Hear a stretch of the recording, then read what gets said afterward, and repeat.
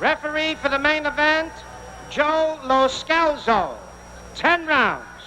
Introducing from Louisville, Kentucky. He's wearing white trunks. He weighs 202.5 pounds. Cassius Clay.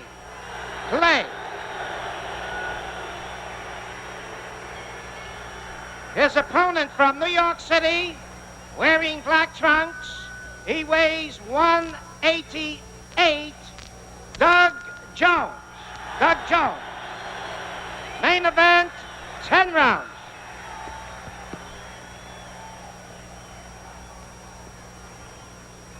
Cassius Clay, Doug Jones, you have been briefed by the New York State Athletic Commissioner, General Krulwich. Are there any questions? Okay, touch gloves, return to your respective corners, and come out boxing at the sound of the bell. Good luck. And here we go with a scheduled 10-round bout. The second-ranked heavyweight on the left, in white trunks, Cassius Clay. In the black trunks, waiting to come out, Doug Jones, who is ranked third. 14.5 pounds lighter, Jones in black. Cassius Clay is 3 inches taller. He's in the white trunks, 6'3". Watch his speedy left hand. He's got a beauty. And don't forget, should this bout end in a knockout, we'll have a videotape rerun of the round.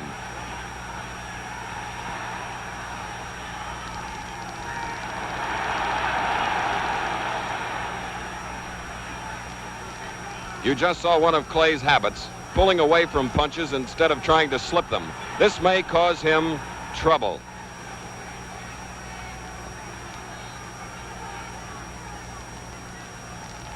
Jones in black, 188. Clay, 202.5, and there it is.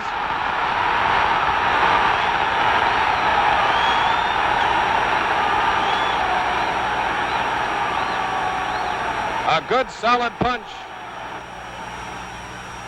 And just as we mentioned, pulling away from punches.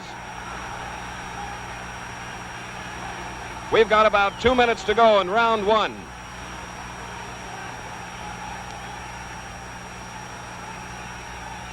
Minute and 45 seconds, round one.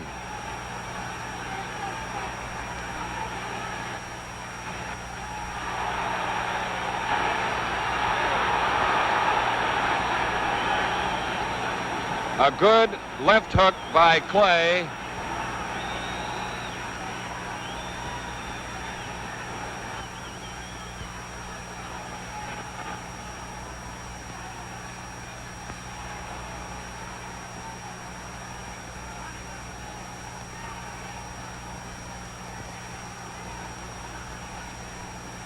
About a minute to go. Round one.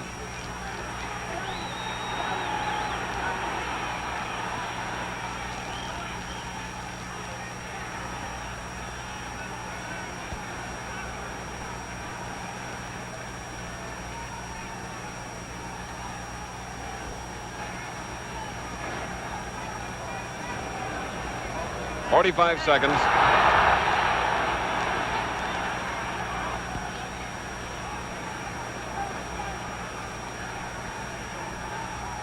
There's that beautiful left jab by Cassius Clay.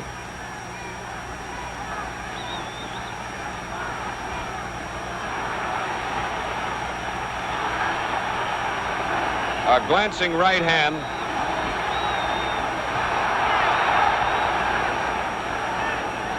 "10 seconds left in round one.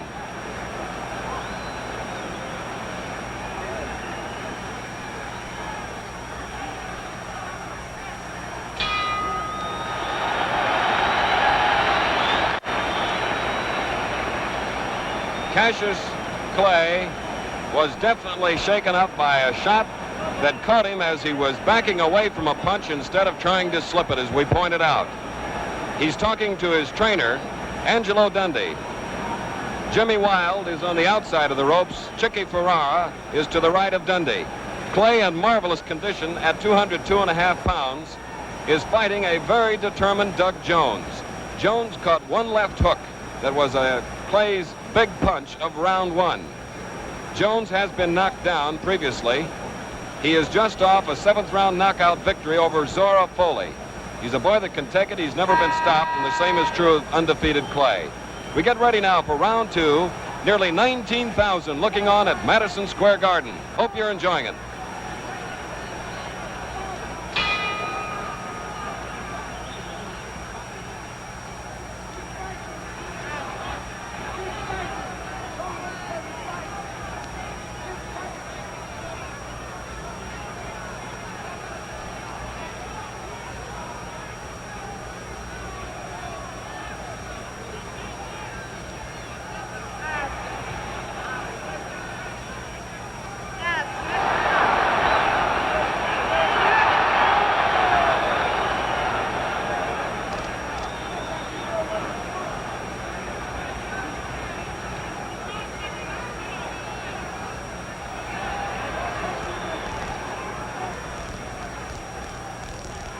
It's unusual for Clay to have as his only defense backing away from punches.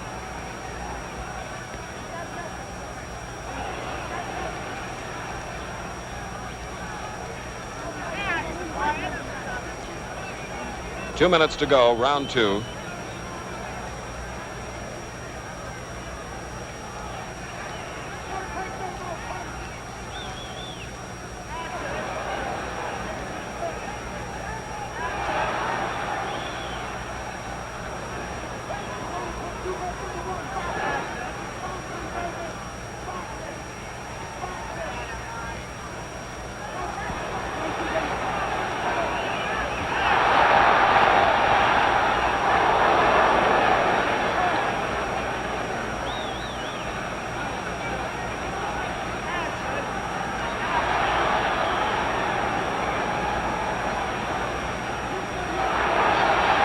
These are heavyweights punching with the speed of lightweights.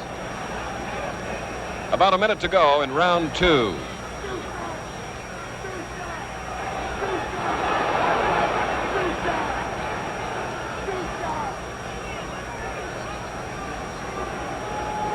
Neither fighter is cut. Clay has never been cut in his boxing career. Jones several times.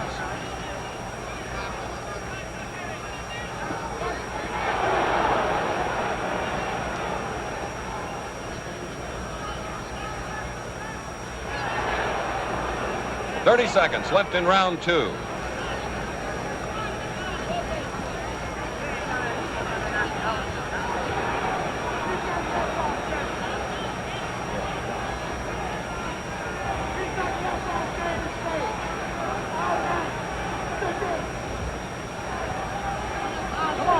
The bell in 10 seconds.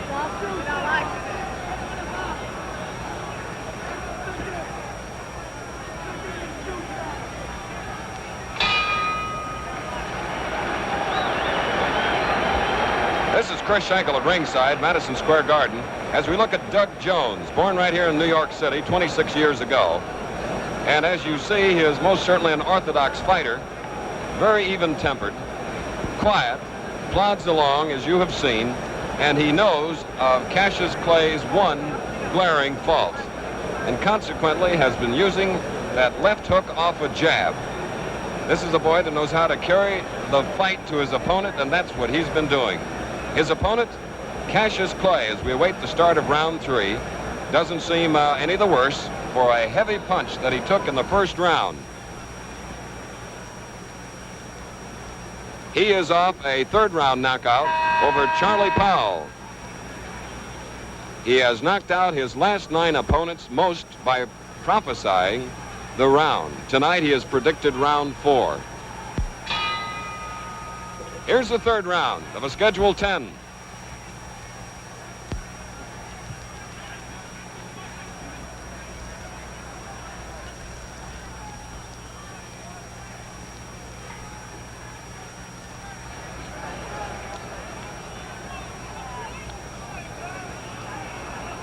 Cassius Clay, the favorite, despite the more experience of Doug Jones.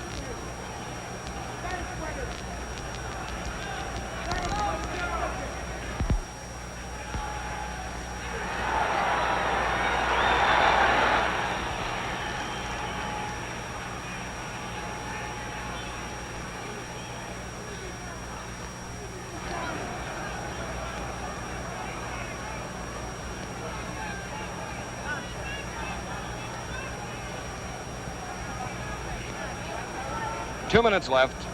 Round 3.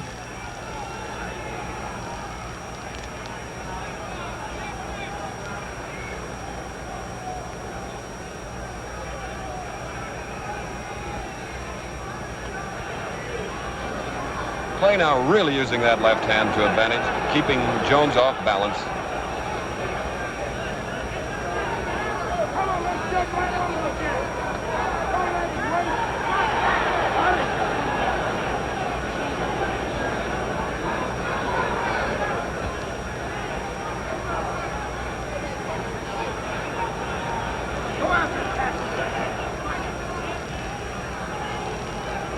Glancing punches.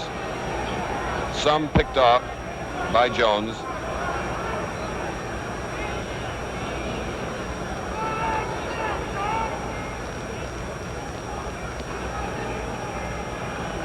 Minutes ago in the 3rd round.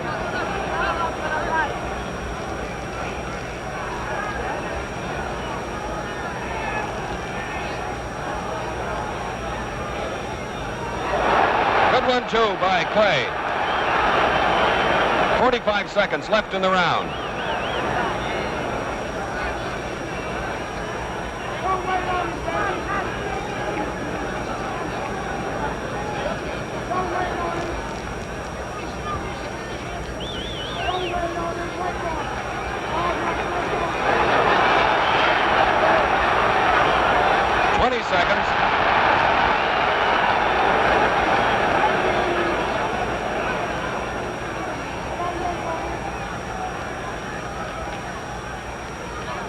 The bell in 10 seconds. A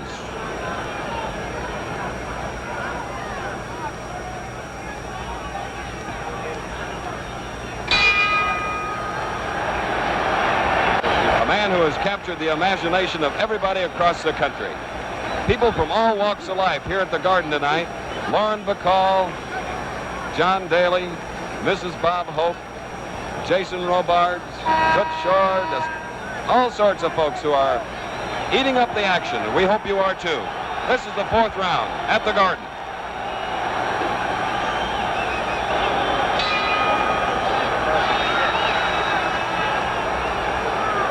Clay in white originally predicted a knockout in 6, but then he decided to cut it down to 4. This is the 4th round.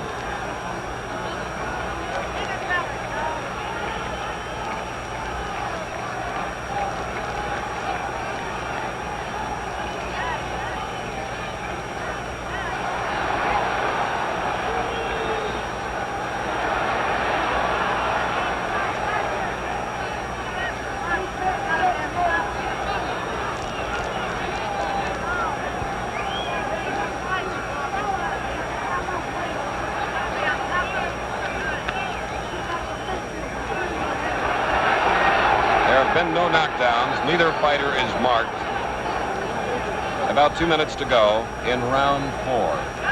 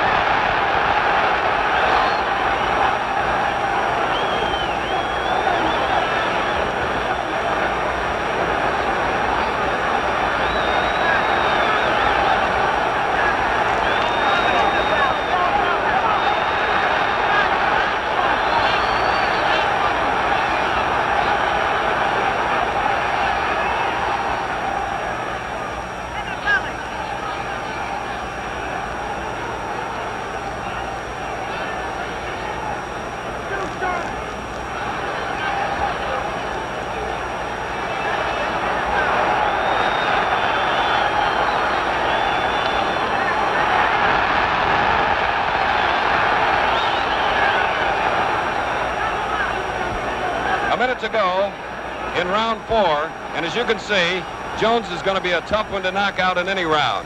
Clay appearing a little tired right now after the volley punching, with 45 seconds to go in the round.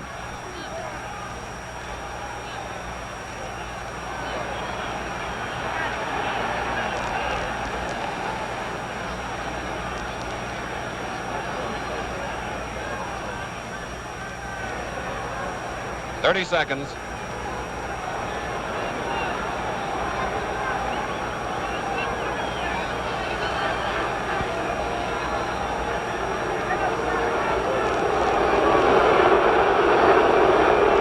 seconds to go.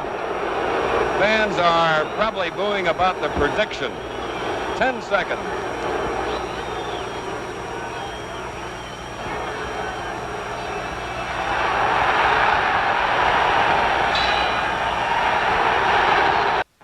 Doug Jones still around after 4 rounds. He may have gotten the best of that round from the standpoint of physical stamina to continue, because Cassius Clay punched away to no effect.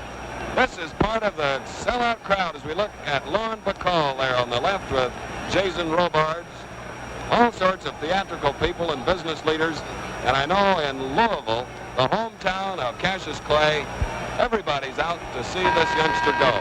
It's round 5 at the Garden in New York.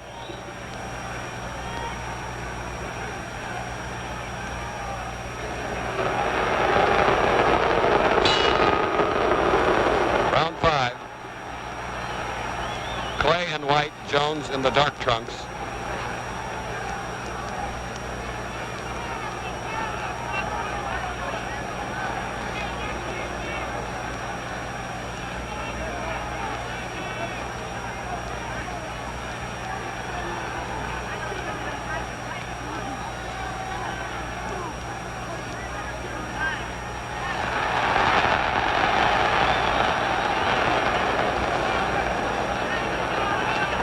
Doug Jones' attack thus far has been forward, as you've noticed.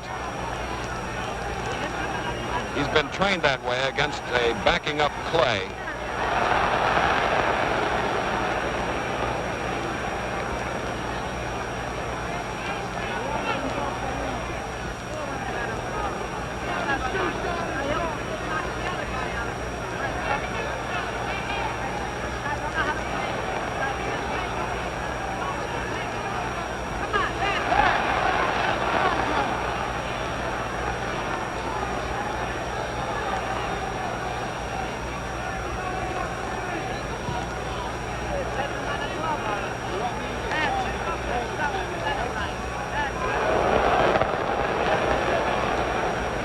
We have a minute and a half remaining in the 5th round. No cuts, no knockdowns. Good right-hand shot by Clay.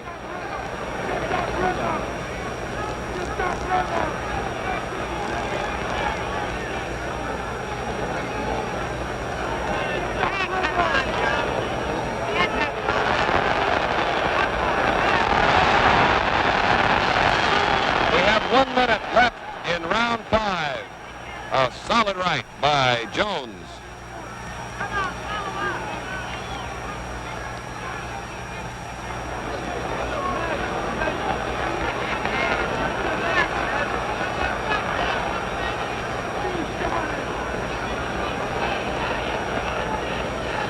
Seconds to go. They're both tiring here in the 5th.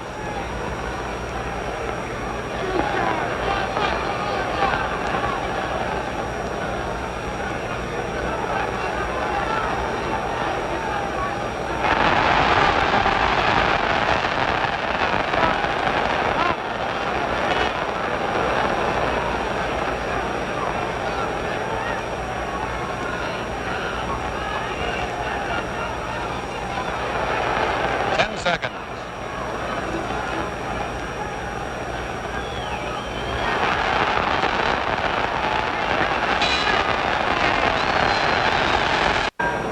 Round 6. Clay's original round prediction.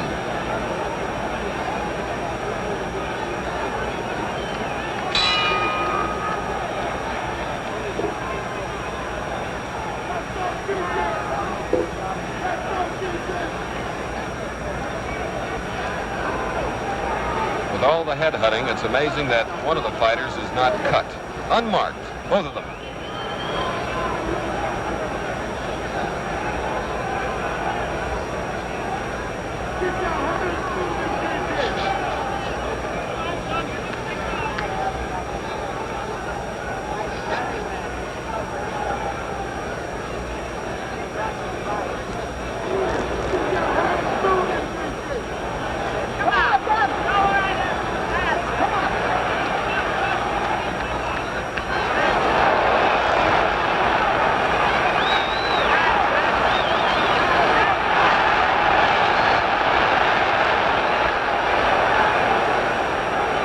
2 minutes remaining in round 6 here at the Garden.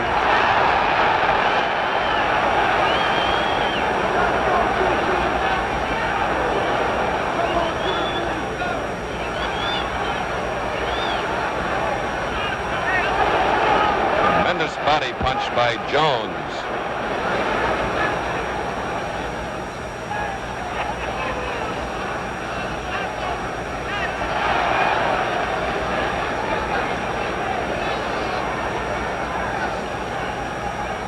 Minute and a half.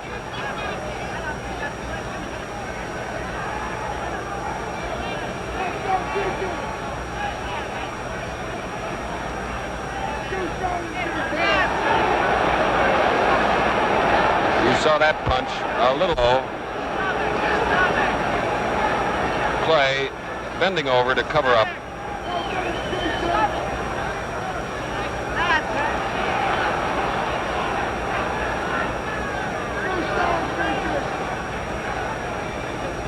Less than 1 minute, round 6.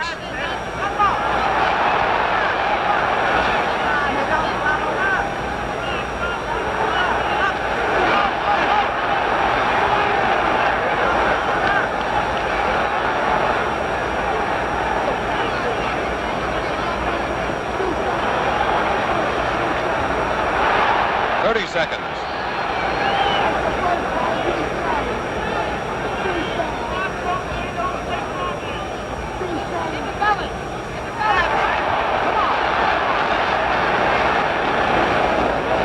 Joe Lascalzo refereeing. They'll get a 1 minute rest in 10 seconds.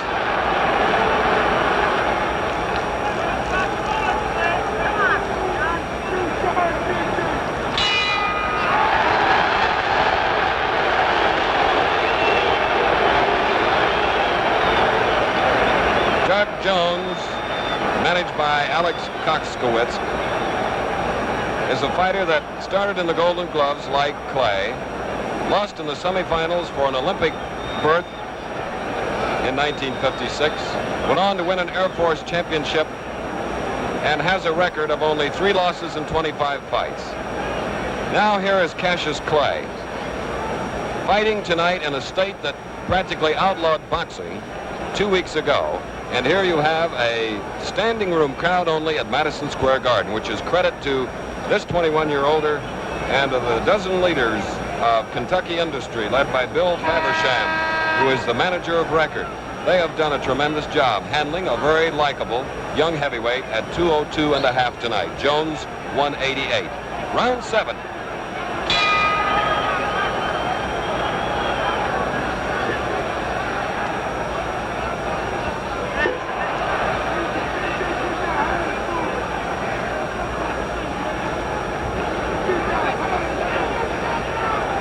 Jones in black, no puffiness around his eyes after having taken all those jabs.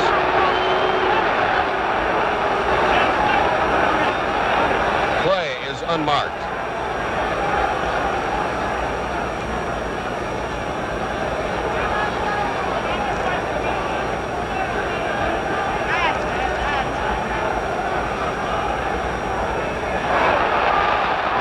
Misses.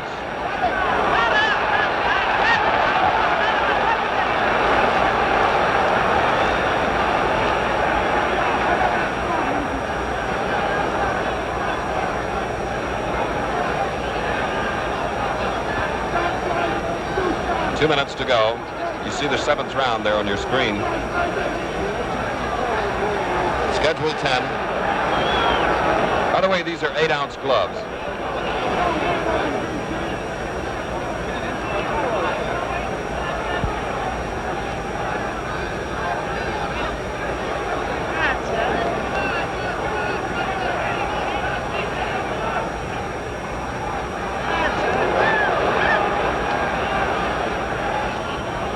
Minute and a half.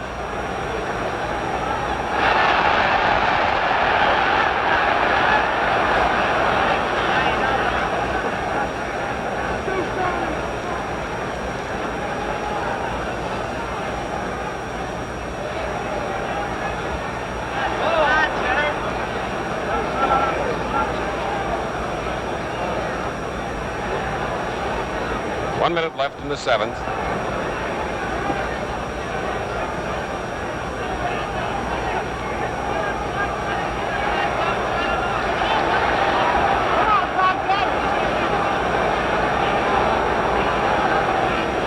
One of the few times that Clay has grabbed on to catch his breath.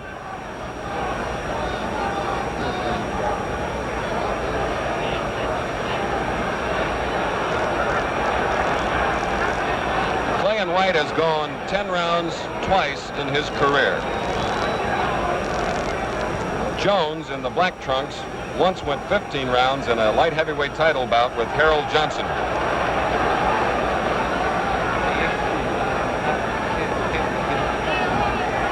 10 seconds.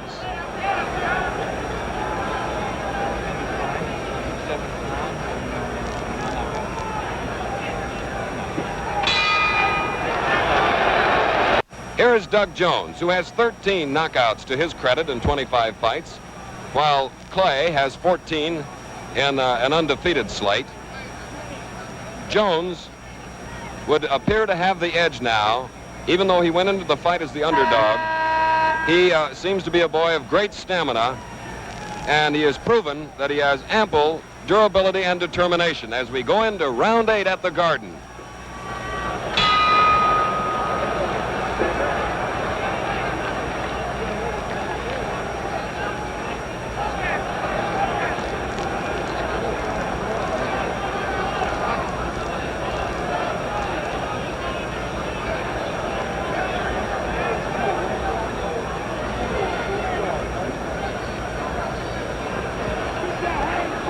Clay and White, as you've seen, has thrown many, many punches, many combinations, most of which have been ill-timed, having little effect. Good facial defense by Jones, though. Look at the difference. Clay with his hands low, Jones keeping them up for protection and in hitting position. Get him now. Get him, dog. Come on, get him. Get him. Come on, get him, dog. He's quiet.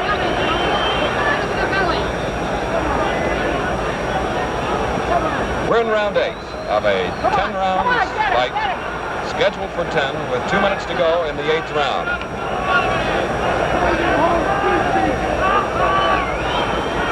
Both fighters were very much interested to know that Sonny Liston and Floyd Patterson were watching this bout.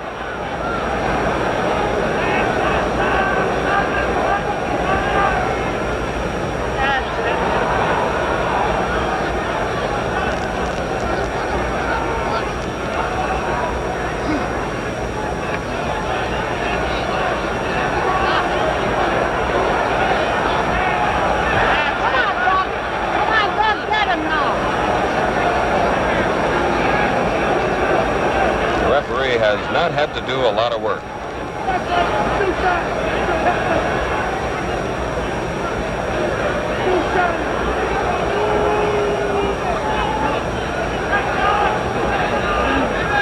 We have 1 minute to go in the 8th round.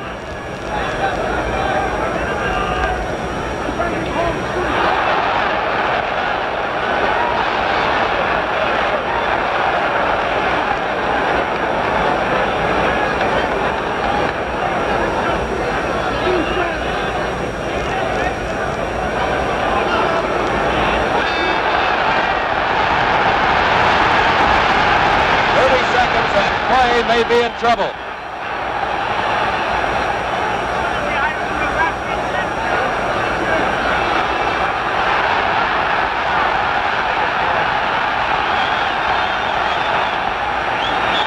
"20 seconds to go.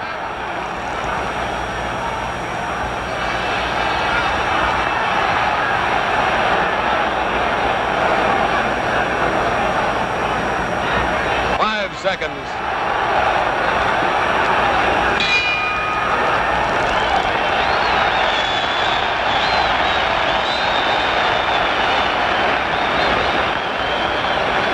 Clay momentarily shaken up, but seems to be in top condition and is warding it off.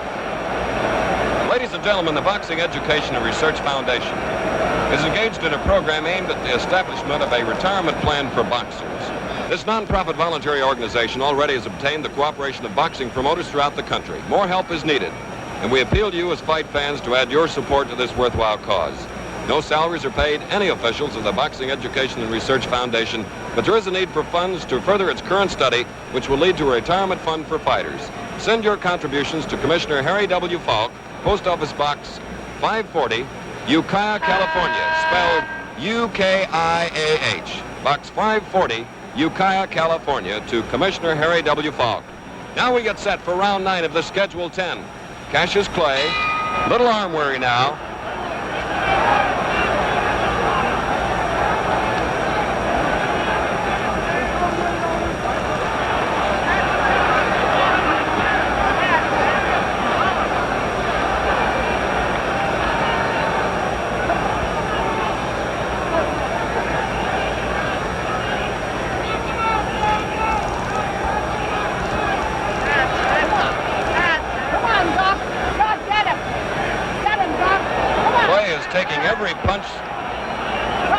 Is taking every punch that Clay has thrown.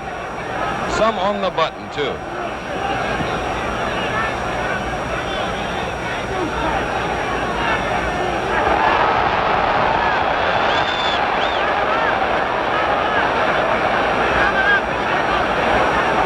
Hit him, Joe! Hit him! 2 minutes left in the 9th round.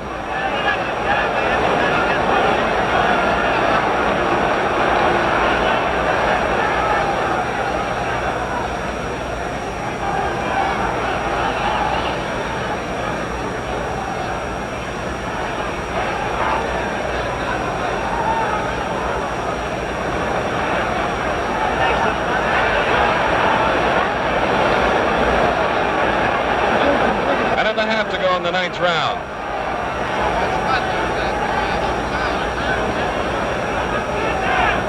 Jones looks bruised around his left eye. Jones in the dark trunks.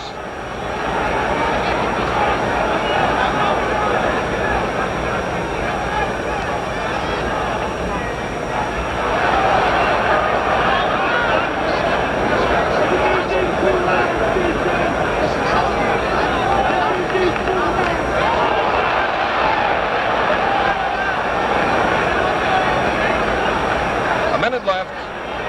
Round 9.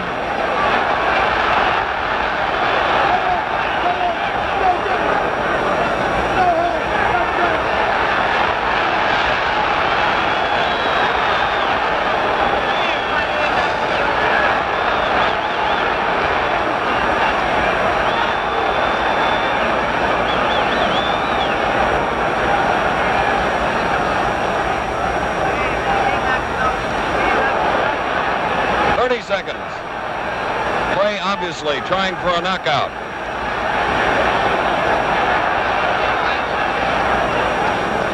Come on, Joe.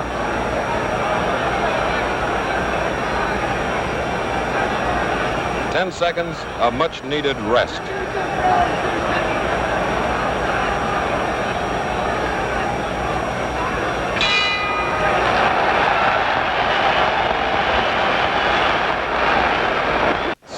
Cassius Clay getting the full treatment here before the start of the final round to freshen him up.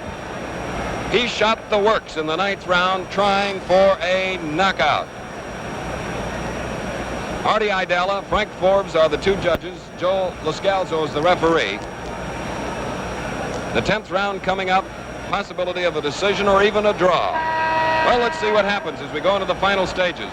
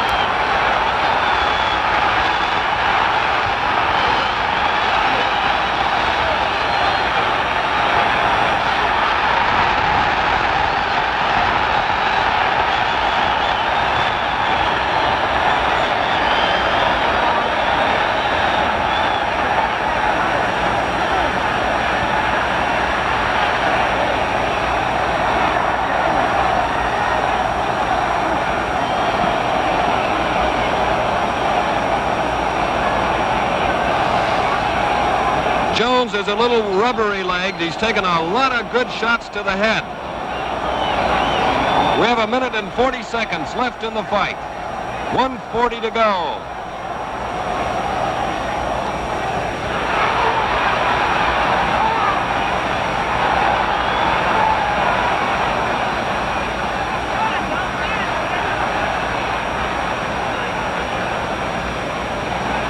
The 5-point must system is in effect here in the event of a draw. And then only will it help in the determination. The rounds are even, then they use the point system. And that could happen here. We have 1 minute to go in the bout.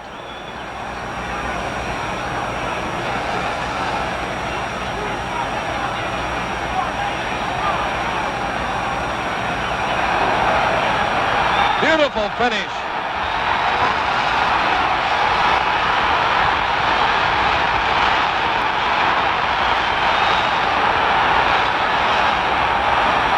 Seconds.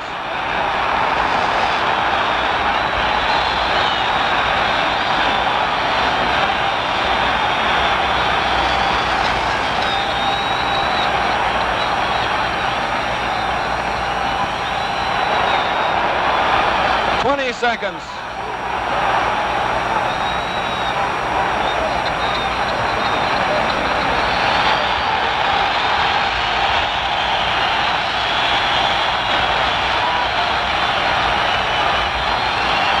Seconds.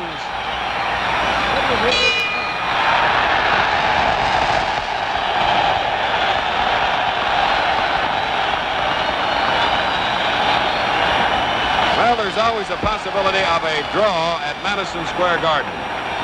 The judges, Artie Idala, Frank Forbes, Idala on the near side of the ring, Forbes on the opposite side, and of course the third man was Joe Lascalzo. Neither fighter was knocked down. Neither fighter sustained any cuts, which is great credit to a tremendous job of physical conditioning by Angelo Dundee in the case of Cassius Clay, at whom we're looking now, and Rolly Hackner and Jimmy August and manager Alex Koskowitz on the part of Doug Jones. It's been a while since we've seen a fighter that has taken as many punches and seemingly has just brushed them off like water off a duck's back. Doug Jones, who lost only 3 in 25, Clay going into this bout undefeated in 17 starts. Johnny Addy now has collected the cards, first of Artie Idala, and now of Frank Forbes, and he is getting it verified by the executive inspector, Jack Duberstein, and Secretary Dan Dowd, as we look at Cassius Clay, who is directly above us, shouting to some of his fans. He put on a tremendous finishing flurry in that 10th and final round. There is Doug Jones, the 26-year-old older who grew up right here in New York City. And now for the decision, here is Johnny Addy. Both judges, Artie Idala and Frank Forbes, they score it this way: 5-4, 1 even, favor of Clay.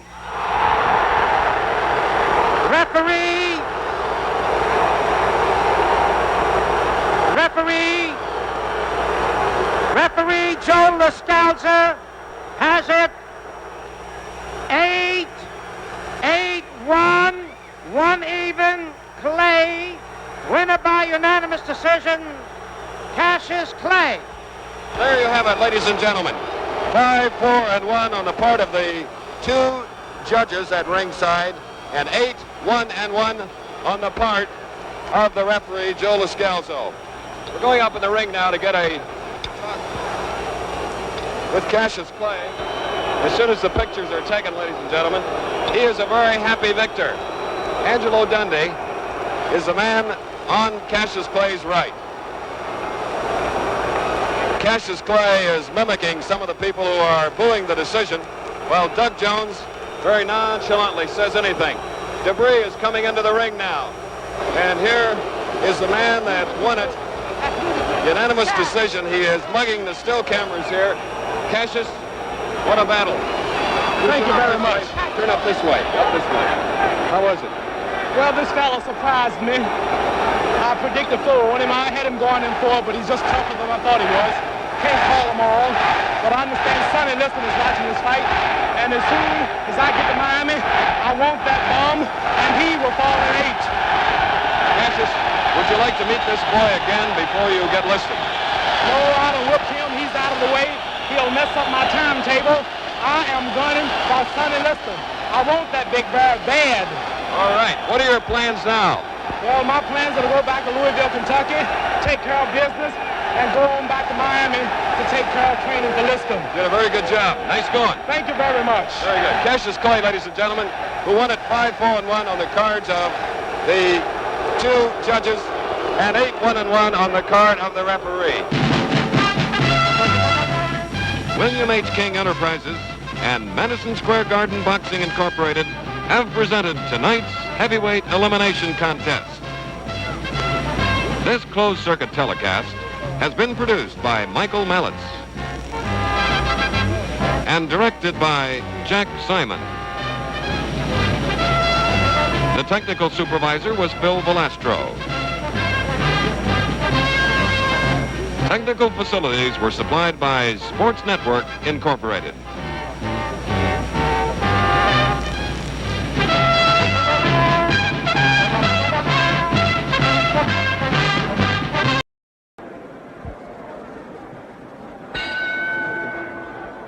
A 43-year-old Archie Moore in black trunks moves across the ring to take on the dancing master, Cassius Clay. Cassius has predicted that he will knock out ageless Archie in 4 rounds. All of the newspaper people are wondering whether Clay can make his prediction come true.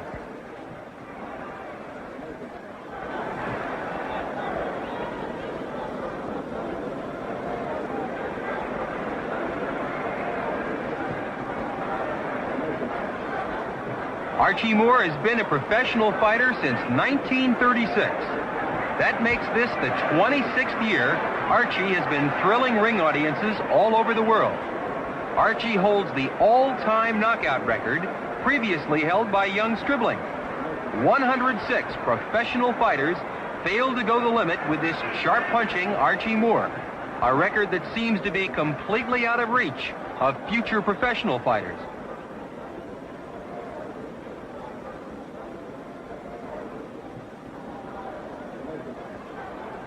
Clay moving well, boxing sharply.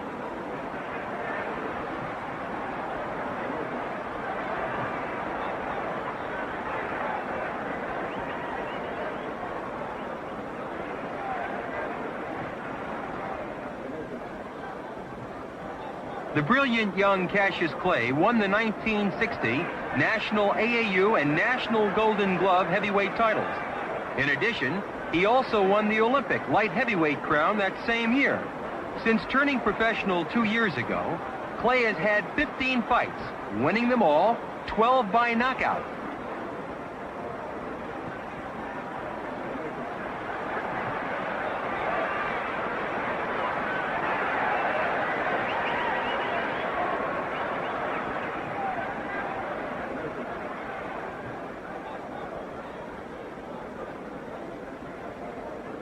Moore has a sneaky right hand that can take any fighter out of there with one punch.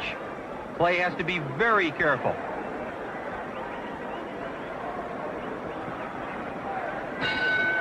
And there's the end of round 1.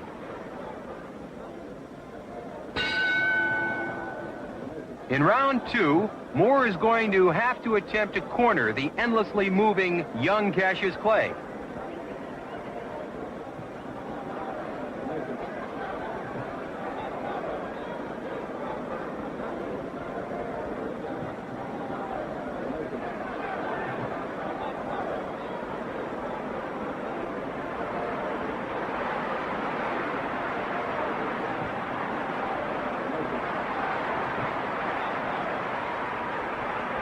Clay seems very confident, taking pot shots at Archie Moore.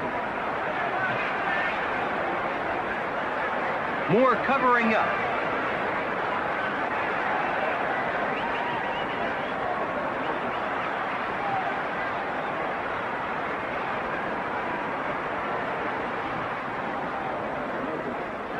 Moore weighed in at 191 pounds this evening.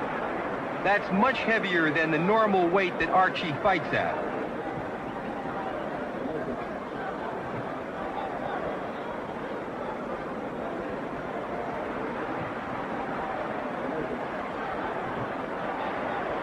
Those are stinging punches by Clay.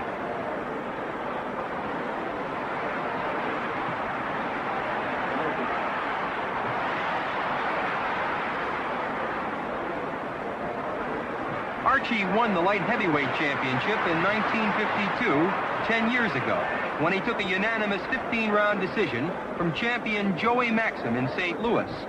Archie has defended the light heavyweight title 8 times, of which 7 of the challengers were flattened before the finish. A barrage of ripping punches by Clay. And there's the end of round number 2.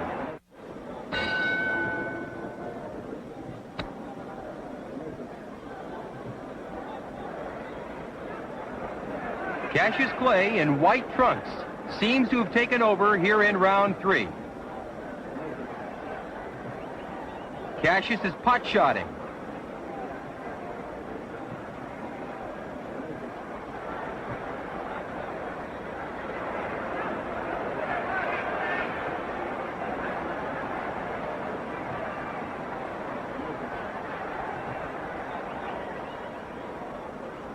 Young Clay has waded right into the middle of the leading heavyweight contenders by flattening the highly ranked Alex Mitev. Also, 4th-ranked Willie Bezmenov failed to go the distance with Clay last year. At the tender age of 20, Cassius Clay is serving notice to heavyweight champion Sonny Liston that there's a new and exciting bolt of lightning in the heavyweight division.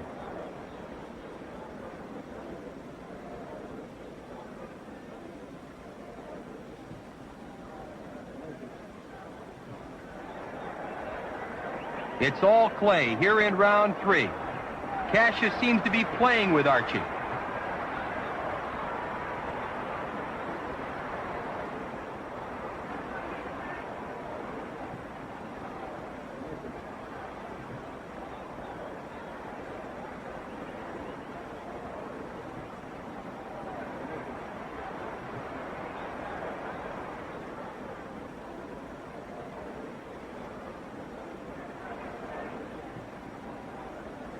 Sharp, stinging punches rock Moore.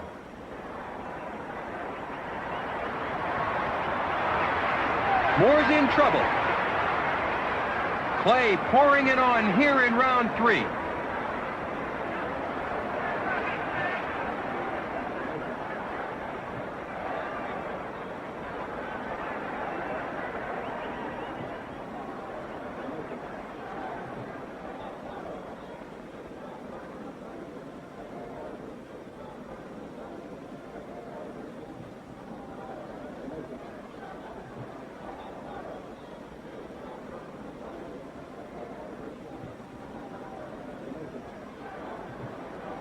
Cassius seems to have the fight in complete control.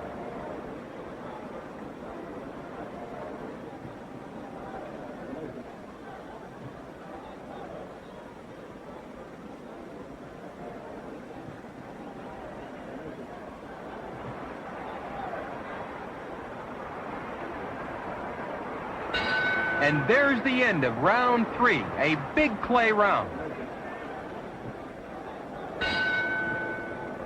And this is the stanza Clay has predicted that he'd knock out Archie. He's been right in all of his predictions prior to this fight. Can Clay do it here in round 4?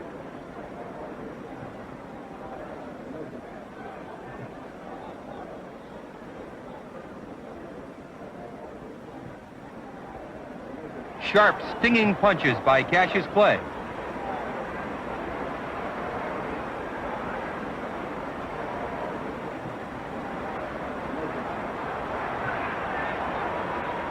Clay looking for that opening.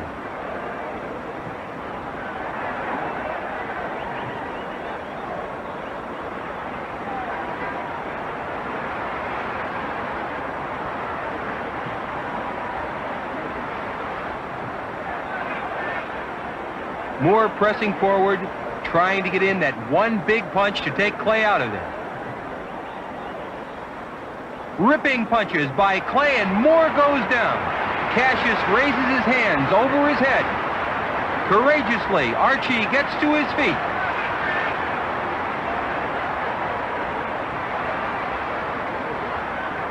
Muir is sent to the canvas again by a barrage of punches.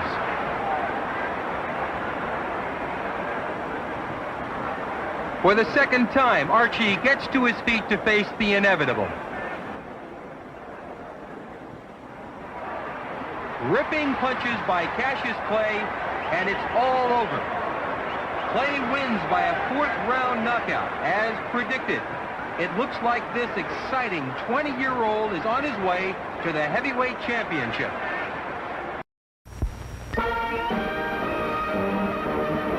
The fight of the week. Your Saturday night cavalcade of sports feature.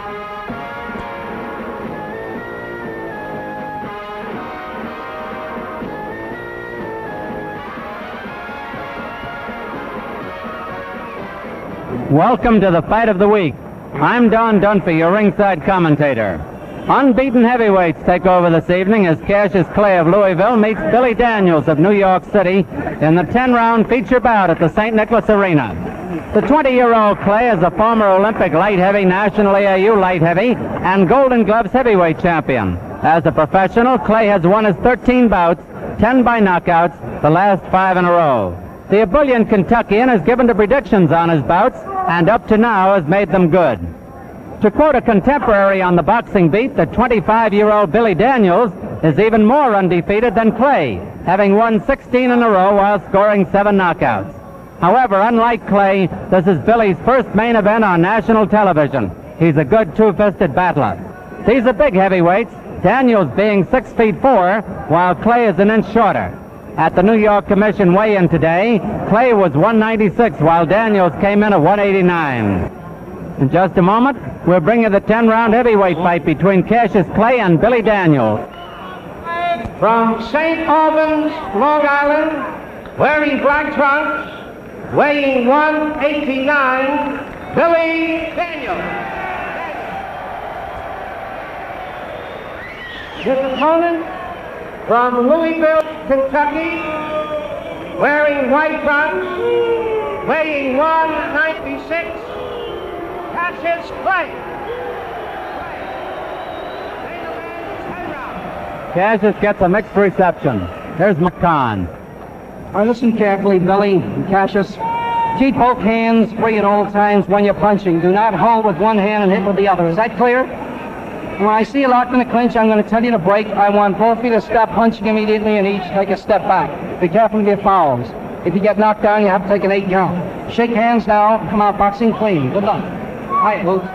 There's also a 3 knockdown rule. A man floored 3 times in 1 round is considered out. Scoring here in New York on a rounds basis with a supplementary point system if the rounds come out even on an official's card. Both are undefeated. Forcing the action, Billy Daniels, the black trunks. Cassius Clay in white. Daniels, a good two-fisted battler. Figures to force the action. Clay has tremendously fast hands. The speed of his hands have been compared to that of champion Floyd Patterson. Clay figures to double and triple jab. He'll stick that left out whenever he can and backpedal whenever he can.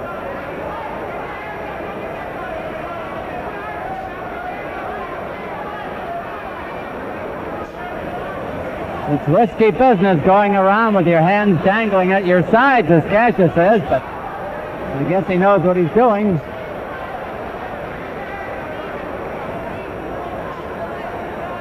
It's a hot night in New York. The thermometer hit 99 this afternoon. Cooled off a little, but not a great deal, so it's pretty warm here in the St. Nick's under these ring lights.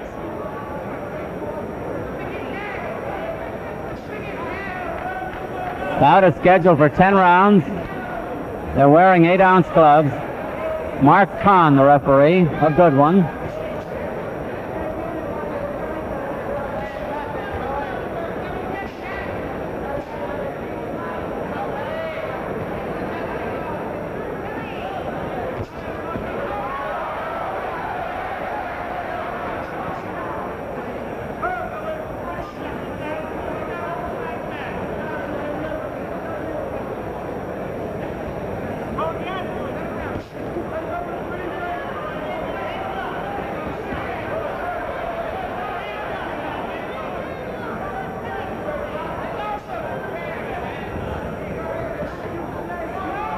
1 minute to go in round one. Billy Daniels, the black trunks, Cassius Clay in white. Big heavyweights.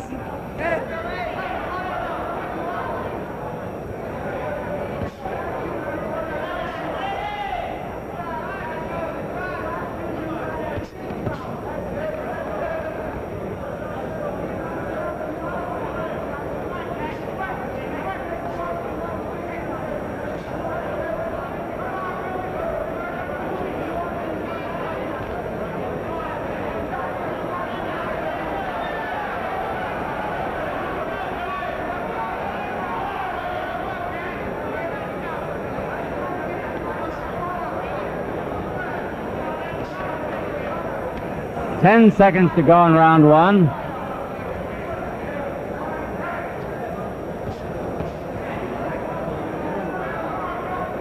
There's the bell. There's round four. Daniels the black trunks, Clay the white trunks. Mark Kahn, the referee.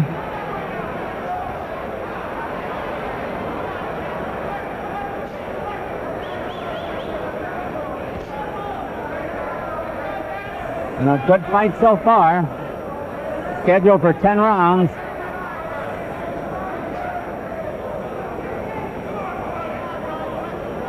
Clay's got the hands up a little higher now.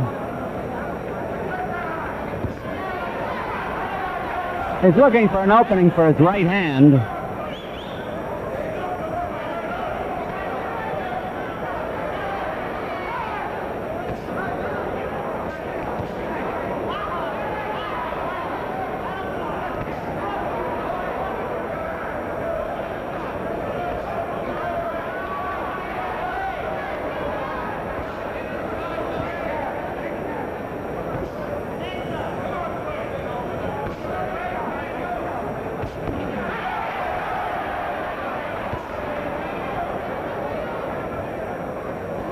Daniels cut over the left eye again.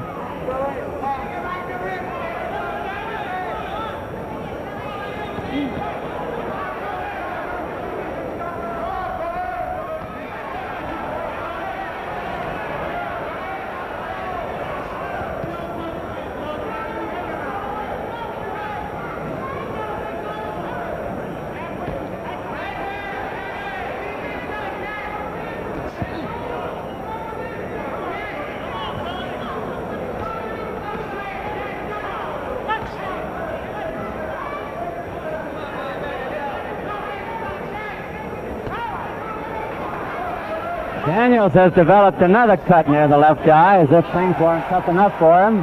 But he's battling gamely in there.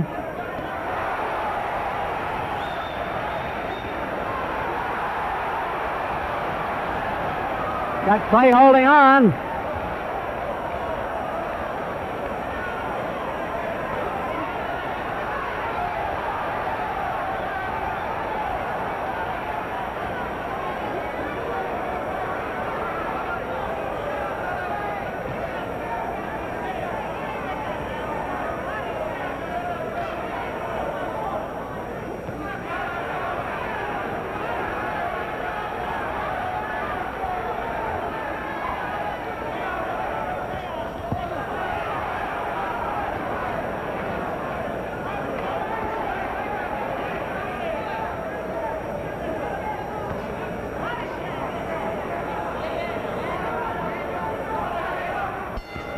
There's the bell ending round four. And the commissioned doctor, Dr. Samuel Swetnick, is coming up into the corner of Billy Daniels once again. The crowd wants him to get out of there, however. He's talking to Mark Kahn, the referee, and apparently saying it's all right for the moment. Now here's something of interest to all sports fans. Every weekly, America's #1 network for sports. Coming up to round 5 in the old St. Nick's Arena. Billy Daniels, the black trunks, in jeopardy because of that cut left eye. Cassius Clay in the white trunks, both undefeated. Daniels having won 16, Clay 13.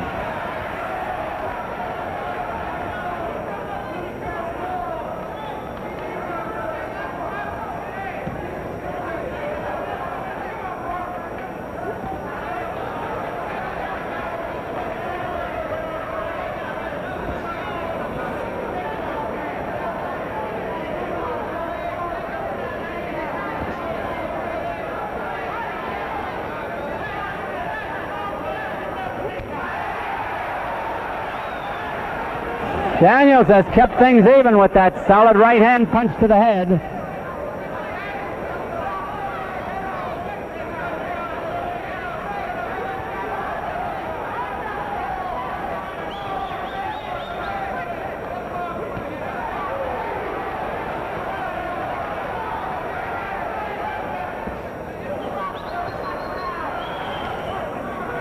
There have been no knockdowns.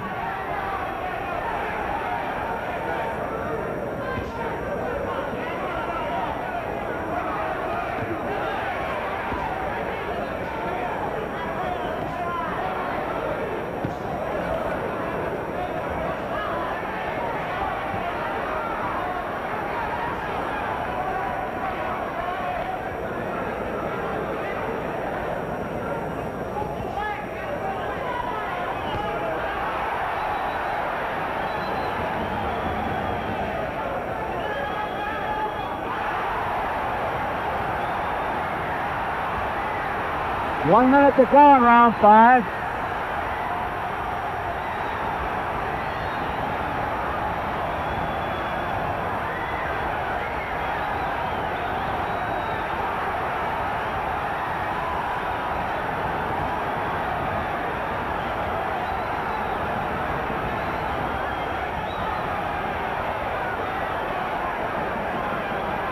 Daniels has hurt Clay a couple of times in this round, as you saw.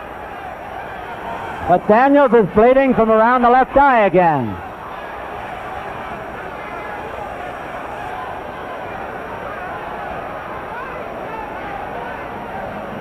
And now the blood is starting to bother Daniels. 10 seconds to go in round 5. Now hold everything, hold everything, hold everything. There's the bell ending round 5. And they've got a lot of work to do over in Daniels' corner. Freddie Brown working on the eye. The commission doctor has not come up into the ring right now, however. And the corner is working on it. Incidentally, this is the last televised fight ever from the St. Nicholas Arena. The old building is going to be torn down in the near future. It was open for fighting back in 1906, and in the future it will be an ABC television center. There will be 2 Monday night fights here, 2 nights from now and again the following Monday, and that will ring down the curtain on sports activities here in the old St. Nicholas Arena, at least for boxing. Round 5 has gone by here with Billy Daniels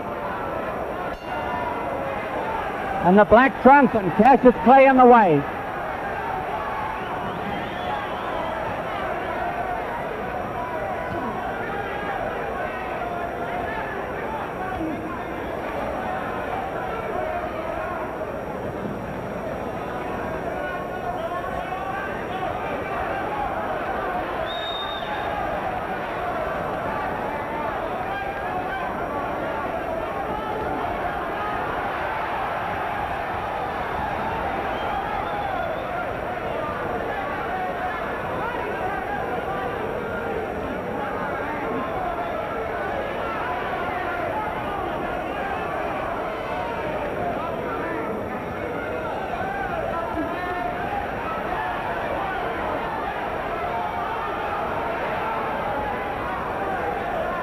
For an underdog, Daniels has given a tremendously good account of himself here tonight.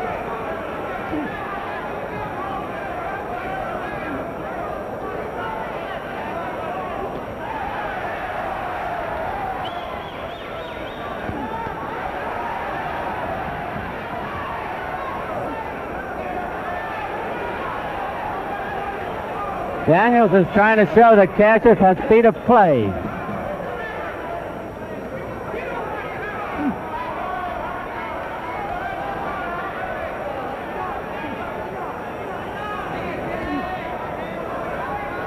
It's questionable whether the bout can continue, though, because of the condition of Daniels' left eye. He has cuts around it, over it and around it.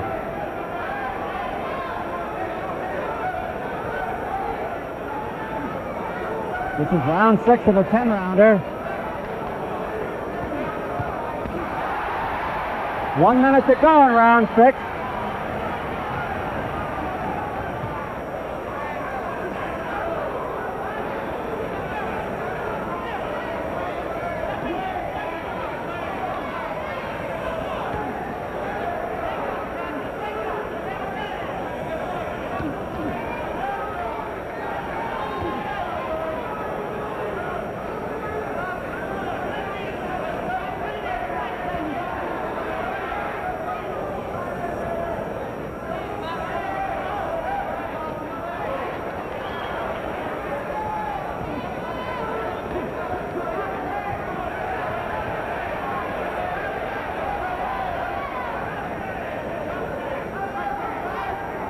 Ten seconds to go in round 6.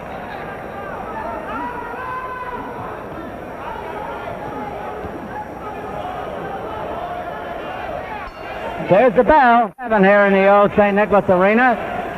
Cassius Clay of Louisville in the white trunks weighing 196. Billy Daniels of New York, the black trunks, 189.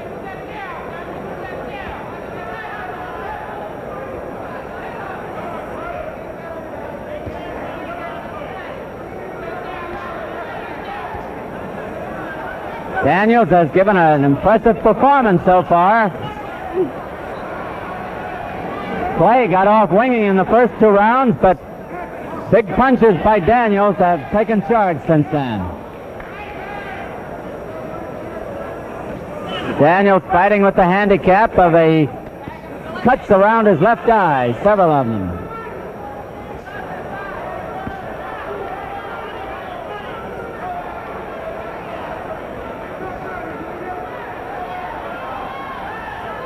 Both heavyweights undefeated.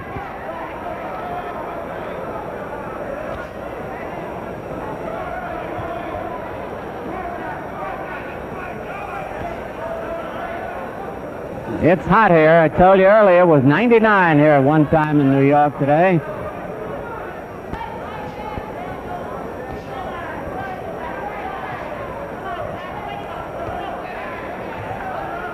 There have been no knockdowns.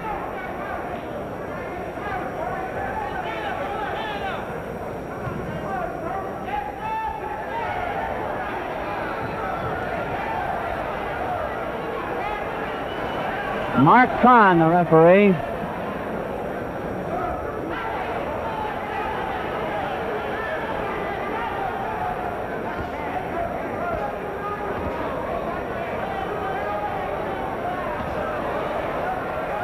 Clay starting to come back a little bit now. 1 minute to go in round 7.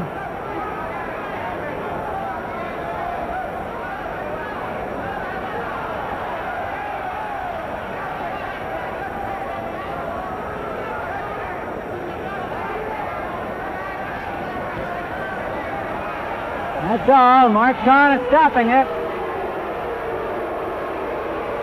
And Julie Isaacson is protesting furiously. Big Julie is the manager of Billy Daniels, and Cassius Clay is the victor on a TKO here in the 7th round. What could have been an upset had it gone to 10 rounds. Clay entered the ring a favorite. I imagine this calls for a rematch. Here's Johnny. The time is 2 minutes and 21 seconds of the 7th round. The referee stops the bout. Daniels suffered cut eye of the left eyebrow. The winner by a TKO, Cassius Clay. Well, the crowd greets the verdict with mingled emotions. And it's a tough break for Billy Daniels, who fought a tremendous fight. There's no question about that. There's Cassius, and there's Daniels right to his right, or to his left, rather. And Big Julie is still protesting. Well, this fighter had a chance of winning a big bout here. That is the first loss on the escutcheon of Billy Daniels. And Clay continues undefeated, having won 14 in a row now. Daniels has won 16 and lost 1 by a TKO. Iron Joel. Welcome to the fight of the week. I'm Don Dunphy, your ringside commentator. Two glamorous, power-punching young heavyweights provide the action as unbeaten Cassius Clay of Louisville meets Sonny Banks of Detroit in the 10-round feature at Madison Square Garden.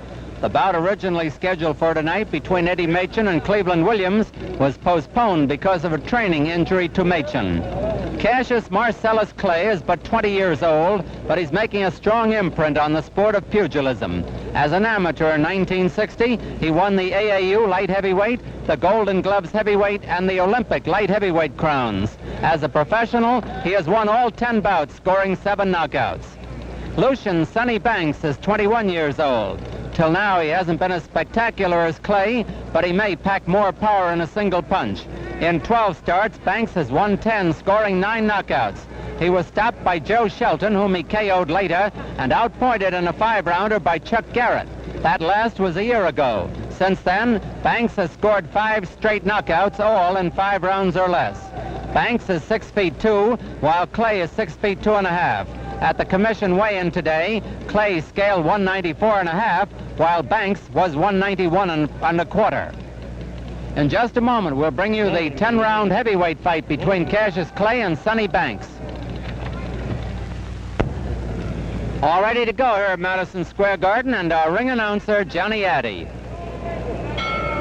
Good evening, ladies and gentlemen. 2 very good boxing shows in New York next week. At the St. Nicholas Arena Monday night, lightweights Jackie Kelly and Joey Donovan meet in a 10-rounder. And 1 week from tonight, here at Madison Square Garden, return bout, former welterweight and middleweight champion Sugar Ray Robinson will meet Denny Muir, the feature attraction of 10 rounds. Now, here are the ring officials assigned by the New York State Athletic Commission. The judges, Frank Forbes, Joe Agnello, timekeeper George Bannon, counting for the knockdowns Johnny Colan, your referee for the main event, Ruby Goldstein. From Louisville, Kentucky, wearing white trunks, weighing 194½ pounds, the former Olympic champion and undefeated as a professional, Cassius Clay. His opponent from Detroit, Michigan, wearing black trunks, he weighs 191¼ pounds, Sonny Banks. Main event, 10 rounds. Is there any question or questions either one of you boys would like to ask about the rules of New York State? Do you feel you know about the mandatory 8 count? You know that when a man gets knocked down, he must take the mandatory count of 8, and the other man goes to a neutral corner, remains there till I tell him. You know everything. You shake hands now, not when you come out, and good luck to both of you. Scoring here in New York is on a rounds basis with a supplementary point system. If the rounds come out even on an official's card, we have a mandatory 8 count, as Ruby told you, and a 3 knockdown rule. A man floored 3 times in a round is out for good. Round 1, 10 rounds scheduled. Clay in the white trunks and Banks in black. If Banks does anything, it's figured to be early. He's a power puncher early in a fight. Clay is the most loquacious heavyweight since Jack Sharkey. He's ranked 9th by Ring Magazine. Banks is unranked. Banks' power mostly is in his right hand.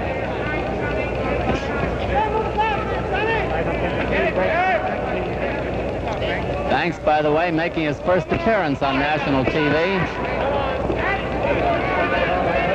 Clay has been on television twice.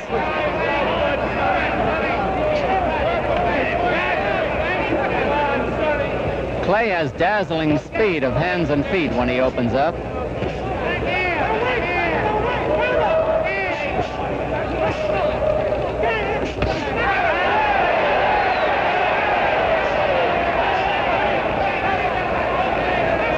Banks is trying to reach him good with that right hand.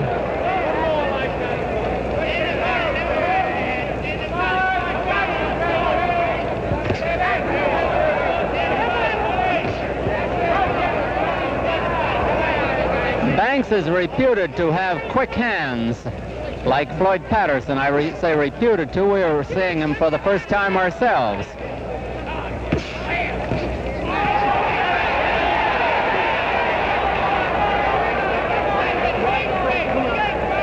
Ruby Goldstein, the referee.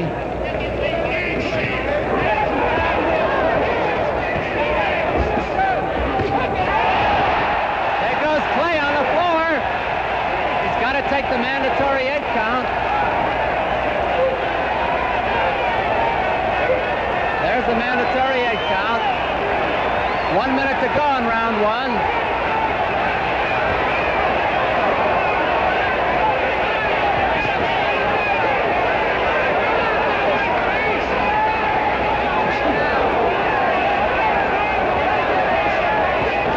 Boys are punchers. Don't turn away.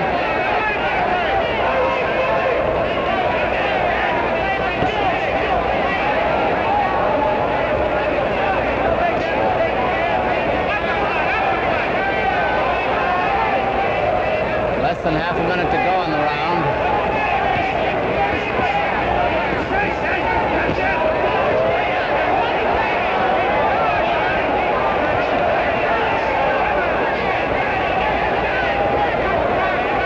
Seconds to go in round 1.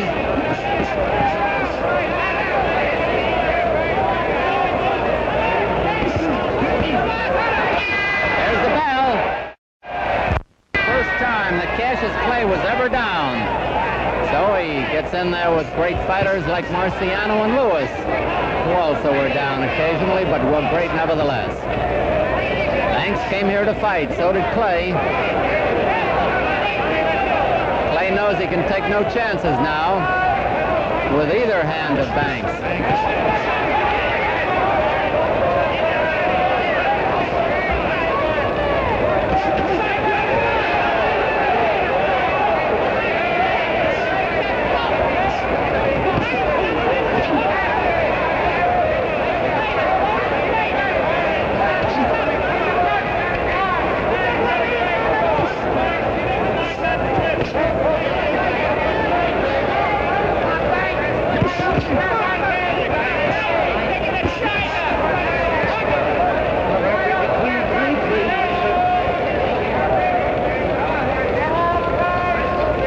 Less than 2 minutes to go in round 2.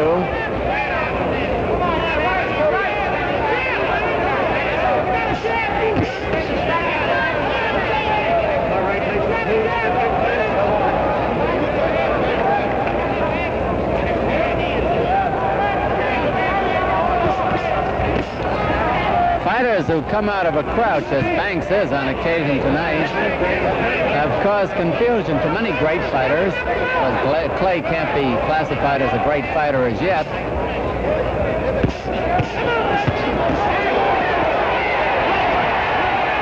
Let's see if they count that a knockdown. No.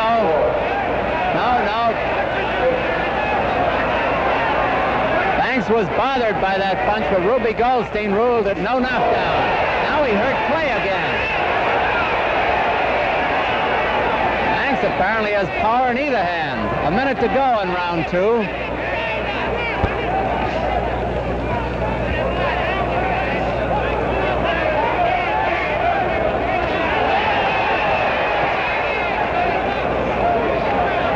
Everybody's been looking for Banks' right hand. It's the left hand that he's causing the trouble with. There goes Banks down. That's a knockdown, all right.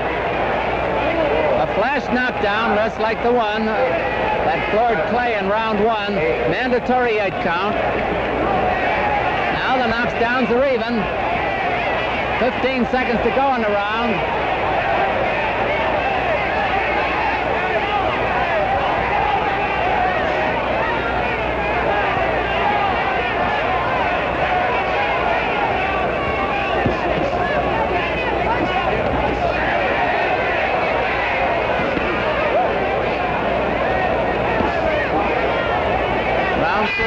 Over. There's the bell. Let's go back to the corner of Cassius Clay of Louisville. And in that corner, we see his trainer taking the mouthpiece out. That'd be Angelo Dundee. On the right-hand side, leading in, the veteran Nick Florio of the Florio brothers. And just coming into the picture, the very fine trainer and co-manager of Emil Griffith, the former welterweight champion, Gil Clancy, who's now putting a little Vaseline on the face of Cassius Clay. Meanwhile, over on the other side of the ring, we have Lucian Sonny Banks of Detroit.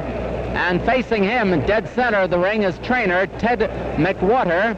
Leaning in from the right-hand side, the veteran Harry Wiley, who has been a trainer of Ray Robinson for some 22 years, and rubbing the arms of former fine heavyweight from Detroit, Johnny Summerlin. Summerlin's on the left. Scoring one knockdown. Is round 3. And both have shown inexperience at times. Clay's had only 10 professional fights, and Banks has had 12.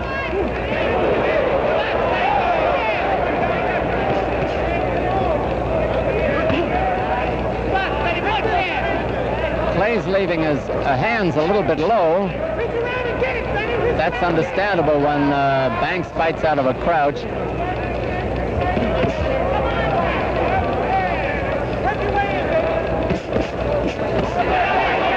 Clay seems to be coming on a little bit.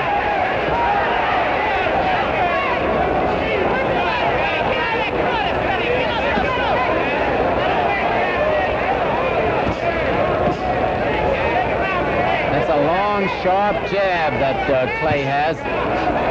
Turns it into a left hook on occasion. 2 minutes left in this round.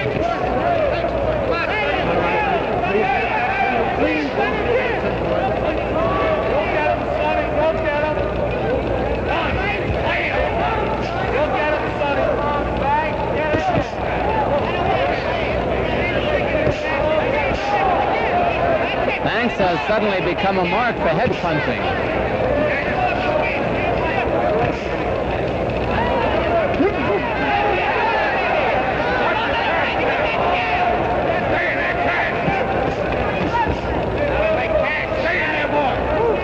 The man yelling "stay in there" is Bill Faversham, one of 11 Louisville businessmen who managed Cassius Clay.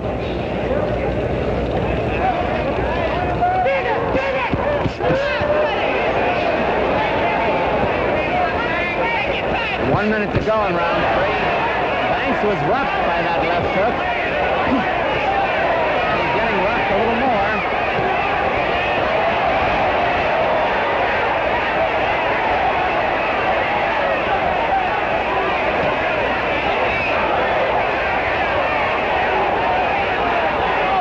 Banks is in real trouble.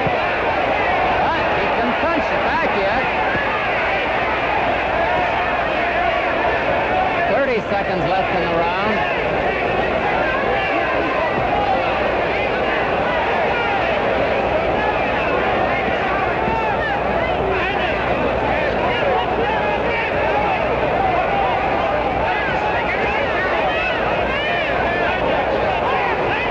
Seconds to go in round 3.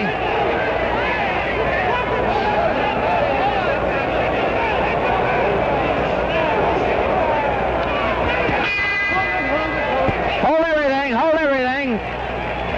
Ruby Goldstein is asking the commission physician, Dr. Alexander Schiff, to come in and take a look at Sonny Banks, who had took quite a going over from Cassius Clay in the last round. And let's see whether or not the doctor recommends that the bout be allowed to continue. Apparently, he told Ruby Goldstein to allow it to continue up to a point, to use his own good judgment. Banks was in real trouble, and the ropes kept him from being floored a couple of times in round 3. Banks scored a knockdown in the first round, having Clay down with a good punch, and then Clay floored him in the second round, but the third round was all Clay, and Banks was in real trouble. A warning buzzer is sounded for round 4. Black trunks. Round 4.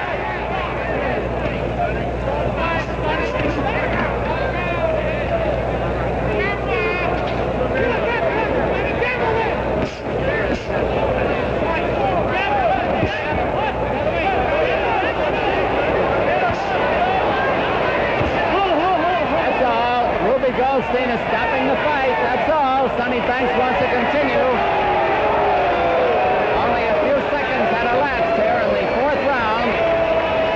A knockout for Cassius Clay, coming from behind after being floored in the first round. Here's Johnny Addy. Referee stops the bout. The time, 26 seconds of the fourth round. Winner by a TKO, Cassius Clay. There goes Cassius Clay across the ring to commiserate with game Sonny Banks, who came close to glory when he had Clay on the floor in the first round, but Clay was just too good. I knew that night there was greatness in Muhammad Ali because he got in there with a perfect left hook coming in, got knocked down. He was out on the way down. He woke up once his backside hit that canvas, got up bright-eyed and bushy-tailed. That's when I knew I had a guy with greatness, because remarkable how he survived that one punch. Yes, that was my first time knocked down as a professional, and I had to get up to take care of things after that because it was rather embarrassing me on the floor. And as you know, I think that I'm the greatest, and I'm not supposed to be on the floor, so I had to get up and put him on out in 4, as I predicted. Since then, Banks has scored 5 straight knockouts, all in 5 rounds or less. Banks is 6'2", while Clay is 6'2 1/2". At the commission weigh-in today, Clay scaled 194 1/2, while Banks was 191 1/4. In just a moment, we'll bring you the 10-round heavyweight fight between Cassius Clay and Sonny Banks. All ready to go here at Madison Square Garden, and our ring announcer, Johnny Addy. Good evening, ladies and gentlemen. 2 very good boxing shows in New York next week. At the St. Nicholas Arena Monday night, lightweights Jackie Kelly and Joey Donovan meet in a 10-rounder. And 1 week from tonight, here at Madison Square Garden, return bout, former welterweight and middleweight champion Sugar Ray Robinson will meet Denny Muir, the feature attraction of 10 rounds. Now here are the ring officials assigned by the New York State Athletic Commission. The judges, Frank Forbes, Joe Agnello, timekeeper George Bannon, counting for the knockdowns Johnny Colan, your referee for the main event, Ruby Goldstein. From Louisville, Kentucky, wearing white trunks, weighing 194 1/2 pounds, the former Olympic champion and undefeated as a professional, Cassius Clay. His opponent from Detroit, Michigan, wearing black trunks, he weighs 191 1/4 pounds, Sonny Banks. Main event, 10 rounds. Is there any question or questions either one of you boys would like to ask about the rules of New York State? Do you feel you know about the mandatory 8 count? You know that when a man gets knocked down, he must take the mandatory count of 8. And the other man goes from loop to corner, remains there till I tell him. You know everything. We shake hands now, not when you come out, and good luck to both of you. Scoring here in New York is on a rounds basis with a supplementary point system. If the rounds come out even on an official's card, we have a mandatory 8 count, as Ruby told you, and a 3 knockdown rule. A man floored 3 times in a round is out for good. Round 1, 10 rounds scheduled. Clay in the white trunks and Banks in black. If Banks does anything, it's figured to be early. He's a power puncher early in a fight. Clay is the most loquacious heavyweight since Jack Sharkey. He's ranked 9th by Ring Magazine. Banks is unranked. Banks' power mostly is in his right hand.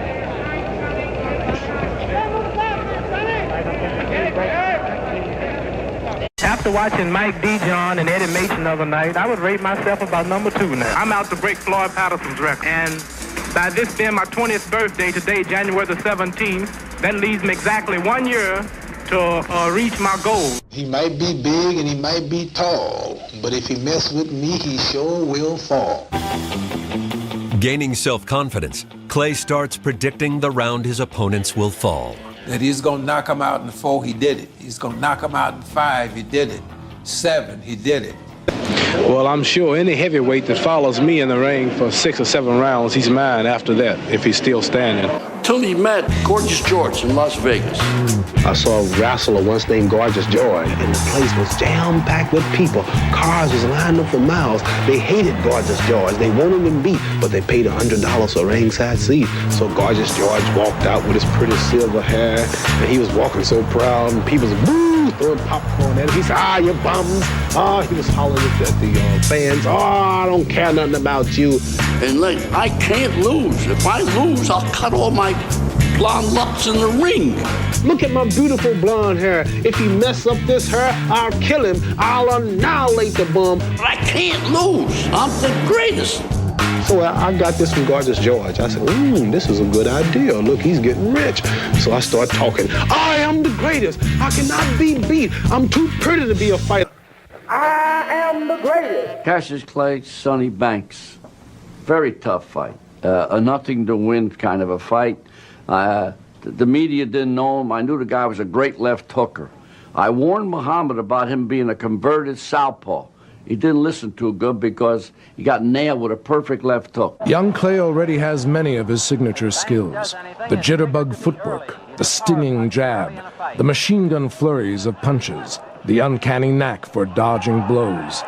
But against Sonny Banks, he shows off one more gift, an iron jaw. Welcome to the Fight of the Week. I'm Don Dunphy, your ringside commentator.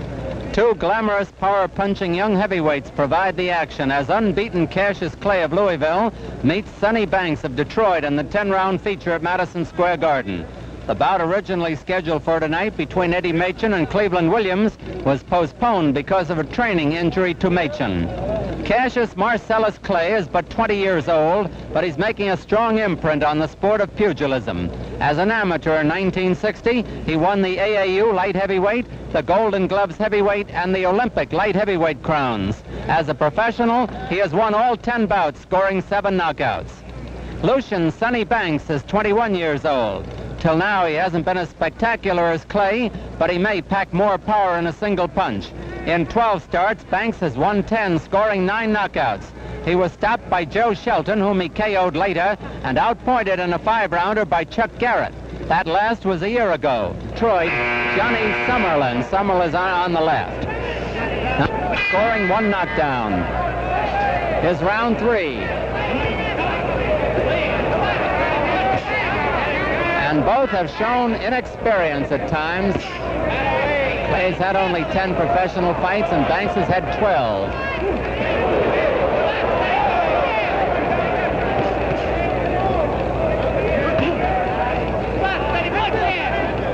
Clay's leaving his hands a little bit low. That's understandable when Banks fights out of a crouch.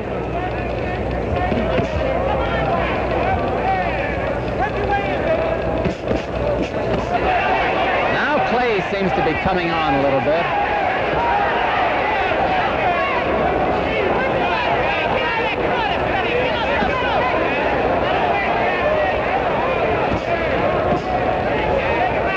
That's a long, sharp jab that Clay has. Turns it into a left hook on occasion. 2 minutes left in this round.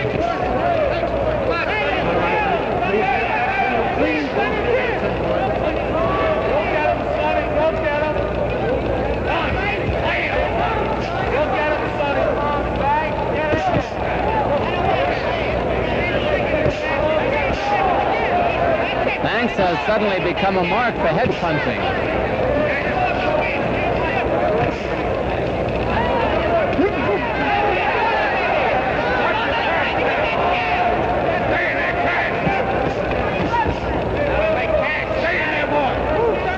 The man yelling stay in there is Bill Faversham, one of 11 Louisville businessmen who managed Cassius Clay.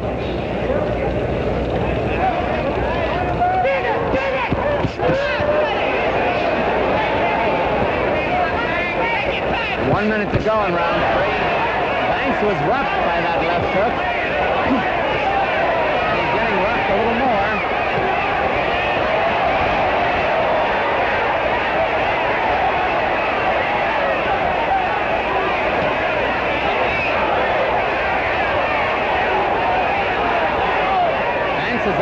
trouble. But he can punch it back yet. 30 seconds left in the round.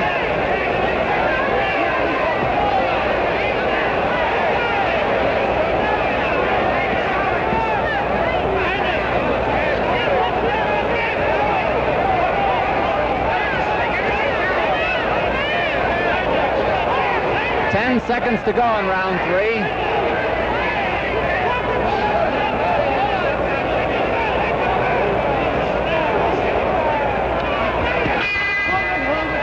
Hold everything, hold everything. Banks, by the way, making his first appearance on national TV. Clay has been on television twice.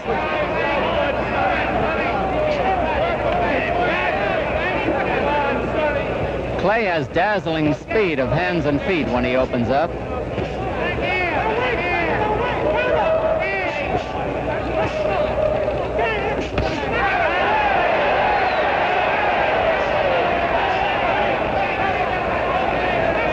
Banks is trying to reach him good with that right hand.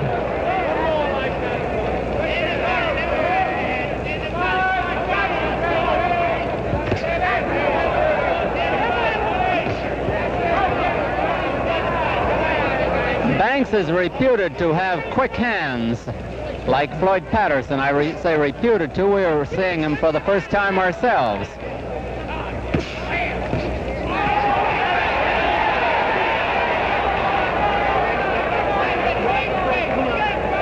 Ruby Goldstein, the referee.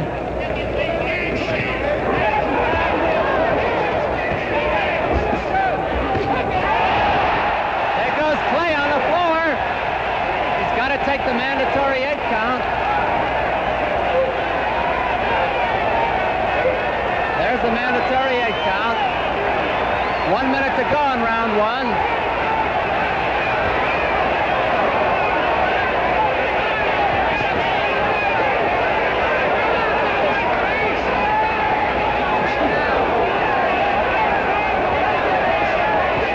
These boys are punchers. Don't turn away.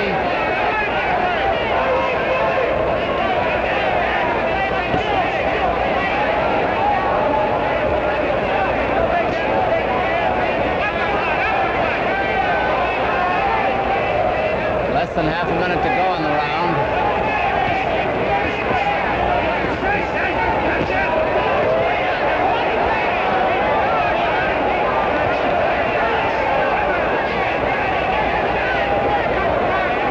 Seconds to go in round 1.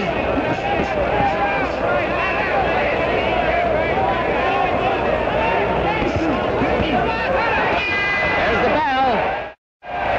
First time that Cassius Clay was ever down. So he gets in there with great fighters like Marciano and Lewis, who also were down occasionally, but were great nevertheless. Banks came here to fight, so did Clay. Clay knows he can take no chances now with either hand of Banks.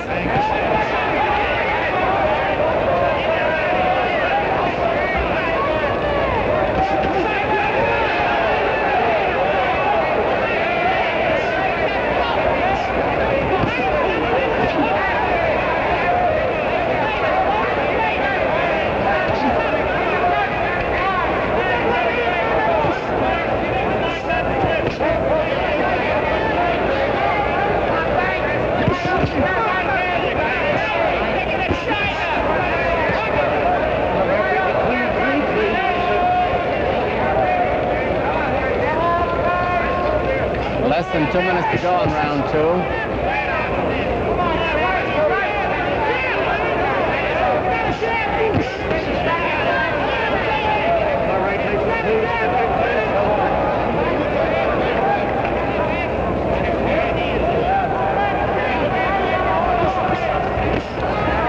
Fighters who come out of a crouch, as Banks is on occasion tonight, have caused confusion to many great fighters. Clay can't be classified as a great fighter as yet.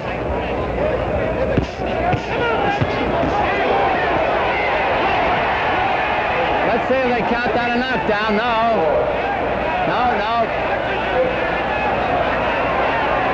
Banks Banks was bothered by that punch, but Ruby Goldstein ruled it no knockdown. Now he hurt Clay again. Banks apparently has power in either hand. A minute to go in round 2.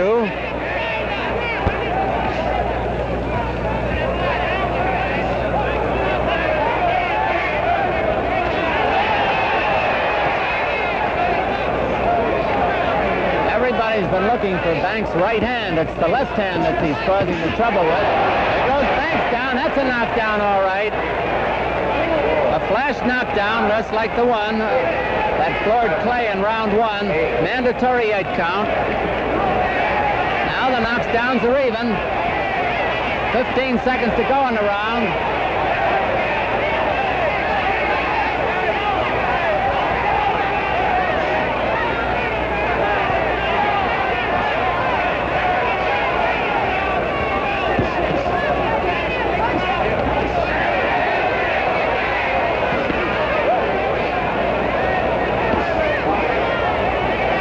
Almost over. There's the bell.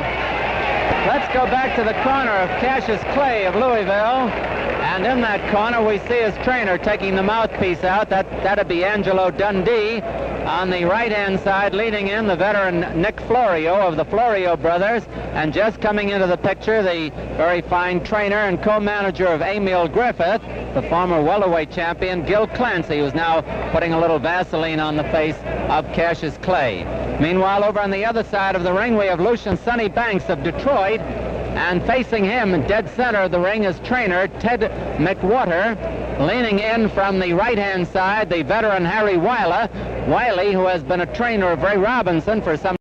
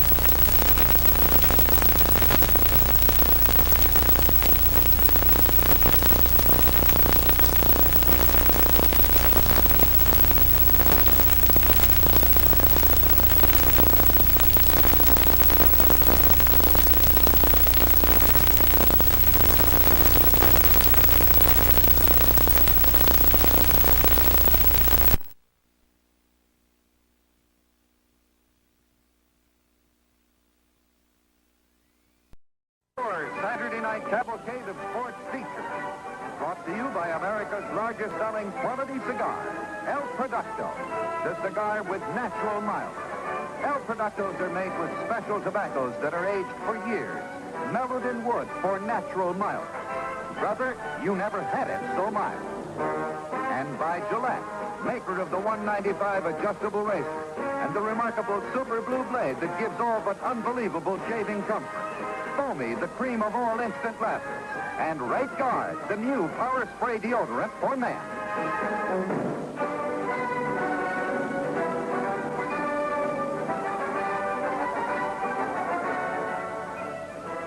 Welcome to the Fight of the Week.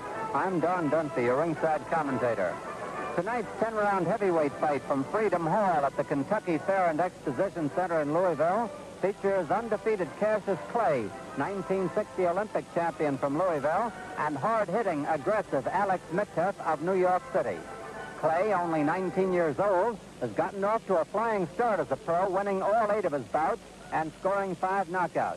As an amateur, he won the Olympic and National AAU light heavyweight titles and the Golden Gloves heavyweight crown.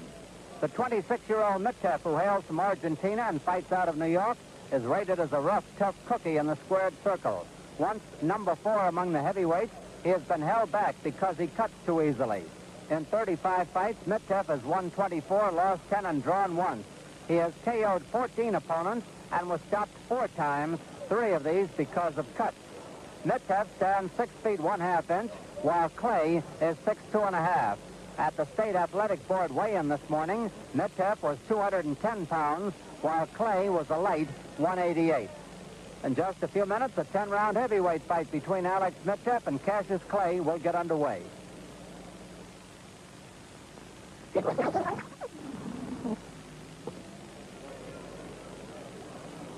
We're ready now to get festivities underway here in Freedom Hall, so let's go up into the center of the ring and our good friend, the announcer, George Lewis.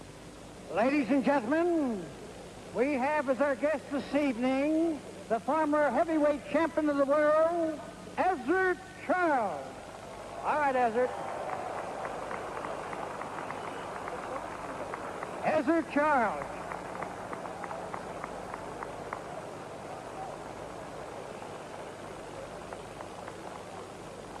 And ladies and gentlemen, also in the ring tonight, the former welterweight champion who last week lost his title to Benny Perrette in a split decision, Emil Griffith.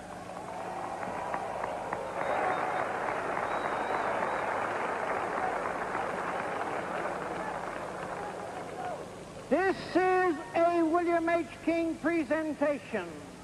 The ring officials are assigned here by the Kentucky State Athletic Board of Control, H.D. Glenn, Deputy Commissioner. Your judges are Walter Beck and Bill Cook. Your timekeeper, Ed Roby. Counting at the knockdowns, Art Gehring. Your attending physician, Dr. C. Webner. Your referee, Don Asbury. And now, ladies and gentlemen, this is the main event of the evening. 10 rounds of boxing, and presenting from Louisville, Kentucky, weighing 188 pounds, Cassius Clay.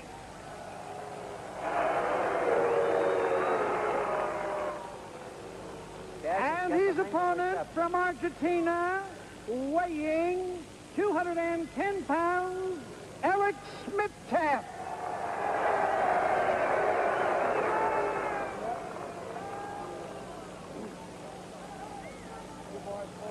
Excuse me. You boys both had your instructions today at the State Board of Athletic Control office. So without further ado, we'll shake hands now.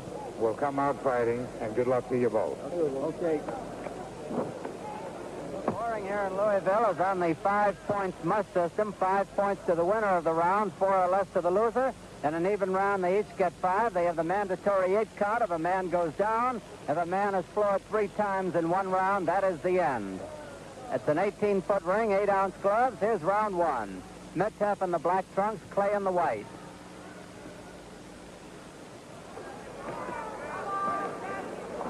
As you'll notice, Clay has very quick hands. Mitteff likes to be the aggressor. I haven't seen him quite crush so much as he's been doing tonight so far. He's a good two-fisted battler. However, if Clay continues to rip in those punches, he may open a cut or two on Mitteff.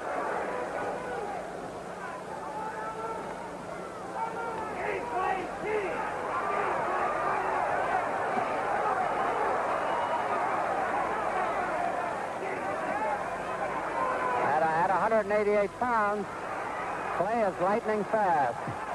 A lot of those punches are blocked, by the way.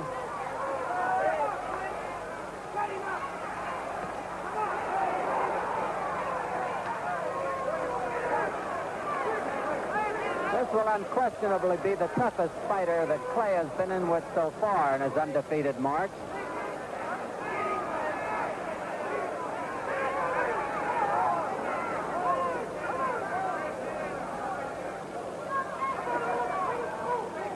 A minute and a half left in round one.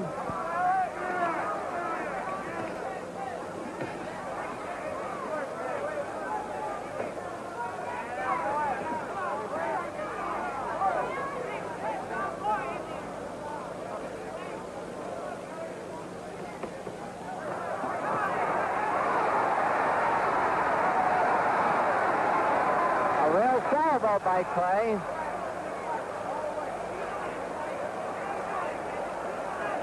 One minute to go in round one. Clay has really opened fast.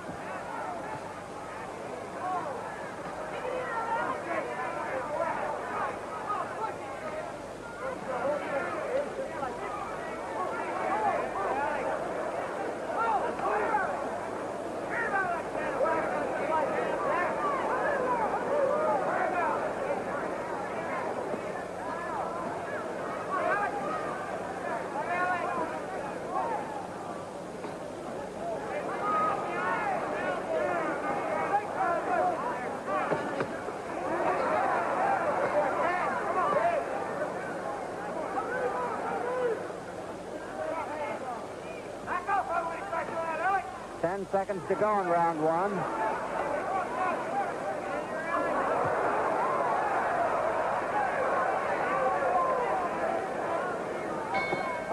There's the bell.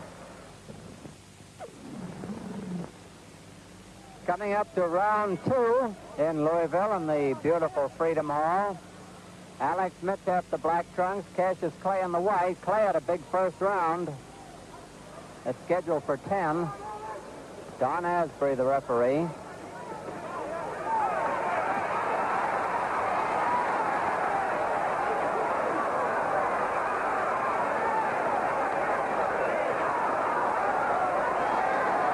Mitteff himself has scored heavily here.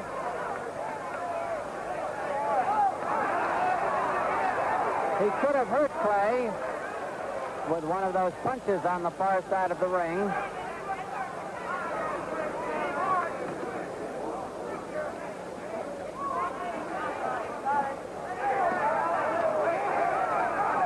Hooks to the body are calculated to do no good, to use a cliche.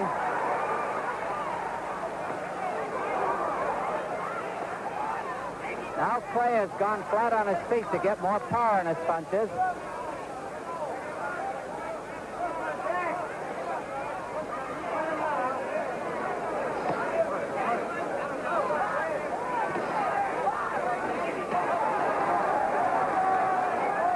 Mitteff evening up things a little bit.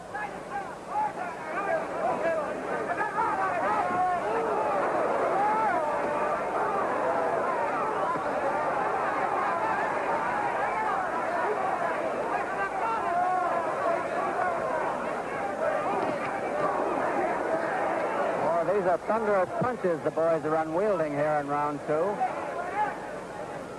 A little bit more than a minute left in this round. Clay has been hurt a little bit.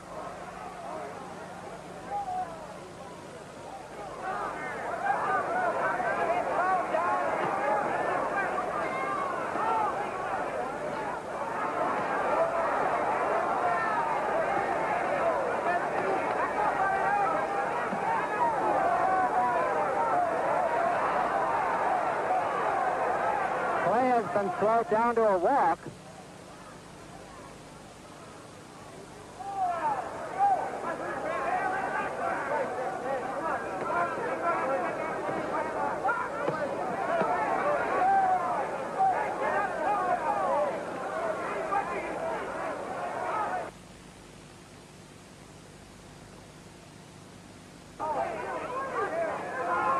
Mitchell is willing to take one or two or three to give one. Round two almost over.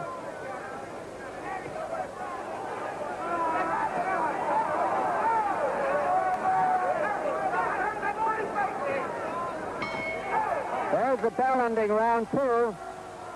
I don't think either man heard the bell. Back to the corner with Cassius Clay, who had 188 pounds tonight, is 4.5 pounds lighter than the last time he fought.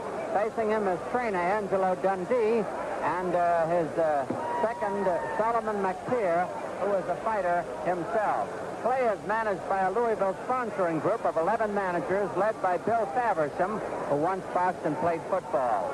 Alex Mitchell in his corner has the Emil Griffith crew. Howard Albert and Gil Clancy. Gil Clancy in front of him, Howard Albert on the left, and coming from California to help tonight, a young man named Roy Perry, who has fighters out on the coast himself. Mitchell, after a very rugged first round for Clay, Mitchell has come roaring back here to make the contest very even, in our opinion, as we come up to round three. There's the bell. Clay in the white trunks, Mitchell in black.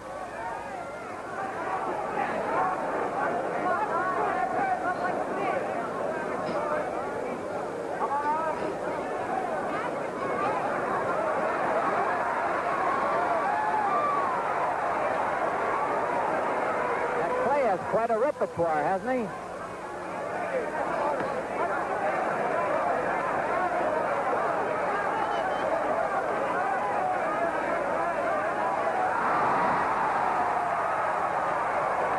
Mitchell paid for that.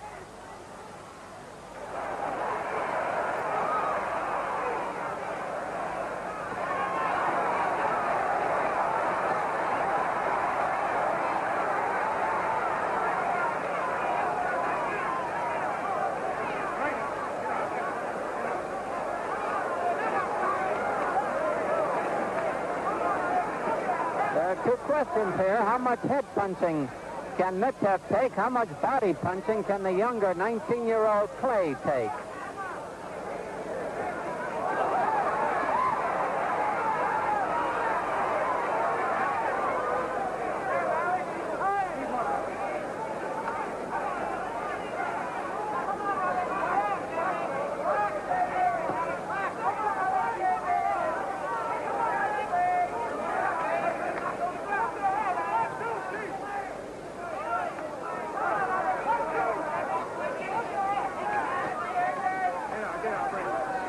Mitchell wants to get in there and hold if he can. He's 12 pounds heavier.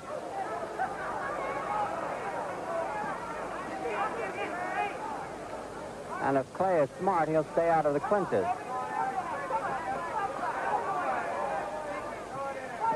One minute to go in round three.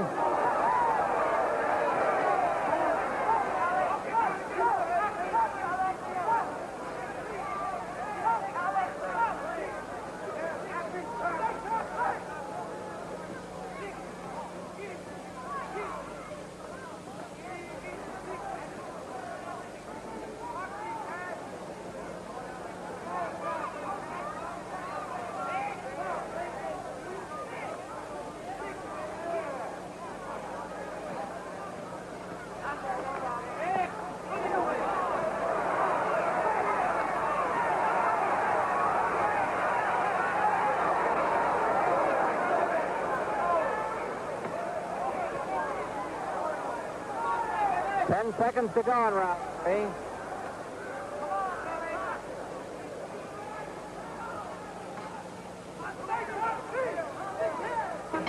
There's the bell. The bell is sounded for round four. Cassius Clay in white trunks. Alex Mitchell in black. Scheduled for 10 rounds.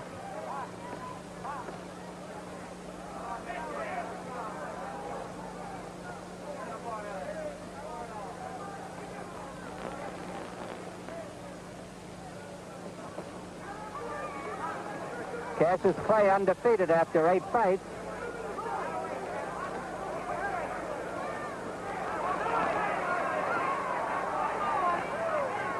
He's been well schooled, you can see by his moves. He knows all the punches.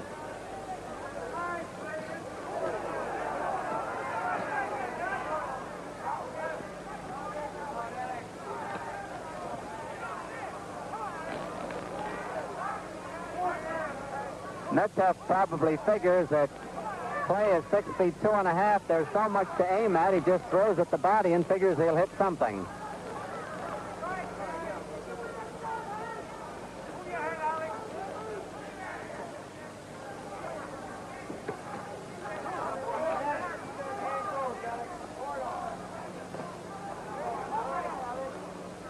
Metcalf isn't getting in the solid punches to the head that Clay is. His punches to the head so far have been grazing punches, but not to the body. They've been hard.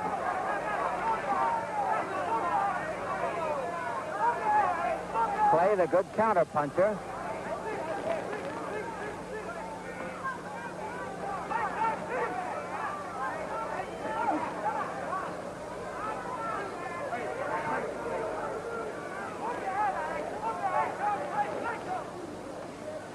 About a minute left in round 4.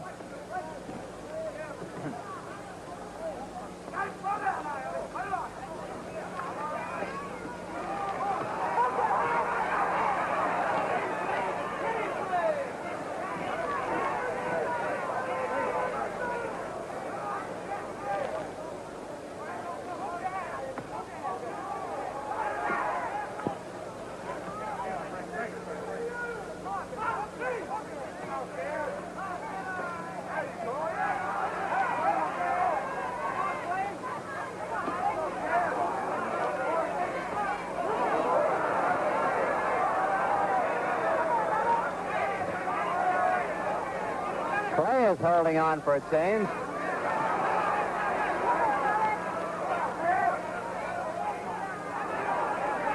Somebody's going to break an arm in there.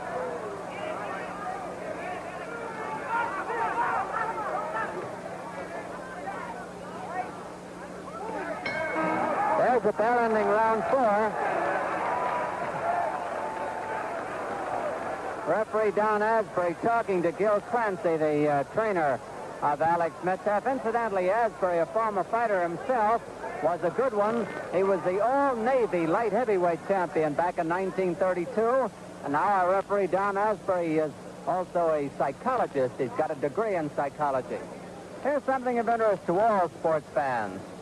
Saturday is Sports Day on ABC. The best in boxing, the best in bowling on Make That Fair after the fight. And NCAA football, the cream of the college crop. Next Saturday, it will be Michigan State University against the University of Michigan at Ann Arbor. And tomorrow, the American Football League television games are Buffalo at Houston and Dallas at Denver. Check your local paper for time and station on ABC, television's #1 network for sports. Round 5 here in Louisville. Cassius Clay, the white trunks, Alex Metcalf in black.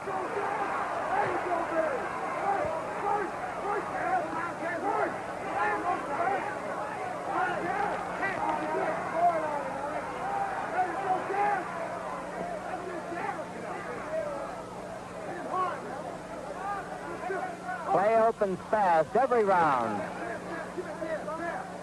He's a picture fighter. Metcalf, rugged and tough and game, as you can see.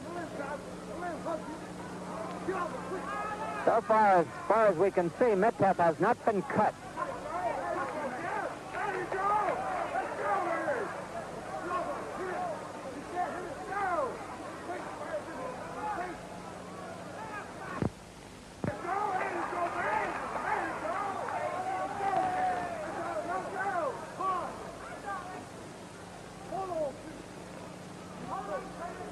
Clay has just been too fast for Metcalf most of the time.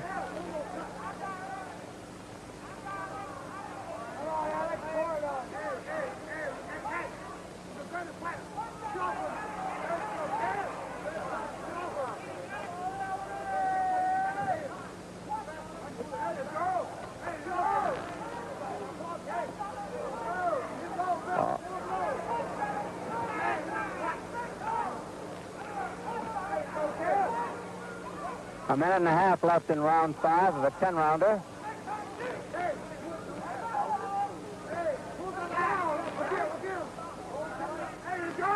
Now Mitchell is very puffy around the left eye.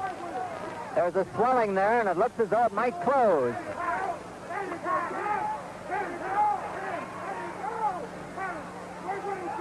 One minute to go in round 5.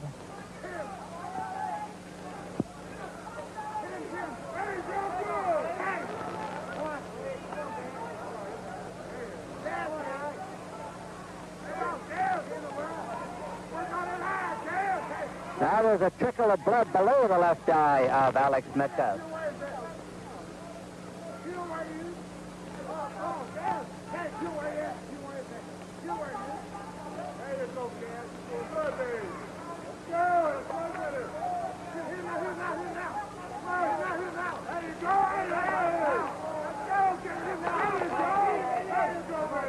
Clay just outspeeding the veteran.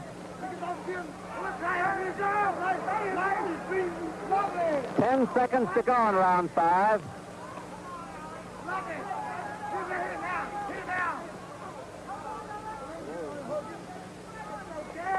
There's the bell. You never had it. Coming up to round 6 here in Freedom Hall at the Kentucky Exposition Center. Cassius Clay, the white trunks, Alex Mitchell in black. Mitchell, formerly from Argentina, now of New York City, weighing 210.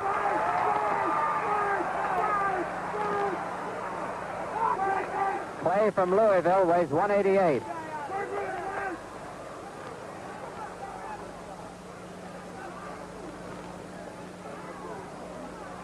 Mitchell is pretty far behind in our estimation, and his hope is to get in a desperation punch.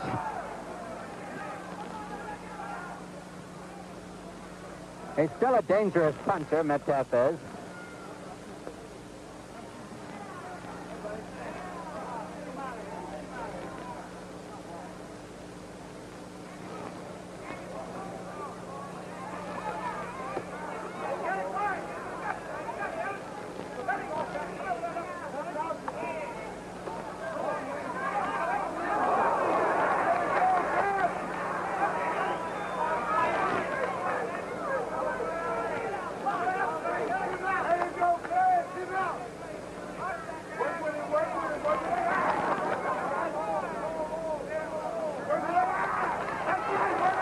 Mitchell's left eye closing rapidly. Trickle of blood below it. That's Mitchell down. 3, 4, 5, 6, 7, 8.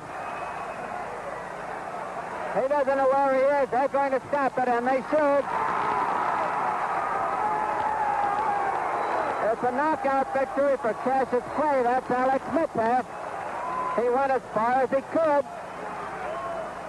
Flesh, blood, and sinews couldn't carry him any further. Cassius Clay comes over to commiserate with him. Howie Albert with the glasses and Gil Clancy, his trainer, wiping him off. A sudden surprise ending. There's a very happy Angelo Dundee talking with referee Don Asbury. Cassius Clay, Solomon McTeer, his very good friend, putting the robe on him. And Cassius Clay continues undefeated. He has now won 9 in a row and 6 by knockouts. I think this was his toughest bout so far, without any question. But after the 3rd round, it was Clay just roaring and pulling away, showing a fine arsenal, a fine repertory of punches. Alex Mitchell is getting a hand as he comes over. Pats Clay on the shoulder. I guess Mitchell got hit with every punch in the book. A gamer fighter would have gone down earlier. He just ran out of gas. For a time in the 2nd round, it seemed that Mitchell was taking command of the fight and was possibly going to win it. But Clay is a much better fighter than most people had figured for a young fellow of only 8 fights. There's Alex Mitchev. Roy Perry now wiping him off. Here's the time. And 45 seconds of the 6th round, and the winner by a TKO, Cassius Clay.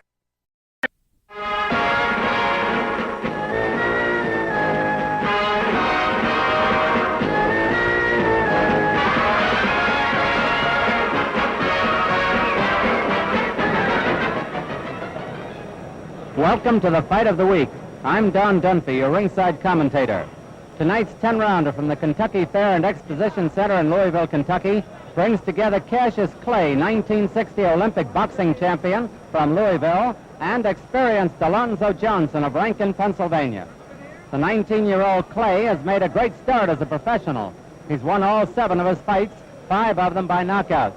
As an amateur, Clay won the 1960 Olympic light heavyweight, the National AAU light heavyweight, and the Golden Gloves heavyweight crowns. Now his sights are on bigger game. Johnson, 26 years old, was born in Aberdeen, Mississippi. He's a tough, hardy campaigner whose record shows wins over Nino Valdez and Tony Anthony. In 26 bouts, he has won 19 and lost 7. He shows 6 knockouts and has never been stopped. Johnson is 5 feet 11 and a half, while Clay stands 6 feet 2 and a half. At the State Athletic Board weigh-in this morning, Clay came in at 192 and a half, while Johnson was 189. In just a few minutes, a 10-round heavyweight fight between Cassius Clay and Alonzo Johnson will get underway. Well, we're almost ready to go here in Louisville, so let's get up into the ring, and the ring announcer, George Lewis. Good evening, ladies and gentlemen. This is a William H. King presentation. The ring officials are assigned here by the Kentucky State Athletic Board of Control, Bob Evans, Commissioner. Your judges are Harlow Edwards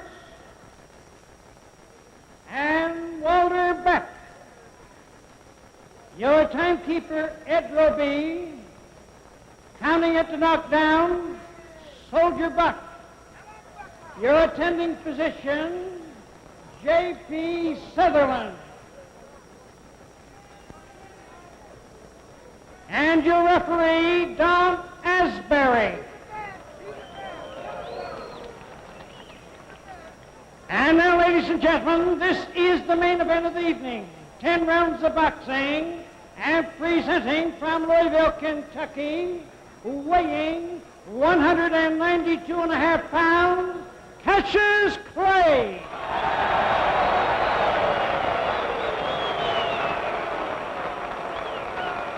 And his opponent from Pittsburgh, Pennsylvania, weighing 189 pounds, Alonzo Johnson.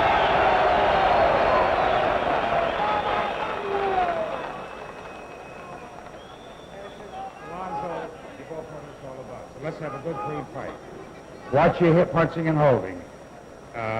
Don't hold with one hand, hit with the other one. When I say break, break clean. The mandatory 8 counts in effect. Man goes down 3 times in 1 round, fight's over. If you go down once, you must take the count of 8. Shake hands now, come out fighting. Good luck to both. Scoring here in Louisville, the 5-point must system. The winner of the round gets 5 points. The loser, anything less, even rounds, each man gets 5.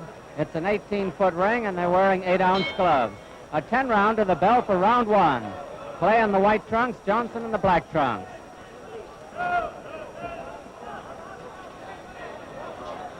You're going to see a fast fighter in Cassius Clay. Clay has great speed, quick hands. He figures to double and triple jab his man.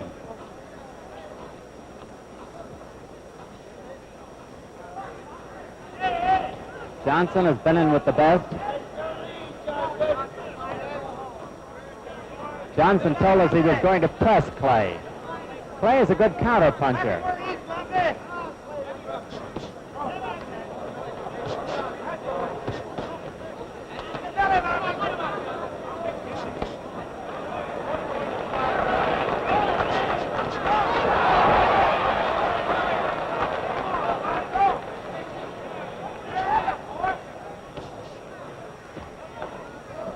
not been landing with the right hand, Clay hasn't, but he has been pumping that left in hard. There goes a good right.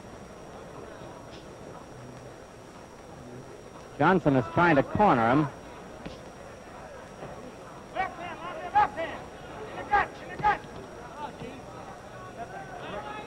John Asbury, the referee, getting them apart.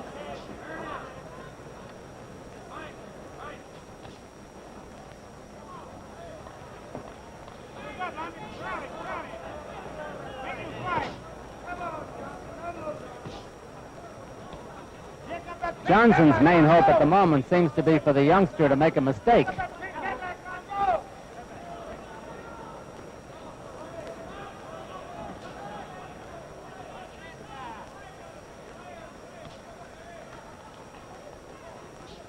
One minute to go in round one.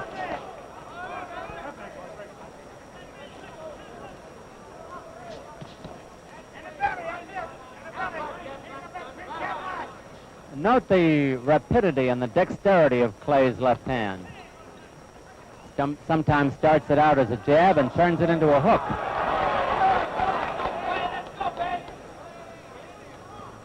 However, up on his toes as he is, he's not getting much punching power. Johnson is the more flat-footed of the two to give him power.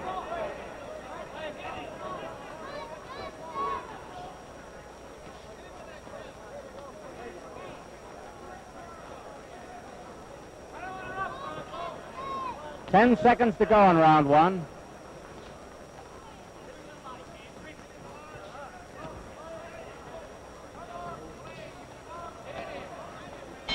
There's the bell.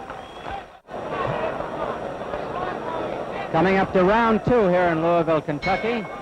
Cassius Clay, white trunks, Alonzo Johnson in black.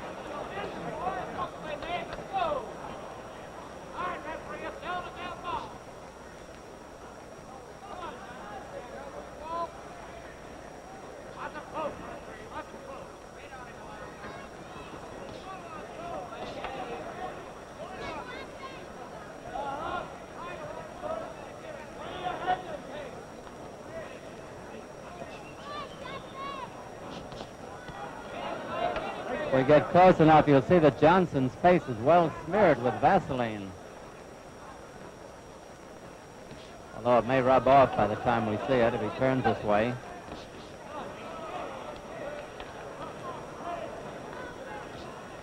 Johnson has his back to us.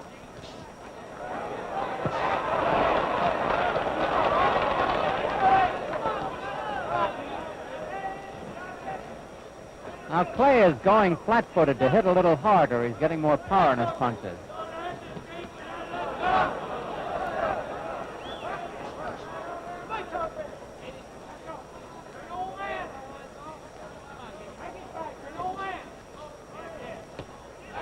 Somebody behind us is yelling, Alonzo's an old man. He'll be 27 years old in September. Or rather, November.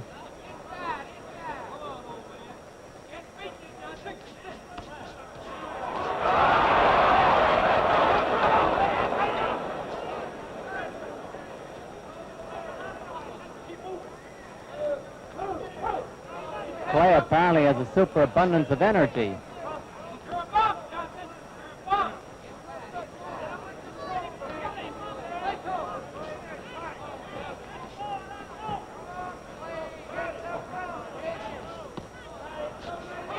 Less than a minute to go in round two. Johnson working the body to slow down his faster opponent.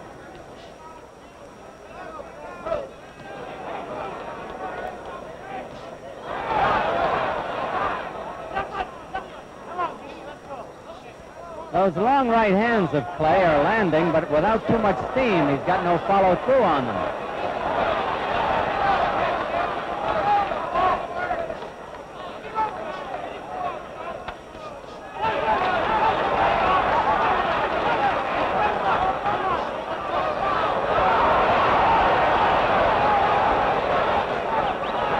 Johnson equalizing things a little bit there.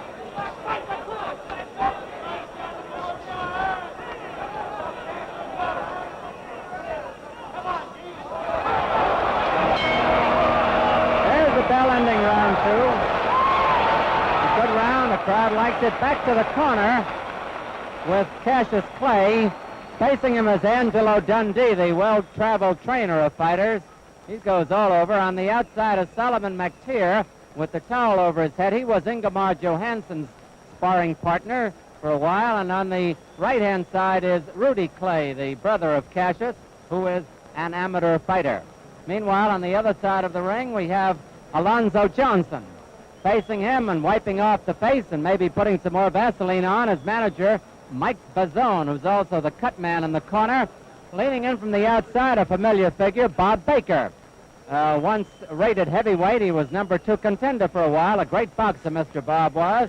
And the other man in the corner is Andy Tutter, carrying the pail out now.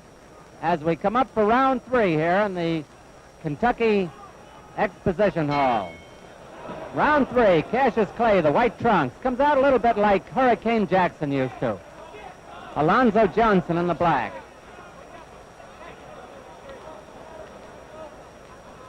There's the grease on Johnson's face.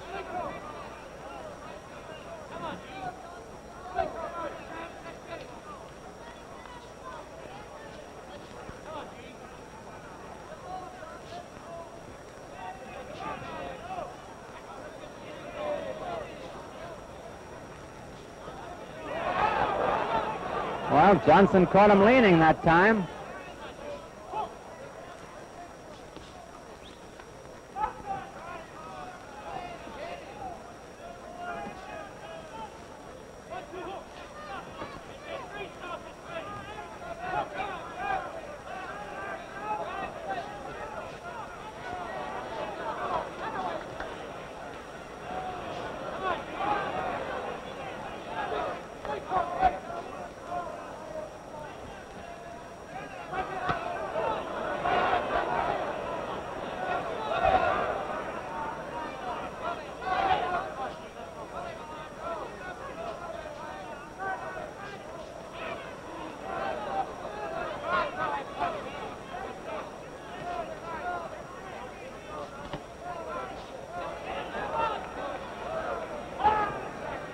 Don Asbury, the referee.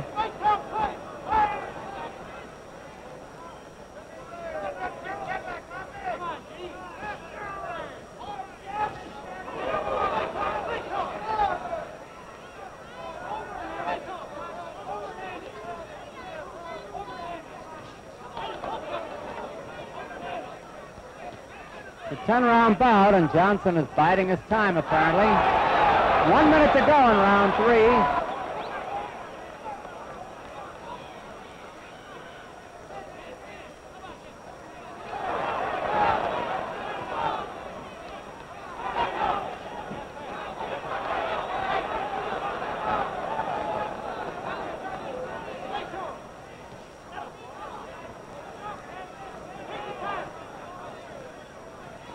Clay is undefeated, but he's never fought anyone of the caliber of Johnson. Johnson himself has never been knocked out.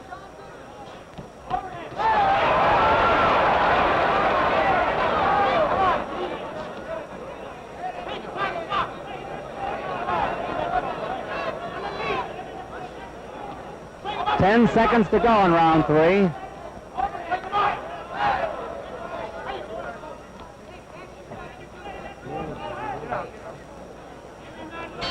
There's the bell. Round 4, Cassius Clay, the white trunks, Alonzo Johnson in black.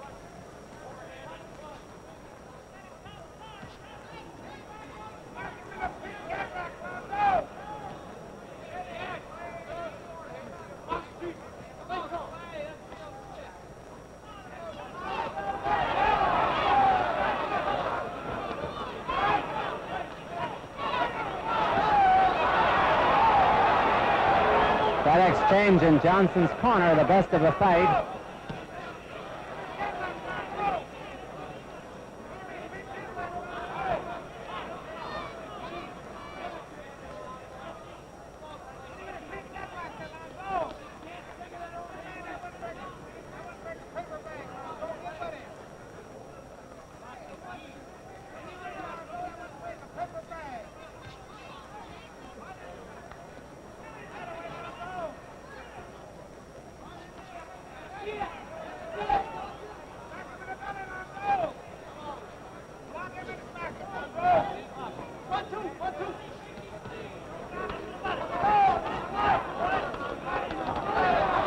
the moment, Clay is just too fast for Johnson.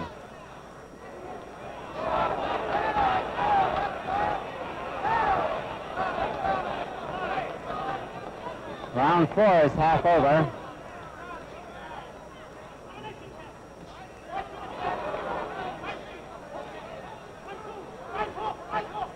Now Clay is putt-shotting his man.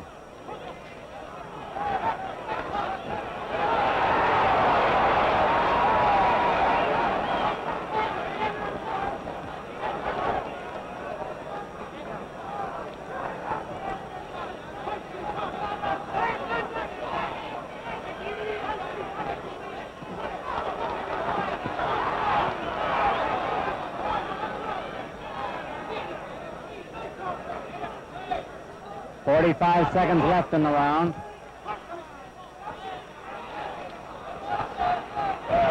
Johnson down.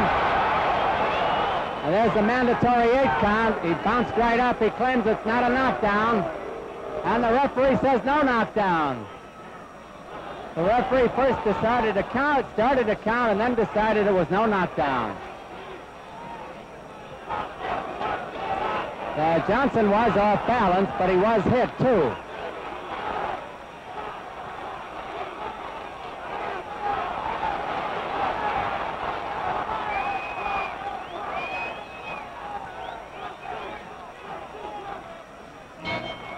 There's the bell ending round 4.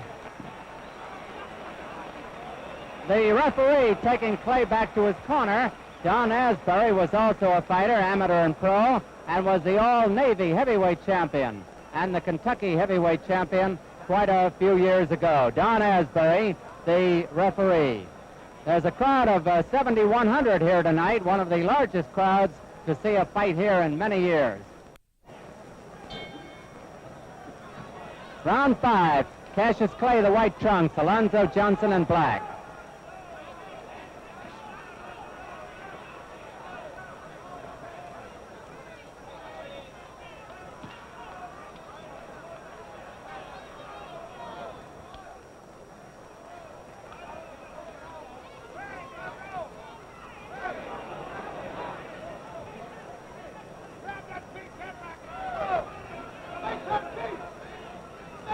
No question but that Clay has dominated the fight during the first 4 rounds, mostly with his speed, but Johnson is winging away.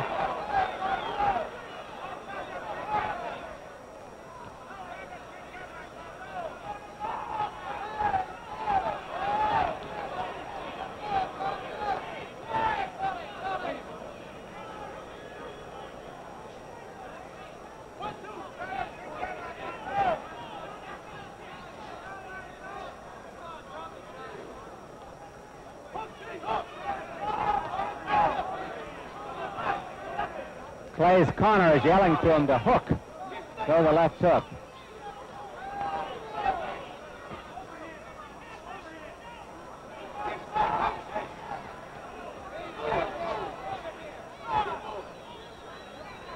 He leans pretty well back from punches, Alonzo, rather, Cassius Clay does. However, leaning is considered dangerous, too. If you get tagged in that position, you might go out.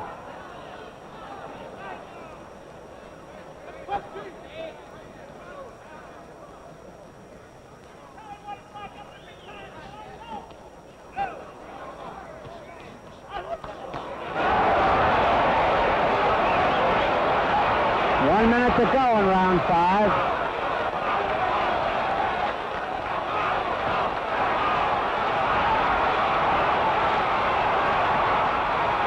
Turning it on now, as you see.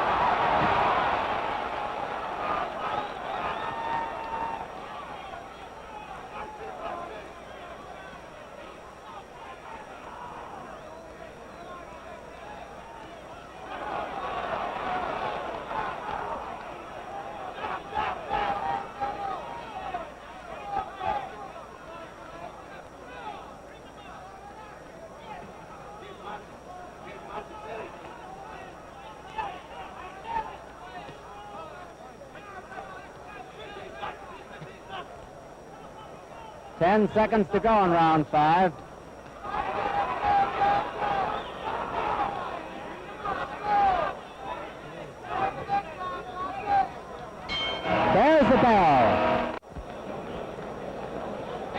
Coming up to round 6 here in Louisville, and Cassius Clay in the white trunks. As the bell rings, Alonzo Johnson in black, and if Johnson is running out of gas, which he seems to be, it is going to be a very rough evening for the young man from Rankin, Pennsylvania. Clay's from Louisville. There have been no official knockdowns in the fight. Johnson went down in the 4th round, but it was ruled no knockdown.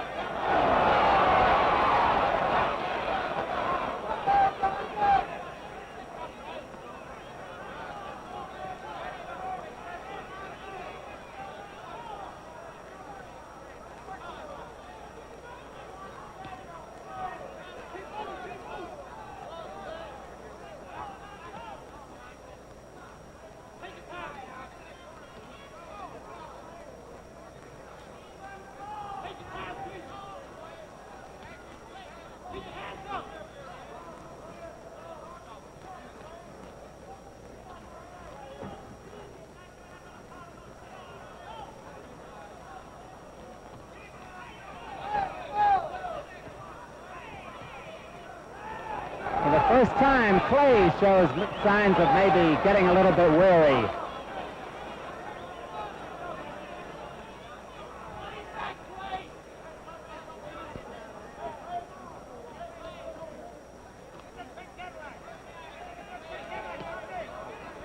Johnson still beating the body as hard as he can.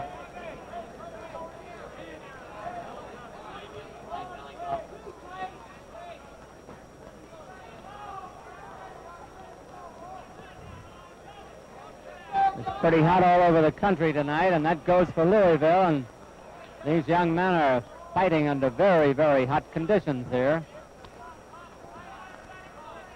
Not calculated to help their stamina any.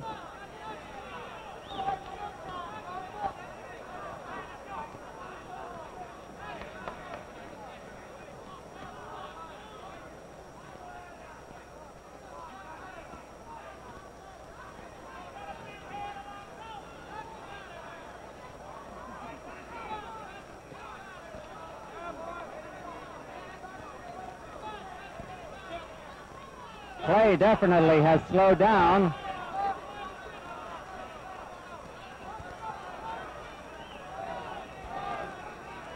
Less than half a minute left in the round.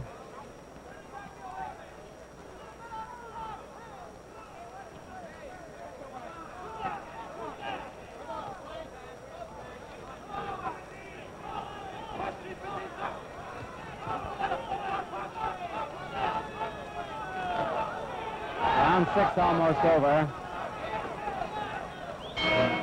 There's the bell. Round 7, Cassius Clay, the white trunks, has dominated the fight so far. Johnson in black. My unofficial opinion, I would guess that if Johnson were going to win, it's got to be by a knockout.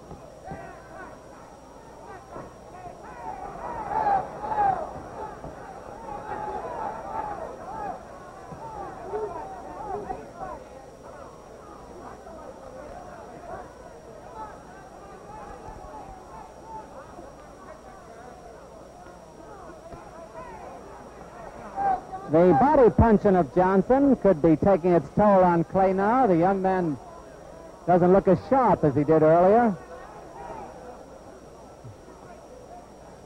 His punches haven't got that early zip.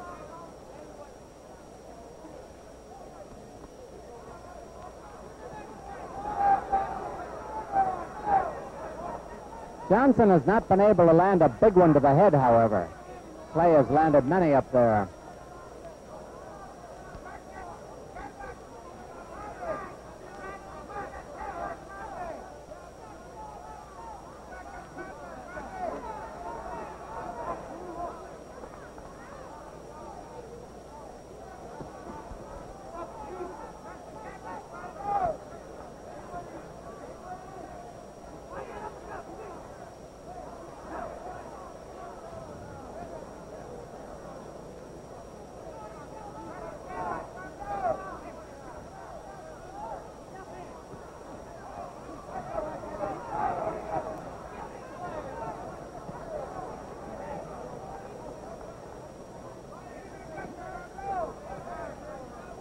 1 minute to go in round 7.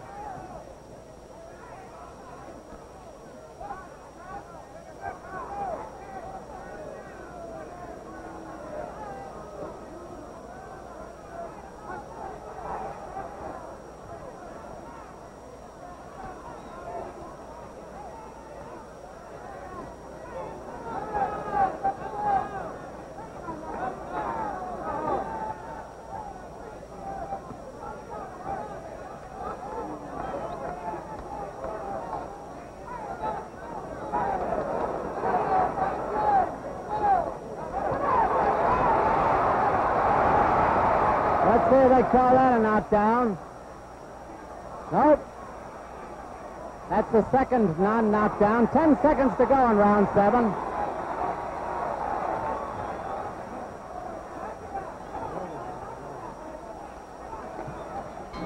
There's the bell. No official knockdowns in the fight so far. Clay pretty far ahead.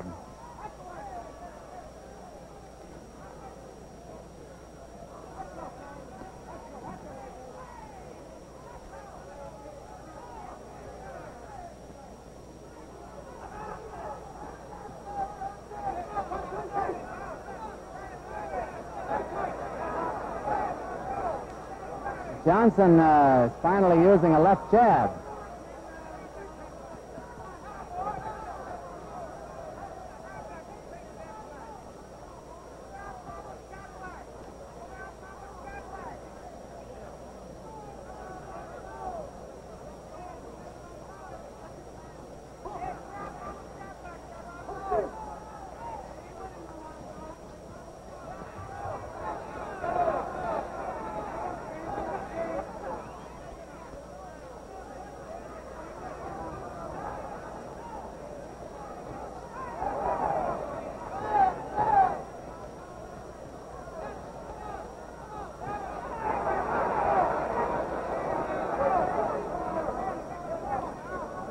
Round 8 about half over.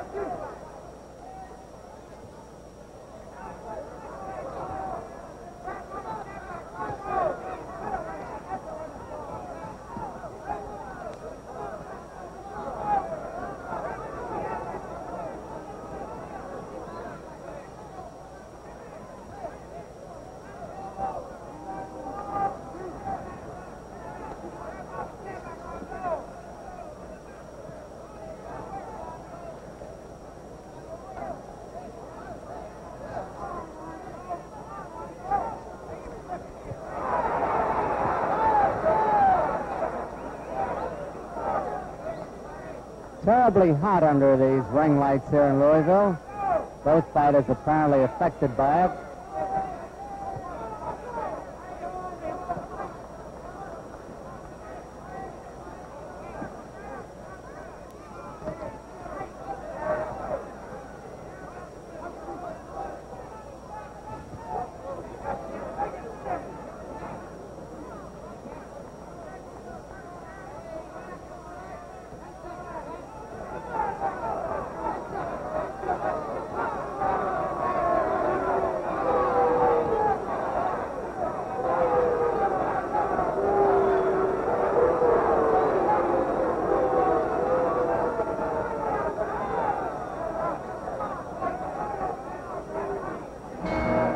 There's the bell ending round 8.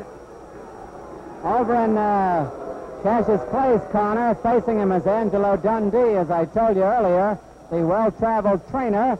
You saw him in many of the famous fights of Carmen Basilio in Carmen's corner, also with Luis Rodriguez. And 2 weeks from tonight, on August 5th, Angelo will be in the corner of Florentino Fernandez as he tries to lift the middleweight crown from the brow of Gene Fulmer in Ogden, Utah. And that fight, incidentally, will be on our fight of the week, but will be blacked out in the Ogden, Salt Lake City area. So that's 2 weeks from tonight. Next Saturday night, by the way, again, Emil Griffith in a non-title fight. He's the welterweight champion with Yama Bahama. We're coming up to round 9 here in Louisville, and at the end of round 8, many of the spectators were getting a little bit restless. Round 9, Cassius Clay, the white trunks. Alonzo Johnson in black.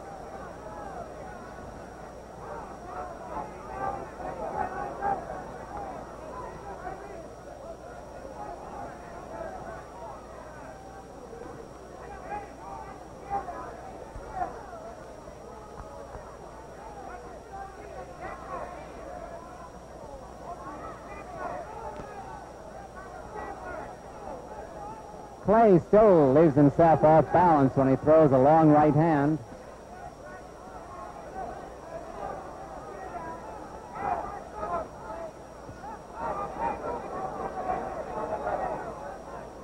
No knockdowns in the fight.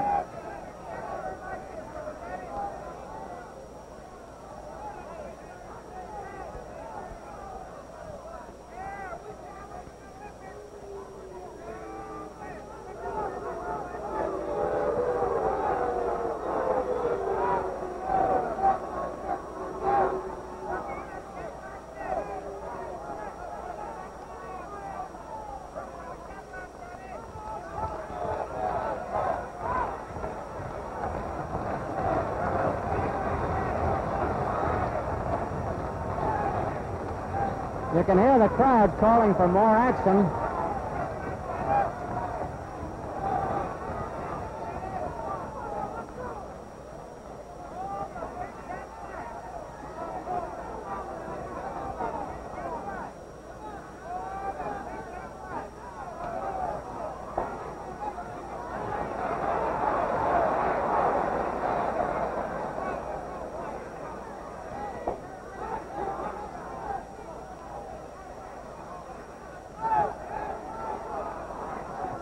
One minute to go in round 9.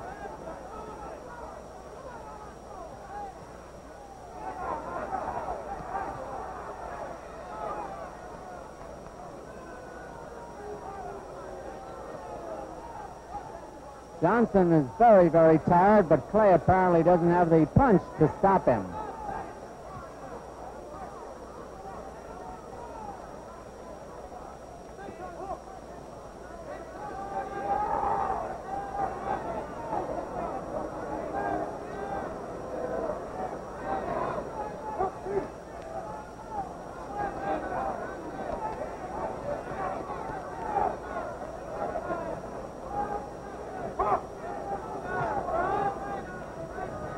Ten seconds to go in round 9.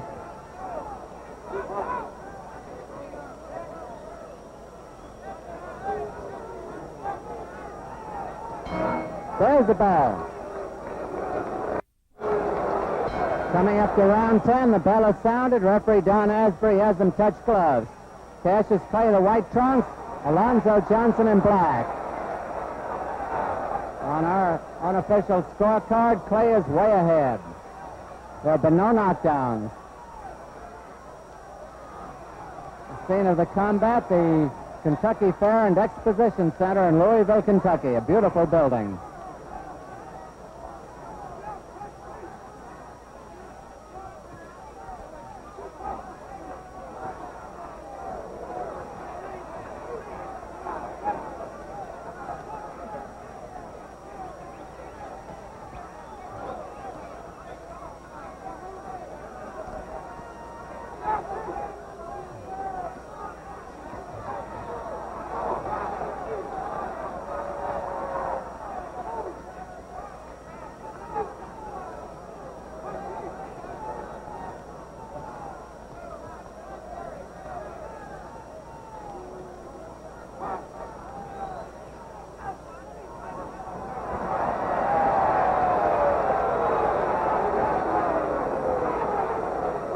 Johnson's real weary.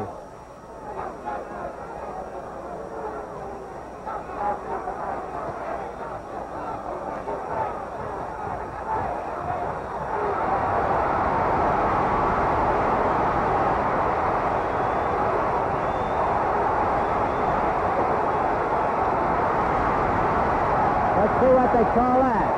That's the third time Johnson's been down, but there have been no official knockdowns. A little more than a minute left to go in this fight. Johnson's having trouble lasting now. is exceptionally tired.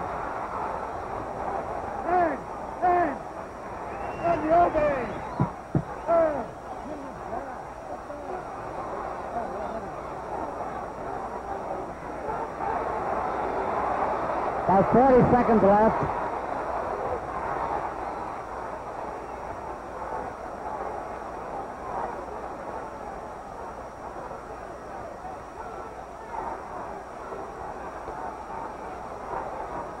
The crowd very pro-Clay here in Louisville, rooting for him to score a knockout.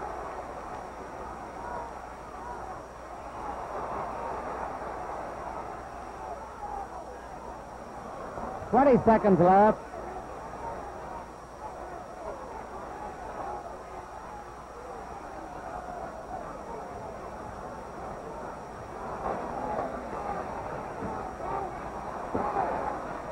Well, there'll be no knockout. Only a few seconds left.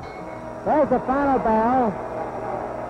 Alonzo Johnson, Cassius Clay. And we'll have the decision in just a minute.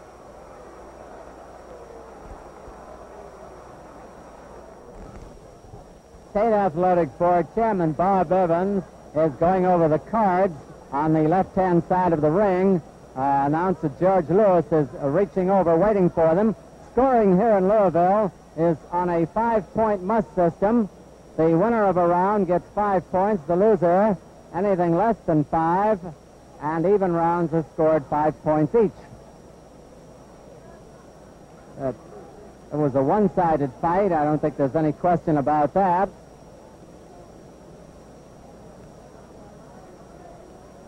We'll have the decision in just a moment.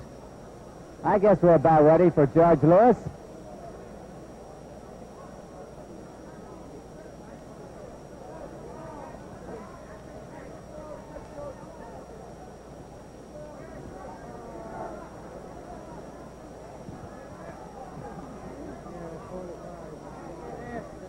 He's checking the card of the referee, Don Asbury.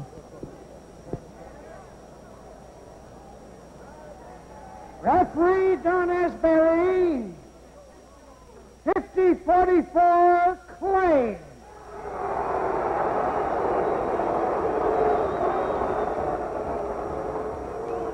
Judge Harlow Edwards, 48-45, Clay. Judge Walter Beck, 48-47, Clay. And the winner by unanimous decision, Cassius Clay, the winner. The more they announce it, the closer it got, however. Don Asbury apparently gave Clay every round. 10 rounds at 5 points each, 50-44 for Johnson. Harlow Edwards had it 48-45, and Walter Beck just had a squeaker, 48-47. Nevertheless, the unanimous decision for former Olympic heavyweight champion or light heavyweight champion of the AAU, Cassius Clay, who has now won 8 out of 8. Directed by Marshall Diskin. Associate Director, Bill Lilling.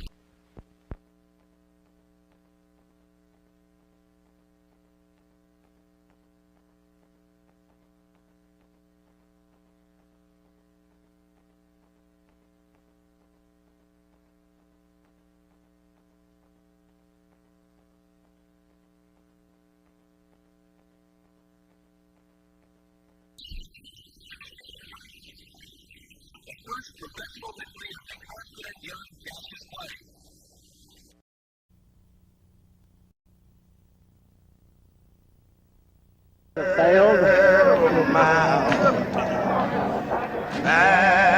That's Wally Muhammad with Drew Brown.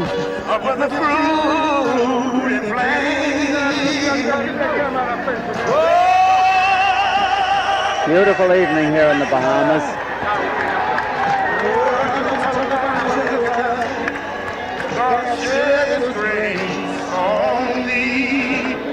Look what you done, and he cried like a little brother. Come see to shine and see.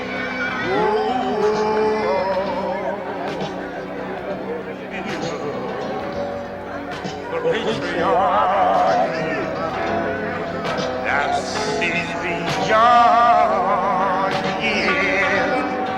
An alabaster city, undimmed by him and tears. Whoa, Mary, Mary, Mary, America. Oh, I never talk about America. God shed His grace on me. Look what He done, and He crowned like good.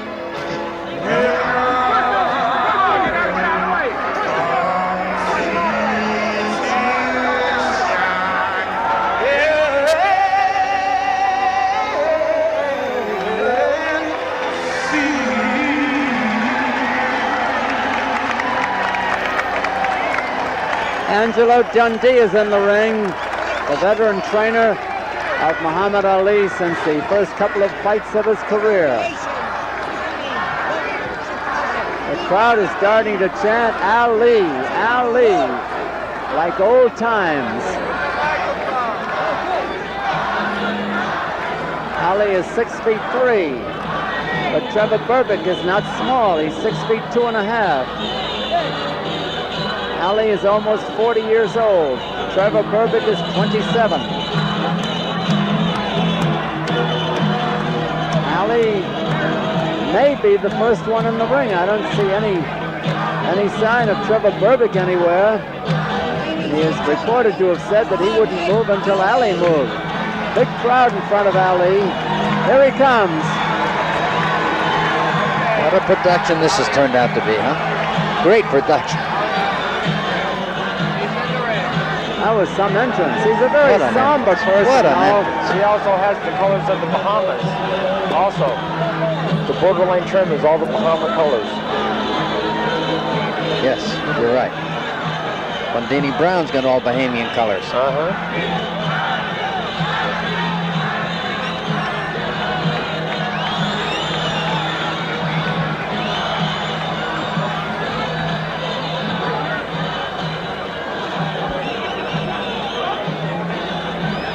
Very serious group around Muhammad Ali. Wally Muhammad, Drew Brown. Nobody smiling. Angelo Dundee is the most lighthearted of the group. There in the left-hand corner Trevor Burbick has not put in an appearance yet. He's a guy who went 15 rounds with Larry Holmes. Was not knocked out. I'm talking about Burbick. Muhammad Ali's last fight was against Larry Holmes, and he was forced to stop the fight in his corner. You'll never see Muhammad Ali more somber than he is right now. I've never seen the people around him that somber. Yeah, everybody. I wonder if he's thinking of that knockout by Holmes in the 12th round. He must question his ability. He must. He's a very rational person. He finally smiled over at us, Davey. Yes, he did. He winked at us and smiled over. That's a good sign.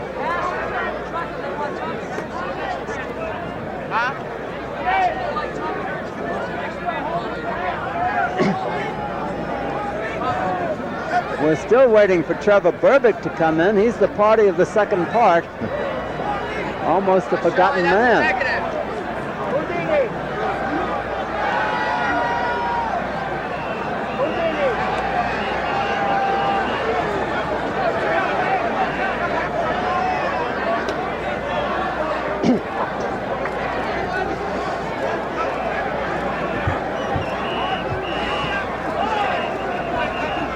Muhammad Ali still limbering up lightly. Zach Clayton is in the ring, so is Nelson Chipman, so we're not sure yet who is the referee. Trevor Burbick is on his way. He's sauntering in a little bit faster than Muhammad Ali did. Zach Clayton is the referee for this fight. Is it definite? Definite. I just see him in there. He's still got his windbreaker on. Yeah. Okay, Zach Clayton, one of the best referees in the country, is going to work this fight. The return to action of Muhammad Ali. His first fight since October 2nd, 1980. A little over a year ago. I don't know why the other referee is not getting out of the ring.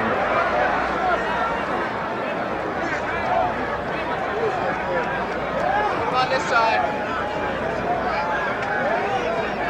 Sit down.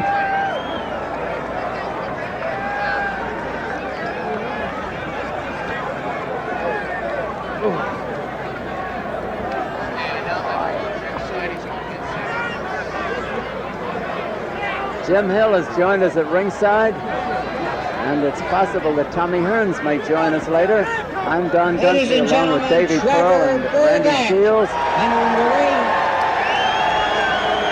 Trevor Burbick came into the ring on through Muhammad's corner. That's quite a surprise. Muhammad Ali is ignoring him as he dances around the ring. Jim, welcome to ringside. Where were you all night? I have been all over the place, Don, I'll tell you, but I have enjoyed the things and the people that I've talked to, and you guys have just been doing a marvelous job. The drama has really come to the mat here. You know, we were thinking about all the controversy and everything else that's happened in the last 4 or 5 weeks, but we've had some pretty good bouts here. Fantastic. Well, Jim, let me tell you this. It's easy to do a good fight, and we've had nothing but good fights tonight, so they're easy to do. That's absolutely right. When I talked to Ernie Shavers yesterday, and I talked to him today before he went in the ring, he said, "Hey, I talked to my wife, and all she said, go." But there are the graphics that tell you the statistics on the young man. Muhammad Ali, 236, the heaviest of his career by far, and Burbick is 218. Size-wise, though, there isn't a great deal of difference. Burbick's 6 feet 2.5, and Ali is 6 feet 3. Burbick seems a happy young man in there. At 27, he's a lot younger than the 39-year-old coming up to 40, Muhammad Ali. He'll be 40 in January. Ali's got 4 inches in reach on Burbick, which should be to his advantage. It would have been in the old days when he had that speed. Now, well, we got to take everything we can get now, Don. Ladies and gentlemen, at ringside for this fight, the Minister of Sport, we'll be going up to Matt Helrich, the announcer, in a few minutes. Wilfred Coakley, Hassan Brown, Charlie Major Sr., Harold Pinder, Sammy Isaacs, George McKinney. Well, all I can say, it's been a most enjoyable evening. The judges for this bout Congratulations to the winners, and we're sorry for the losers, but that's the name of the game, win and lose. There have been some fights. Ernie Shaver's getting off the floor when I thought he was gone in the first round. Wasn't that an amazing comeback in itself? It really was. And you know, from the people that I've talked to, and Randy and Don, I don't know how you feel about it, but they know, deep down in their hearts, they know that Ali shouldn't be in here. But still, to them, he is a sentimental favorite. That's no question about that. Very much so. Well, Ernie Shaver shouldn't have been in there either, especially in the first round. I'm telling you. Where are you going to see a better fight than Hearns and Singletary? Oh, no. Where would you see a better fight? You know, for continuous Anywhere. action, I rated that above the Leonard fight. For continuous action. Yes. Yeah, there were a lot of slow rounds in the Leonard fight. Right. A lot of slow rounds. Exactly. Davey, as you look at this fight now, we look at Ali, we see the concentration in his face, and his eyes, an athlete's eyes will tell you a great deal about himself. You've been in the ring many, many times. What do you think of going through these guys' minds right now? Because you've been in there. Ladies and gentlemen, Berbick is wondering how good and how fast Ali will be. Ali wants to win this fight. He's got to win this fight. I've talked to people in this camp all week, and he's never been more serious in his life. Trevor Berbick introduced. Fighting out of the blue corner at 236 pounds, 3 times the former heavyweight champion of the world, the great Muhammad Ali. Listen to the hand for the great ex-champion. It's like old times here in Nassau in the Bahamas. However, I'll say that Trevor Berbick is the more carefree of the two. You ready? All right.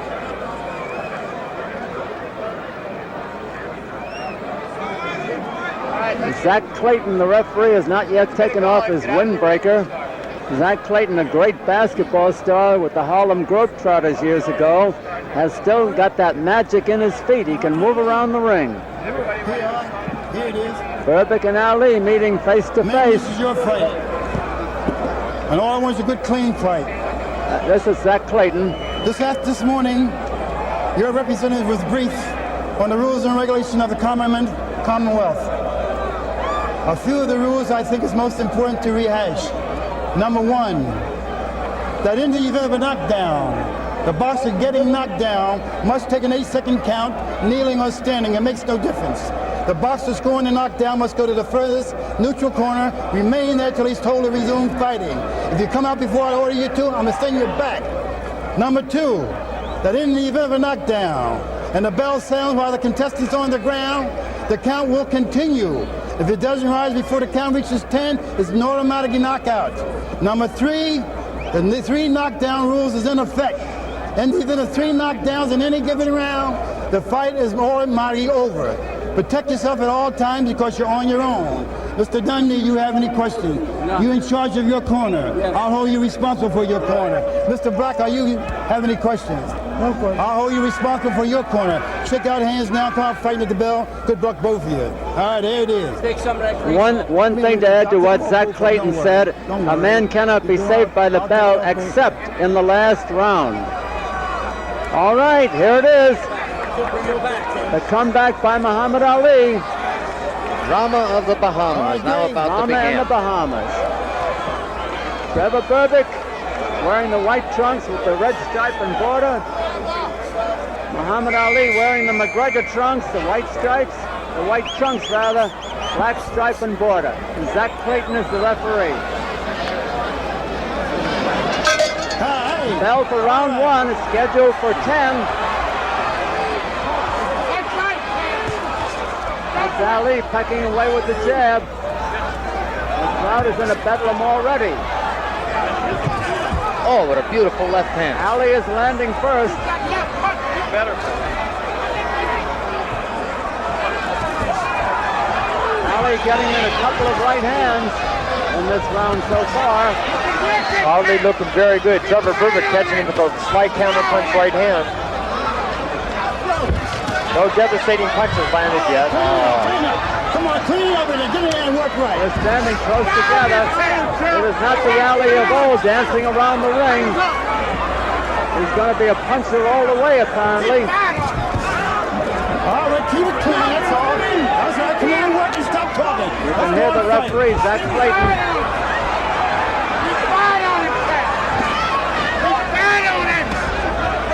It's scheduled for 10 rounds.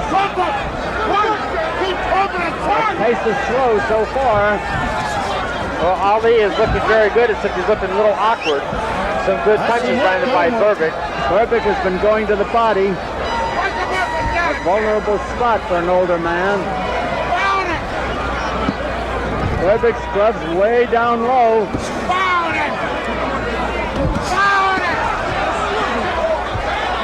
A good exchange for both of them. Burbick trying to roll with the punches. Sidestep them.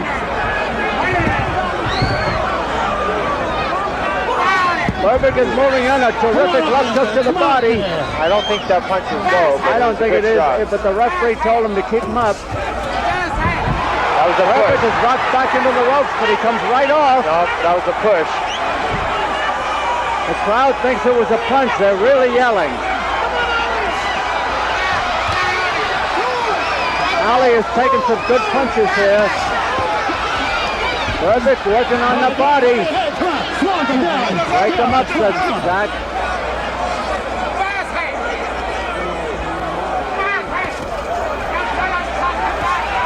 Half a minute to go in the round, and it's a good round. A very good round. Better than any round of the Holmes fight for Ali. Ali rocked back by that left hand.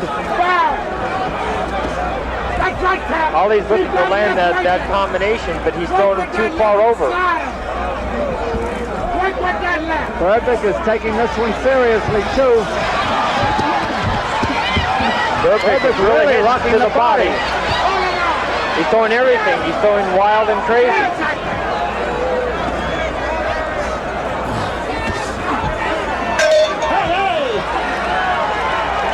That's a great round. Great round. I would hope that Muhammad Ali would pace himself a little bit to make sure he doesn't poop out. Well, those punches to the body, the way Ali is coming down on top of him, will make Ali more tired in the later rounds. One fact that he's getting hit, and the second is that he's straining to push him away and hold him down. The crowd has kept up a bedlam since this fight started. We can't hear ourselves here at ringside.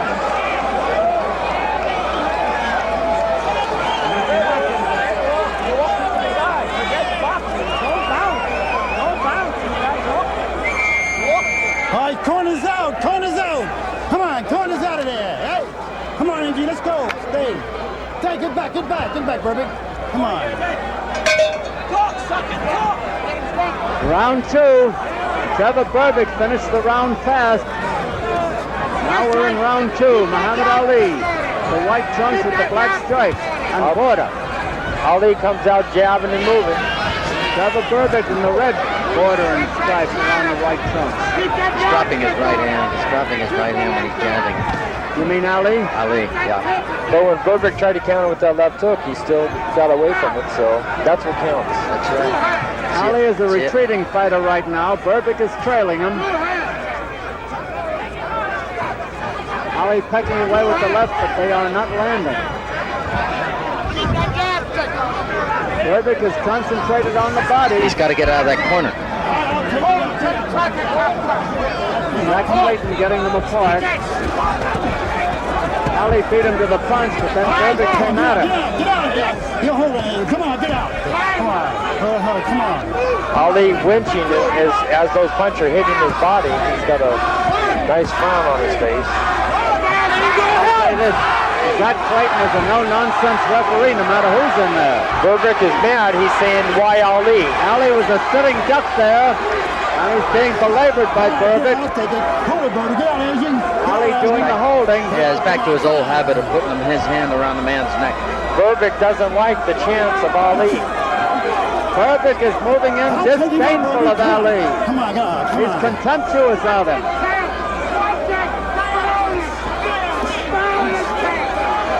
Ali putting on a rally. He hasn't really landed any punches, though. No, not good. Not at all. They're sliding off Burbix's head. Keep firing on it! Keep firing on it! The Ali reflexes are gone. He knows what to do, but he can't do it. At least he can't up to now. He just can't put it together. It's the weight that's slowing him down and the age that's slowing him down. He's got the moves, it's just too slow. Burbix is just standing there and moving away from him. Like right there when he cocked up with the right hand. That's what he's doing. That's a good punch. The first punch. Now Ali winces. Ali has nailed Burbix some good punches. Work, work, work, work. Work. Come on, work. Come on, work, come on. Come on. Ali putting on a good show. Zach Clayton is saying work, work, work. Good right hand by Ali. Counter punch over the jab. Another right hand by Ali.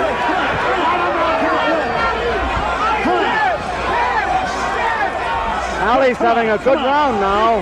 Come on. Go, come on. Hey! I'll definitely give that round to Ali. Oh, I think so. I do too. You know, another He got back to his corner very slowly, however. I think he's tiring. So is Burbix breathing hard now. He's breathing a little harder. Yeah. He's breathing a little harder now, and I think if Ali keeps boxing for the next couple of rounds, this is going to be a very, very interesting fight. Interesting already. There's Trevor Burbix in his corner. Use the right hand. Stop the jab on. Keep on it, Burbix. Don't lay in front of me. Hold out there like you did the first one. Brock is talking to Burbix. You can help yourself in those punches by pushing off. What you're doing is okay. Stop that guy. Oh, they can push him off? Say Bird. Say that. Oh, come on. Round 3, Muhammad Ali. White trunks, black stripe and border. Trevor Burbix, the white trunks with the red stripe and border. Ali keeps jabbing him and keep him off balance. Some good jabs by Ali. He's sticking them out there. They are good. They're finally landing. Ali's looking to set him up with one good right hand. Ooh, good right hand. Beautiful right hand. Ali takes the return punches. Return punches that are good. Come on. Keep firing. Come on. I'll tell you, come on, get out of here. Get out, baby. Come on, break out there. Come on, let's go. We're in round 3 of this 10-rounder. That's Burbix throwing them in there. Ali could always take a good punch, no matter who fought it. I think Ali's a little bit surprised when he stepped back. He said, well, like, what's going on here? Because Burbix doesn't quit. There's a rally by Ali. One punch rally, but it landed.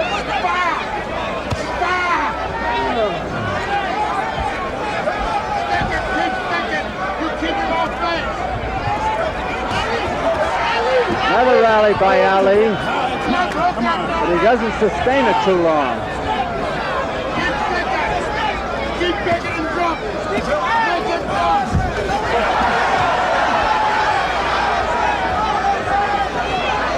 Ali having a good round now, but Burbix is back at him, and he may have hurt him with that hook.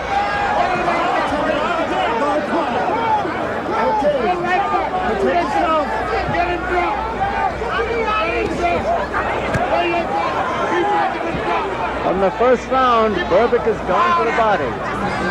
Ali has gone for the head.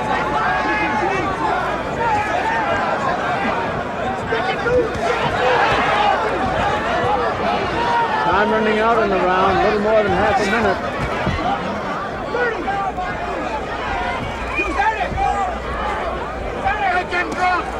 Ali short with the jabs. Come on, get up. Come on, work. Work, come on. Ali in his own corner, holding on. Get out, come on. All right, let's work, come on. Come on, come on.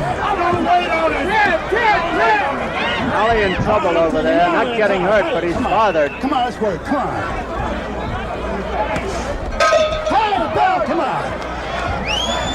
Okay, baby. My goodness, Ali just walked back reeling. I know, but there's grease on Ali's arm for some reason.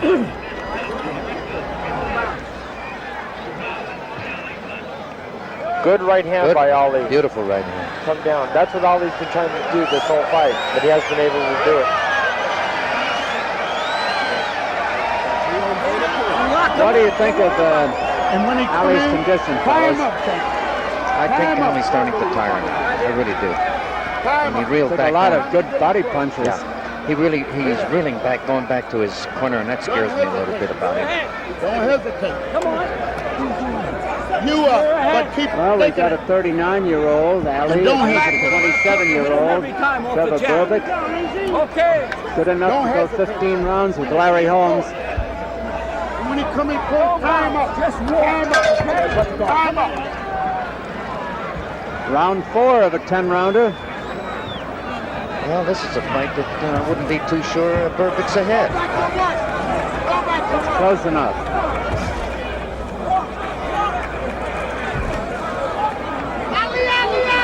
Both have white trunks. Those who join us late, Burbick has the red stripe and border, Ali the black stripe and border. Burbick goes jabbing for the head for a change. He's mostly worked the body. That was a good shot to the chest by Burbick with the left hook. Ali a little bit tentative. And almost got hit for it. These are solid punches. They're just above us. Burbick is pounding everything in on Ali. He's got him against the ropes. He's really trying to level him. Ali always could take a punch, but now he's in trouble. Yep, he looks like he's in trouble. He got hit a couple times to the head. After Burbick went to the body and straight up. Got by his defense.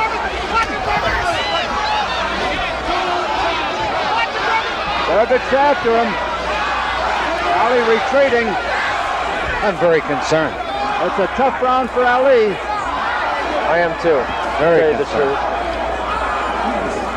Ali's still trying his heart out, but it's not there. Burbick is coasting a little bit as Ali holds on. Come on. A minute and a half to go in the round. That's a long time. I'm going to tell you again that Burbick's breathing hard. Take it. Come on, come on, come on. Get out there. Well, he's thrown a lot of punches, Davey. Yes, he has. Burbick coasting a little, trying to get in there. Still works the body. I'll take it down. Get out. Come on, let's work. Come on, let's work, man. Burbick is breathing extremely hard, Isn't he? Come on. He's very hard. I'll take it. Ali holding on. Come on. Okay, you got it. Come on. Work. Come on. Let's work. Let's work, fellas. Burbick may be a little arm weary. You look a little tired, do you now? Oh, come on. 3-punch combination by Ali. Burbick came back with a big one, too. Shook him. Good rally by Ali here. Come on, work. Come on. Come on. Ali was rocked back by that right hand. Come on. Let's work. Come on. That's it. Come on. Work. Come on. Come on. Burbick is punching back now. Come on, It's a real fight. Work. I'll take it, Buster. Hey!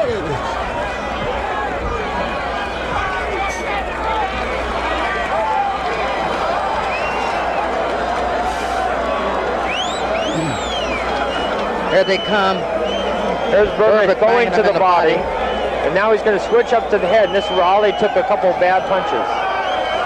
Right there inside.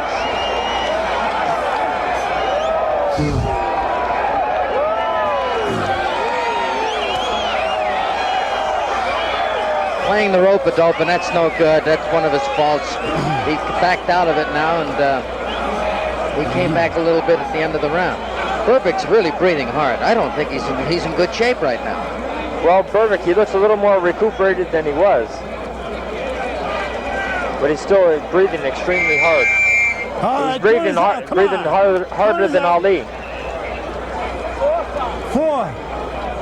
Corner's out. Come on, get out of there, Black. Get out of there. Hit that stool out Round there. Come 5. on. Ali gets off the stool very slowly. Burbick trots out after him. Ali's in extremely good shape. He's just too slow to do anything. Rocked back by another left hand. The left hand didn't hit it, just threw him off balance. Her age-old habit of him having his hand around the neck and the guy's banging him in the body. Punches like that can really wear Burbick out. If he's breathing as hard as he is, that's what's wearing him out. Burbick gets off quickly in the round all the time. Ali tries to come back at the end of the round. Nothing left. So far, it's been all Burbick in this round. Ali is rocked by those right hands. Okay. Nobody tied up. But he dodged the second one. He missed the second one. There he goes. Ali throwing a good right hand. These are terrific body punches. Now the head punches.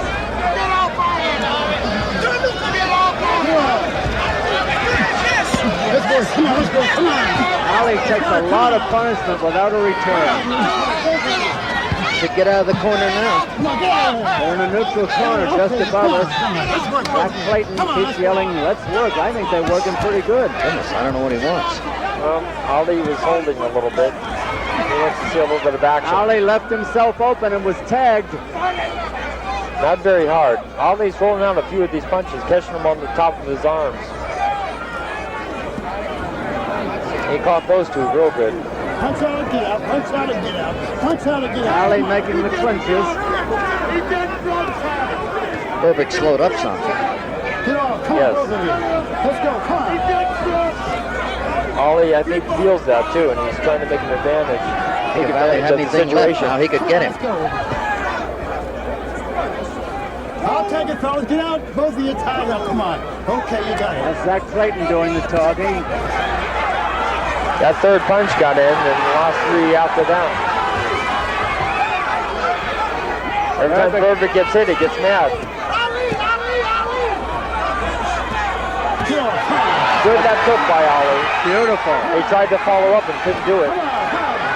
Good left hook by Burbick.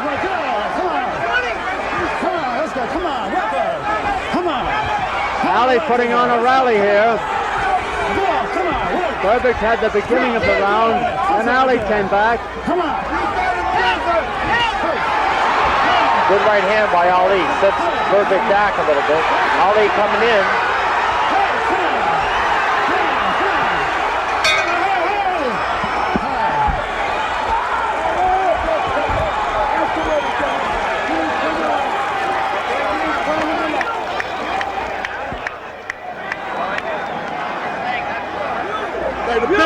Big round. You got to keep fighting.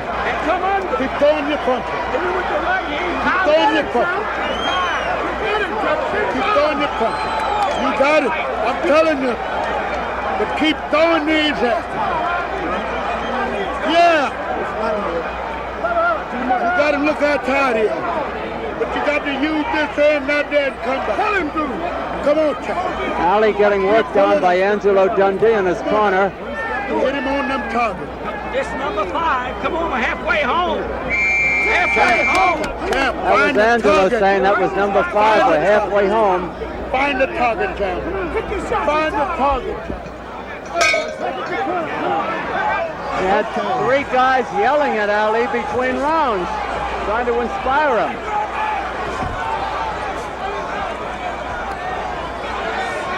Ali looks like he's trying to move around and land those punches again. Waiting for the Ali chance. keeps pecking away with that left hand, and Burbick tries to set him up for his own left hand. Burbick continues to work the body. Ali tries to fight back with his own left hand. Burbick coming in on him again with solid punches. Good flurry. It's a big rally for Burbick, who always starts the Ali round tries fast. to hold on. Ali beckons his man in. Burbik keeps him against the ropes. The referee is dancing around them. Ali still beckons Burbik in. He doesn't have to do that. Burbik will come in anyway.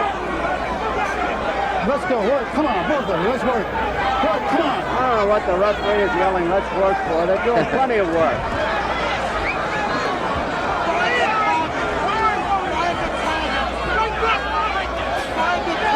Come on.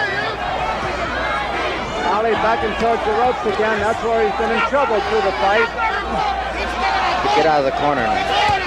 He did. He got out behind the left jab. Work, come on, both of you. Let's go. Come on. Work, come on. Come on. Work, both of you. Let's go. Come on. Those are good punches by Burbik. Ali short with those lefts.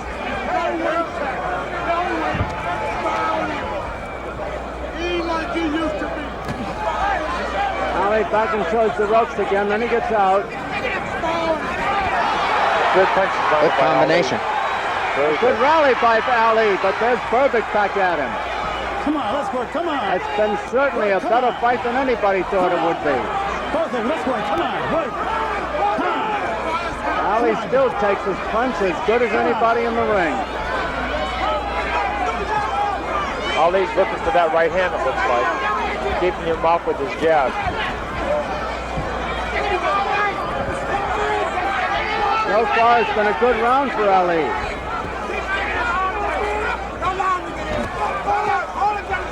Hi. 30 seconds left in the round. Mr. Burbik's punches don't have the authority anymore. They're both tiring a little bit.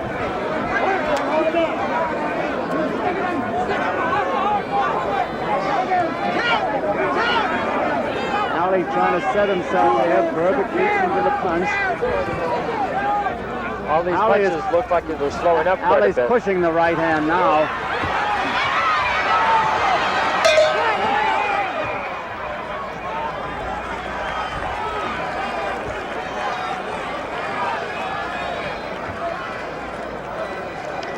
How much more credit could you give a man like Ali doing what he's doing, putting up the argument in the fight that he's putting up against such a younger man? That's right, absolutely. Man, it's just unbelievable. Veronica Ali in the audience. And John Travolta. There he is, looking right into the camera. You'll get him. Don't punch him. Well, Jim, what do you think at this point? Jim Hill. Don, I have to tell you, a lot of people here at ringside have been commenting about Ali and how slow he is in throwing his punches. He's telegraphing his punches, but still, he is surprising a lot of people.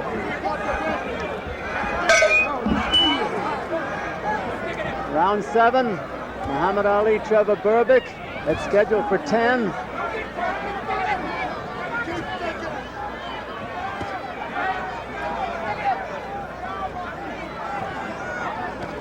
There have been no knockdowns. Nobody's been seriously hurt.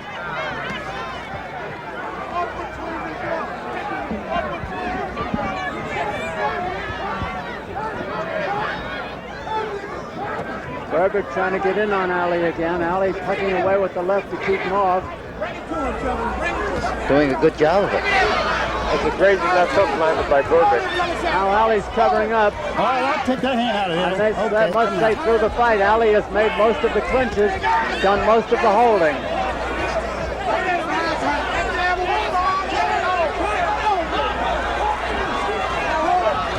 Burbik all over Ali and on the ropes. Two of those right hands landed it fairly effectively. A lot of them are getting in. Work your way out of there. Both of you. Fight your way out. Both of you, let's get off. Let's get off. Ali against the ropes again. Burbik on top of him. It's Burbik doing the landing. This to me is Ali's biggest mistake. Burbik is giving him no rest right now. Ali is taking a lot of punishment. but he always could. This is Burbick's game plan, is to get in and try to wear Ali out, throw a lot of punches and try to look good and win these rounds. That's what he's doing. Keep your hands up. Quick, come on. Ali was really hurt that time. He's wincing. He's getting a little gun shy, and he's worried. Burbick's all over him in this round.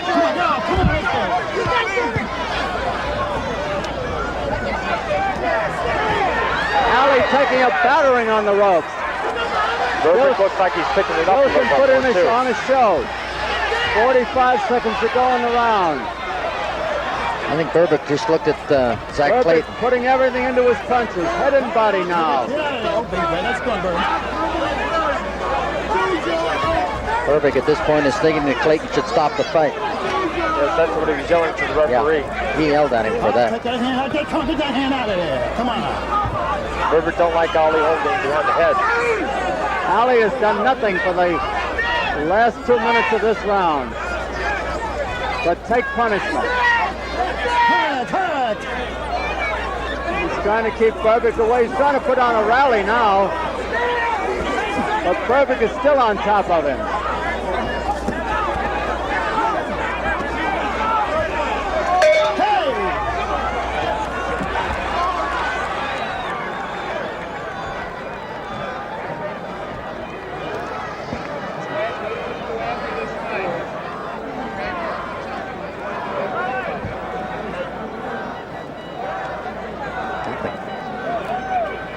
Okay. Now here you see Ali staying, almost being stubborn about staying up against the ropes, and this is where Burbick gets him. And then when he holds his hand around his neck, Burbick bangs him in the body and never stops. Yeah, that's when Burbick gets mad. He hates being held. I wonder if Ali stays on the ropes because he's too tired to get out in the center. Maybe it gives you a certain security, does it, Randy? You know, you've been on the ropes. I would know. I can fight against the ropes. I fight my best fights against ropes, but Ali does it for protection. And I don't know his strategy, but figuring that he'll wear out or let up, but Burbick isn't letting up. I think Ali had his worst round of the fight. He took a bad beating. That was Ali's worst round. Round 8 of a 10-rounder. Ali goes dancing for a change and tucking away. The old Ali dance, the shuffle. Caught him with a beautiful left hook. Burbick doesn't believe it. There's Ali dancing for the first time tonight. Up on his toes. But it may be from memory. His corner is yelling at Ali to dance. That's what Ali has to do the whole fight, is stick out his jab and stay away. The crowd has come alive.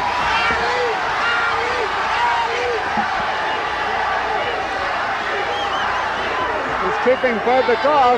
Burbick is going to come in throwing wild punches any minute. He will.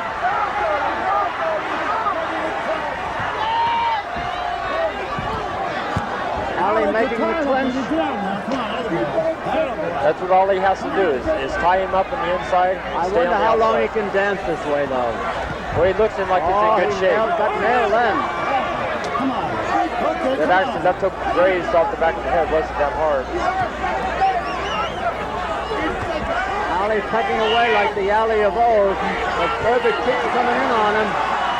Not only is Ali dancing, but his punches are fairly effective. Punch on it, get out. I'll take it. Come on, let's go. Come on. Ali is holding on. Burbick's very tired now. I have a feeling Burbick won't stop. He's going to keep coming in. Ali rocked into the ropes by that left hand. And the right. That took was partially blocked. Those aren't those. Burbick is all over him. Ali can still dance.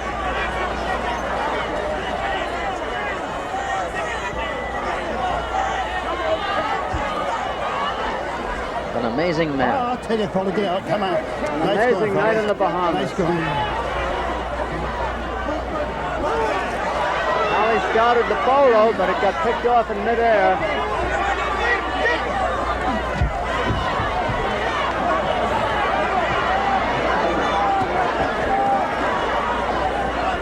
That was a good counter punch by Burbick. Oh, yes. He's hitting solidly. Ali jabbing again as Burbick comes in wide open.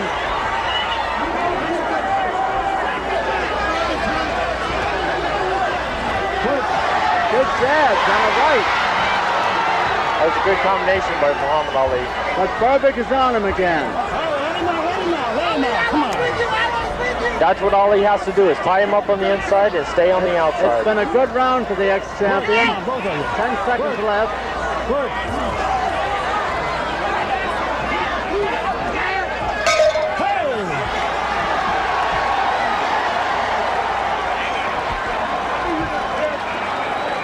Yes, it's a fairly close fight with Berbick maybe a little bit ahead. Of course, depending on how the judges see it, I would see it that way. When you talk about drama in the Bahama, that's putting it mildly. This is the most amazing exhibition I've ever seen. I think Ali is doing very, very well. He looks very sharp there. If he can do it for 2 more rounds, he has a chance of pulling this fight out. But it's really hard to say. The fight's a very hard fight to judge. He's got to jab and stay away from the ropes. Yeah, if he can jab on the outside and clinch on the inside and stop Berbick from throwing, that's what he has to do, is stop him.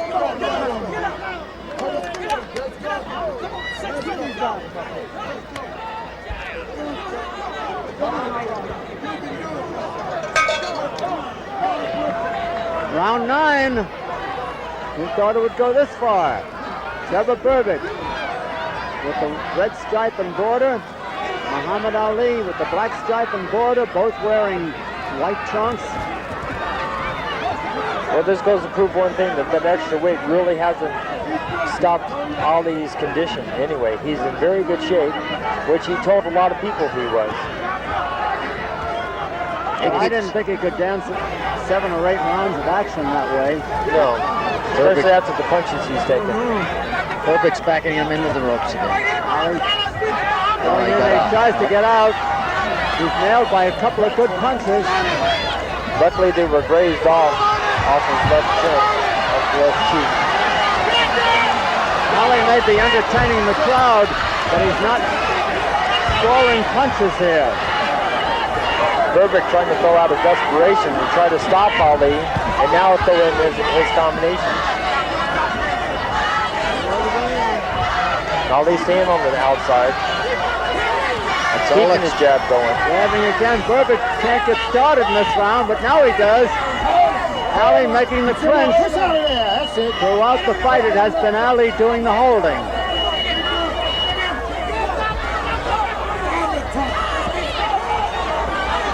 Berbick a little bit frustrated here. Don, that's a lot of experience going on out there.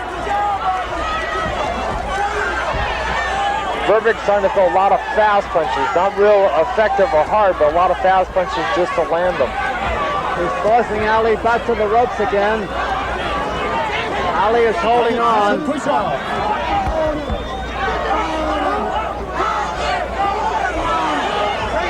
No, push out of here. Push out, touch it.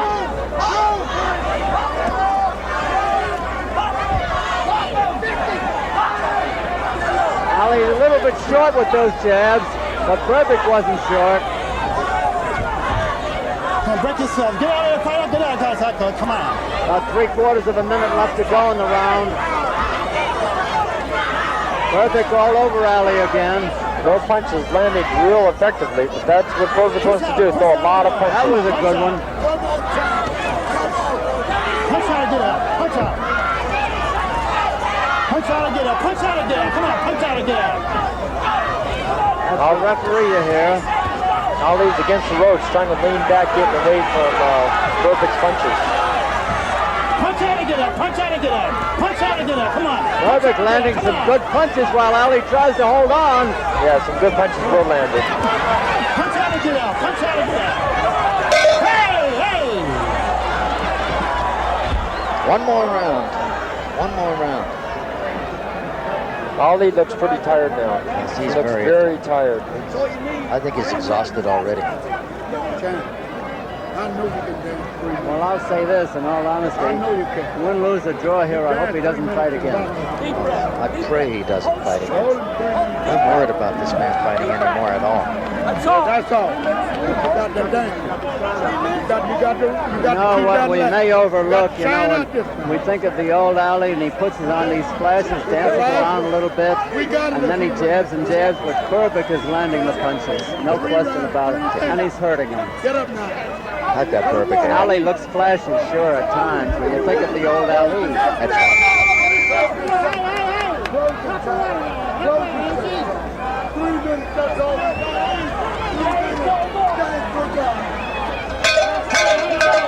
There it is, the 10th and final round. Zach Clayton hasn't touched gloves.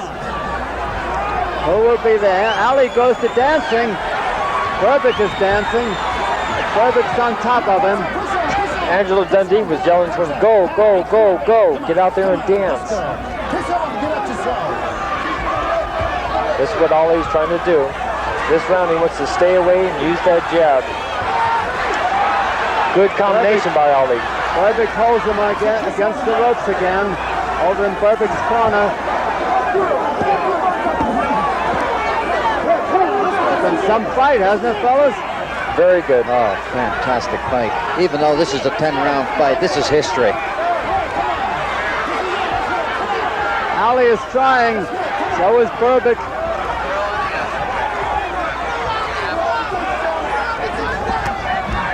Burbik ripping the body again.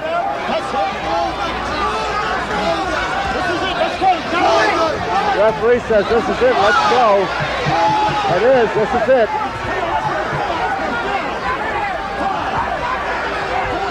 Ali is trying to exchange with him. I don't know if that's so good. Ali has to stay on his toes and dance. About a minute and a half left to go in the fight in this 10th and final round here in the Bahamas, Nassau, Bahamas.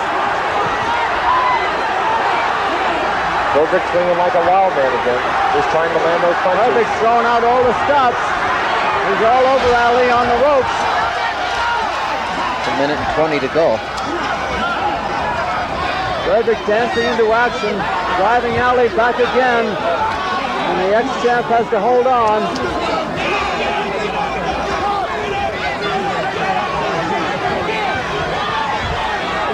Ali in his own corner is being battered. Ali looks like he's getting very tired. Less than a minute to go now. Ali holding on. Ali has to move, and he's not. He's just standing there. He's driven back to the ropes again. Burbik from down under.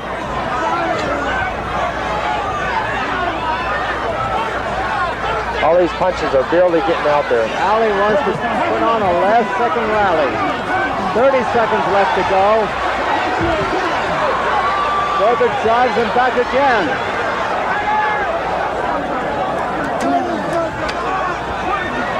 There have been no knockdowns in the fight. Those are two good punches by Burbik. Big punches. The biggest of the fight. 10 seconds. There'll be no knockout now.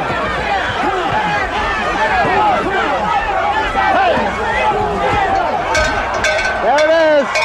It's all over. What a fight. Tremendous fight. A tremendous Very good effort. fight.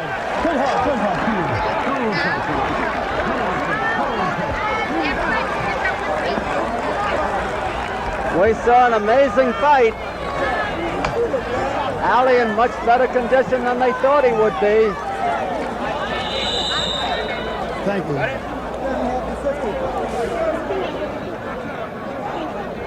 A lot of people getting up in the ring. We're going to have some interviews by Jim Hill and Davey Pearl.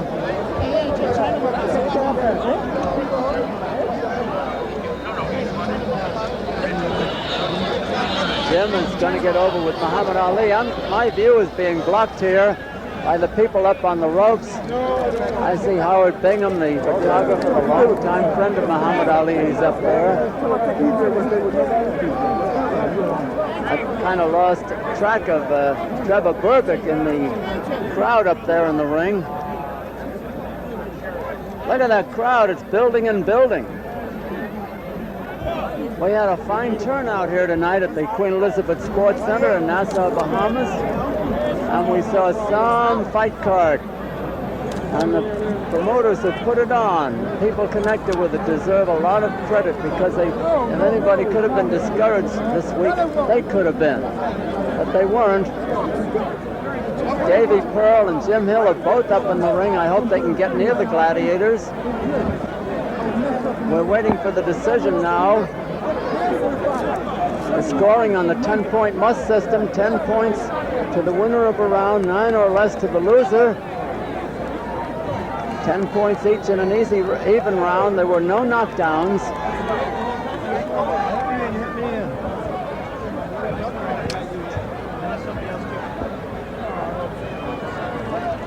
Big crowd around Ali. The ring must be cleared or we cannot have a decision. We must clear the ring. Matt Helrich, the ring announcer, says the ring must be cleared or we cannot have a decision. You'll all be given a chance. Fair enough. I wish they'd all get out of there. We cannot have a decision until the ring is cleared.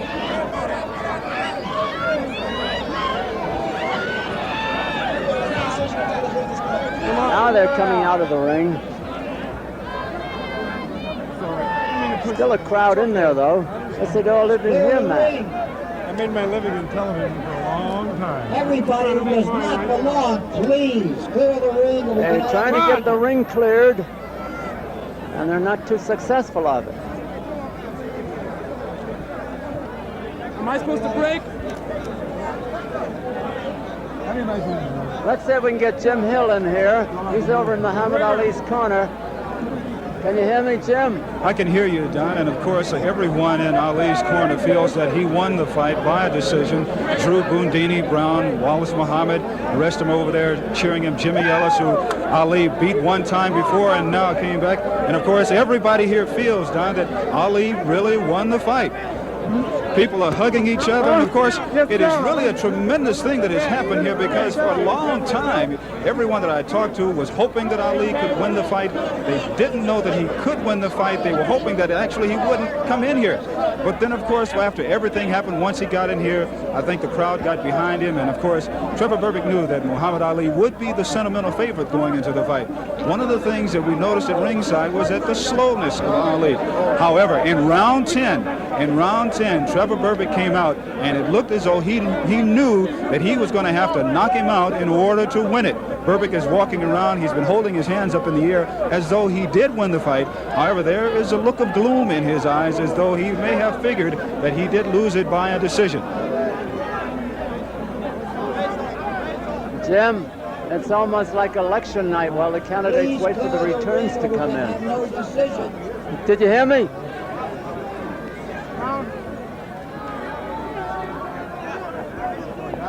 I said it's almost like election night with the candidates waiting for the returns to come in. That's right, and everybody on each side is saying that their candidate happened to win until the actual vote does come in. But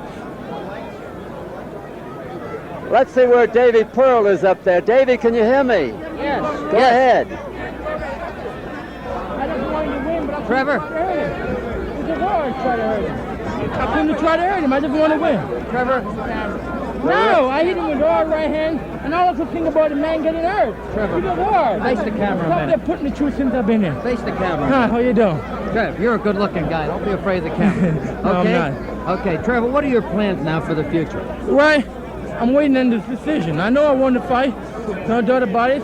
I gave him a lot of time. I shoot him off and back off instead of loading up. All right, let's assume you won the fight. What are your plans for the future? I want to go for the World Heavyweight Championship.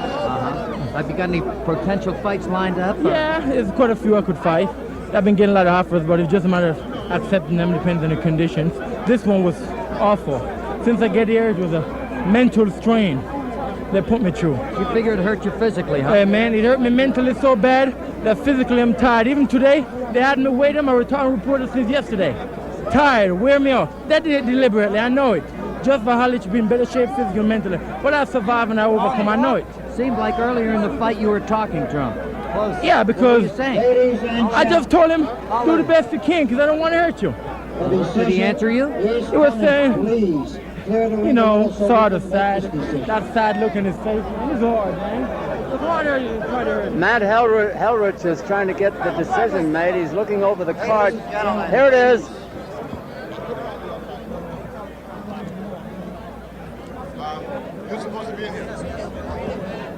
Ladies and gentlemen, we have a unanimous decision. Judge Alonzo Butler votes it 97-94.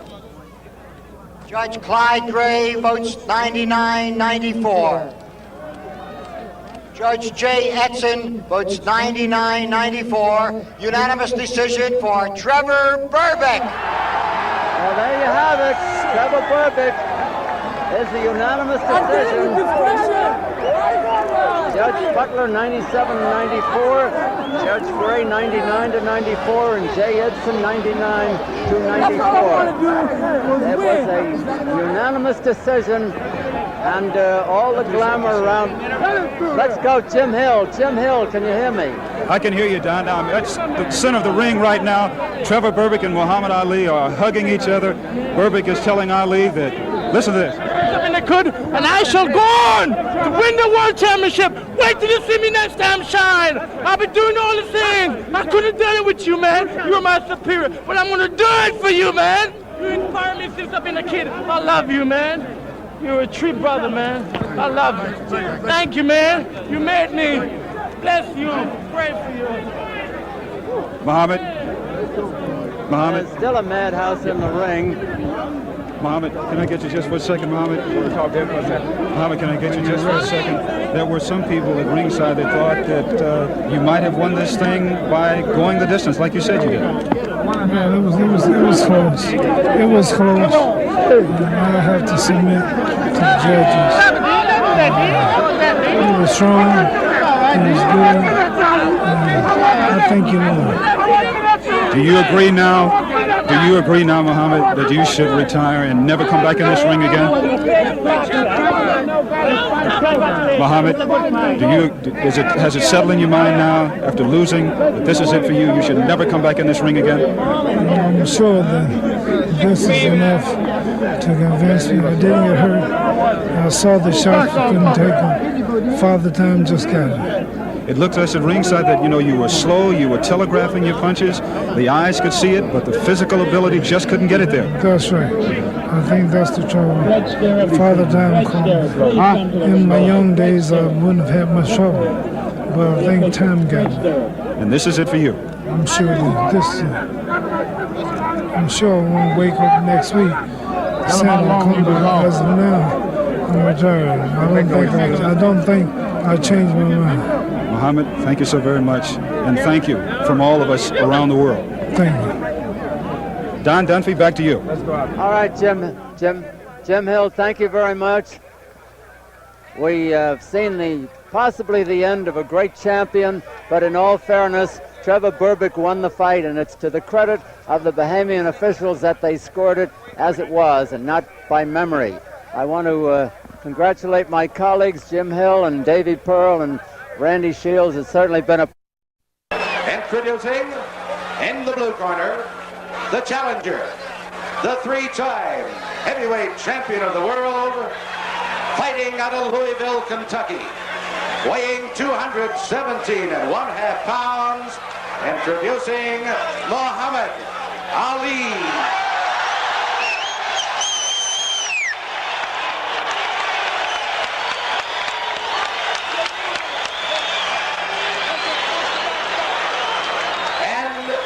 Corner, fighting out of Easton, Pennsylvania.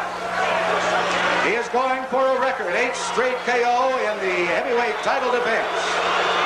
He weighs 211.5 pounds. He is the WBC heavyweight champion of the world, Larry, the Easton Assassin, holds 15 rounds of boxing.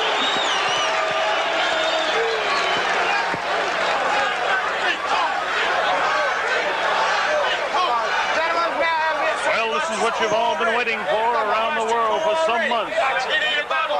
Ali continues to clown and taunt and tease, but Larry Holmes is here meaning nothing but business. Angelo Dundee and Gene Kilroy say that Ali has Holmes totally psyched, but it's hard to believe when you see Larry Holmes standing there with nothing but seriousness on his face. Ali, always the actor. Be cool! Rich Richie Green attempting to give instructions. Shut up! Quiet! Shut up! Quiet! Okay. Quiet! Go ahead. Look, go ahead. I gave you guys an instruction in your own. Do you have any questions? Do you have any questions? No questions. You're ready to fight. Okay. You're right. Wait a minute. Do you have any questions over there? No. Okay, well, let's go. Let's go. Okay. Back to the corner. All right, here we go. It's all set to happen. The history of boxing is on the line. So is Larry Holmes' title. Muhammad Ali can definitely prove that he is not amongst the greatest, but definitely the greatest in everybody's eyes, should he defeat. With determination, the look in his face, we're waiting for the opening bell. I remember Joe Louis got in real good shape right before he fought for the title, and he looked terrific, but he didn't have the reflexes. We'll see here if he's still got it.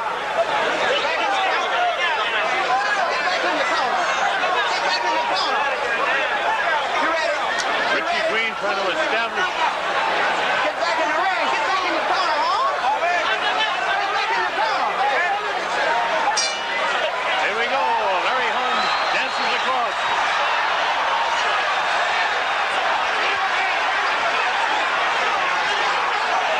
No joking for Larry at all. Oh, boy, does it look scary? He wants to prove he's got it over Ali.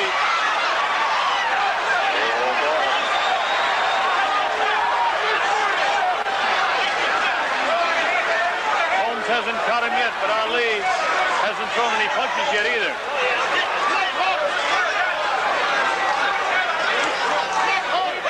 Round one just underway. The heavyweight championship of the world.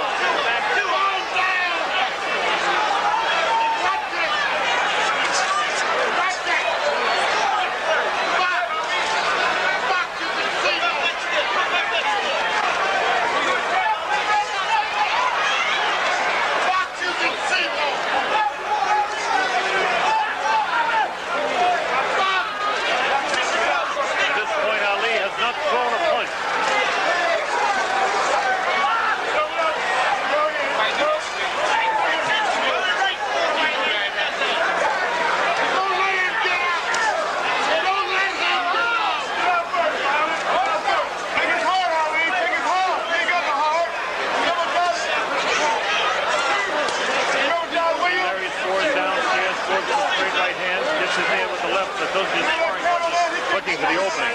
Ali still hasn't thrown a punch in round number one.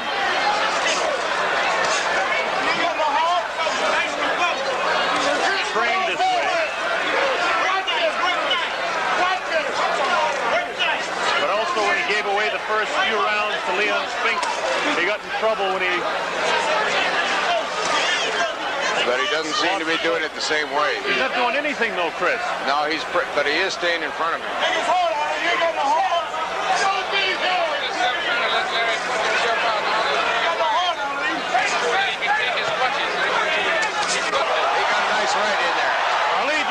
I think that's the one to look out for. That's the one he put Liston away with.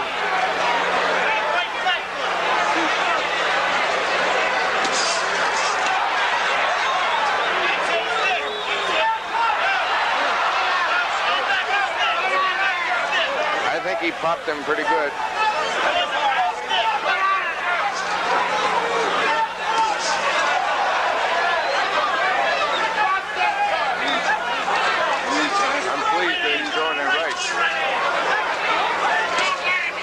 The closing seconds now in round one.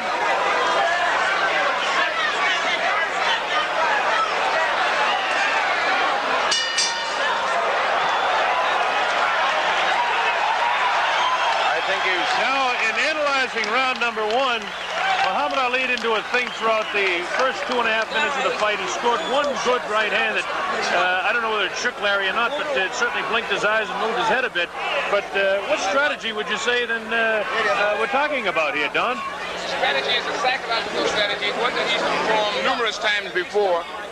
He's letting the fighter take his best shots to see if the fighter can really do any damage to him. But this has a twofold effect.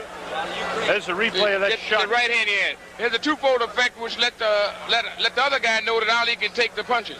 And he also slipped an awful lot of punches. I think one left jab got in good, and it was seen to be a exercise in frustrating Larry Holmes.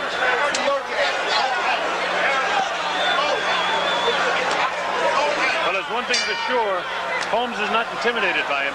No, I'd say they both respect each other, despite what they're saying. Yeah, whatever the shenanigans is, these guys really respect each other as two great fighters, and they're in there, and they're going to fight. As you say, there was nothing, he didn't do anything that round, but it was tense the whole way. It's like about to explode.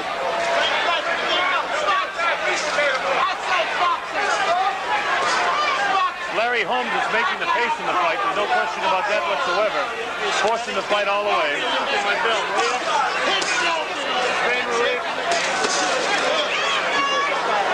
No damage by that hook whatsoever. I think Muhammad's trying to position himself where he can use that right hand to sneak right in there. Yeah, he's trying to work Larry into a position where he have an opening on mistake. You got to get off on him! You got to get off on him! Ali trying to do what he used to do when he was much younger and toy a bit.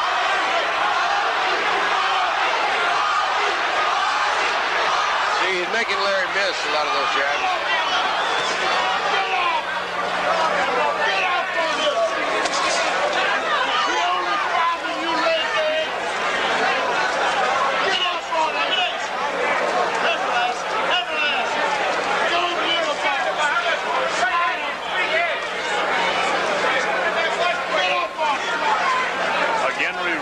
You of the heat here.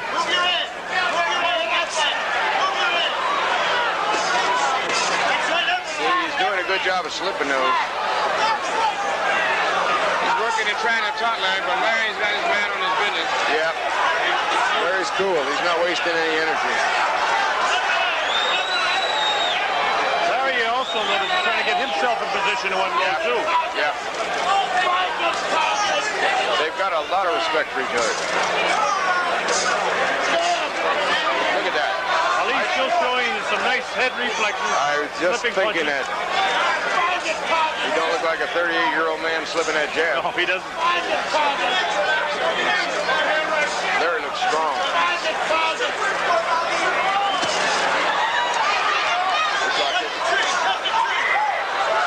Ali trying to say to Larry that didn't hurt at all.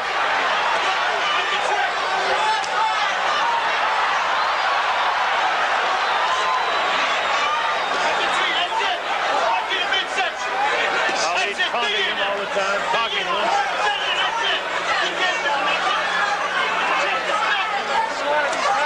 From Caesar's Palace in Las Vegas, Nevada, that's the end of round number 2.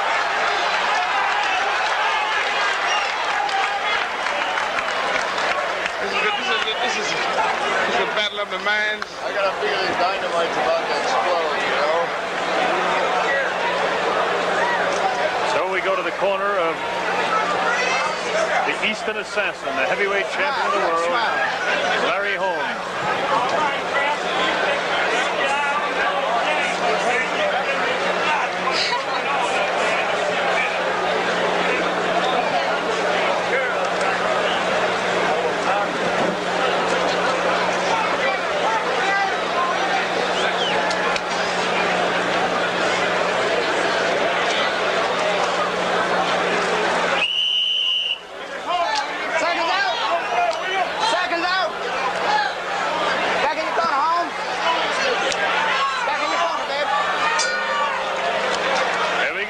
Number 3, the heavyweight championship of the world, Larry Holmes, Muhammad Ali.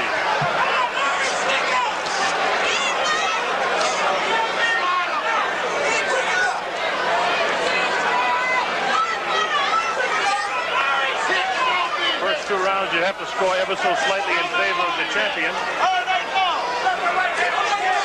While no heavy blows were landed, the aggressor all the way was definitely Larry. And Ali's only thrown 1 punch in 2 rounds.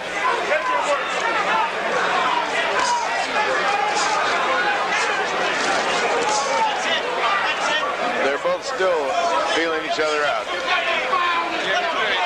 Larry's busy. He's trying to really get in there. And Ali is moving and slipping punches, but he ain't throwing no punches, so every now and then Larry do get a real good shot connected in there. Right hand.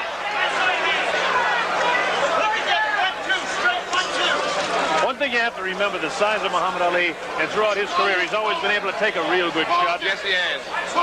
Yeah, that's one thing they didn't have considered in the computer when he fought that Marciano in the computer fight. They didn't know how well he could take a punch.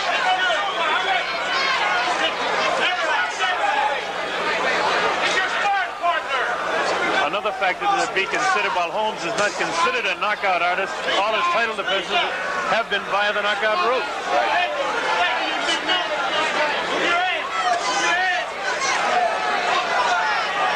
Anybody that questions a man's heart has got to be crazy. Both of these fellas have displayed great heart. He was some pretty good shots though now. Yeah, he got him right there. Good shots.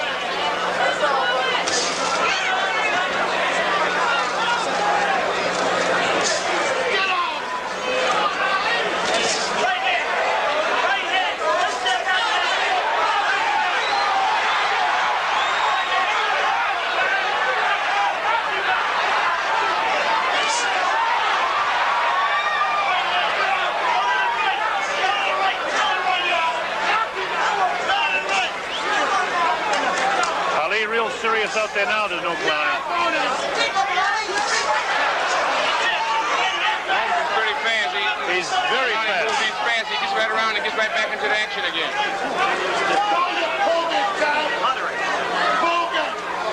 Get off!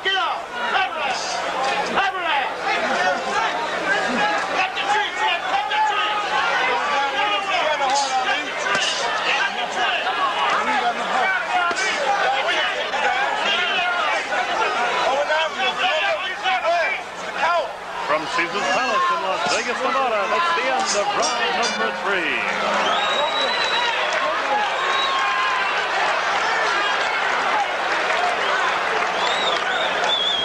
All we can see here at ringside as we continue to see your wide shot here at Caesar's Palace to remind you of the heat here. Muhammad Ali in the early going here has really not thrown any punches. He hasn't done much fighting whatsoever. And we can say this for sure, that he doesn't seem to have except for just a very faint view of the great reflexes he once had. Now I watch that. Now we're into the corner of the heavyweight champion, Larry Holmes. What's your assessment of the fight to this point, Don King? Well, the fight to this point is it's been mostly Holmes throwing punches, mostly Ali trying to maneuver and slip some punches. It would have to be Holmes up to now, but it's a battle. It's a psychological battle going on in that ring that is that they don't see on the screen as a fight. These two guys are trying to mentally outdo each other, and Holmes is determined to try to knock that legend out of the way. Here we go, round 4.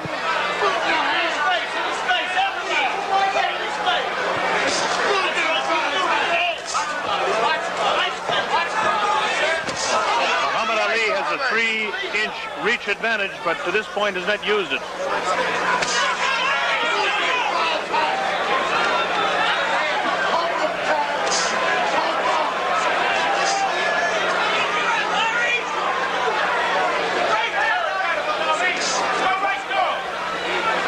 Countries all over the world watching this one. Great Britain, Germany, Mexico, we could go on and on and on. Some 40 or 50 countries watching it live. In and out, move that head. Good rhythm, good rhythm. Get off, boy. Good rhythm, champ, good rhythm. Get off, boy. That's it, up and down. Nice right there. Stop to the right, go right. To this point in round 4, Ali hasn't changed his style one bit. Still Larry Holmes. Nice jab, push him back. Put that left hand in and go from the bottom to the top, up and down. Push him back and don't come back.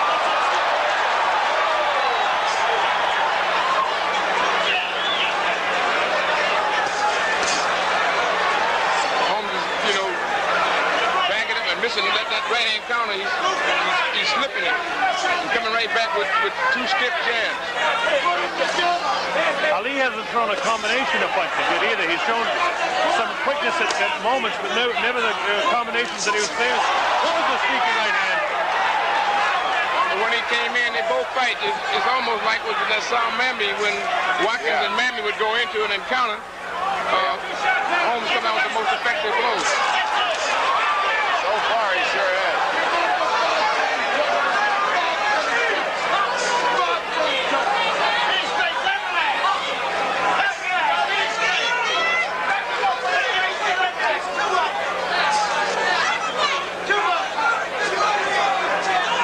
Continues to stalk Ali.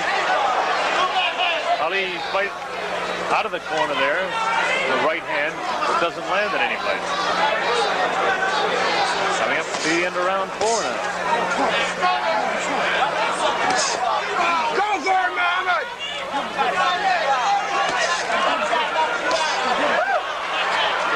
Good punches scored by Larry Holmes in this. He had the gloves at those punches.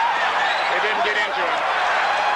Now being warned by Richie Green about hanging onto the rope and hitting. From Caesar's Palace in Las Vegas, Nevada, that's the end of round number 4.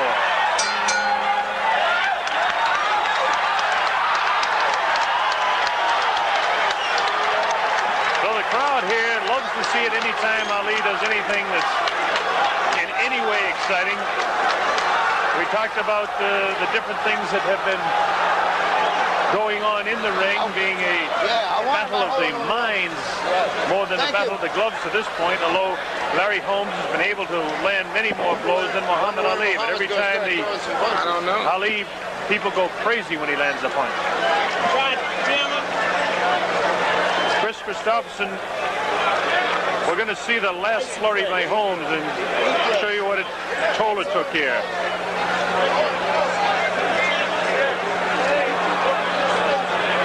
Shot to the head. Boy, that may not bother Muhammad. It would sure bother me. Seconds out. A good right hand that got through. I think Muhammad's got to start moving more. Start doing a little more sticking. He's not throwing enough punches. Well, look out.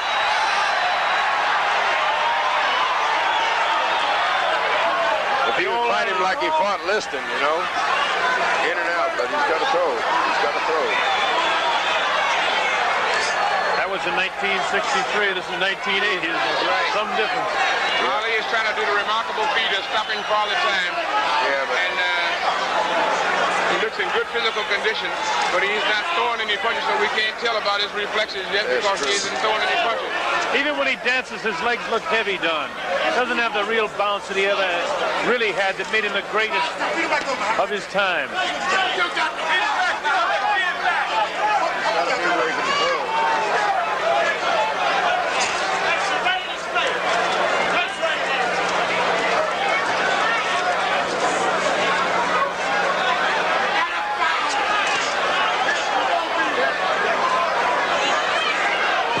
Ali trying to show that he can still move, but Larry Holmes saving energy and staying right on top of it the whole time. The movement's okay, but you got to throw too. That looked like a good punch, but nothing happened at all there. In fact, Holmes did an excellent job of slipping that punch. Keep moving.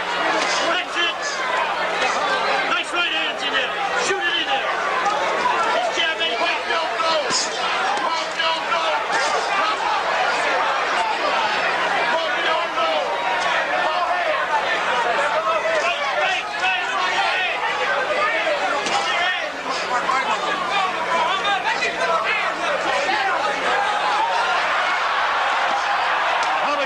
Shot that time. The right hand got through to him, trying to talk to Larry. Larry talking right back. That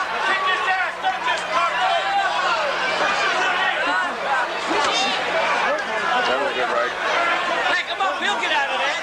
Back him up. Back him up, he'll get out of there. Angelo Dundee yelling from the corner, back him up, get him out of there. Don't let him back you into the corner.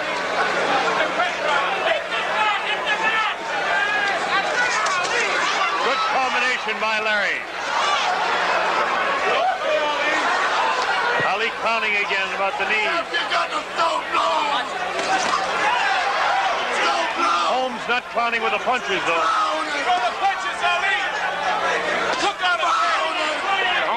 throwing those punches with meaning on them.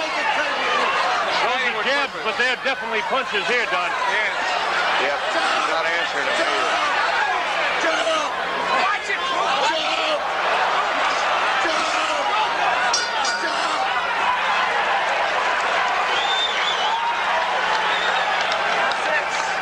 Well, that ends round number 5, and Larry Holmes is continuing to build up punches, which means that as you take a look at both corners here, if Holmes continues to build that up, now this is the 10-point must-scoring system. In the 5th round, you'd have to score that at least 10-8 for Larry Holmes. Yes. Giving away 2, maybe 3 points on some judges will score a 3-point difference. It's going to make a big difference because Holmes has got to have got 10 points in every single round, and Ali certainly hasn't thrown any punches, so he's lost 4, 5, 6 points to the first 5 rounds at least. Right, yes. And this, as we go through now, the midway through this fight, will begin to develop into what happened in the Leon Spink's first fight, unless Ali begins to change his style immediately. Yes, he's got to start throwing some leather, because right now he's only on the receiving end, you know. And I think he's trying his strategy to wait out Holmes to see if he's going to tire in the 7th and 8th round, which he's predicted all along. That's unfortunate, because it's almost like what happened with Mercado and Leon.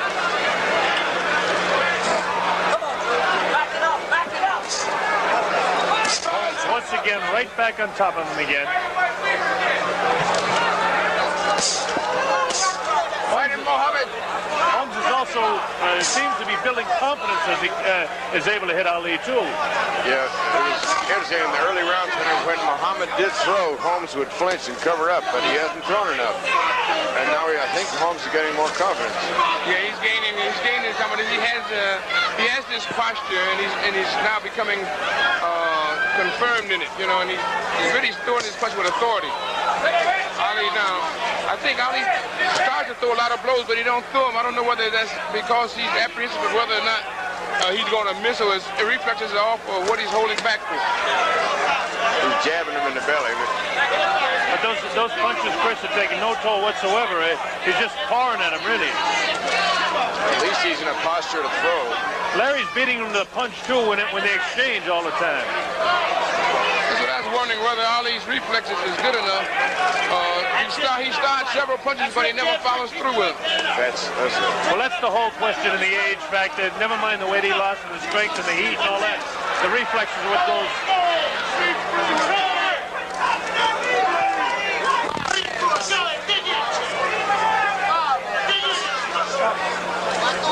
Round 6 to this point, it's been all Larry Holmes. Go after him, Mohammed.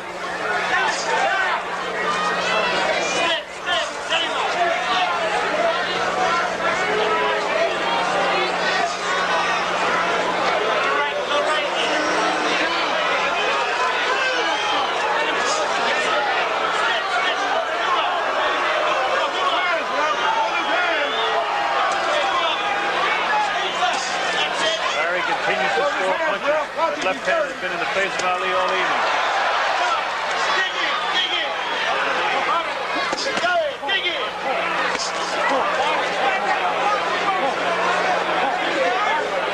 That's it. Up and down, up and down. Muhammad keeps saying hit. Come on, hit. Keep it in his face. Cut the tree, champ. Go to work. Go to work, champ. Go to work on it. Nice, that's it, that's it! Hit it again! Set him up with the jab again, jump in to the right. That's it! Left hand first! Left hand first!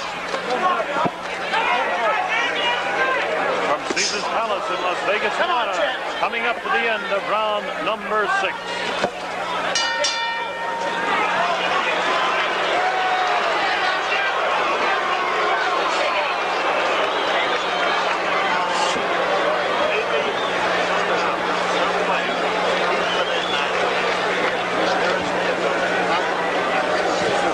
So as we continue to evaluate the action here, it's really sad to see Muhammad Ali using hardly any of the things that made him famous. On the ropes and hide and try to do anything. When he's out in the center, go to work for the combinations. There's where you're going to get him at. As you see on the screen, his 60th career fight for Muhammad Ali. But it's Larry Holmes that's been building up the points. We'll show you a little bit of a slow-mo action of some of the activity in round number 6. Holmes wailing away, not doing any tremendous damage to Ali, but scoring punches and building up a nice score for himself. Here we go, round 7, the heavyweight championship of the world. Richie Giacchetti's corner wants him to fight Ali right in the middle of the ring.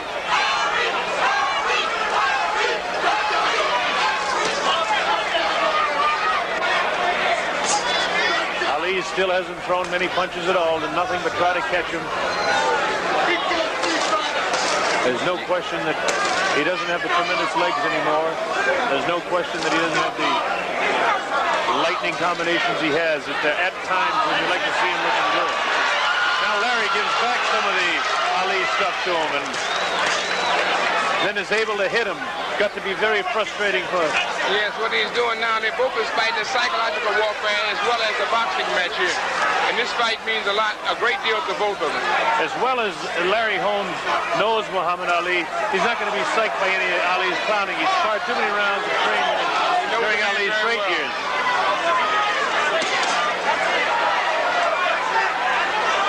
Ali really believed that he's going to tire after the 7th and 8th round.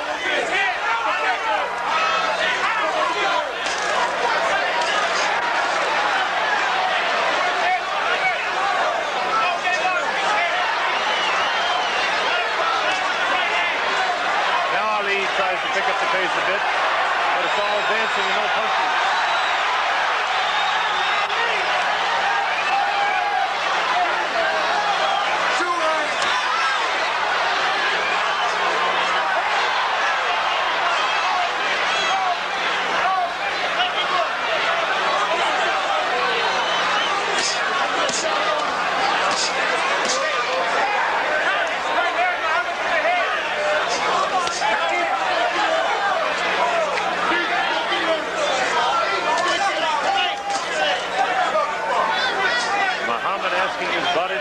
Many think is the impossible, but Muhammad trying to keep on his bicycle, trying to move, try to deliver, get inside and get out. But Larry's very quick, making him miss punches. Throwing some devastating jabs, throwing jabs with authority and power.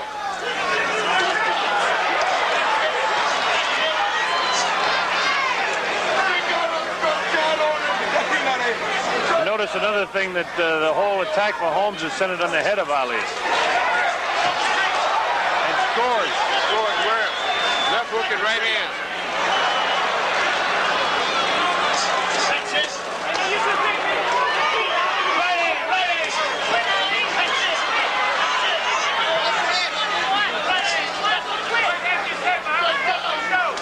From Caesar's Palace in Las Vegas, Nevada, that's the end of round number 7.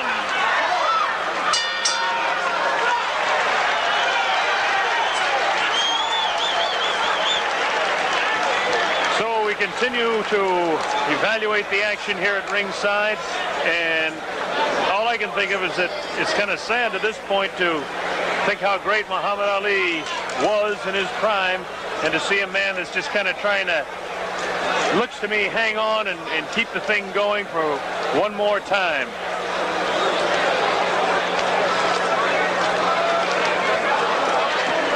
Evaluating it unofficially here at ringside, I have Larry Holmes 10 points out in front after 7 rounds. 10 points out in front of Muhammad Ali. You have to base that on the fact that Muhammad Ali has only thrown maybe 3 punches in the entire fight to this point. Hasn't landed any real heavy blows. He's a courageous guy, though.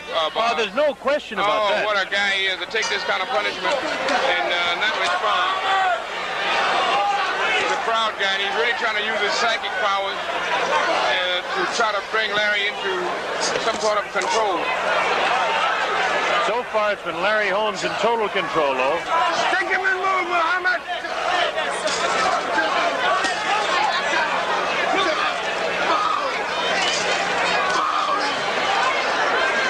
Muhammad Ali trying to do something against nature.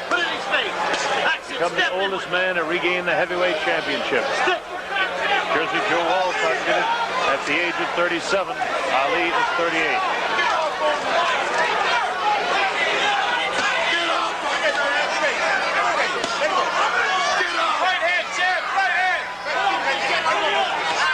This is Muhammad Ali, more than interested spectator here at Caesar's Palace.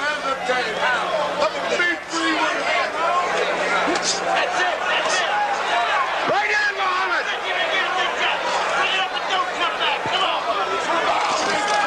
Right in, Muhammad! Keep the pressure on. Keep it up. This round very similar to all the rest. Work on it. Move your head. Larry Holmes continues to provide the action, continues to score.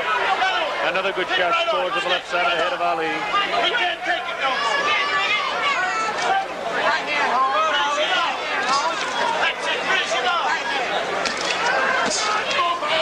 You get the idea that Muhammad Ali might explode at any time, too.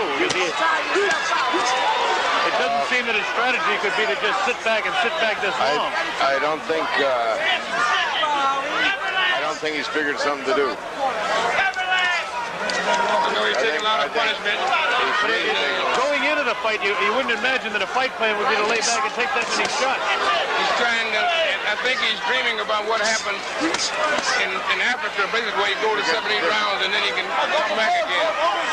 Totally different ball game when you're talking about the heavy, thick muscles of a George Foreman.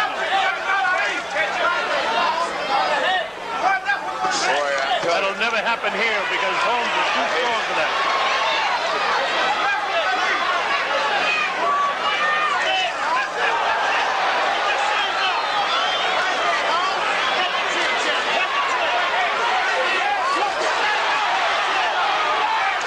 Ali comes in and Holmes is able to counter it. That's what it is going to be. It's going to be a counter back and forth. Even when Ali springs into action, Holmes is going to spring back in action.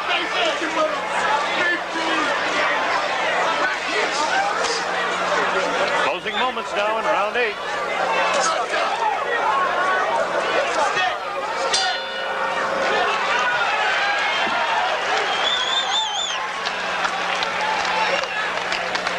Holmes looks awful strong. Well, he continues to develop the same way. It's John Travolta. Just one more of the celebrities on hand here at Caesar's Palace. Now, Don King, you talked about the great pride that Muhammad Ali has had. That's what you have to almost think it's a bit sad to see because everybody would love to see this legend continue. There's no doubt that Ali has been great for all of the history of this sport. Well, I think the crowd and the crowd here, the sellout crowd, and the 2 billion people that will be looking at it around the world is a tribute to this man's greatness. When all of the writers be writing their stories and discounting Ali, he still has countless millions of fans that are still believers. I think that's a noble tribute to a great athlete. Get that towel. Get that towel right there. All right, here we go, round 9. The heavyweight championship of the world. Muhammad Ali and Larry Holmes doing battle. Stick him! Stick him, Muhammad! Ali getting a bit puffy around the eyes from some of these jabs getting through. Larry Holmes, we're in round 9. Schedule, as you know, is at 15. Stick work! Keep it work! That's it! Keep it work! Stick! Stick! Right hand, Holmes! Right hand now! As I recall, it was Muhammad Ali said that Holmes had fallen 9, wasn't he? Yes, he said the hand would be 9 in round 9.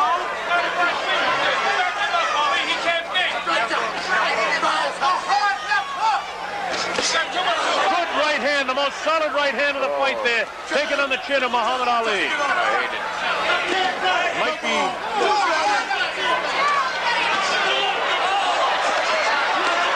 Is Ali hurt? Could he be going down? How much more of this can he take? Hit him, Muhammad! Right hand! Right hand, Muhammad! Larry really teeing off in round 9.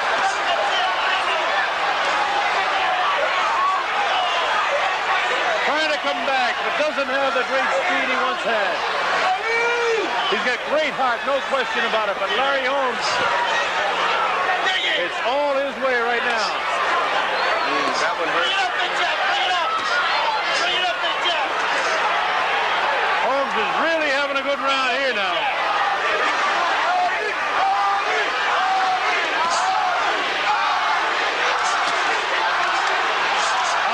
some vicious shots.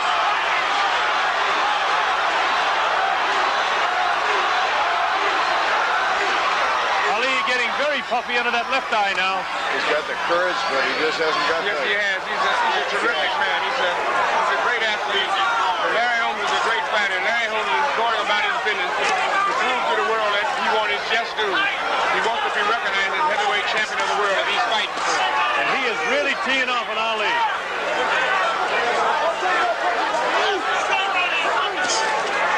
Right in, Marlon.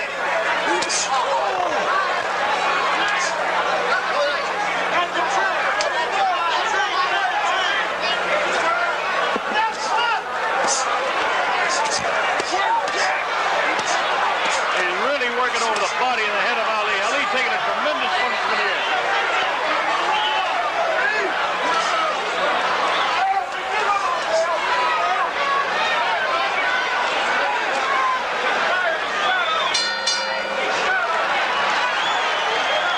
Another big round, you'd have to score that at least 3 points in favor of Larry That was a big Holmes round there. for Larry. He's doing combinations, hitting sharp blows, left hooks and right hands, working the body, then working the head. He's methodically and calculatedly going about his business. And Ali is not responding in the like that Ali is used to, and the fans are used to seeing him respond to it. Muhammad Ali sitting down on that stool. Angelo Dundee saying over there in the corner, you can barely hear him saying, okay, he's got to start to go now, Muhammad. He's got to be wearing out, but there's no sign of it the way Larry Holmes has been fighting. No. To show you the way. It's sort of like Mercado waiting for really Leon to tire out. Dominated. But you notice the crowd is still playing with Ali. They're trying to inspire him. They're chanting Ali, Ali, Ali. It's got to be an awful feeling when your spirit's willing and your body won't do it. There they go. I remember watching Joe Louis do the same thing. Referee Richie Green tells him to take some of the grease off the face of Larry Holmes. Now let's see if Ali, if he ever intends to pick up the pace of this fight, he better start soon.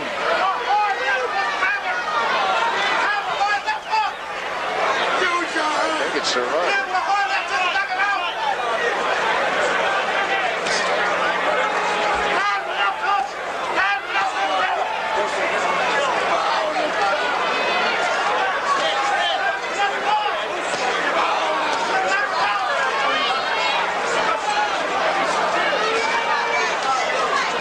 Continues to tee off the whole story of the fight, and Holmes throwing punches and Ali doing nothing, just taking shots. Stick in, go ahead. Come on, that's it. Dig in, dig in. Bring it up, Big Jack. He goes down. That's it, go ahead. Stay on, stay on. Right back. Both Muhammad's eyes are very puffy now. Right hand.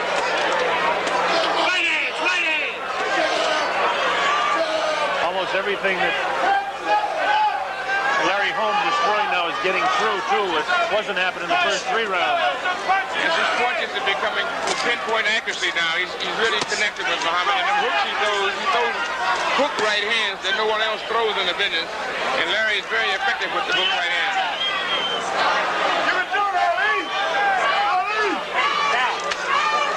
Everybody in attendance here, and I'm sure watching the whole circuit around the world, would love to see Ali explode for Larry to make some sort of fight out of it. To this point, it's just Larry Holmes teeing off on him. Right hand, Ali, to his jaw. Throw the right hand, Ali. Use your hand. He don't belong in the ring with you, champ. Throw some punches.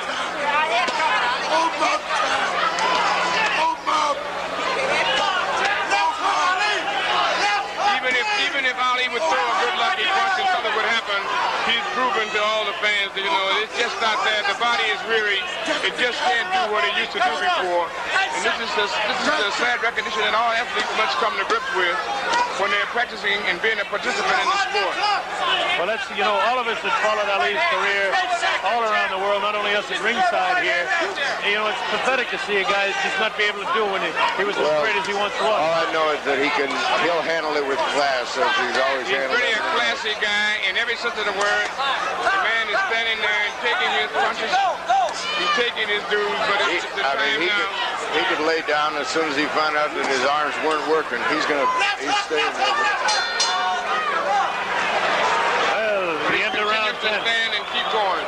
What a courageous stand. I remember after the first, when Spinks took the title from him, so the reporter was asking Muhammad, don't you feel devastated losing your title? He says, losing the title is one thing. It's not like losing a job or losing your life or losing your wife. He said, that's loss. He handled it with dignity. Check him out. Angelo wants to stop the fight. And now I'm arguing with him. Angelo Dundee wants to stop the fight. That's it. They've stopped the fight at TKO. It'll be scored as a technical knockout. Barry! Barry! Get my purse! My purse! My purse!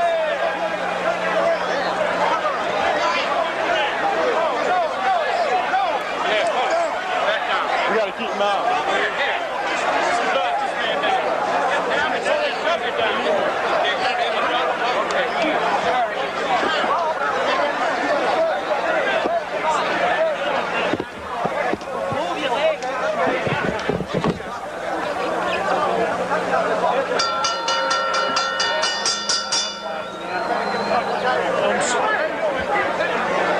Richie, when you can for closed circuit.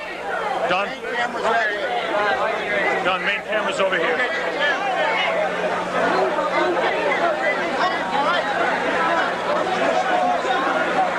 As you can see, there's pandemonium in the ring. I have Don King with me, who is going to make the presentation to Larry Holmes.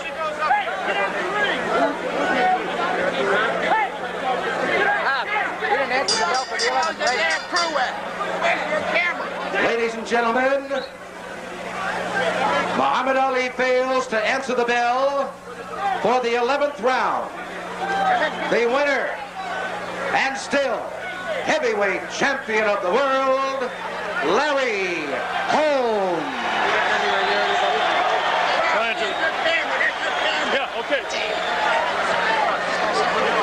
Okay, fellas, let's get. Come on, Richie. Here we get.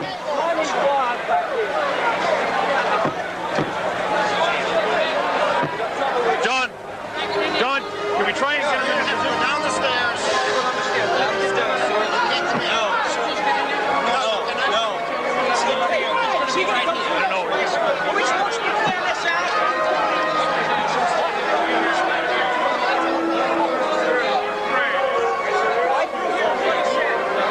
Larry Holmes is trying.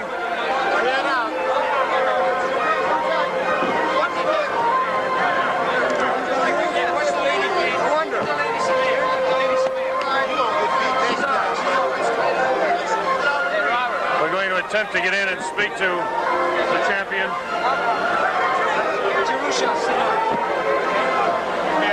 Okay, we want to get over here.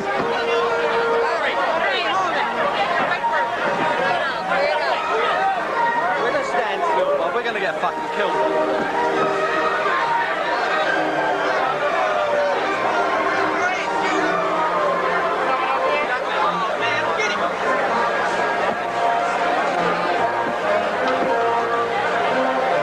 Larry Holmes attempting to talk to the former champ.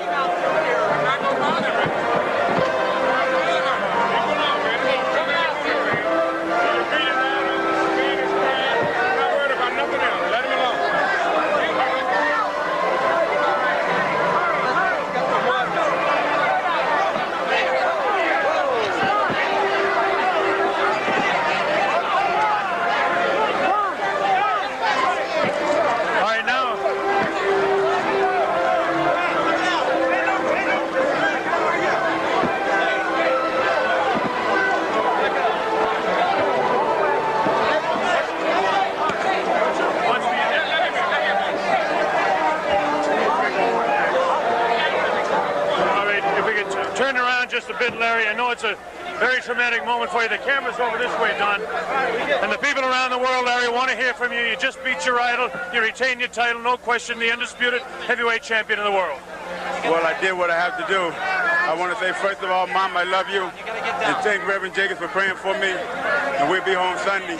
But I did what I had to do. And I still love the guy. I don't care what nobody say. He's one hell of an athlete. Everybody does. Larry, was the emotion at the end of the fight, really the sadness of beating your idol? Yes, it is. But, you know, we all come, we all go. And having this man left, but he believes so strongly in himself. He thought he could beat me, so he came back, gave me a try. And you can't knock a man for trying. Okay, we know that he has to get out of here, so congratulations. That's all I can say to you, Larry Holmes. Now for London Television, Reggie Gutteridge. Larry Holmes, we've shown all your great tremendous performance. Is that exactly how you expected that fight to go? Yes, I did. I thought it would go a little quicker, but we did whatever we had to do to maintain the heavyweight title. Just to prove you, I'm the only disputed heavyweight champion in the world. There ain't nobody around to beat me. And I don't care what nobody says. Ali is still the baddest guy that ever lived. And he's one hell of an athlete in my book. You were very emotional at the end there, Larry. Well, obviously, it was a great moment in your life. I've never seen you do that before at the end of a fight. Well, I never felt that way before about anyone. I always respect the man. People all around the world respect the man. And he's going down in the history as one of the greatest fighters of all time, especially at my time. Well, that's very modest of you, Larry, and I sincerely hope that your career goes on well, better than ever from here. Thank you. Thank you. All right, a true champion in everybody's respect. Larry Holmes taking time to talk to millions around the world. We'll attempt to get down out of the way here.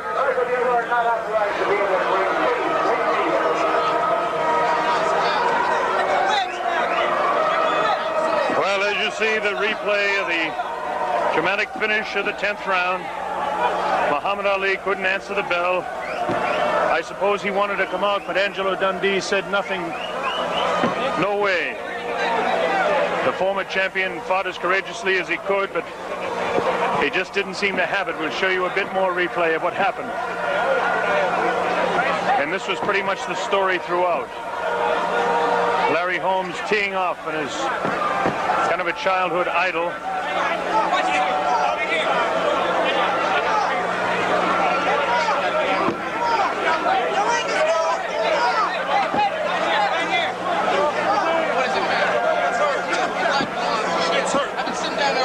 So that's pretty much the story here from Caesar's Palace in Las Vegas, Nevada. It's been some night of boxing action.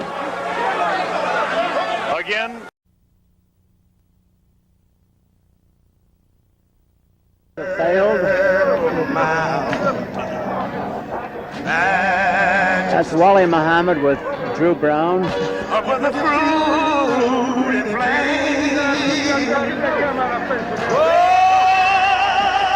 Beautiful evening here in the Bahamas.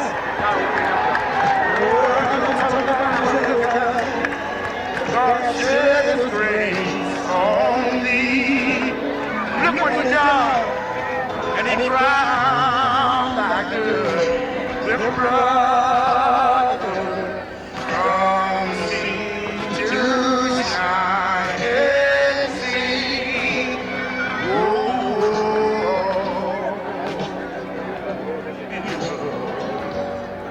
The patriarch that sees beyond years and alabaster city, undimmed by human tears. Whoa, Mary, Mary, Mary, America. Oh, I never talk about America. God shed His grace on me. Look what He done, and He crowned like good.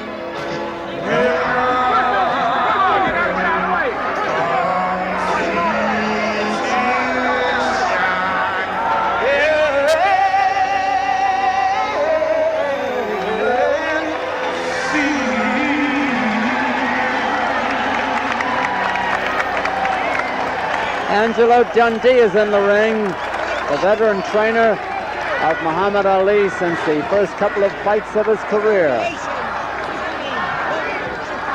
The crowd is starting to chant Ali, Ali, like old times. Ali is 6'3", but Trevor Berbick is not small. He's 6'2½". Ali is almost 40 years old. Trevor Berbick is 27.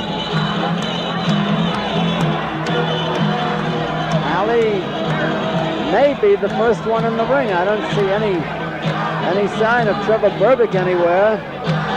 He is reported to have said that he wouldn't move until Ali moved. Big crowd in front of Ali. Here he comes. What a production this has turned out to be, huh? Great production. That was some entrance. He's a very somber person. What an entrance. He also has the colors of the Bahamas. Also, the borderline trim is all the Bahama colors. Yes, you're right. Bundini Brown's got all Bahamian colors.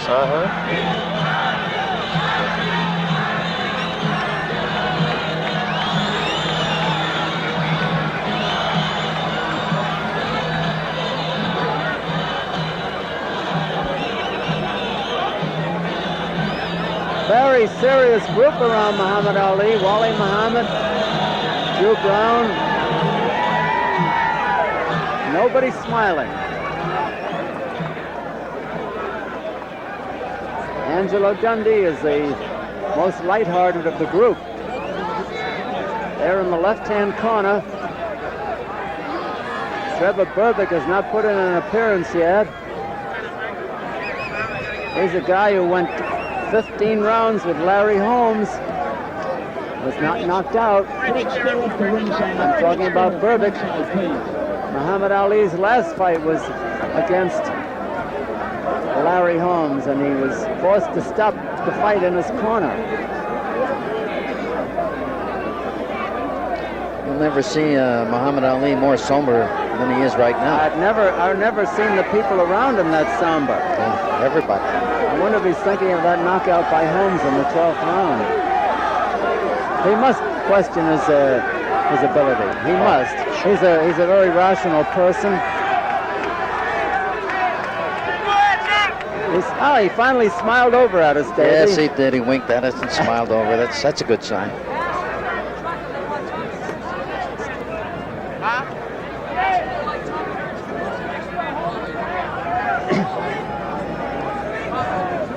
We're still waiting for Trevor Berbick to come in. He's the party of the second part. Almost a forgotten man.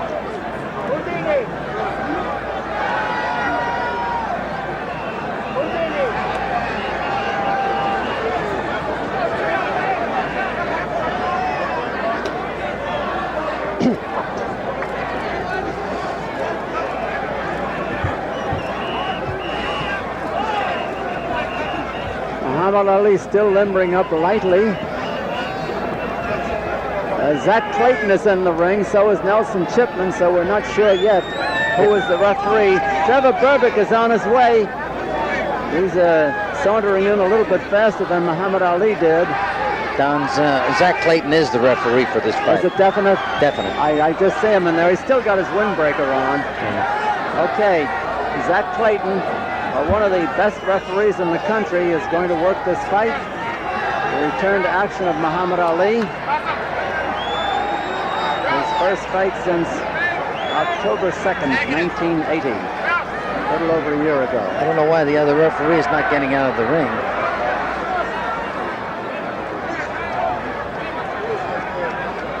Come on this side. Sit down.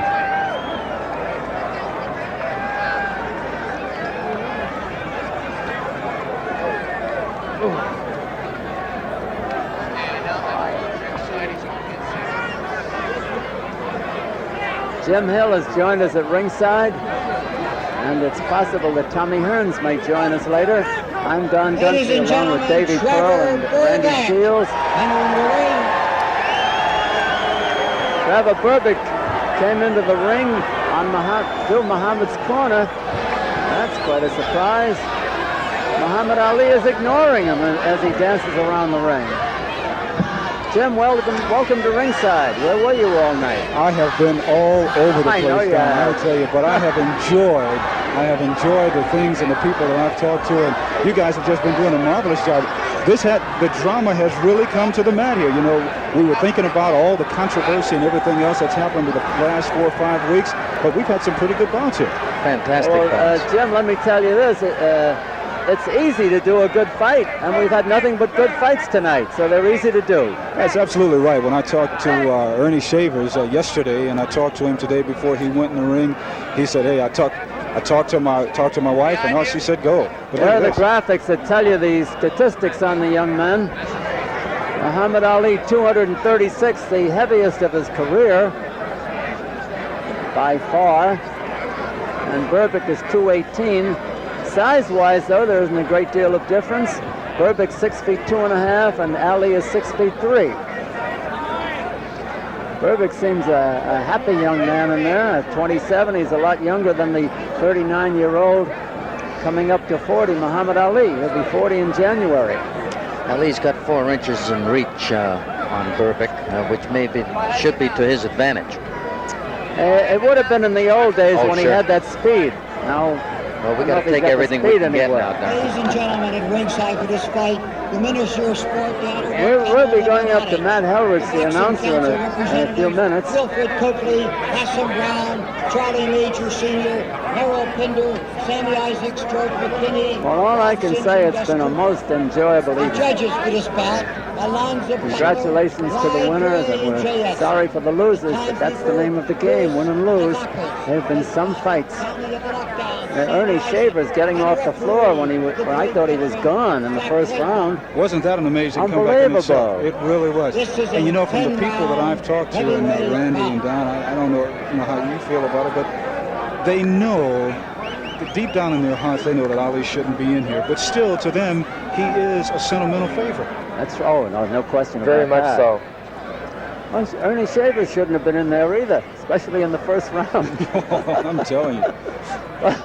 Where are you going to see a better fight than Hearns and Singletary? Oh, no. Where would you see a better fight? You know, for continuous action, I rated that above the Leonard fight. For continuous action. Yes. Yeah, there were a lot of slow rounds in the Leonard fight. Right. A lot of slow rounds. Exactly. Davey, as you look at this fight now, we look at Ali, we see the concentration in his face, and his eyes, an athlete's eyes will tell you a great deal about himself. You've been in the ring many, many times. What do you think of going through these guys' minds right now? Because you've been in there. Ladies and gentlemen, Berbick is wondering how good and how fast Ali will be. Ali wants to win this fight. He's got to win this fight. I've talked to people in this camp all week, and he's never been more serious in his life. Trevor Berbick introduced.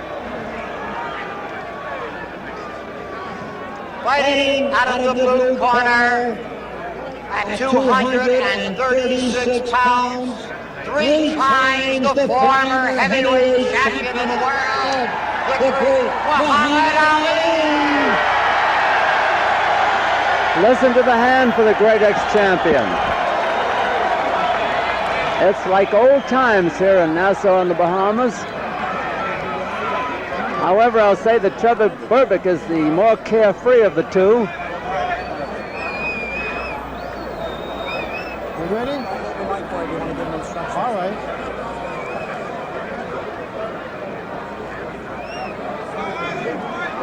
Zach Clayton, the referee, has not yet taken off his windbreaker. Zach Clayton, a great basketball star with the Harlem Globetrotters years ago, has still got that magic in his feet. He can move around the ring. Here it is. Berbick and Ali meeting face to face. This is your fight. And all I want is a good, clean fight. This is Zach Clayton. This morning, your representative was briefed on the rules and regulations of the Commonwealth. A few of the rules I think is most important to rehash.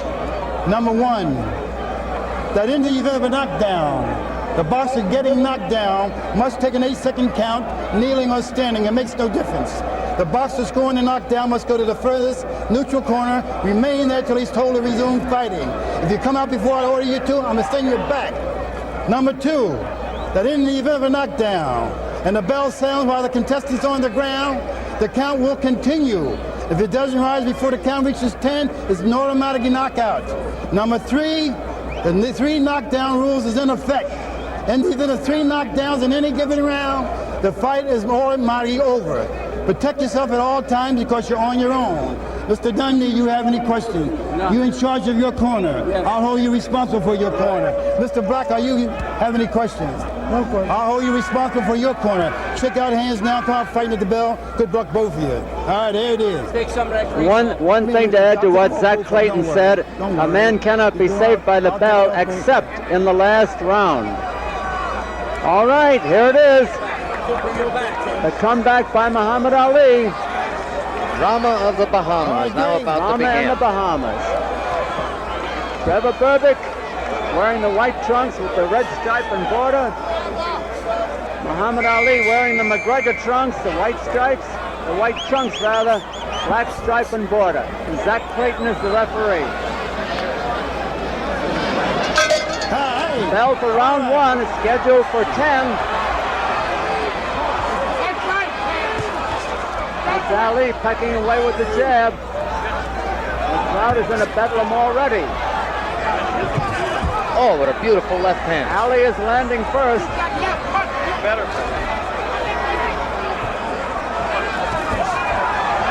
Ali getting in a couple of right hands in this round so far.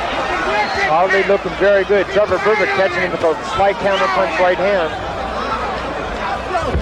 No devastating punches landed yet. Come on, clean it up and get in there and work right. They're standing close together. It is not the Ali of old dancing around the ring. He's going to be a puncher all the way, apparently.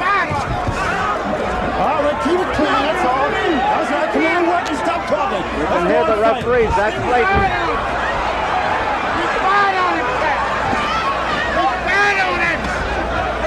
It's scheduled for 10 rounds.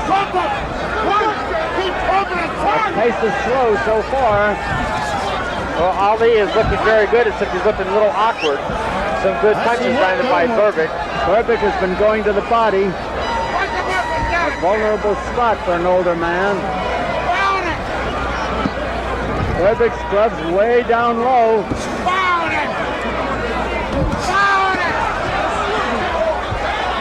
A good exchange for both of them. Berbick trying to roll with the punches, sidestep them.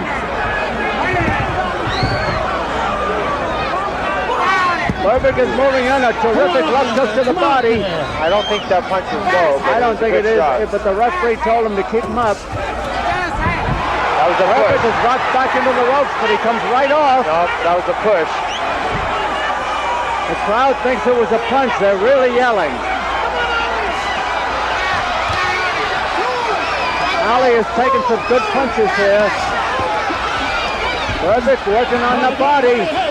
Break them up, says Zach.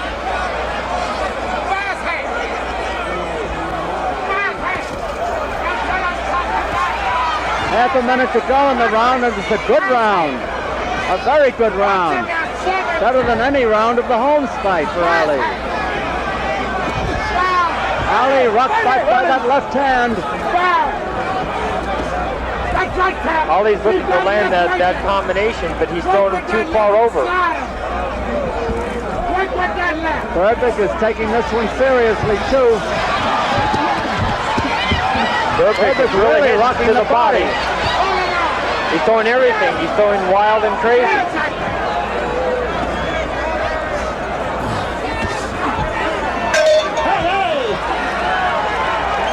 That's a great round. Great round. I would hope that Muhammad Ali would pace himself a little bit to make sure he doesn't poop out. Well, those punches to the body, the way Ali is coming down on top of him, will make Ali more tired in the later rounds. One fact that he's getting hit, and the second is that he's straining to push him away and hold him down. The crowd has kept up a bedlam since this fight started.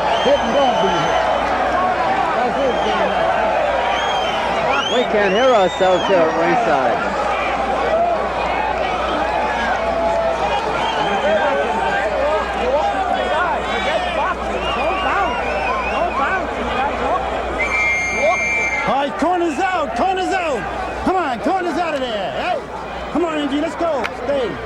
Take it back, get back, Burbick. Come on. Round 2. Trevor Burbick finished the round fast. Now we're in round 2. Muhammad Ali, the white trunks with the black stripe and border. Ali comes out jabbing and moving. Trevor Burbick in the red border and stripes around the white trunks. He's dropping his right hand. He's dropping his right hand when he's jabbing. You mean Ali? Ali, yeah. But when Burbick tried to counter with that left hook, he still got away from it, so that's what counts. That's right. Ali is a retreating fighter right now. Burbick is trailing him. Ali pecking away with the left, but they are not landing.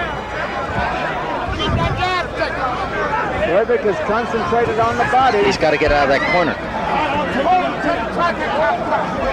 Jack Clayton getting them apart.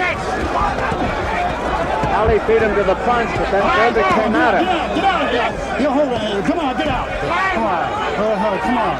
Ali winching as those punches are hitting his body. He's got a nice frown on his face. I'll say this, Jack Clayton is a no-nonsense referee no matter who's in there. Burbick is mad. He's saying, why Ali? Ali was a sitting duck there, and he's being belabored by Burbick.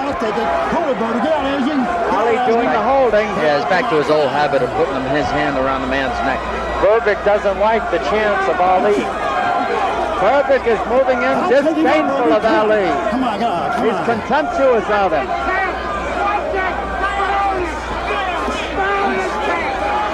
Ali putting on a rally. He hasn't really landed any punches, though. No, not good. Not at all. They're sliding off Burbick's head. Keep firing on it! Keep firing on it! The Ali reflexes are gone. He knows what to do, but he can't do it. At least he can't up to now. He just can't put it together. It's the weight that's slowing him down and the age that's slowing him down. He's got the moves, they're just too slow. Burbick is just standing there and moving away from him. Like right there when he cocked up with the right hand. That's what he's doing. That's a good punch. The first punch. Now Ali winces. Ali has nailed Burbick some good punches. Work.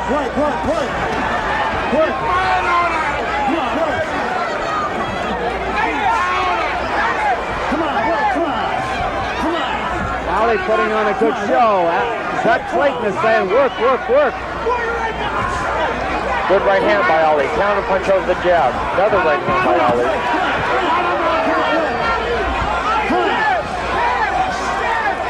Ali's having a good round now. Come on. Come on. Hey!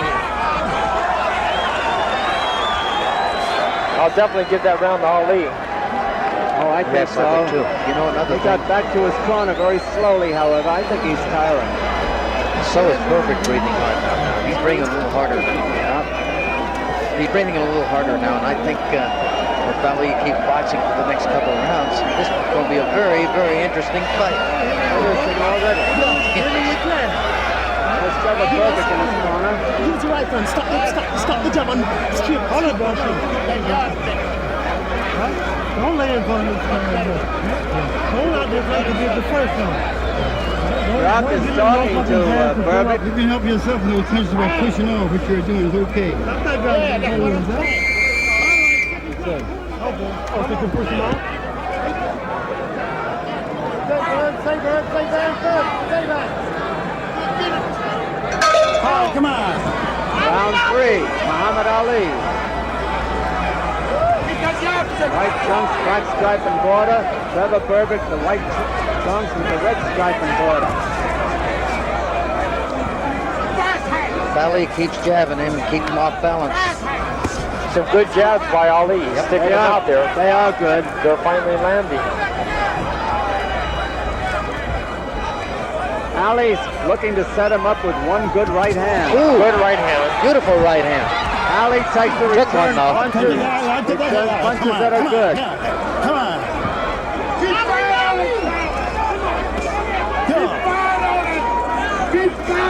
Come on. I'll tell you, come on, get out of here. Get out, baby. Come on, break out there. Come on, let's go. We're in round 3 of this 10-rounder. That's Burbage throwing them in there. Ali could always take a good punch, no matter who fought it. I think Ali's a little bit surprised when he stepped back. He said, well, like, what's going on here? Because Burbage doesn't quit. There's a rally by Ali. One punch rally, but it landed.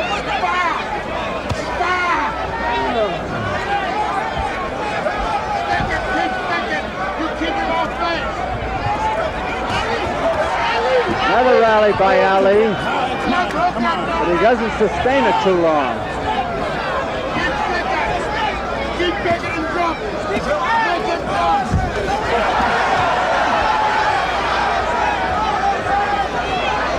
Ali having a good round now, but Burbage is back at him, and he may have hurt him with that hook.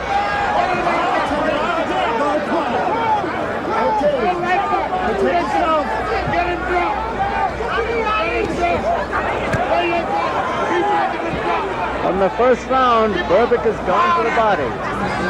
Ali has gone for the head.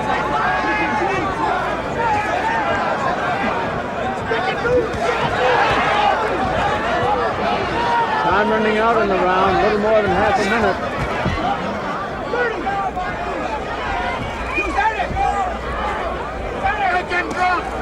Ali short with the jabs. Come on, get off. Come on, work. Work, come on. Ali in his own corner, holding on. Get out, come on. All right, let's work, come on. Get off, come on. Ali in trouble over there, not getting hurt, but he's bothered. Come on, let's work, come on. Come on. Okay, baby. My goodness, Ali just walked back reeling. I know, but there's grease on Ali's arm for some reason.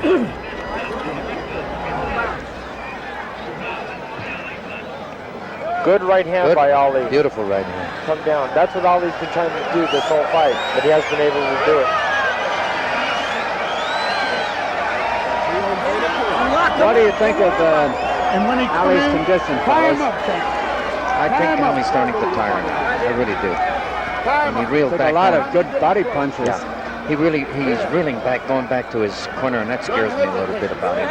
Don't hesitate. Come on. You up, but keep Well, we got a 39-year-old, Ali, a 27-year-old, Trevor Burbage. Okay. Good enough to go 15 rounds with Larry Holmes. When he come in, pull time up. Just warm up. Time up. Round 4 of a 10-rounder. Well, this is a fight that I wouldn't be too sure Burbick's ahead. It's close enough.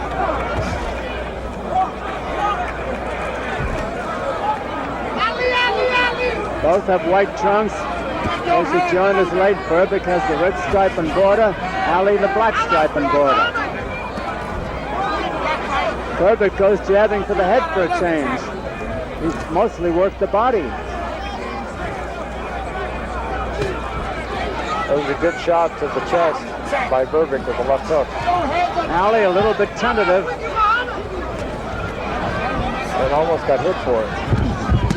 These are solid punches. They're just above us. Burbick is pounding everything in on Ali. He's got him against the ropes. He's really trying to level him. Ali always could take a punch, but now he's in trouble. Yep, he looks like he's in trouble. He got hit a couple times to the head. That's where Burbick went to the body and straight up. Got by his defense.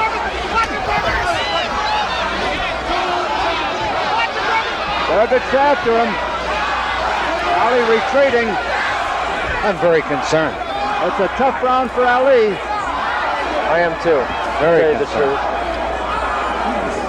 Ali's still trying his heart out, but it's not there. Burbick is coasting a little bit as Ali holds on. Come on. A minute and a half to go in the round. That's a long time. I'm going to tell you again that Burbick's breathing hard. Take it. Come on, come on, come on. Get out there. Well, he's thrown a lot of punches, Davey. Yes, he has. Burbick coasting a little, trying to get in there. still works the body. I'll take it down. All right, get out. Come on, let's work. Come on, let's work, man. Burbick is breathing extremely hard, isn't he? Come on. He's very hard. I'll take it. Ali holding on. Come on. Okay, you got it. Come on. Work. Come on. Let's work. Let's work, fellas. Burbick may be a little arm weary. You look a little tired, do you now? Oh, come on. Three-punch combination by Ollie. Burbick came back with a big one, too. Shook him. Good rally by Ali here. Come on, boy. Come on. Come on. Ali was rocked back by that right hand. Come on. Let's work. Come on. That's it. Come on. Come on. Come on. Burbick is punching back now. It's a real fight. Work. I'll take it, Buster.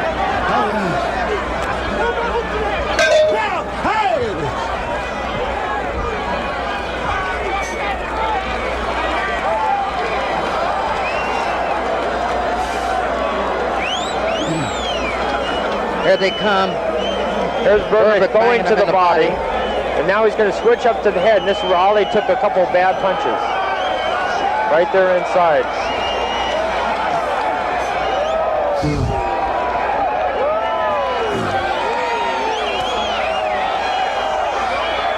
Playing the rope-a-dope, and that's no good. That's one of his faults. He backed out of it now, and he came back a little bit at the end of the round. Burbick's really breathing hard. I don't think he's in good shape right now.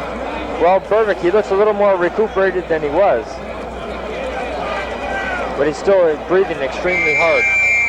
He's breathing harder than Ali. 4.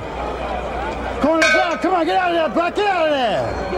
Hit that stool out Round there. Come 5. on. Ali gets off the stool very slowly. Burbick trots out after him. Ali's in extremely good shape. He's just too slow to do Ali is anything. rocked back by another left hand. The left hand didn't hit it, just threw him off balance. Our age-old habit of him having his hand around the neck and the guy's banging him in the body.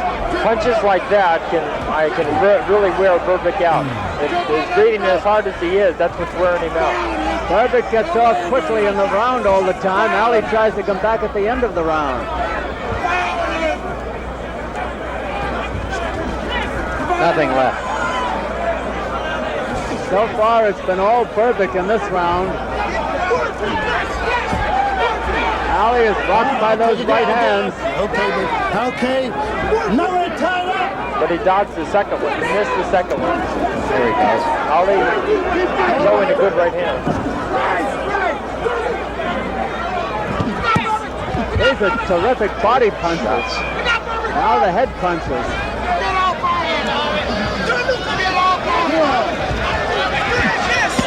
Let's go. Come on. Ali takes a lot of punishment without a return. Should get out of the corner now. They're in a neutral corner just above us. Jack Clayton keeps yelling, let's work. I think they're working pretty good. Goodness, I don't know what he wants. Well, Ali was holding a little bit. He wants to see a little bit of action. Ali left himself open and was tagged. Not very hard. Ali's rolling out a few of these punches, catching them on the top of his arms. He caught those two real good. Punch out and get out. Punch out and get out. Punch out and get out. Ali making the clinches. Burbick slowed up some. Get off. Come on over here. Let's go. Come on. Ali, I think, feels that too, and he's trying to make an advantage. If Ali had anything left now, he could get him. I'll take it, fellas. Get out. Both of you tied up. Come on. Okay, you got it. That's Zach Clayton doing the talking. That third punch got in, and the last 3 after that. Every time Burbick gets hit, he gets mad. Good that took by Ali. Beautiful. He tried to follow up and couldn't do it. Good left hook by Burbick.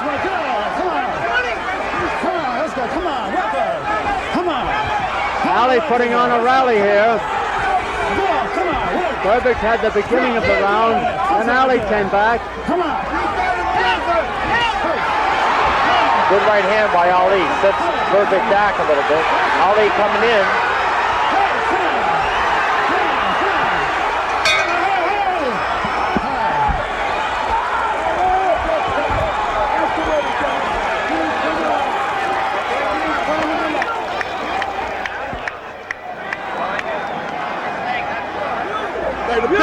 Big round. You got to keep fighting.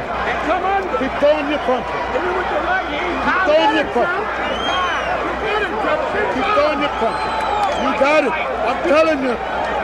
But keep throwing these at them. Yeah. You got to look how tired he is. But you got to use this hand, not there, and come back. Tell him to. Come on, Charlie. Ali getting worked on by Angelo Dundee in his corner. Hit him on them targets. This number 5. Come on, we're halfway home. Halfway home. Camp, That was Angelo saying that was number 5. We're halfway home. Find the target, Camp. Find the target. He had 3 guys yelling at Ali between rounds, trying to inspire him.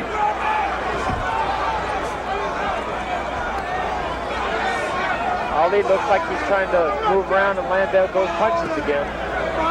Waiting for the Ali chance. keeps pecking away with that left hand, and Berbick tries to set him up for his own left hand. Berbick continues to work the body. Ali tries to fight back with his own left hand. Berbick coming in on him again with solid punches. Good flurry. It's a big rally for Berbick, who always starts the Ali round tries fast. to hold on. Ali beckons his man in. Berbick keeps him against the ropes. The referee is dancing around them. Ali still beckons Berbick in. He doesn't have to do that. Berbick will come in anyway. Let's go. Work. Come on, both of you. Let's work. Work. Come on. I don't know what the referee is yelling, let's work for. They're doing plenty of work.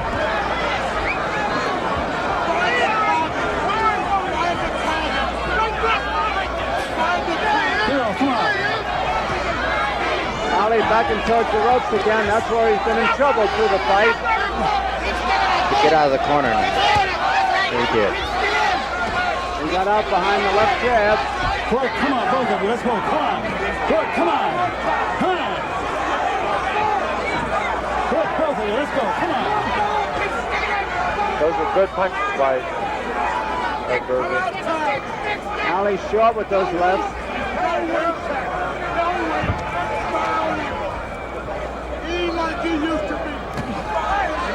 Ali backing towards the ropes again, then he gets out. Good punches by Good combination. Good rally by Ali, but there's Berbick back at him. Come on, let's work. Come on. It's been certainly a better fight than anybody thought it would be. Both of them, let's work. Come on, work. Ali still takes his punch as good as anybody in the ring. Ali's looking for that right hand, it looks like. Keeping him off with his jab.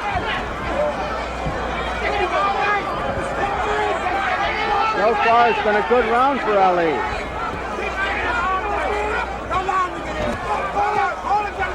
Hi. 30 seconds left in the round. Mr. Berbick's punches don't have the authority anymore. They're both tiring a little bit.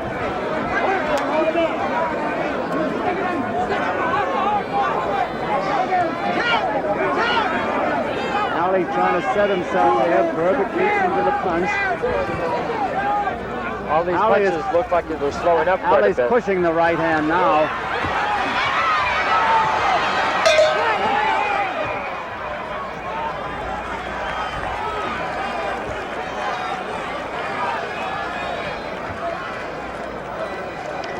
How much more credit could you give a man like Ali doing what he's doing, putting up the argument in the fight that he's putting up against such a younger man? That's right, absolutely. It's just unbelievable. Veronica Ali in the audience. And John Travolta. There he is, looking right into the camera. You'll get him. Don't punch him. Well, Jim, what do you think at this point? Jim Hill. I don't have to tell you, lot of people here at ringside have been commenting about Ali and how slow he is in throwing his punches. He's telegraphing his punches, but still he is surprising a lot of people.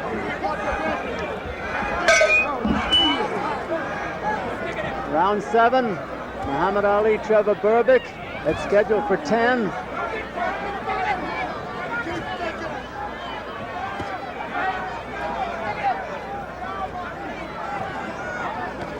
There have been no knockdowns. Nobody's been seriously hurt.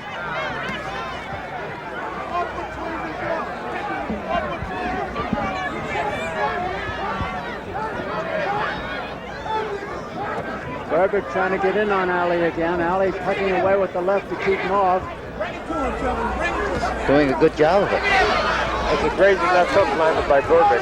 Now Ali's covering up. All right, I'll take that hand out of And there. that must say through the fight, Ali has made most of the clinches, done most of the holding.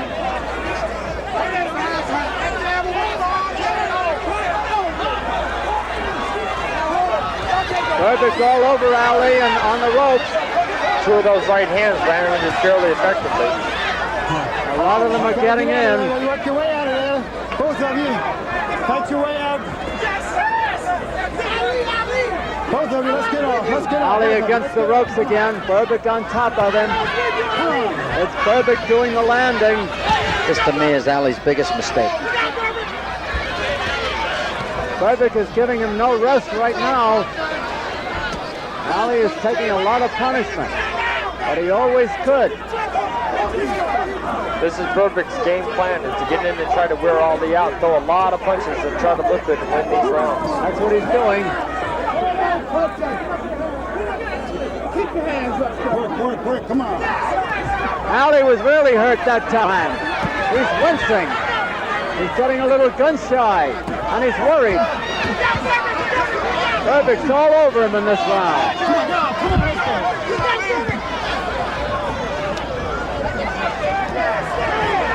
Ali taking a battering on the ropes. Berbick looks like he's picking it up. Wilson put him on a show. 45 seconds to go in the round. I think Berbick just looked at Zach Clayton. Putting everything into his punches, head and body now. That's good,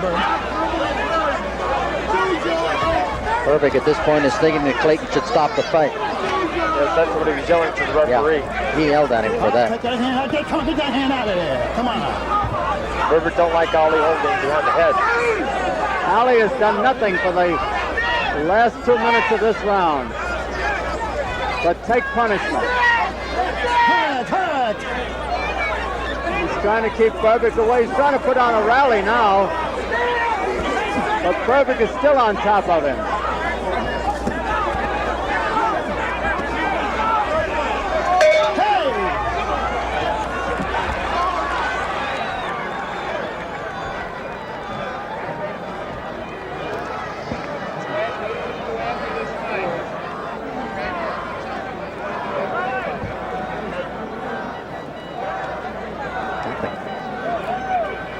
Okay.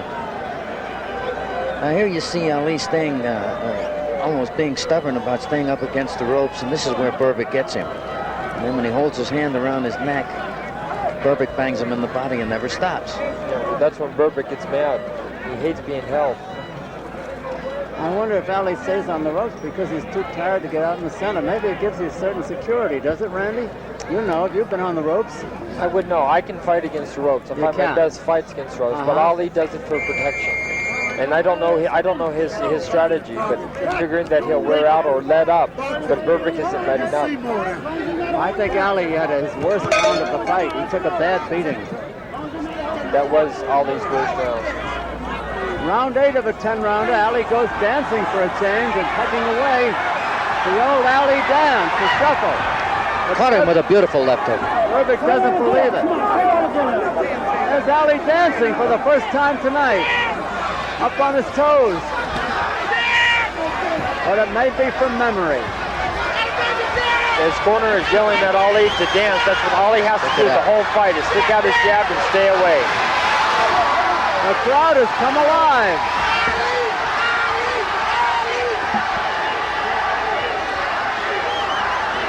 He's keeping Berbick off. Burbick is going to come in throwing wild punches any minute. He will.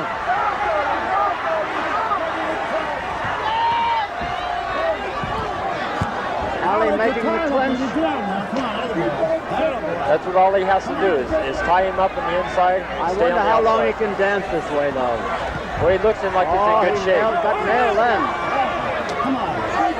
That took grazed off the back of the head. Wasn't that hard?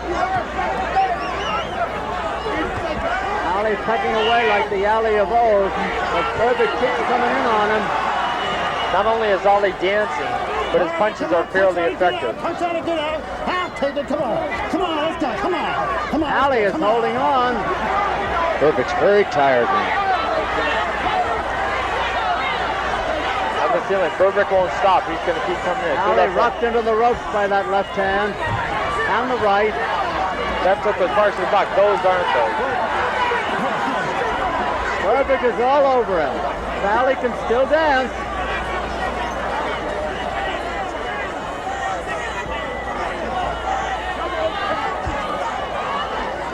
An amazing man. I'll take it, Foley. Get out. Come on.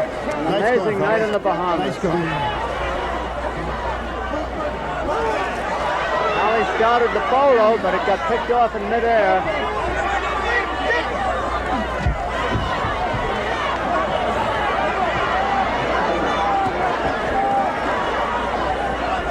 That was a good counter punch by Burbick. Oh, yes. He's hitting solidly. Ali jabbing again as Burbick comes in wide open.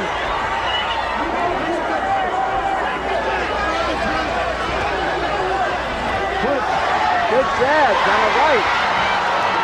That was a good combination by Muhammad Ali. But Burbick is on him again. Let him out. Come on.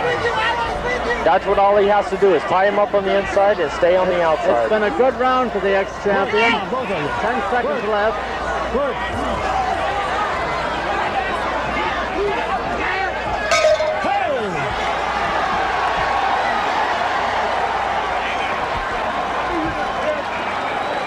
Yes, it's a fairly close fight with Burbick maybe a little bit ahead. Of course, depending on how the judges see it, I would see it that way.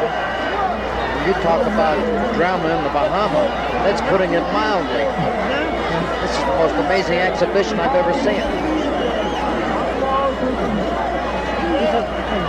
I think Ali is doing very, very well. He looks very sharp there. If he can do it for 2 more rounds, he has a chance of pulling this fight out. But it's really hard to say. The fight's a very hard fight to judge. He's got to jab and stay away from the ropes. Yeah, if he can jab on the outside and clinch on the inside and stop Burbick from throwing, that's what he has to do, is stop him.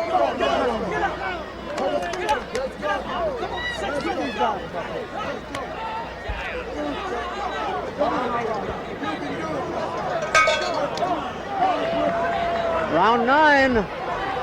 Who thought it would go this far? Trevor Burbick with the red stripe and border.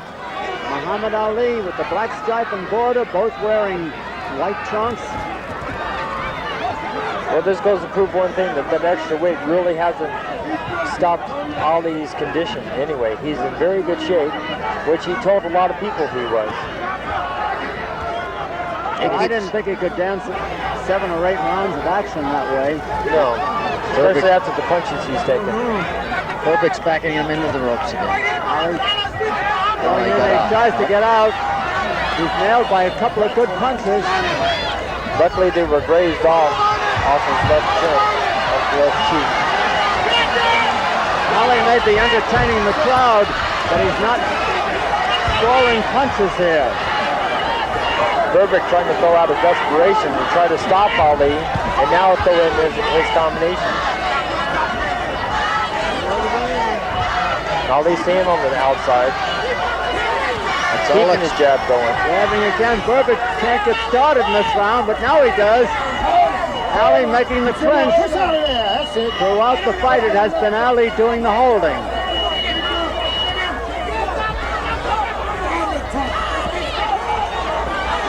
Burbick a little bit frustrated here. Don, that's a lot of experience going on out there. Burbick's trying to throw a lot of fast punches, not real effective or hard, but a lot of fast punches just to land them. He's forcing Ali back to the ropes again. Ali is holding on. Push off.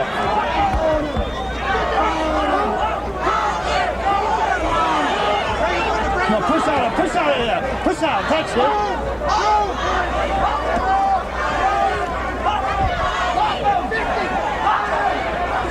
Ali's a little bit short with those jabs, but Burbage wasn't short. Come on, break yourself. Get out of there, fight out. Get out, guys. Come on. About 3/4 of a minute left to go in the round.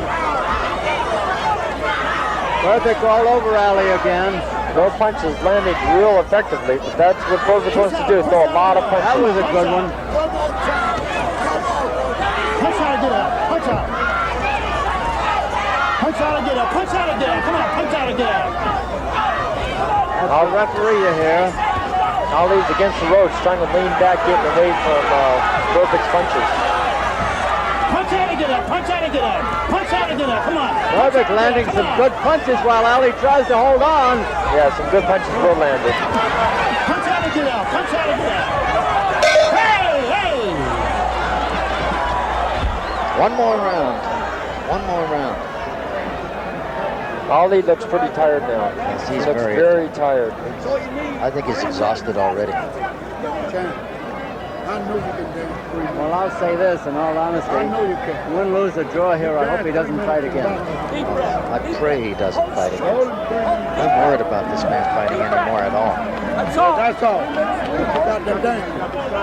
You got to know what we may overlook, you know, when we think of the old Ali and he puts it on these flashes, dances around a little bit, and then he jabs and jabs, but Burbage is landing the punches, no question about it, and he's hurting him. Get up now. I've got Burbage. Ali looks flashy, sure, at times, when you think of the old Ali. That's right.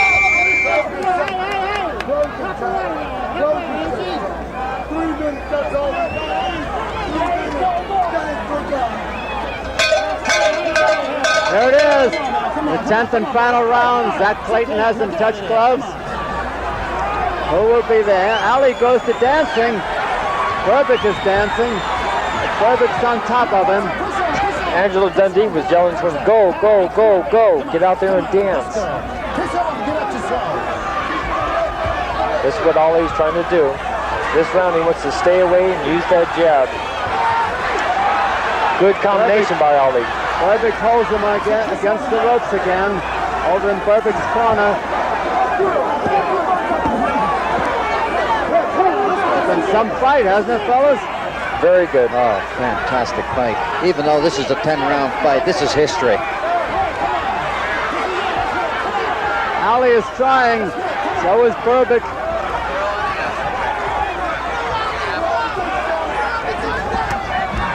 Burbage ripping the body again.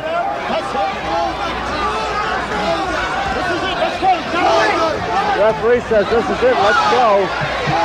It is, this is it.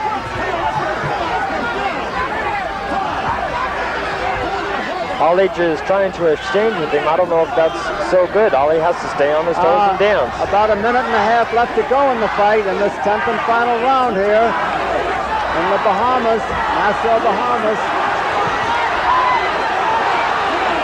Burbage swinging like a wild man again, just trying to land those punches. Burbage throwing out all the stops. He's all over Ali on the ropes. It's a minute and 20 to go. Burbage dancing into action, driving Ali back again, and the ex-champ has to hold on.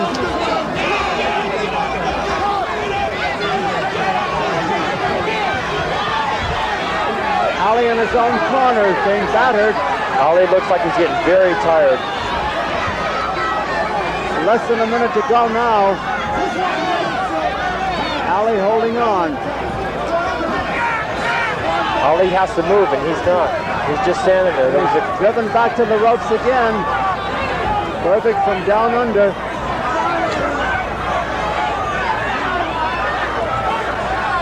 Ali's punches are barely getting out there. Ali wants to put on a last-second rally. 30 seconds left to go. Burbage drives him back again.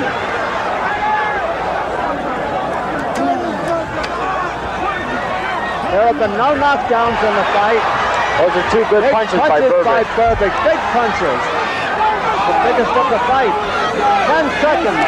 There'll be no knockout now.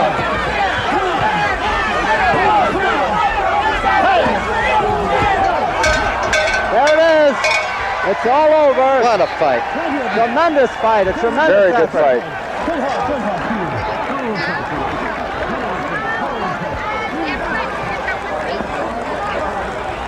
We saw an amazing fight. Ali in much better condition than they thought he would be. Thank you.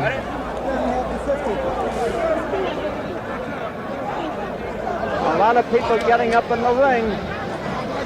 We're going to have some interviews by Jim Hill and Davy Pearl.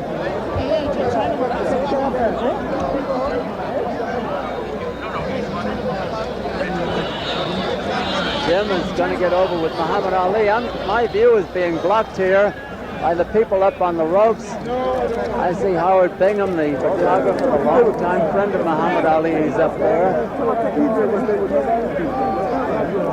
I've kind of lost track of Trevor Burbik in the crowd up there in the ring. Look at that crowd. It's building and building.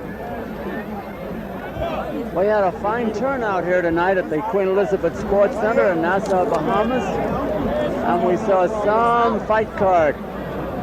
And the promoters have put it on. People connected with it deserve a lot of credit because if anybody could have been discouraged this week, they could have been. But they weren't. Davy Pearl and Jim Hill are both up in the ring. I hope they can get near the gladiators.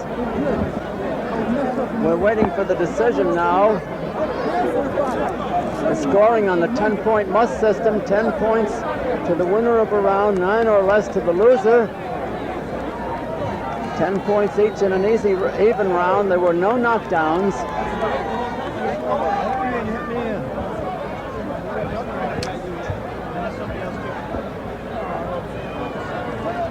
Big crowd around Ali. The ring must be cleared or we cannot have a decision. We must clear the ring. Matt Helrich, the ring announcer, says the ring must be cleared or we cannot have a decision. You'll all be given a chance. Fair enough. I wish they'd all get out of there. We cannot have a decision until the ring is cleared.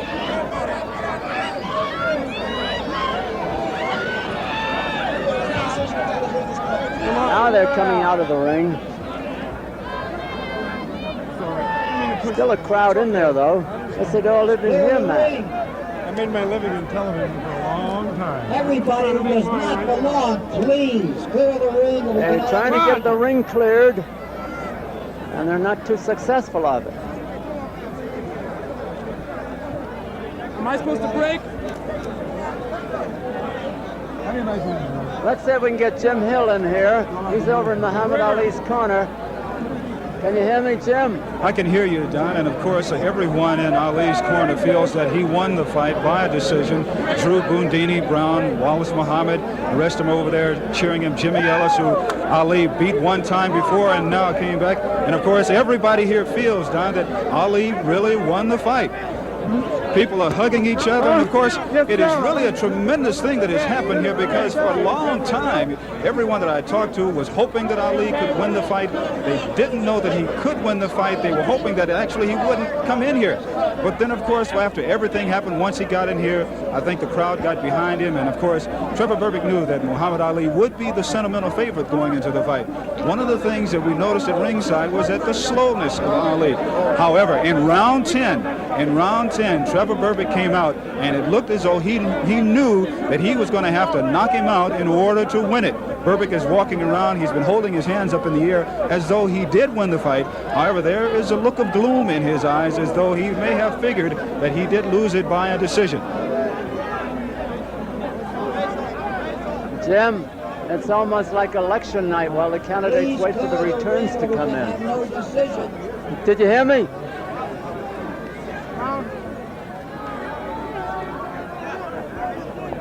I said it's almost like election night with the candidates waiting for the returns to come in. That's right, and everybody on each side is saying that their candidate happened to win until the actual vote does come in. But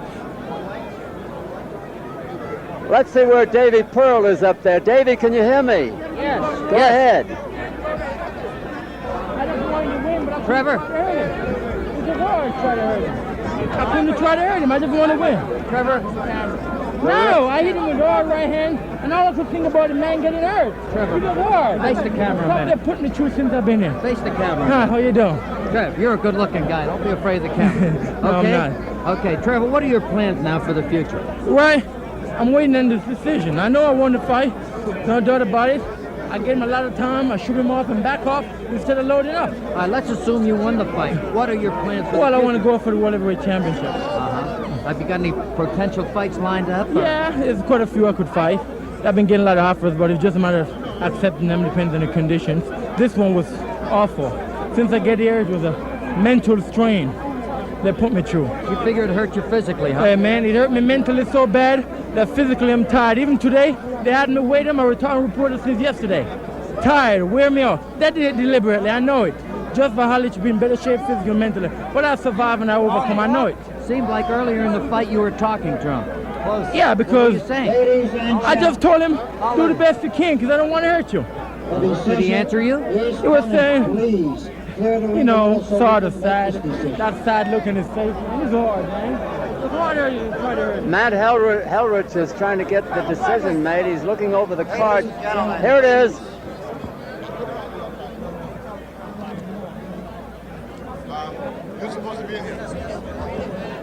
Ladies and gentlemen, we have a unanimous decision. Judge Alonzo Butler votes it 97-94. Judge Clyde Gray votes 99-94. Judge Jay Edson votes 99-94. Unanimous decision for Trevor Berbick. Well, there you have it. Trevor Berbick is the unanimous decision. Judge Butler 97-94, Judge Gray 99-94, and Jay Edson 99-94. It was a unanimous decision, and all the glamour around. Let's go, Jim Hill. Jim Hill, can you hear me? I can hear you, Don. That's the center of the ring right now. Trevor Berbick and Muhammad Ali are hugging each other. Berbick is telling Ali that, listen to this. And I could, and I shall go on to win the World Championship. Wait till you see me next time shine. I've been doing all the things. I could have done it with you, man. You're my superior, but I'm gonna do it for you, man. You inspire me since I've been a kid. I love you, man. You're a true brother, man. I love you. Thank you, man. You made me. Bless you. Pray for you. Muhammad. There's still a madhouse in the ring. Muhammad, can I get you just for a second, Muhammad? Muhammad, can I get you just for a second? There were some people at ringside that thought that you might have won this thing by going the distance, like you said you did. Yeah, it was close. It was close. I have to submit to the judges. He was strong. He was good. I think you won. Do you agree now? Do you agree now, Muhammad, that you should retire and never come back in this ring again? Muhammad, has it settled in your mind now, after losing, that this is it for you? You should never come back in this ring again? I'm sure that this is enough to convince me. I didn't get hurt. I saw the shot, couldn't take it. Father Time just got it. It looked to us at ringside that, you were slow, you were telegraphing your punches. The eyes could see it, but the physical ability just couldn't get it there. That's right. I think that's the trouble. Father Time called. In my young days, I wouldn't have had much trouble, but I think time got it. And this is it for you? I'm sure this is it. I'm sure I won't wake up next week. Santa come back. As of now, I'm retired. I don't think I changed my mind. Muhammad, thank you so very much, and thank you from all of us around the world. Thank you. Don Dunphy, back to you. All right, Jim Hill, thank you very much. We have seen possibly the end of a great champion, but in all fairness, Trevor Berbick won the fight, and it's to the credit of the Bahamian officials that they scored it as it was, and not by memory. I want to congratulate my colleagues, Jim Hill and Davy Pearl and Randy Shields. It's certainly been a Introducing, in the blue corner, the challenger, the three-time heavyweight champion of the world, fighting out of Louisville, Kentucky, weighing 217.5 pounds, introducing Muhammad Ali.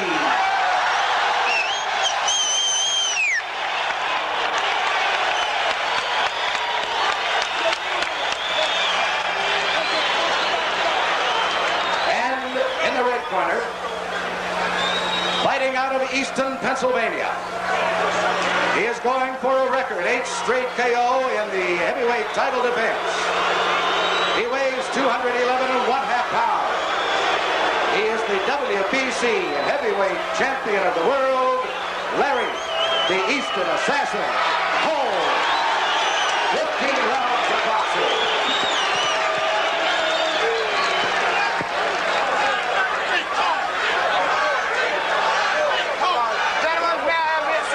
What you've all been waiting for around the world for some months. Ali continues to clown and taunt and tease, but Larry Holmes is here meaning nothing but business. Angelo Dundee and Gene Kilroy say that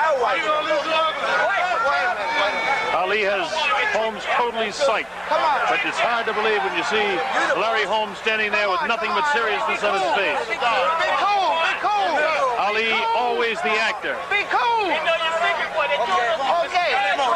Hey, shut up. Richie Green attempting to give instructions. Shut up. Quiet. Shut up. Quiet. Quiet. Go ahead. Look, I gave you guys. I gave you guys an instruction in your own. Do you have any questions? Do you have any questions? No questions. You're ready to fight. Okay. You're right. Wait a second. Do you have any questions over there? No. Okay. Well, let's go. Let's go. Okay. Back to the corner.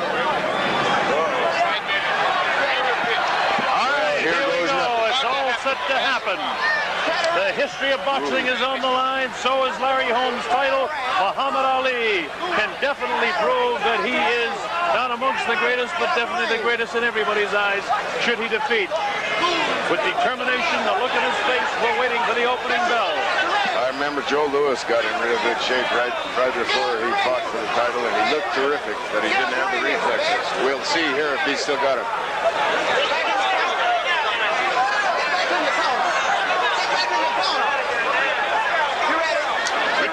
Trying to establish. Get back in the ring. Get back in the corner, huh? Get back in the corner.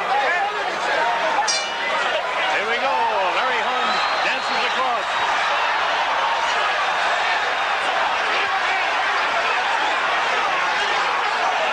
No joking for Larry at all. Oh boy, that looks scary. He wants to prove he's got it over Ali.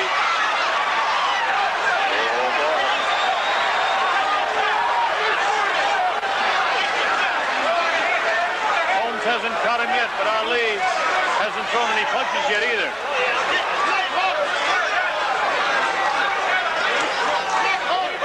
Round one just underway. The heavyweight championship of the world.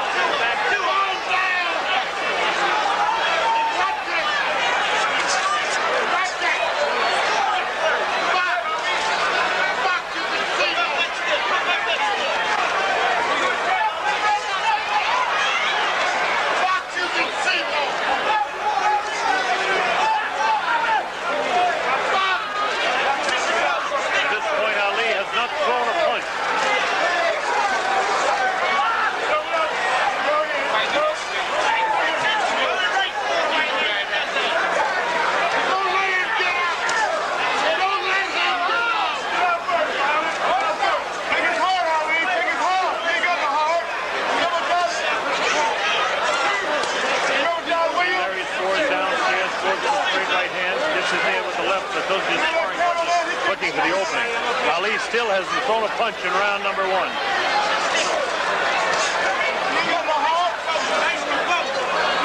Trained this way.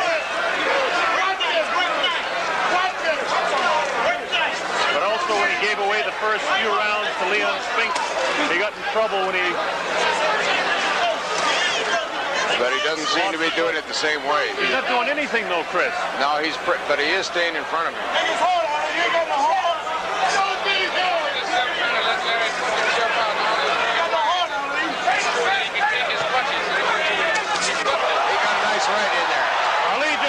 I think that's the one to look out for. That's the one he put Liston away with.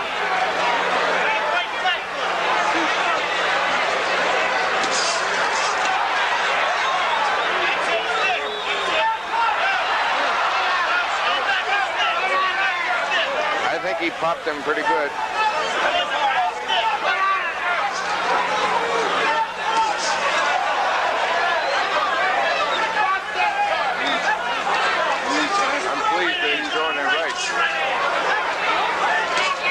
Into the closing seconds now in round one.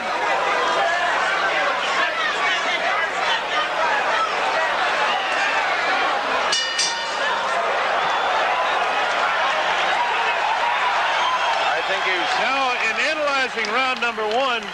Muhammad Ali didn't do a thing throughout the first 2.5 minutes of the fight. He scored one good right hand that I don't know whether it shook Larry or not, but it certainly blinked his eyes and moved his head a bit.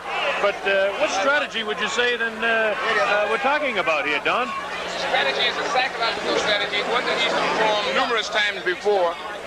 He's letting the fighter take his best shots to see if the fighter can really do any damage to him. But this has a twofold effect. There's a replay of that shot. The right hand in. It has a twofold effect which let the other guy know that Ali can take the punches. And he also slipped an awful lot of punches. I think one left jab got in good, and it was seen to be a exercise in frustrating Larry Holmes.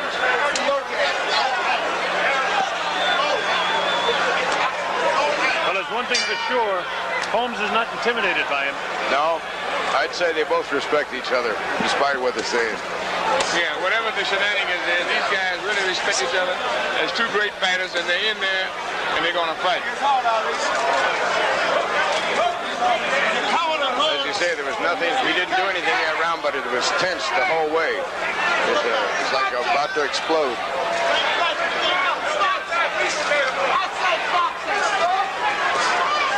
Larry Holmes is making the pace in the fight. There's no question about that whatsoever. He's forcing the fight all the way.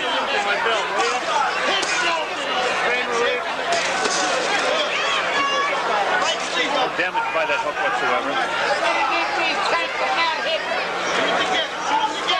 I think Muhammad's trying to position himself where he can use that right hand to sneak right in there.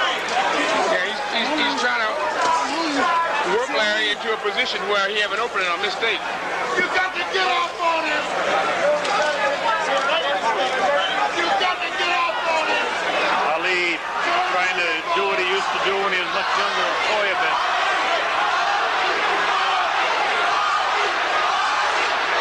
See, he's making Larry miss a lot of those jabs.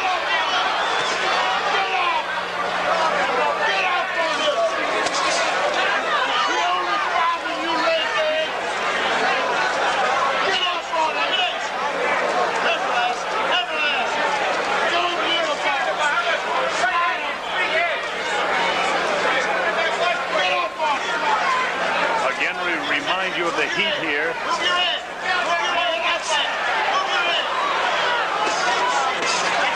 He's doing a good job of slipping those. He's working and trying to talk Larry, but Larry's got his man on his business. Yeah. Larry's cool. He's not wasting any energy. Larry also noticed trying to get himself in position to one goal too. Yeah. They've got a lot of respect for each other. Look at that. Ali's still showing some nice head reflexes. I was just thinking that. He don't look like a 38-year-old man slipping that jab. No, he doesn't. Larry looks strong.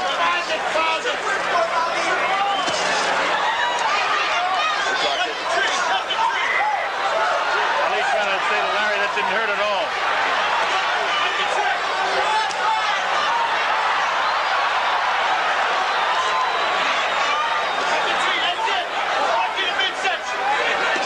Taunting him all the time, talking to him.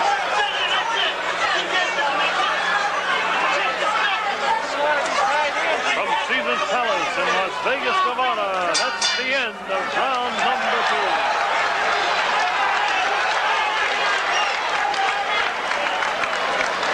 This is a battle of the minds. I got a feeling Dynamite's about to explode, you know?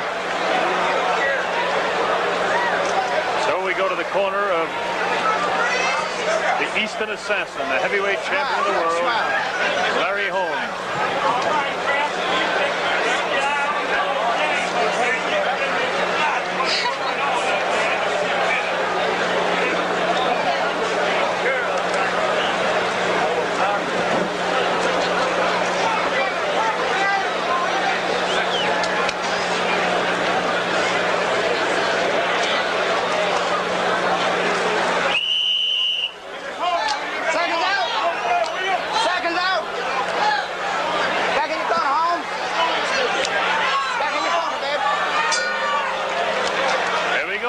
Number 3, the heavyweight championship of the world, Larry Holmes, Muhammad Ali.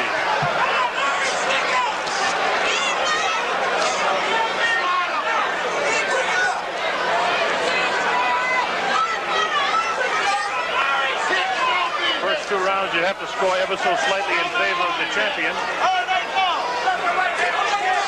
While no heavy blows were landed, the aggressor all the way was definitely Larry. And Ali's only thrown 1 punch in 2 rounds.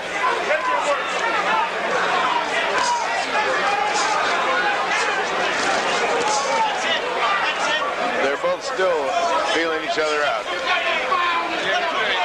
Larry's busy. He's trying to really get in there. And Ali is moving and slipping punches. But he ain't throwing no punches, so every now and then Larry do get a real good shot connected in him.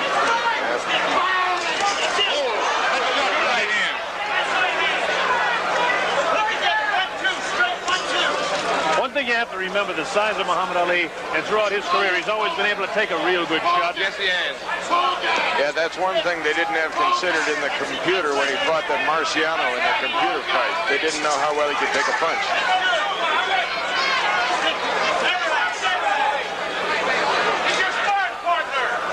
Another factor to be considered, while Holmes is not considered a knockout artist, all his title defenses have been via the knockout route.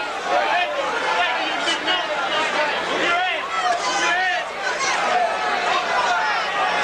Anybody that questions a man's heart has got to be crazy.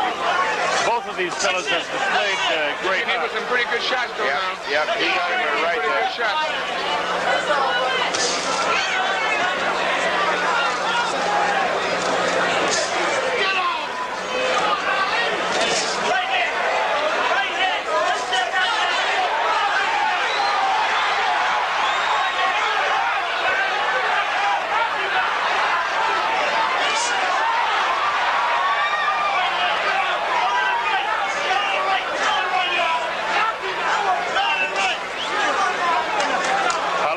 Serious out there now, there's no clown. Holmes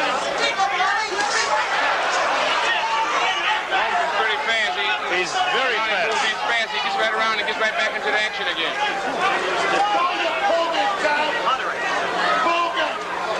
Get off, get off. Cut the tree, Jim, cut the tree.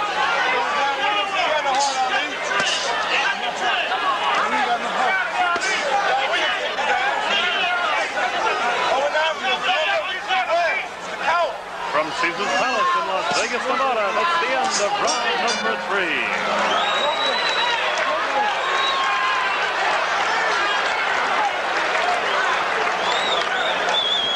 All we can see here at ringside as we continue to see your wide shot here at Caesar's Palace to remind you of the heat here. Muhammad Ali in the early going here has really not thrown any punches. He hasn't done much fighting whatsoever. And we can say this for sure, that he doesn't seem to have the, except for just a very faint view of the great reflexes he once had.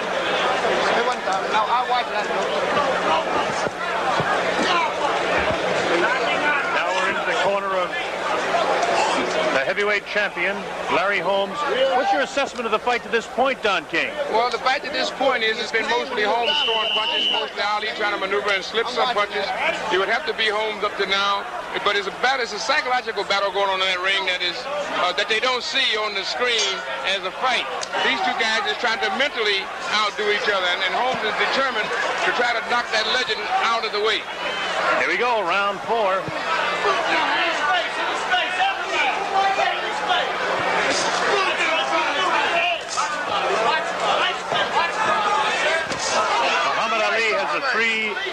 reach advantage, but to this point has not used it.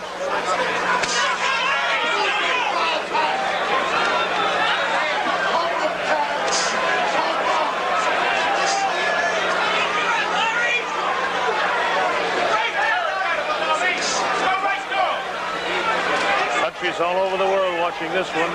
Great Britain, Germany, Mexico, we could go on and on and on. Some 40 or 50 countries watching it live. In and out, in and out, through that hand. Good rhythm, good rhythm. Get off, good rhythm, champ, good rhythm. Get off, that's it, up and down. Nice right there. Stop to the right, go right. To this point in round 4, Ali hasn't changed his style one bit. Still Larry Holmes. Nice step, push it back. Put that left hand in and go from the bottom to the top, up and down. Push it back and don't come back.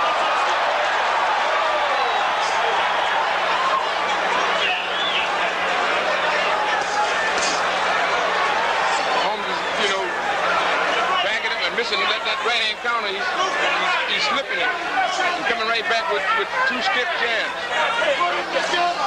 Ali hasn't thrown a combination of punches yet either. He's shown some quickness at moments, but never the combinations that he was saying. What was the sneaky right hand?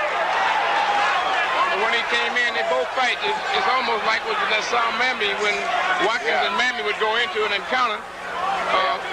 Holmes come out with the most effective blows. So far, he sure has.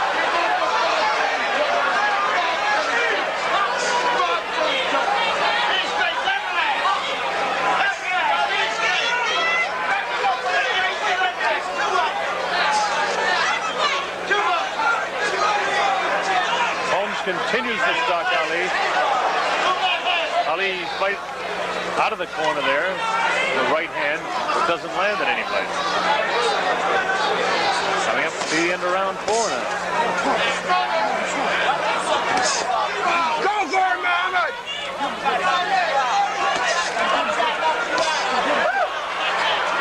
Good punches scored by Larry Holmes in this. He hit the gloves with those punches. They didn't get into him. Now being warned by Richie Green about hanging onto the rope and hitting. From Caesar's Palace in Las Vegas, Nevada, that's the end of round number 4.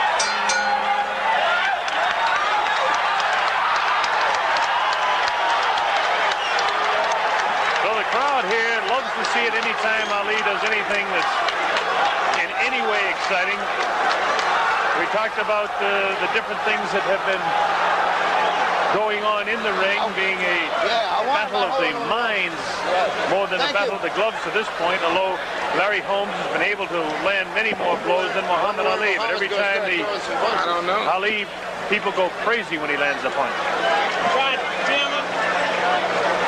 Chris Christopherson, we're going to see the last flurry by Holmes and show you what toll it took here.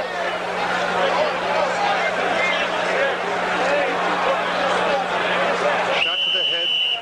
Boy, that may not bother Muhammad. It would sure bother me. Seconds out. A good right hand that got through. I think Muhammad's got to start moving more. Start doing a little more sticking. He's not throwing enough punches. Well, look out.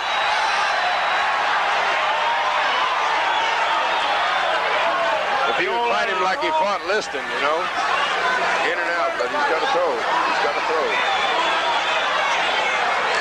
That was in 1963. This is 1980. Right. Some difference. Ali is trying to do the remarkable feat of stopping for all the time. Yeah, but... And he looks in good physical condition, but he's not throwing any punches, so we can't tell about his reflexes just because he isn't throwing any punches. Even when he dances, his legs look heavy, Don. Doesn't have the real bounce that he ever really had that made him the greatest of his time.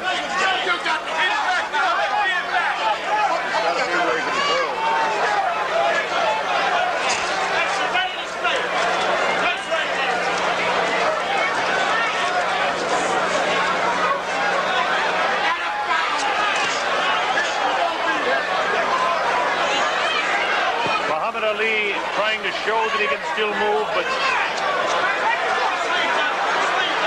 Larry Holmes saving energy and staying right on top of him the whole time. The movement's okay, but you got to throw too.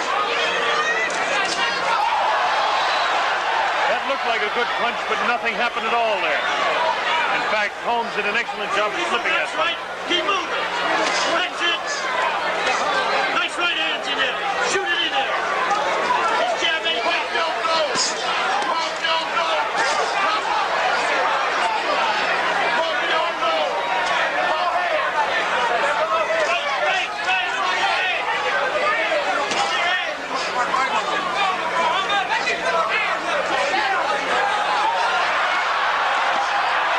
Took a good shot that time. The right hand got through to him. Trying to talk to Larry. Larry talking right back.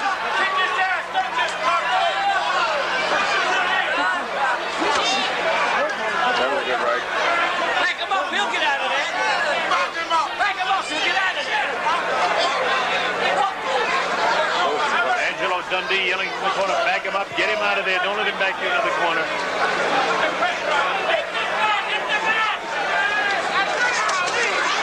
Combination by Larry. Ali pounding again about the knees. Holmes not clowning with the punches, though. Throw the punches, Ali. Look out of there. Holmes is really throwing those punches with meaning on them. Those are jabs, but they're definitely punches here, Don. Yeah. Yep. Not answering them either.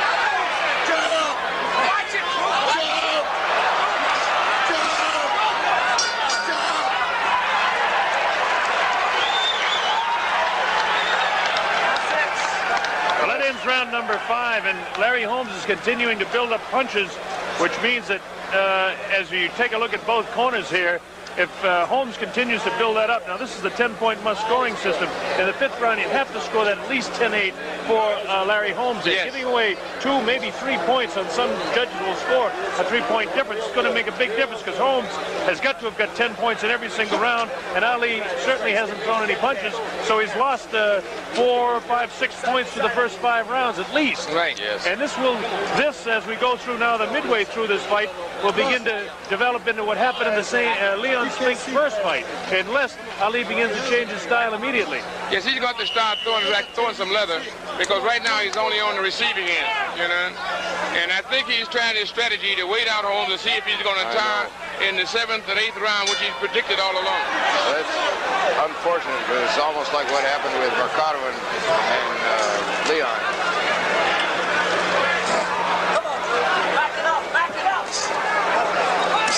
Once again, right back on top of him again.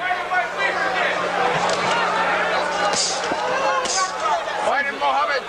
Holmes is also seems to be building confidence as he is able to hit Ali too. Yeah, it was interesting in the early rounds when Muhammad did throw, Holmes would flinch and cover up, but he hasn't thrown enough. And now I think Holmes is getting more confidence. Yeah, he's gaining confidence. He has this posture, and he's now becoming confirmed in it, you know, and he's really throwing his punch with authority. Ali now, I think Ali starts to throw a lot of blows, but he don't throw them. I don't know whether that's because he's apprehensive of whether or not he's going to miss or his reflexes are off or what he's holding back for. He's jabbing him in the belly. But those punches, Chris, are taking no toll whatsoever. He's just pawing at him, really. At least he's in a posture to throw. Larry's beating him to the punch, too, when they exchange all the time. That's what I was wondering, whether Ali's reflexes is good enough. He starts several punches, but he never follows through with them. Well, that's the whole question in the age factor. Never mind the weight he lost and the strength and the heat and all that. The reflexes are what goes.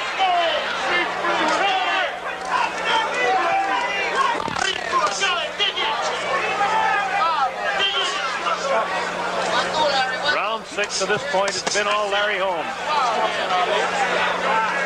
Go after him, Mohammed.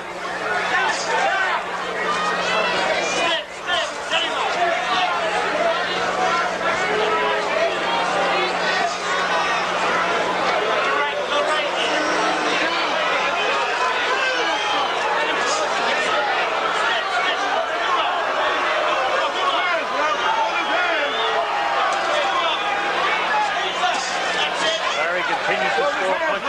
The left hand has been in the face of Ali all evening.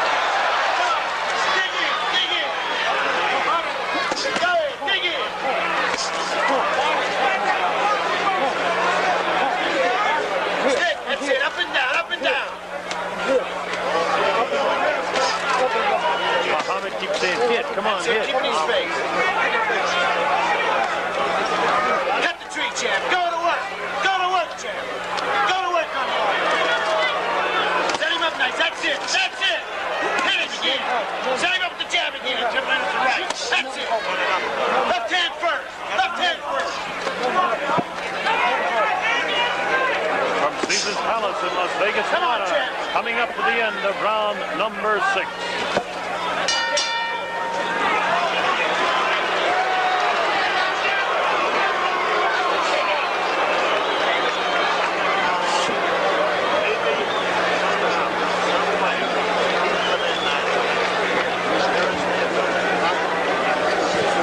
So as we continue to evaluate the action here, it's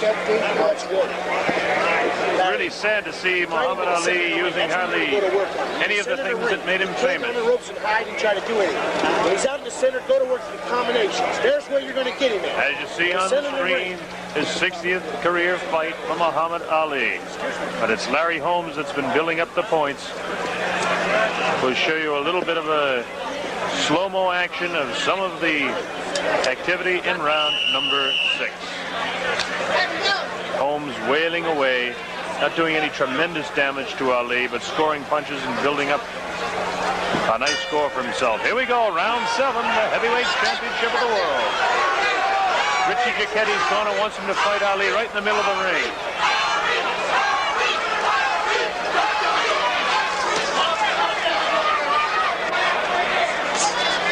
Ali still hasn't thrown many punches at all, and nothing but try to catch him. There's no question that he doesn't have the tremendous legs anymore. There's no question that he doesn't have the lightning combinations he has at times when you like to see him looking good. Now Larry gives back some of the Ali stuff to him and then is able to hit him. Got to be very frustrating for him. Yes, what he's doing now, they both is fighting the psychological warfare as well as the boxing match here. And this fight means a great deal to both of them. As well as Larry Holmes knows Muhammad Ali, he's not going to be psyched by any of Ali's clowning. He's sparred too many rounds of training during Ali's great years.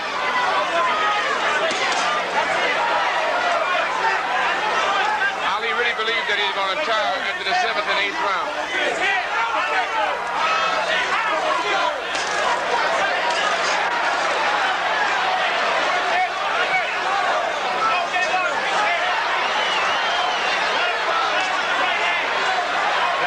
Tries to pick up the pace a bit, but it's all dancing and no punching.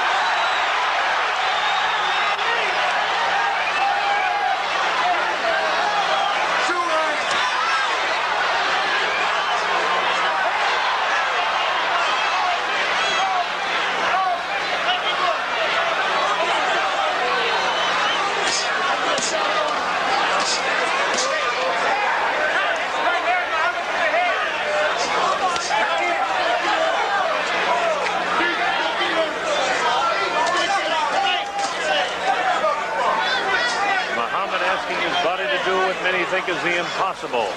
But Muhammad trying to keep on his bicycle, trying to move, try to deliver, get inside and get out. But Larry's very quick, making him miss punches. Throwing some devastating jabs, throwing jabs with authority and power.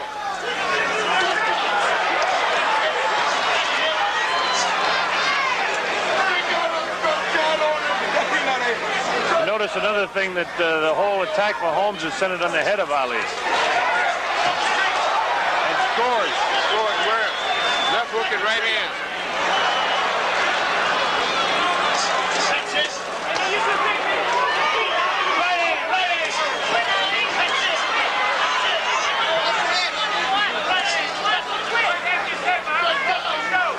From Caesar's Palace in Las Vegas, Nevada, that's the end of round number 7.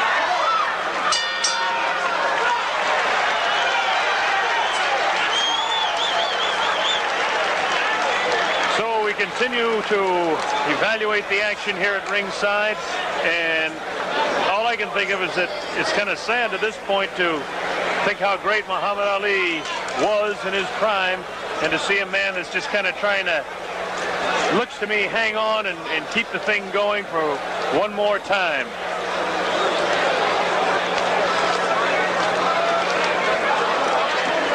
valuing it unofficially here at ringside, I have Larry Holmes 10 points out in front after 7 rounds. 10 points out in front of Muhammad Ali. You have to base that on the fact that Muhammad Ali has only thrown maybe 3 punches in the entire fight to this point. Hasn't landed any real heavy blows. He's a courageous guy, though. There's no question about that. What a guy he is to take this kind of punishment and not respond. He's a proud guy, and he's really trying to use his psychic powers to try to bring Larry into some sort of control. So far, it's been Larry Holmes in total control, though. Stick him and move, Muhammad!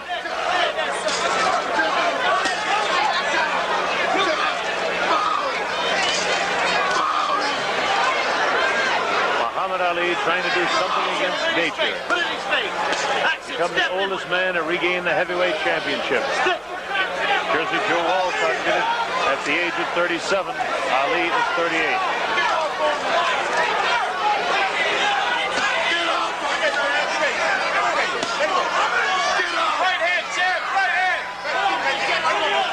There's Mrs. Muhammad Ali, more than interested spectator here at Caesar's Palace.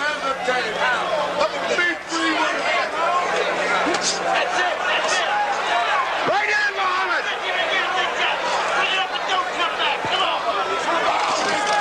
Right in, Muhammad!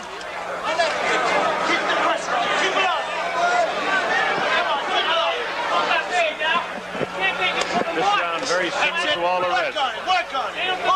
Larry Holmes continues to provide the action, continues to score. Another good shot scored to the left side of the head of Ali. He can't take it no more.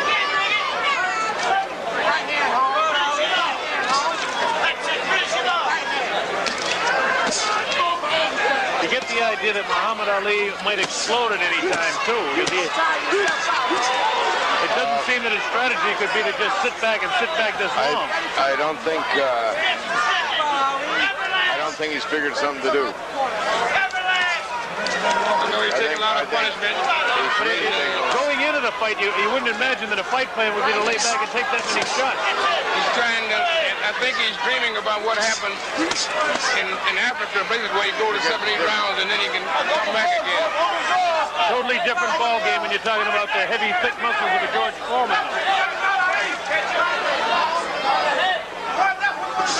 That'll never happen here because Holmes is too strong for that.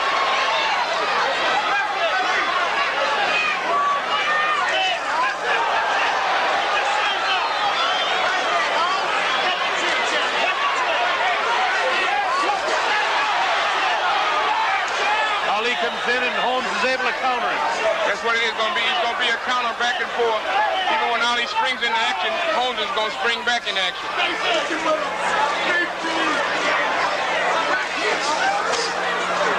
Closing moments now in round 8.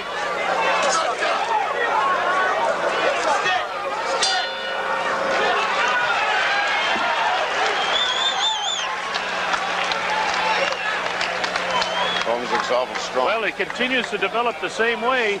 It's John Travolta. Just one more of the celebrities on hand here at Caesar's Palace. Now, Don King, you talked about the great pride that Muhammad Ali has had. That's what you have to almost think it's a bit sad to see because everybody would love to see this legend continue. There's no doubt that Ali has been great for all of the history of this sport. Well, I think the crowd and the crowd here, the sellout crowd, and the 2 billion people that will be looking at it around the world is a tribute to this man's greatness. When all of the writers be writing their stories and discounting Ali, he still has countless millions of fans that are still believers. I think that's a noble tribute to a great athlete. Get that towel. Get that towel right there. All right, here we go, round 9. The heavyweight championship of the world. Muhammad Ali and Larry Holmes doing battle. Stick him! Stick him, Muhammad! Ali getting a bit puffy around the eyes from some of these jabs getting through. Larry Holmes, we're in round 9. Scheduled, as you know, is at 15. Stick work. Keep it work. That's it. Keep it work. Stick.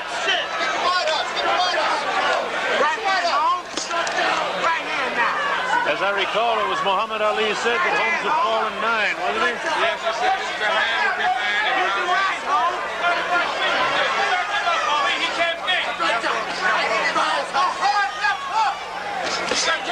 Good right hand, the most solid right hand of the fight there, taken on the chin of Muhammad Ali. I hate it.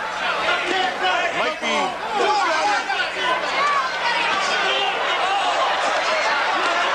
Is Ali hurt? Could he be going down? How much more of this can he take? Hit him on the right hand! Right hand movement! Larry really teeing off in round 9.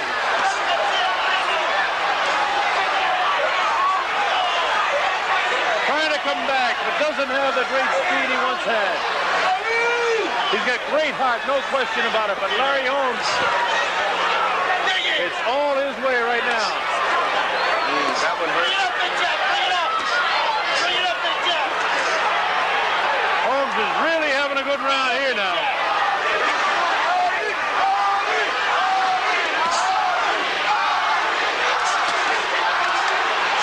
Ali taking some vicious shots.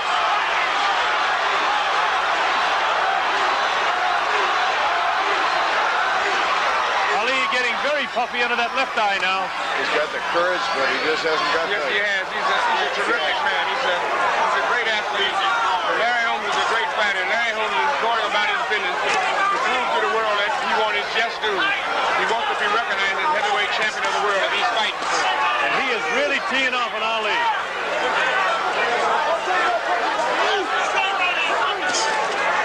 Right in, Marvin!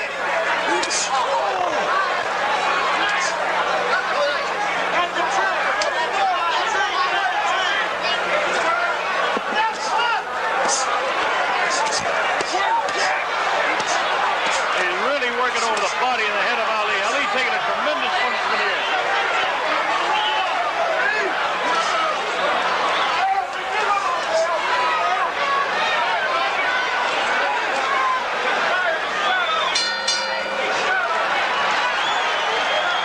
Another big round, you'd have to score that at least 3 points in Yes, favor of that Larry was a big Holmes round there. for Larry. He's throwing combinations, hitting sharp blows, left hooks and right hands, working the body, then working the head. He's methodically and calculatedly going about his business.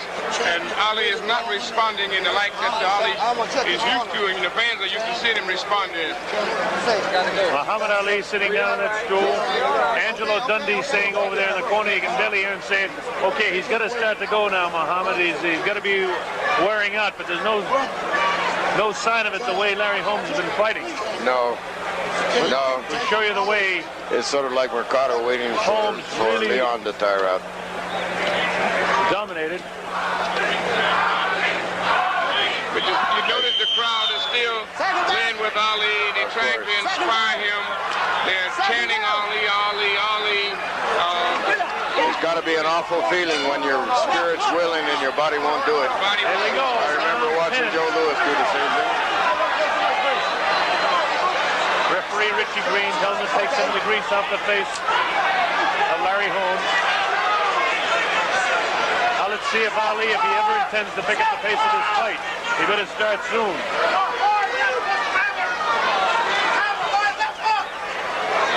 I think it's survived.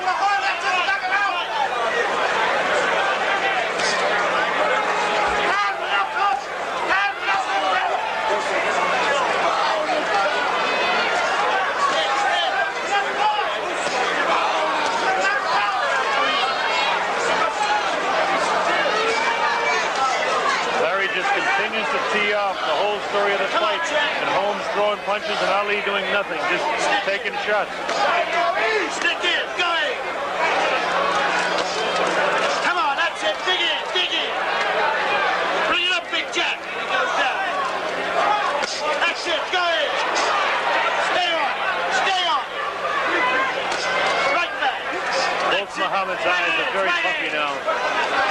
Right hand.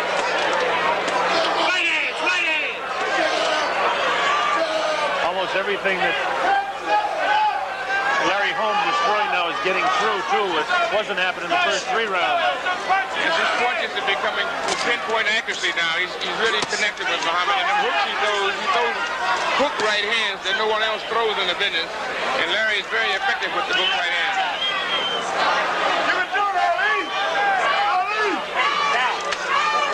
Everybody in attendance here, and I'm sure watching in closed circuit around the world, would love to see Ali explode for Larry to make some sort of fight out of it. At this point, it's just Larry Holmes teeing off on him. Right hand, Ali, to his jaw. Throw the right hand, Ali. Use your hand. He don't belong in the ring with you, champ. Throw some punches.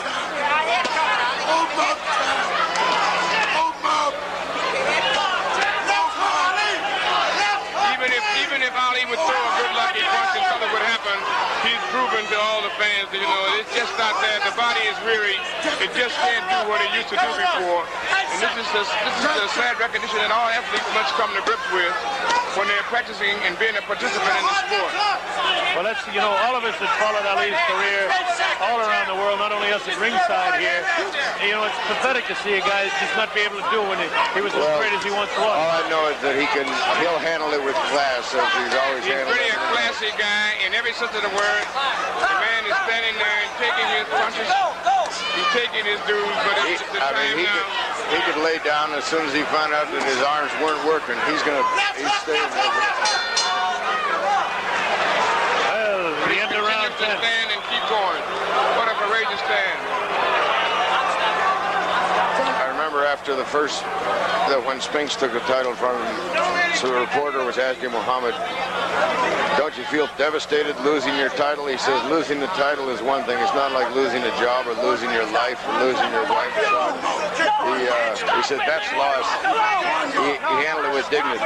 Check him out. Angelo wants to stop the fight. And now I'm arguing with him. Angelo Dundee wants to stop the fight. That's it. They stopped the fight at TKO. It'll be scored as a technical knockout. Barry! Barry! Get my purse! My purse! My purse!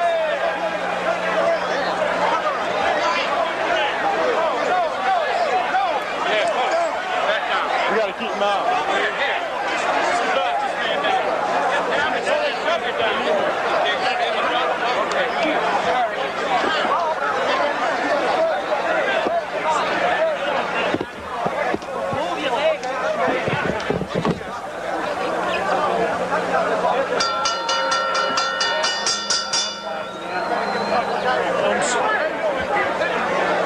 Richie, when you can for closed circuit. Don? Don, main camera's over here.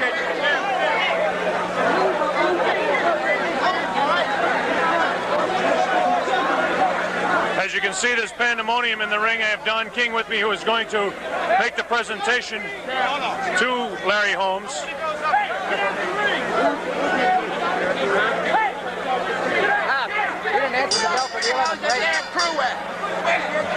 Ladies and gentlemen, Muhammad Ali fails to answer the bell for the 11th round.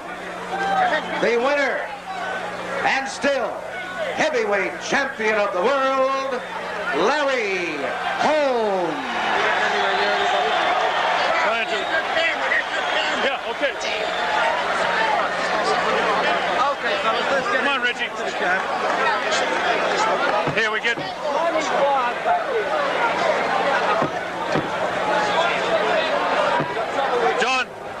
Don, can we try and get him down the stairs? Down the stairs. No. I don't know. Are we supposed to be playing this out?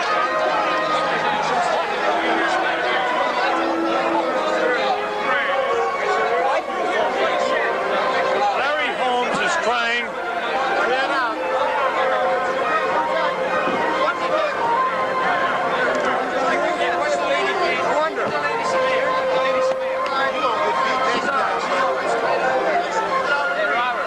Attempt to get in and speak to the champion.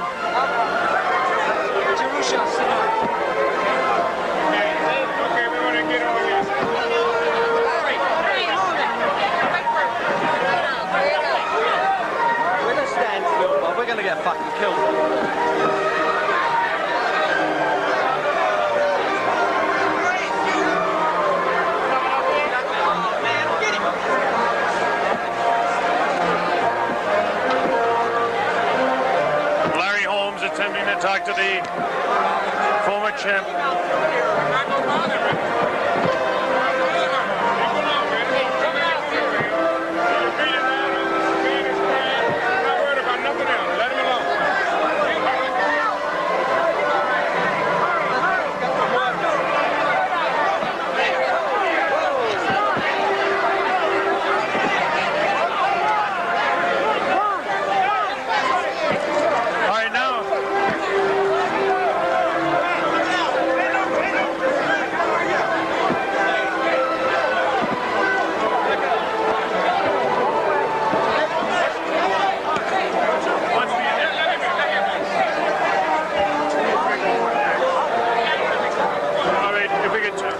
Just a bit, Larry. I know it's a very traumatic moment for you. The camera's over this way, Don. And the people around the world, Larry, want to hear from you. You just beat your idol. You retain your title, no question, the undisputed heavyweight champion of the world. Well, I did what I have to do. I want to say, first of all, Mom, I love you. And thank Reverend Jacobs for praying for me. And we'll be home Sunday. But I did what I had to do. And I still love the guy. I don't care what nobody say. He's one hell of an athlete. Everybody does. Larry, was the emotion at the end of the fight, really the sadness of beating your idol? Yes, it is. But, you know, we all come, we all go. And having this man left, but he believes so strongly in himself, he thought he could beat me, so he came back, gave me a try. And you can't knock a man for trying. Okay, we know that he has to get out of here, so congratulations. That's all I can say is you, Larry Holmes. Now for London Television, Reggie Gutteridge.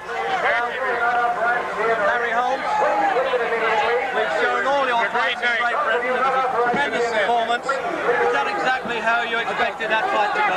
Yes, I did. I thought it would go a little quicker, but we did whatever we had to do to maintain the heavyweight title. Just to prove you I'm the undisputed heavyweight champion in the world. There ain't nobody around to beat me. And I don't care what nobody says. Ali is still the baddest guy that ever lived. And he's one hell of an athlete in my book. You were very emotional at the end there, Larry. Well, obviously, it was a great moment in your life. I've never seen you do that before at the end of a fight. Well, I never felt that way before about anyone. I always respect the man. People all around the world respect the man. And he's going down in the history as one of the greatest fighters of all time, especially at my time. Well, that's very modest of you, Larry, and I sincerely hope that your career goes on well, better than ever from here. Thank you. Thank you. All right, a true champion in every respect. Larry Holmes taking time to talk to millions around the world. We'll attempt to get down out of the way here.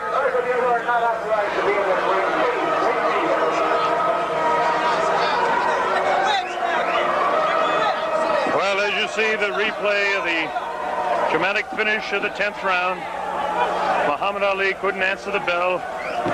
I suppose he wanted to come out, but Angelo Dundee said nothing. No way. The former champion fought as courageously as he could, but he just didn't seem to have it. We'll show you a bit more replay of what happened. And this was pretty much the story throughout. Larry Holmes teeing off on his kind of a childhood idol.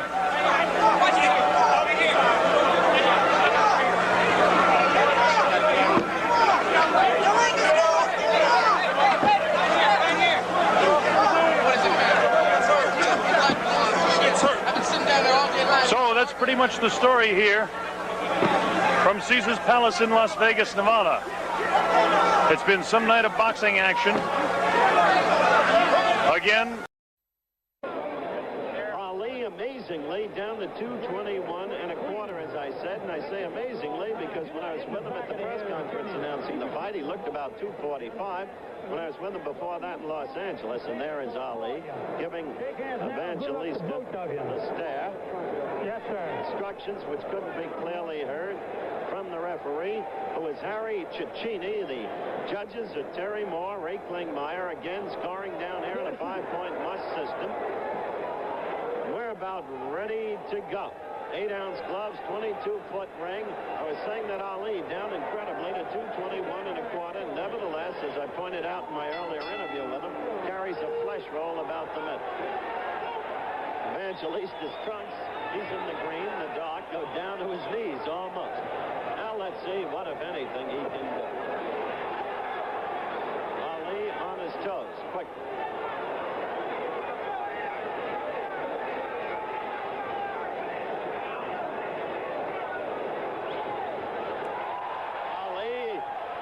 enchanting the crowd with the double shuffle. Dancing, hands at his sides. That's because of the nature of the opponent. Ali himself admits the hands aren't as fast as once they were, and neither are the feet. The stamina is suspect. Though he did go 15 rounds against Norton on September 28th last year at Yankee Stadium. Evangelista threw a left and missed.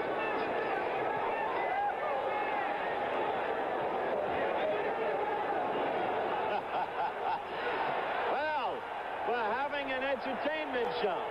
Evangelista is dancing in kind with Ali.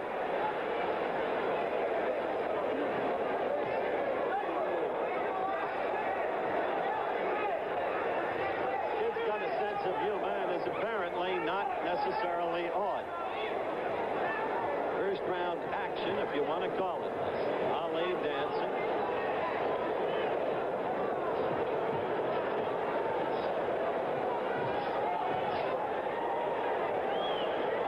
Short with two lefts. You can hear the Ali snort as he throws the blows.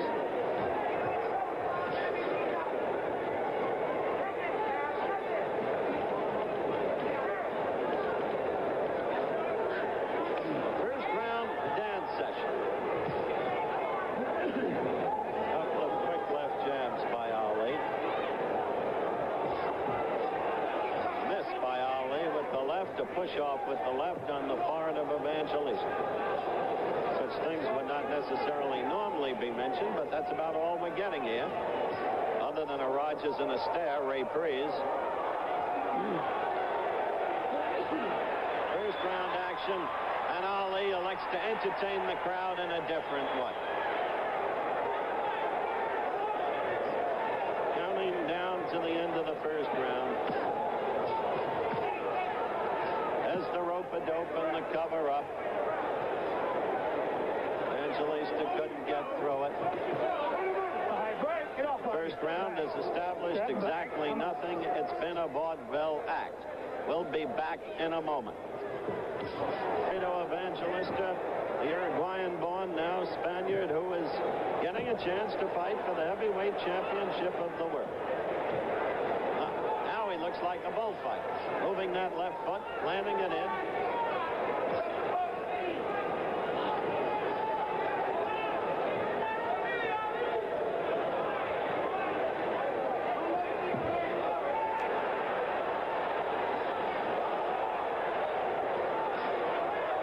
Crowd is not so elated. They'd like to see some action, and they're letting that fact be known vocally. Hard put to a judgment, I'd say this is just a cut above, thus far, the Tony Inoki affair in Tokyo, when Ali went against the wrestler from Japan. It's of a piece, perhaps, with Jean-Pierre Coupman.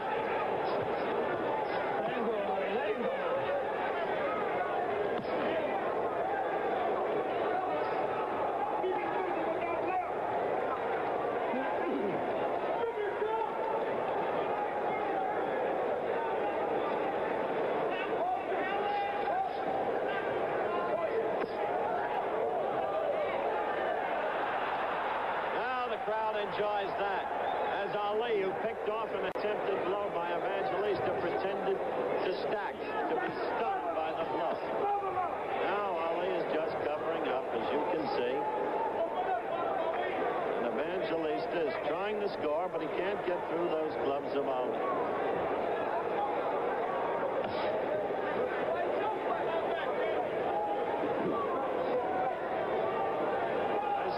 This entertains the crowd. Ali got a flicking jab in. I can't say it's that amusing to me. Less than a minute to go in the second round.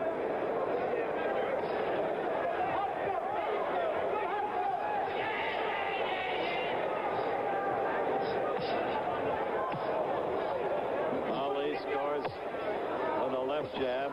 He hasn't thrown really but one combination. He has not been punching hard.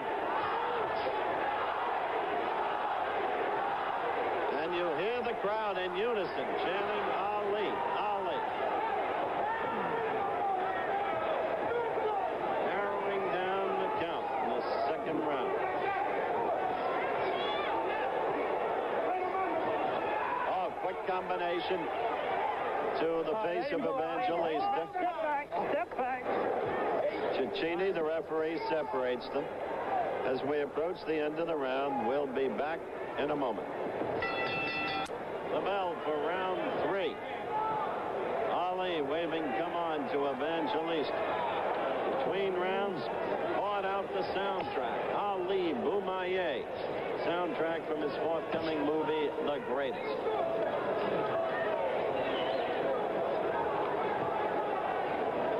That, of course, was the victory cry over in Kinshasa, Zaire. That incredible night of October 1974. Quick combination scores by Ali. Evidently he can do it at will.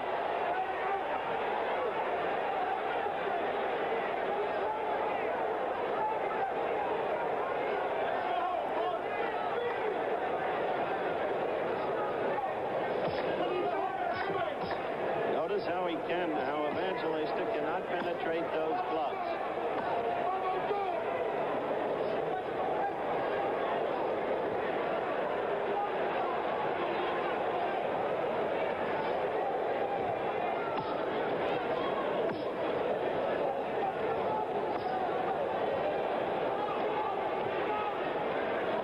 Ali playing cover up.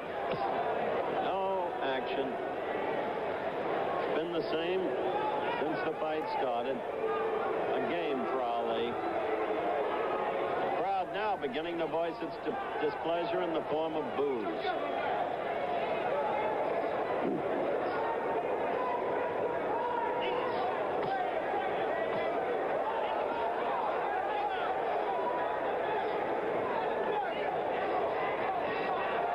Ali scores with a couple of jabs. Third one. Fourth one missed. Escort. He can put that jab in at will. Oddly, the two have one common opponent. Remember the rotund little one, Rudy Lubers, who went 12 rounds with Ali, Ali winning the decision? Evangelista knocked him out in the third round. Lubers must have aged enormously between fights.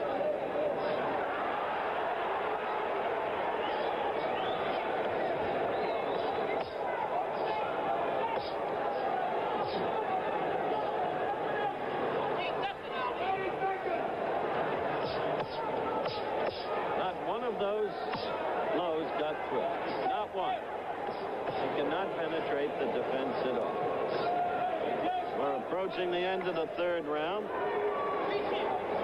Gene Kilroy, part of Ali's retinue, sitting next to me is screaming, "Close it up, champ." He's getting embarrassed.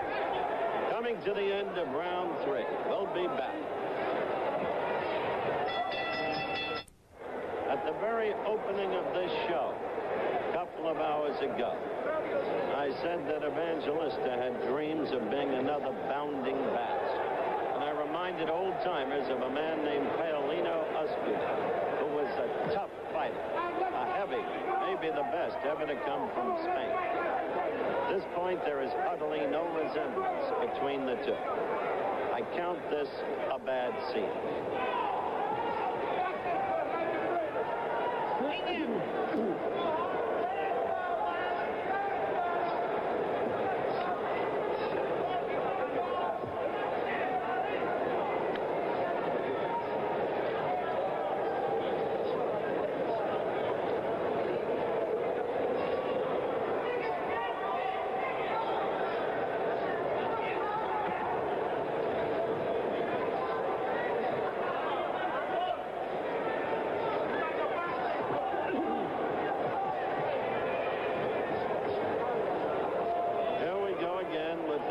Dope and the cover-up. The tactic employed so effectively against George Fong.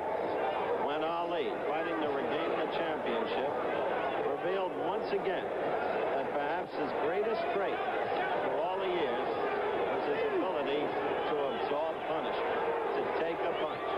Foreman punched himself out. Ali did away with him in the 8th round. The crowd is now booing the absence of action, particularly the absence of any real offensive action by Ali.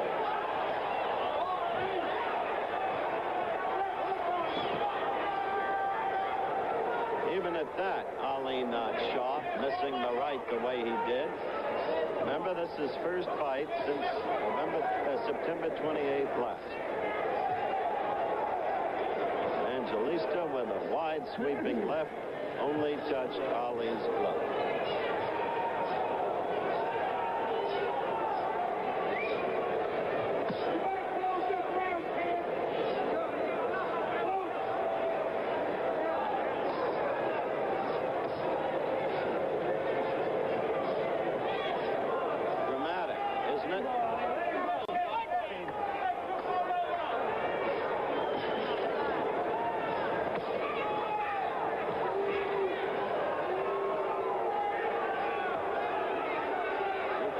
Fans, and they're right.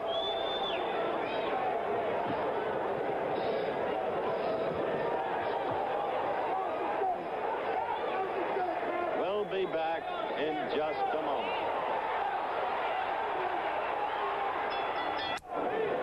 The bell for round 5.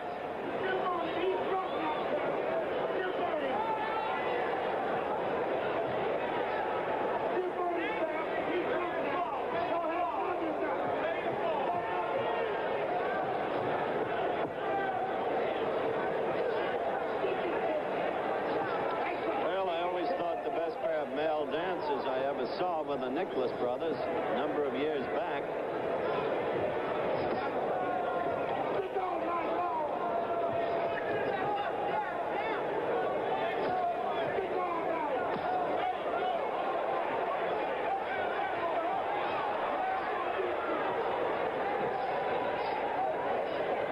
There's some manifestation of Ali throwing a punch or two in this round. Let's see if he goes back to the rope-a-dope and the cover-up. Really sticking a little more. And the right connected. There's the cover-up. Actually, a mild right uppercut got in from Evangelista. Actually got in. Did no damage. Sticks and moves a bit, and then against the ropes, covers up.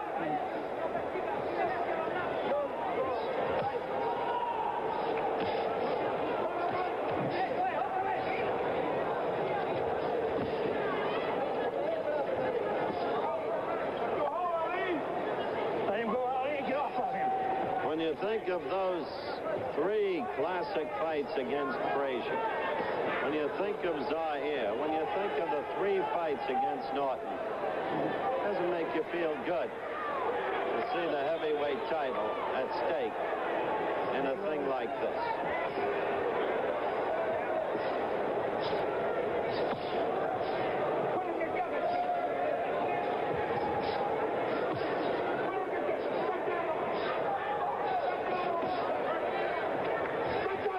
In August of '66, when he did away with the Blackpool bust, Brian London, the crowd gets excited. Suddenly, as Evangelista pouring leather, but still doesn't get through, they get excited at the mere fact that Evangelista is the apparent offensive man at the moment. At least, as I was saying, Ali put away Brian London in the 3rd round.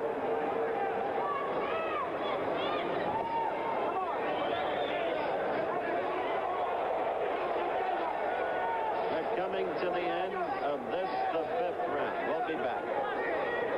That's Ali in his corner. Bell for the 6th round is sounded.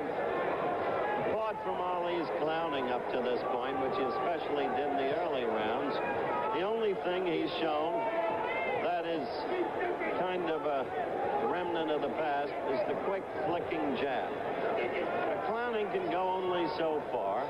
You have to wonder how much this man really has left as a fighter. Because if he's out of retirement, which he is, he owes one thing for sure. He owes either Jimmy Young or Kenny Norton a fight. The public has a right to expect that fight if Ali is going to collect big money out of retirement.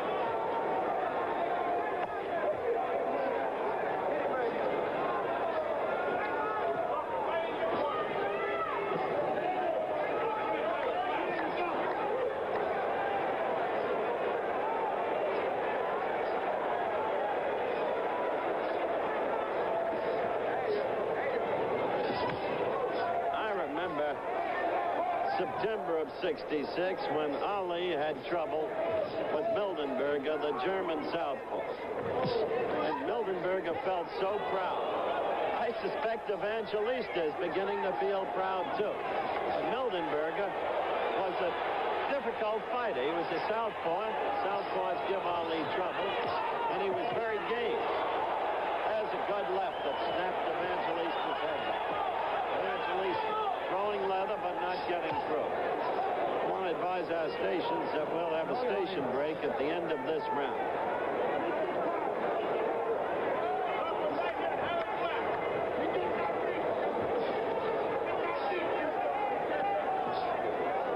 Wild, amateurish left. Evangelista's nose is bleeding. That comes from Ali's flicking left.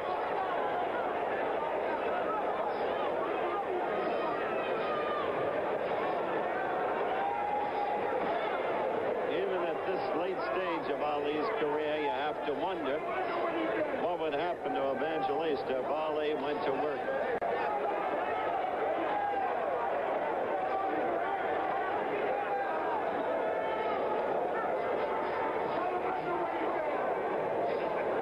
Seeing Ali miss with those lefts over the challenger's head, you can see how he's not nearly as sharp as once he was.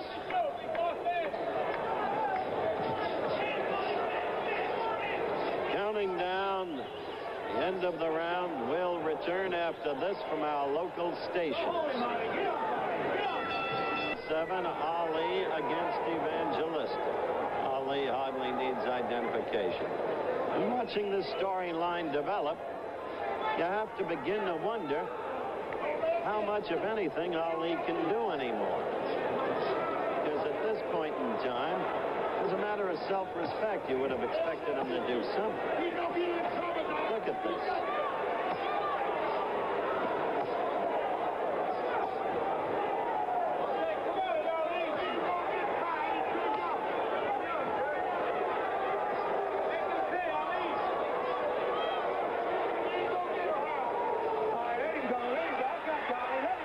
It all speaks for itself.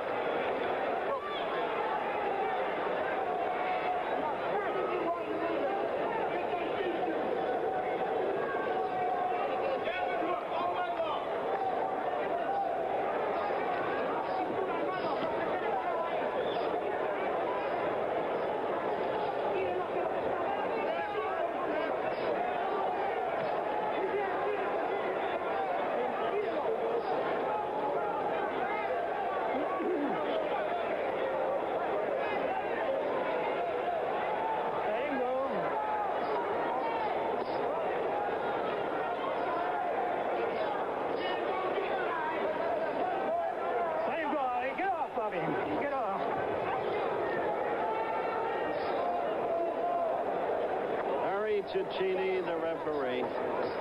Ali had made a brief complaint.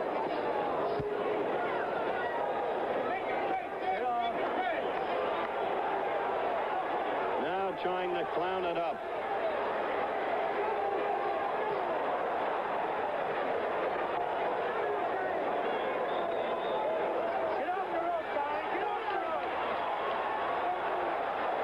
I don't like this, and I'm sorry, frankly, that it's on the air.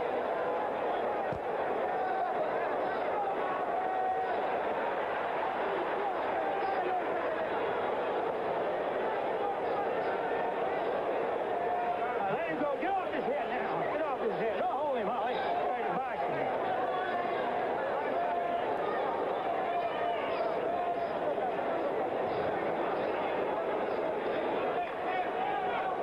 Get off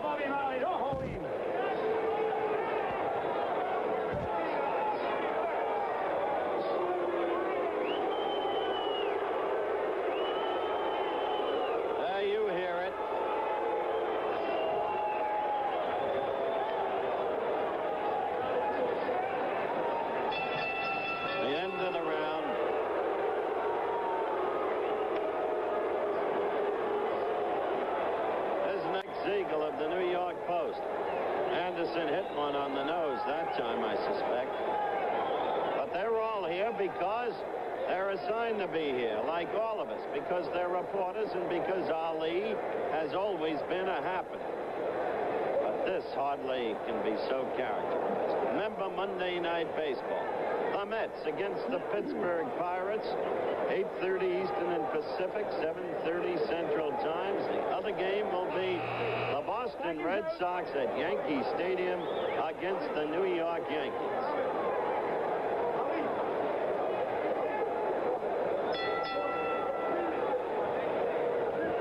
Well, we've just had a repeat of an old scene. It happened in the Ron Lyle fight. It happened in the Jimmy Young fight.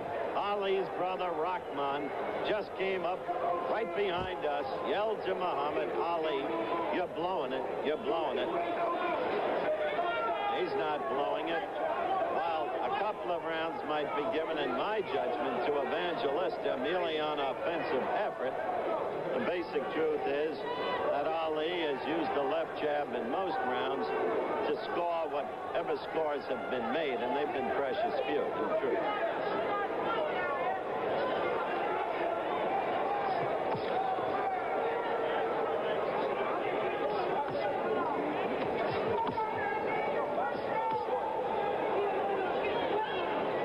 You remember the glorious fighting machine that Muhammad Ali once was.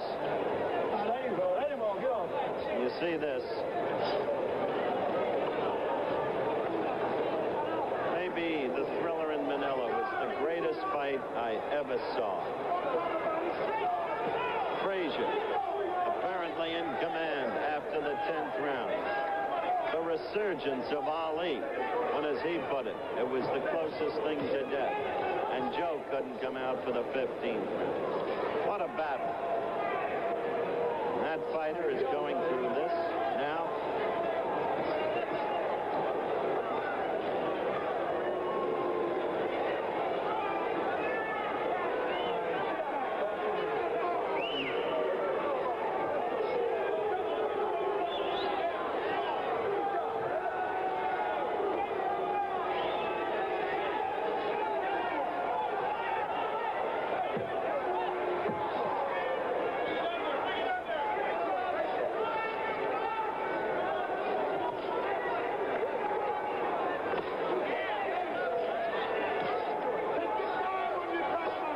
The way he misses now, Ali, even against an opponent like this. See that? Blows aren't clean, they're not sharp. This is the 8th round.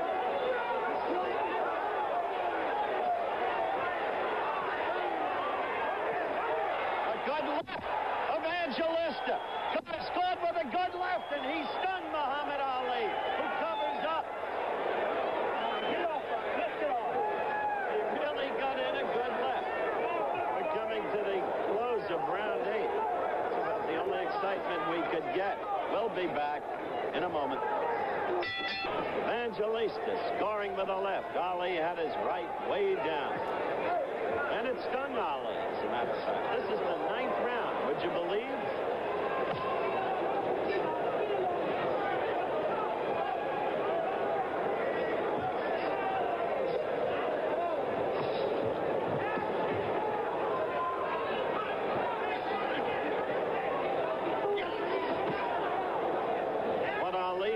In this bout is that it's a long, long time from September to May. As May comes, the days grow longer. So do the fights.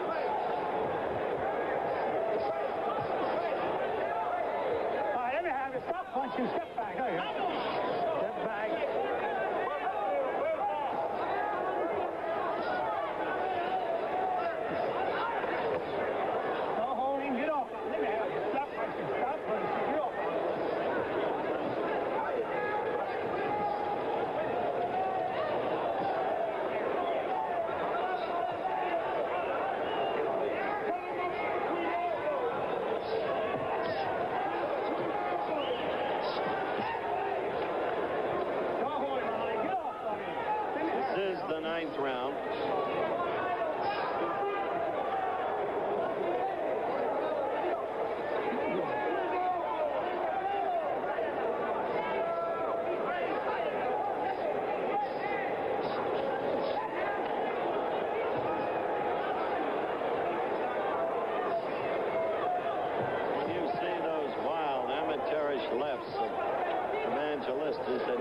determine the quality of Ali's opponent. And we have no intent to denigrate the young man. Believe me, we don't. Personable youngster, and he's had an opportunity to pick up a big favor. Crowd oohed at that left of Evangelistas, but it did not score. Let him go, honey. All right, let me have you. Step off on me.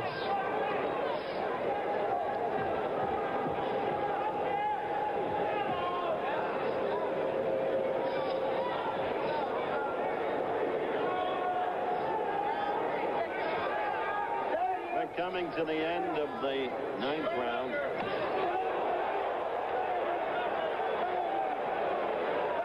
We'll be back in just a moment. Round 10.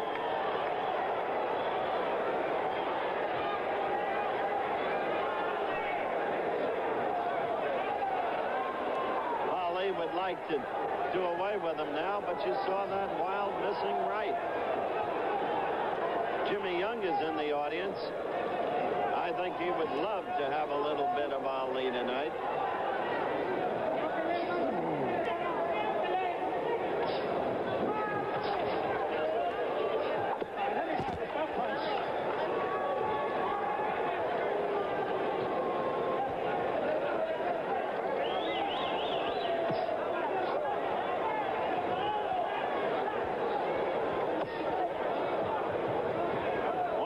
Jab, and then another. Not the jab off the jab, but one blow at a time. There was a third. Not combinations.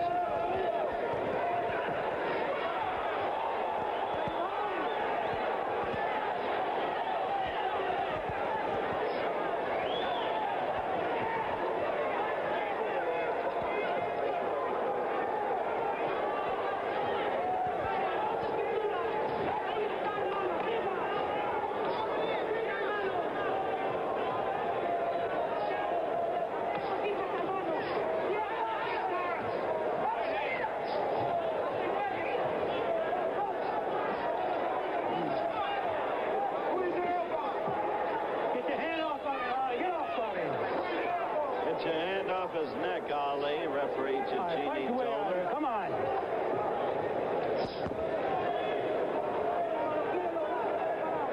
So we have the spectacle of the young fighter from Spain, trains in Segovia, about 70 miles north of Madrid. Beautiful town. Spectacle of him at age 22, chasing Ali all over the ring, not scoring. But Ali, in an exhibition, will do so much, I suspect, to undo the whole of what he has built in reputation as a fighter over the long years. Let me have you. Stop punching. Stop punching. Step back.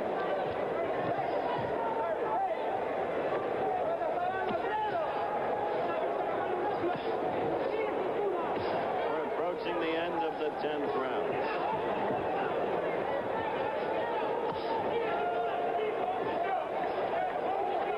Get off the back. Get off of him. Step off on him. You're holding now. We'll be back in a moment. Round 11. You don't like to beat an old horse, but this has been dreadful.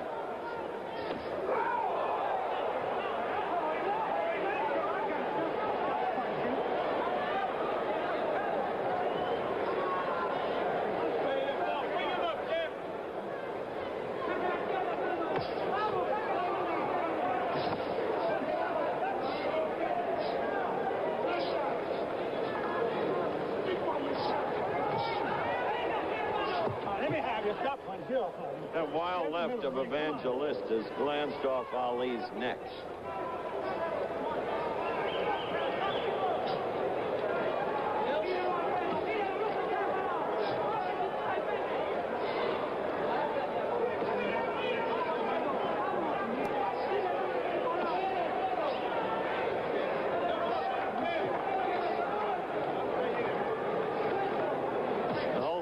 become a Spanish silent movie.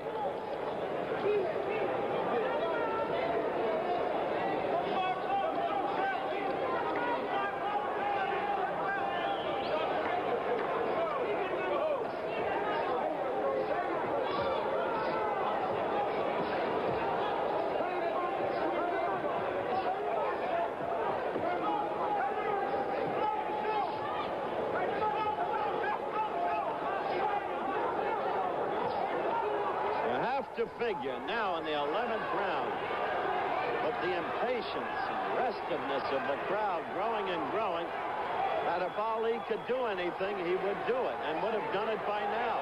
Look at Evangelista after Ali. And as a matter of fact, I think the crowd has been most tolerant in its behavior tonight. Get off. Get back. Come on. Really been lenient. Get back. What I was leading up to is you have to suspect off this that there is little, if anything, left in the great fighter we once knew.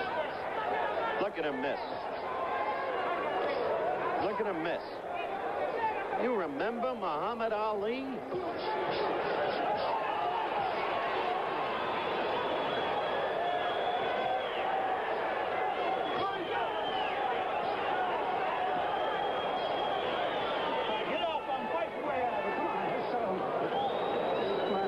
To the end of round 11. We'll be back in just a moment. Round 12, believe it or not. And the aggressor, although ineffectually so, is Alfredo Evangelista. Ali has missed again and again and again all night. Occasional scoring with the jab. Evangelista hasn't scored at all. He had one good left that we showed in replay some rounds back. Nothing familiar about this Muhammad Ali. Nothing. Don't hold him. Fight square. Get off of him, Ali. Get off of him.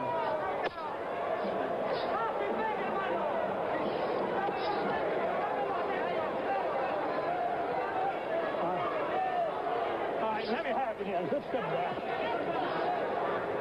The way this fight is going, Evangelista will make the World Boxing Council rating system look good.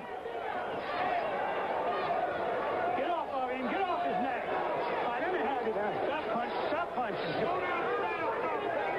Based upon past experience with them, as our little exercise in journalism proved, this could enable him to move Evangelista up 4 more spots.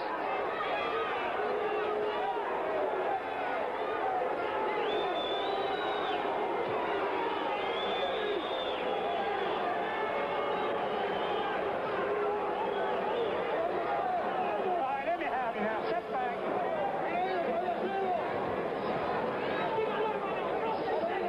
Jimmy Young temporarily left the arena because he found the fight unacceptable. We're looking for him, hope to find him, get his view of what's been transpiring here tonight. 1 minute, Ali. 1 minute. Get off his neck, Ali. Get off of him. I got you. Stop punching. Stop punching. You know, Ali actually looks tired. He really does, Chris Schenkel. He looks tired. And what's he done? What a job our pictures have done. It's pretty difficult to add captions to the pictures. They really tell the story.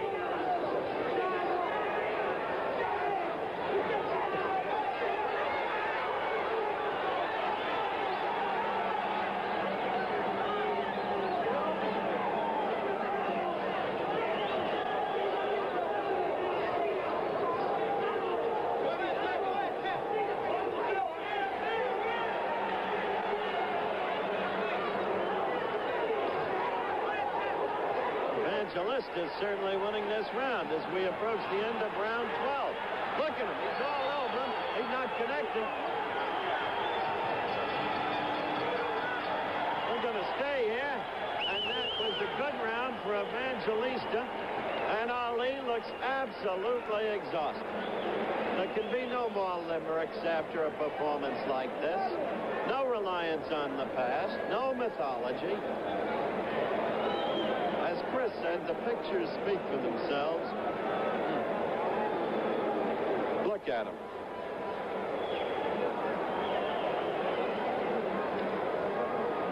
Art, I think we should be very thankful we had some lighter division bouts that were exciting tonight. Heavyweight division has always been glamorous and exciting, and it's lost a lot of glitter, I think, right here in Maryland once more. He's got 3 more rounds to get through. Then we'll see. Let's go.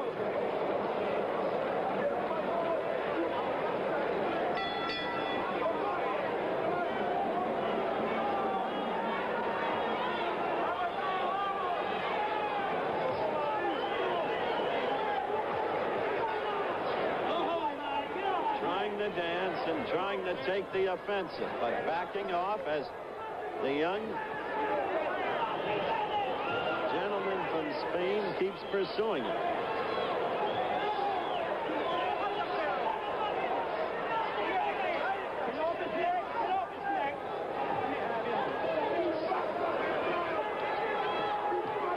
Why he came out of retirement is his personal business. It's conjectured that in spite of all the monies he has made because of the settlement of his matrimonial difficulties, Ali needs more money.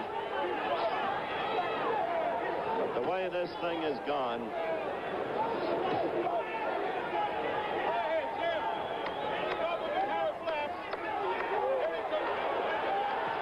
he landed a good right there, and he hurt Evangelista. Evangelista was hurt, but the kid has courage. From the beginning, he was unafraid. It was as if he sensed that he wasn't facing the Muhammad Ali of the past.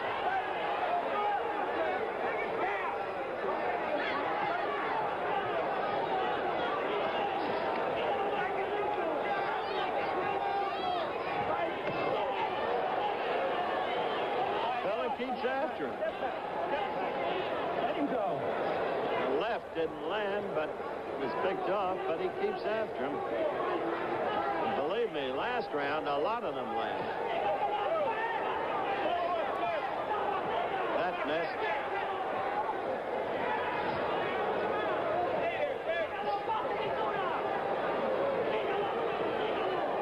Less than a minute to go in the 13th round.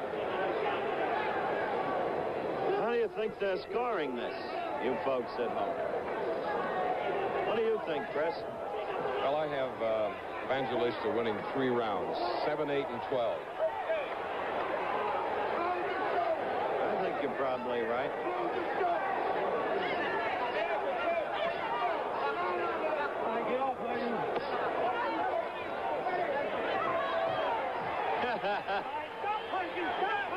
They call Louis Firpo the wild bull of the Pampas.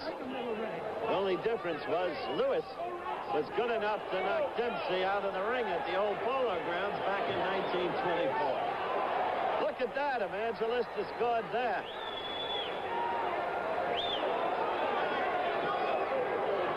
Okay, approaching the end of the round. Now let's go to Frank Gifford in our studio. Okay, Howard, we'll give you a little breather down there. A couple of baseball scores tonight. The surprising Chicago Cubs made it 5 straight wins, 13 out of 15. They beat San Diego 9-6.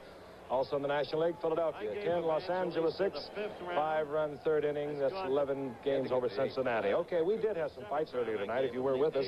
We had a junior lightweight championship bout. Alfredo Escalera in against Carlos Becerril. Let's take a look at that knockout. This is 8th round action. Escalera finally catching up with a very tough fighter from Pomona, California, Carlos Becerril. And that's how it ended. A junior lightweight championship. And, of course, earlier, Roberto Duran beat Javier Munez. Those are the 2 fights that took place earlier. Okay, let's rejoin the coach and Chris Schenkel. I think they're the card carriers. Seconds out, let's go. There's the ring. There's the ring. We're about ready for the start of round 14. A perfectly endless fight. I use that word in quotes.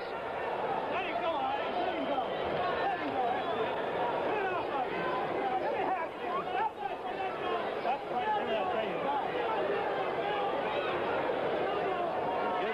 Evangelista all the credit in the world. He's been a pursuing fighter. He was unafraid coming in. What I've tried to point out is that he is not a quality fighter. It is questionable that he should have been ranked 10th, but we showed you how that rating came about.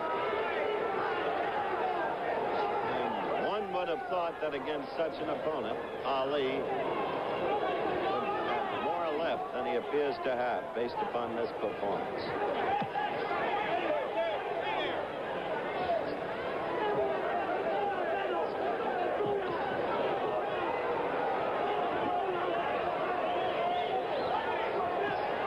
Now he's going to try to explain this away.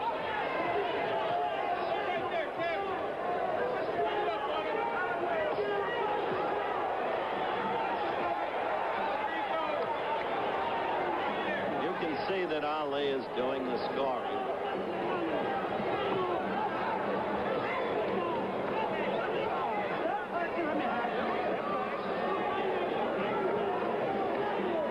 He's given Evangelista 3 rounds. I've given him 4.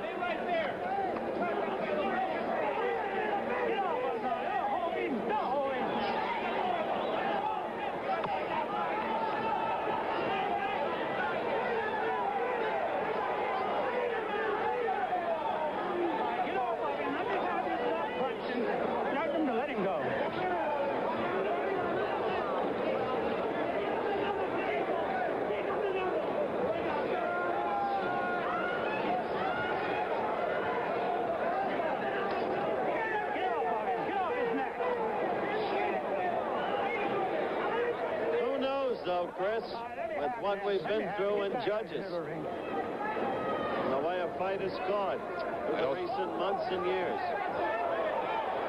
Pretty good jab by Ali there, Howard. Right.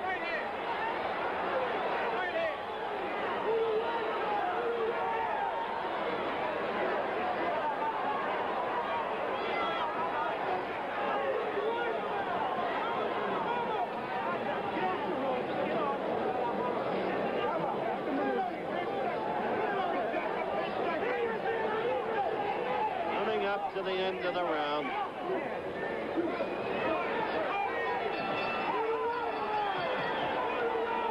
Okay, that's the end of the 14th round. We'll be back in just a moment. Set down.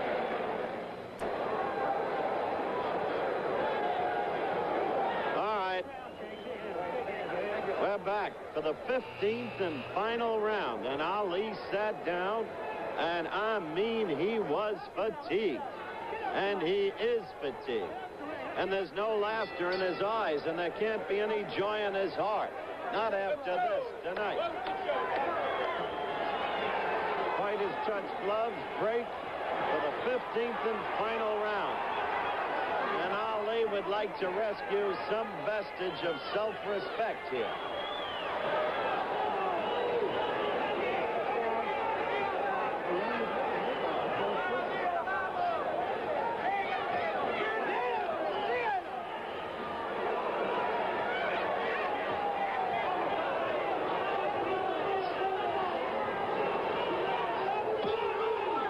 Sticking with the left.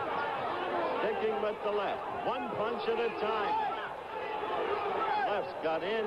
3 of them separately. A 4th. A 5th. The right keeps missing. The timing so off. The reflexes so slow. And Evangelista keeps pursuing. Trying to connect. Combination there by Ali. A combination for a change. A 1-2. Ali, as you can see visibly, although he now dances on his toes, he drooped in that corner for just a moment to catch a breath. Left scores.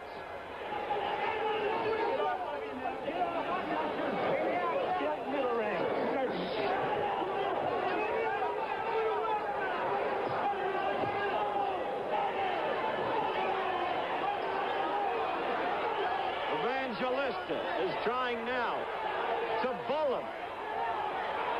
to out-muscle him with his body, to push through the cover-up.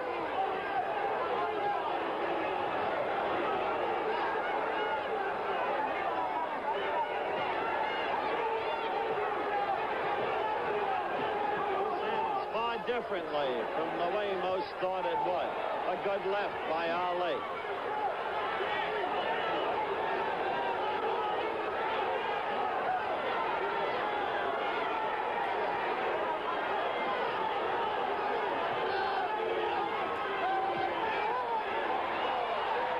Well, the crowd roars as Evangelista. He missed one, landed one. Move the show, Kev.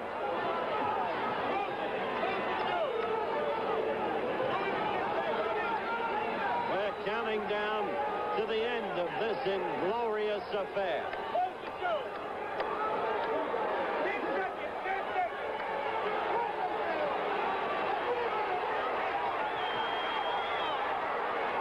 Counting is over. Evangelista has gone the distance against Muhammad Ali as the fans boo him to distraction. Evangelista's corner, they are hugging him. Heaven knows, maybe they think he's won the fight. Heaven knows, when they score it, maybe he will have won the fight. I've been around too long.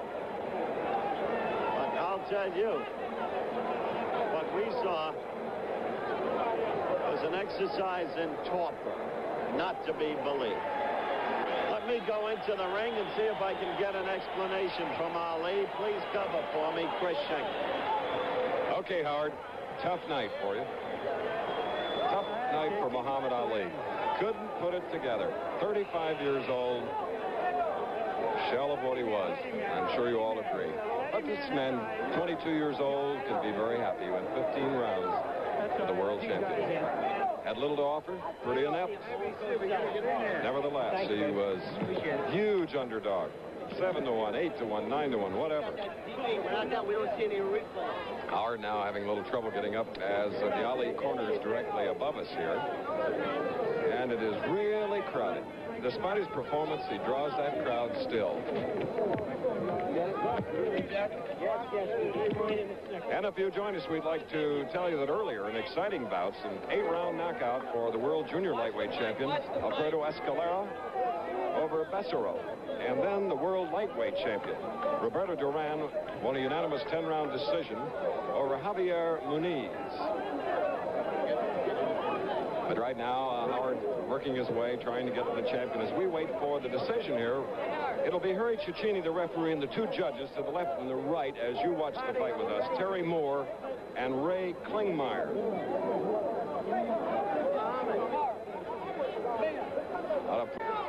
ABC television would like to get a comment from him, but I doubt if he's in too much of a talkative mood. Now, the decision. Here is the decision. Judge Terry Moore has it 72-64, Ali. 72-64, Terry Moore, Ali. Klingmeyer has it 72-64, Ali.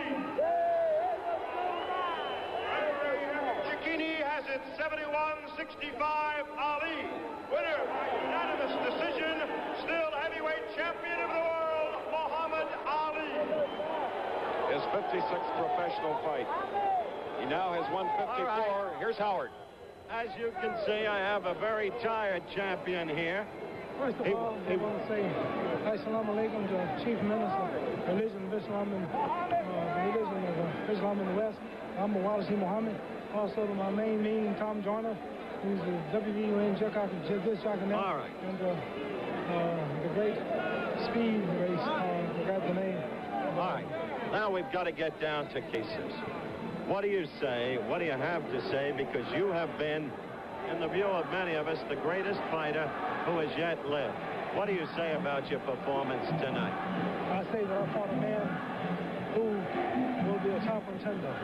Just like Ken Nard was nobody on fought him, Young was nobody. It reveals the hypocrites of boxing. That the great fighters such as Foreman, Bobbick, don't go like you think they will. But the unknowns always do a tough fight. I'm so thankful for the fight that man put up. You all know now he is no bum. And I promise you, he will go longer with Norton than Bobby. All right. What about that? It's not a nobody. What about that nobody you saw tonight?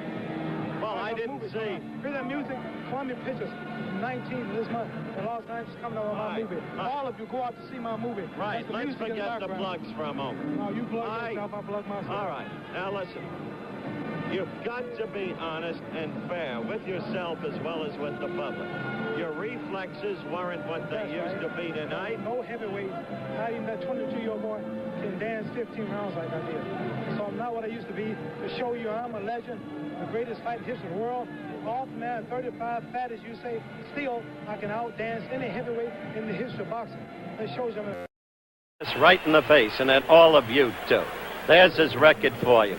Incidentally, I'd like to clarify something Frank said, or at least amplify rather than clarify. He said that we cannot talk to political figures. There are many of them here, such as Senator Teddy Kennedy. But under the equal time provisions, we cannot put on any politicos who are engaged in actual election campaigns at the present time. Thus, the inability to talk to them. There's Jimmy Young, as you see him, emerging now from his dressing room and about to enter the arena. Note that he has only 5 knockouts. He is not a power puncher. He was knocked out, and that's his worst defeat on his record, by Ernie Shavers in the first round. Yet, he did beat Ron Lyle, unanimous decision in Honolulu a little more than a year ago, and he, of course, knocked out Richard Dunn in the 8th round, who was supposed to be Ali's next opponent come next month, Richard Dunn being the British and European heavyweight champion. Jimmy Young with a mild smile, but he's got to be, at this time, a little bit shaky. A 15-1 underdog, but with enough skill to be rated the 3rd contender, number 3, and with enough skill not to be taken as of the same quality of the likes of Jean-Pierre Koopman. So Jimmy Young now about to enter the ring, the crowd first becoming aware of his presence. There are some empty seats here. They had expected a sellout, but they do have, I would suspect, in the area of 13,000, 14,000 people. A pretty good crowd. There's Jimmy in the ring, not much crowd reaction. The fight coming up, and we'll be back at ringside in just a moment. We're back live at the Capitol Center. Muhammad Ali in his robe in his dressing room, and at long last, the champion is ready to come out to fight Jimmy Young. We've already told you about his record, about how long he's held the title. To me, the incredible thing about Muhammad Ali, the thing that makes him, in my own mind, the greatest heavyweight who has ever lived, is that he was enforcedly idled. You all remember it, for 3.5 years. The best 3.5 years of his boxing life. Yet he came back, fought a classic fight against Frazier on March 8th of 71. Lost it, came back from that. Lost to Kenny Norton, came back from that, and came back to knock out George Foreman in Zaire, recapture the crown, and then beat Frazier again in that marvelous battle in Manila. So this is a man, think of baseball players, a more sedentary sport. They lose a year. Kurt Flood couldn't make it back after staying out a year. Boxing, the most brutal, demanding of all sports. Muhammad Ali coming back after 3.5 years. To me, that's the stripe of the man. That's why he is the superb champion. The tale of the tape before you now on your screen speaks for itself. The age differential, the weight differential, because Ali should not be at 230 pounds, whatever the protestations to the contrary. And it remains to be seen against a young kid who's a pretty good boxer, how long it will take him, and if this gnawing at Angie Dundee deep inside about the memory of the fractured jaw at the hands of Kenny Norton, it remains to be seen if there's any chance of a repetition of anything like that. But an overwhelming favorite, clearly, Ali should be. On grounds of skills, experience, everything in the world going for him. Against a kid who, while a decent boxer, hasn't really been that tested and hasn't really grown that much. Now you begin to see the attention being given to the champion. Now the crowd sees him. Now the roars come up. Up goes the Ali right hand. That's his brother Rahman wearing the fez cap. Angie Dundee, always close in there somewhere. Without question, Dundee is one of the smartest men I have ever known in boxing. Not just smart as a trainer. He knows how to promote a fight. The fellow with the glasses and the fez is Ali's personal bodyguard, Pat Patterson, member of the Chicago Police Force. Now you begin to hear the crowd. What a curious and complex man, Muhammad Ali. A chameleon, capable of being gregarious and engaging at any level of the social stratum. He is directly above us now, getting into his corner. And yet, with an attention span of perhaps 20 seconds, capable of changing his mood in just an instant and suddenly appearing cruel and even sadistic, such as in his displays against Patterson and Terrell. Ali now in the ring. We finally get ready for action, and we'll be back for the start of the fight in These two men just came out of nowhere. Did you get a look at them, or? No, just grabbed my wallet and ran. What'd they get? All our credit cards. $600 cash. It's the worst thing that ever happened to me. Protect your trip. Carry American Express traveler's checks. If they're stolen, you can get an emergency refund even on a weekend or holiday. No other check can do that. American Express traveler's checks. Don't leave home without them. Hello, I'm Roger Miller for Gabriel Striders with a way to save 25% on shock absorbers. You buy 1, 2, 3 Striders, and you get the 4th one free. It's Gabriel's finest 3-position adjustable shock. You can custom tune to the way you drive and the ride you want. Once more, you buy 1, 2, 3 Striders and get the 4th one free. Gabriel Striders. King of the road.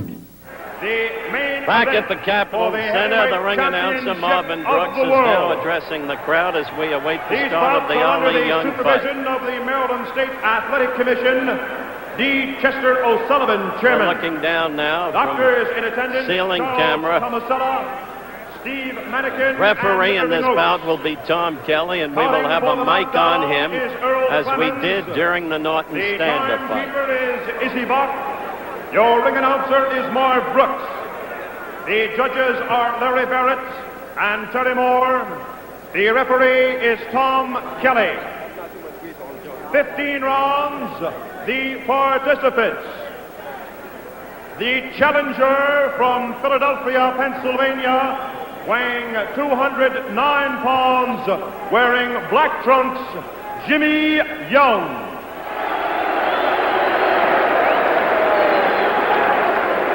His opponent, the current heavyweight champion of the world, from Chicago, Illinois, weighing 230 pounds, Muhammad Ali. So the ring introduction. New Jersey, Ali.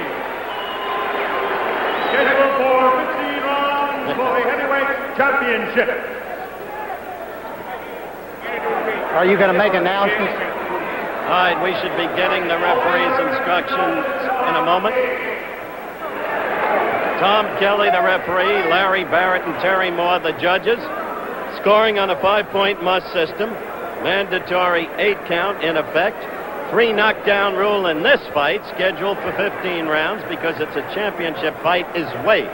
3 knockdowns of a fighter in a given round will not automatically end the fight. And there will be no saving by the bell, except, of course, if it should go 15 in the 15th round, the bell would automatically end the fight. So that's the situation here at the Capitol Center, where at long last, we are going to have Ali against Jimmy Young. To review the Norton stand-up fight, it was stopped in the 5th round. Norton did a most workmanlike and professional job Muhammad on Ali. a far inferior opponent. Here's Tom Kelly with the instructions. All right, Jimmy Young, Muhammad Ali, I want you to both protect yourself at all times. Watch your low blows and your roughness, and I want a good, clean fight all the way. Pay attention to my instructions at all times. Some of that grease off. Yes, sir. With a glance. Yeah, right. Jimmy, we're going to take a little of this off because you'll help. Yeah, here, got it. Yeah, take some of it off. We'll be all right. Get it. Dundee is always looking for an edge. Take some of that grease paint off. Okay, I'll get it out. It's the way he operates. Okay. I've Jim, already right there? told you Okay, about the fine. people in Muhammad's corner, the That's familiar great. retinue. Louis Saria, man who rubs him down, been with him for years. Drew Brown Bundini, his principal role is that of noisemaker and friend. Dundee, the trainer. Ferdy Pacheco, the doctor. In the champion's corner, and Jimmy Young's corner, his trainer, Bob Brown. Round one, the action begins. Ali in the white trunks, Young in the black.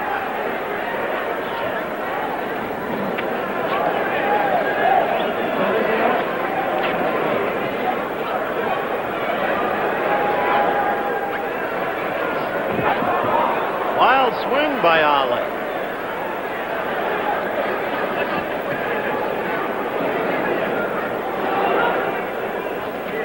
All right, let him go. Let him go. Punch out now. Dear Tom Kelly. Let him go, he said.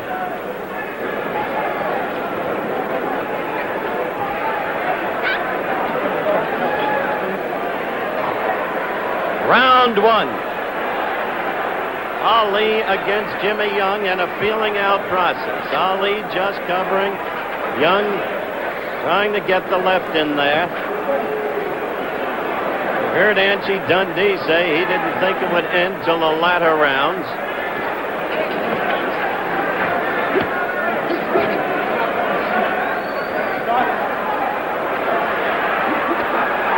Ali raising up the arms, telling Young to hit him to the belly. And indeed, Ali doing no punching at all in this one. Young with those pity-pat jabs. Saw Ali lift the hands up and challenge him again. In at 20 and counting down in round one with little or no action. A quick right by Jimmy Young. A quick right got through to Ali. Not powerful, but it landed. It scored. In fact, Young got a left into Ali. I said he has a fair jab. There's no power. Let him go. to Come it. on, clean break. Hold it, Alex. Let's go. Let's go.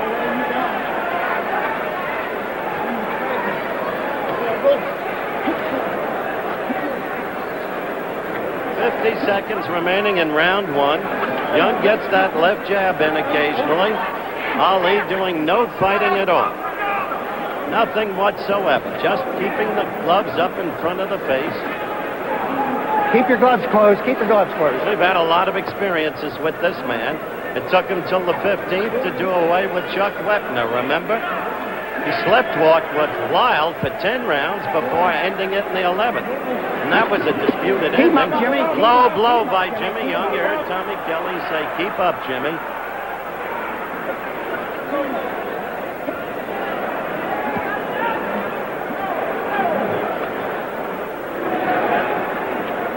Counting down to the end of round one.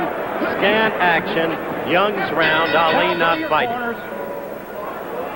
Round two. Ali against Young. Our ceiling shot as we open the round and then zoom down in on the fighters with an overhead shot.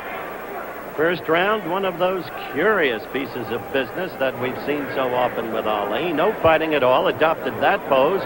Young got in a number of lefts and even a fairly good right. So he had to win the round on sheer effort. Let him go. Let him go. Let the arms. Come on, man. Once again, the mic on the referee, Tom Kelly. His words will speak for themselves.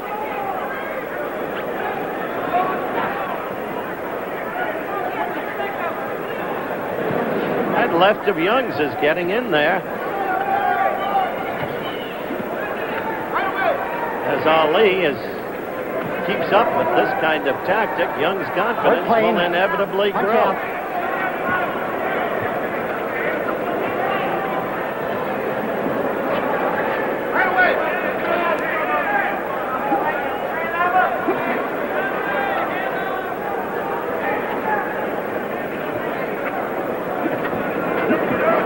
Let him go. Let him go. Come on, man.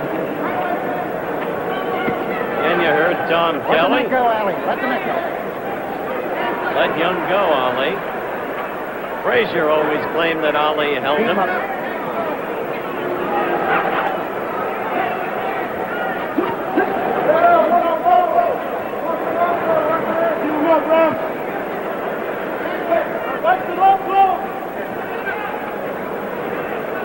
Ali's corner is yelling to referee Tom Kelly to watch Young's low blows.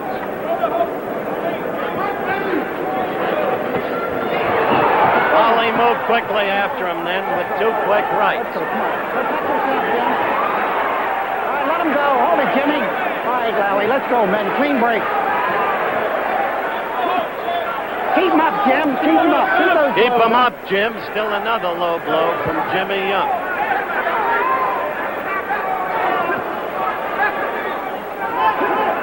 Keep him up, Jimmy. Keep him up. Keep those blows up. You heard Kelly again. Young got a left into the midriff, which has 2 rolls of fat where there used to be 1. See that pity pat jab? Dundee talked to me about that in our interview earlier in the telecast.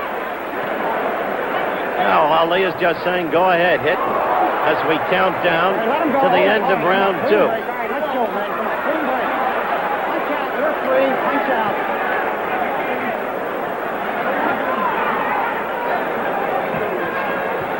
Now, go to your corners.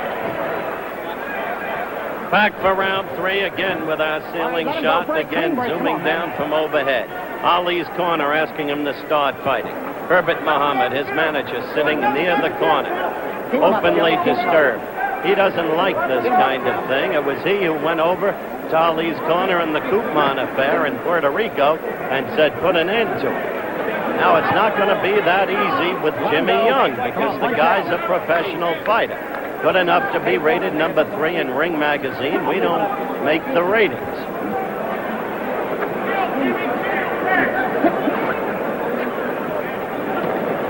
He's got quick hands, I'll say that for the kid.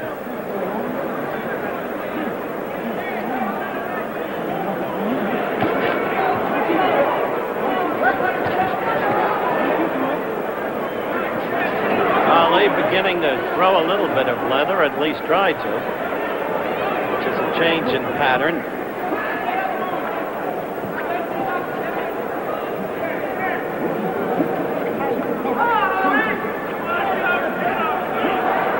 Ali covering effectively and saying to Young, keep hitting me, keep hitting me. He's talking incessantly to him, though we can't pick up the actual verbiage. Don't forget, a half hour after the fight telecast, the Derby special from Louisville, Kentucky, and tomorrow, the great race itself. Certainly America's greatest horse race and quite possibly America's greatest sports spectacle, the Kentucky Derby. Look at that, a rope-a-dope. Now he's asking Young to come into him.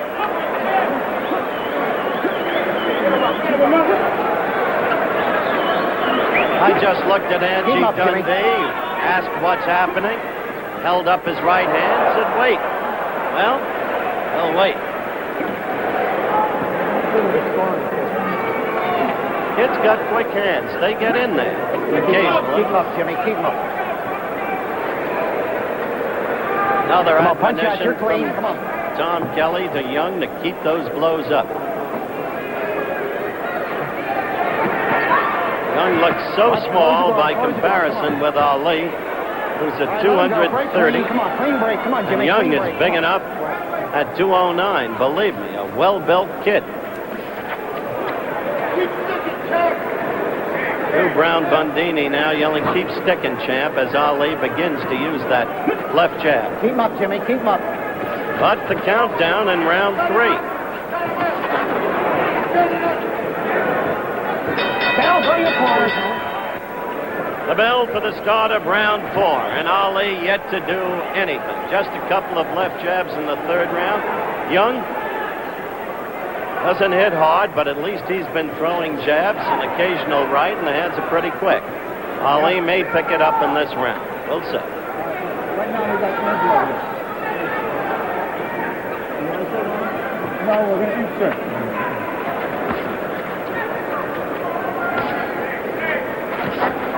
Let him go. Let him go. There's Angelo watching the fight. All right, let him go, man. Come on, let him go. Let him go. Come on, clean break. Watch it. Back to that. Come on. Smart as he is, he doesn't map his fighter's strategy. Cannot control them in that regard. He never felt that Ali should have used the rope-a-dope against George Foreman. Pleaded with him to get off the ropes. And yet it turned out Ali knew exactly what he was doing. Ali is at least throwing some leather in this round. Let him go. Let him go. Come on, clean break. All right, hold it. Hold it, Jimmy. Hold it. All right, hold it. Let's go, man.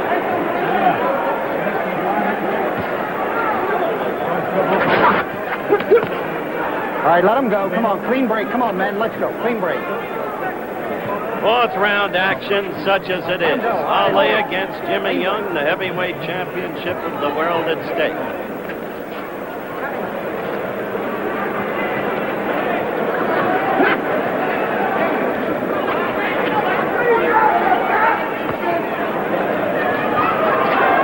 All right, hold it. Break. Come on, hold it. So far, Young has done a pretty good job of defending as Ali has begun to throw some blows in this round. Let him go, Jim. Let him go. Come on, break. Clean break. Come on, let's go, man. Clean break. Come on, Jimmy. I can't say he's done an effective job.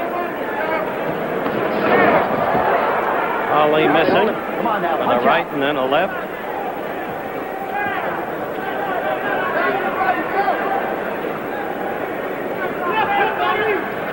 "45 seconds left in the round. Come on, clean break now. Let's go. Observers at ringside gave Young the first 2 rounds.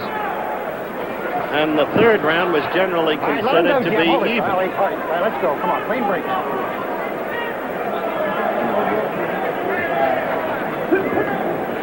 All right, let him go. Come on, clean break, man. Come on. Of course, Young believes the longer the fight goes, the better his chance.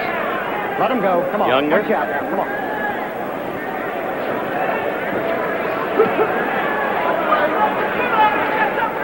All right, let him go. Come on, punch out. Let's go, man. Come on, clean break. Come on, Jim. Let's I must say, referee Kelly is active. Coming up the end of the round. Go your corners. Round 5. 5th round action beginning again. We begin with our overhead shot. The crowd was booing the fight at the end of the last round, and I don't blame them. Heavyweight championship fight. High-priced seats, they're entitled to. Come on, let him go. Break. Step out. Come on, clean break, man. Come on. Young moving around the ring away from Ali now as Ali begins to move. Remember, this is a big ring, a 20-foot ring. It was the very ring used in Lewiston, Maine, when Ali disposed of Liston in the first round in that very controversial bout. Come on, watch it. Come on, man. Keep it clean now. Keep it up. Watch it.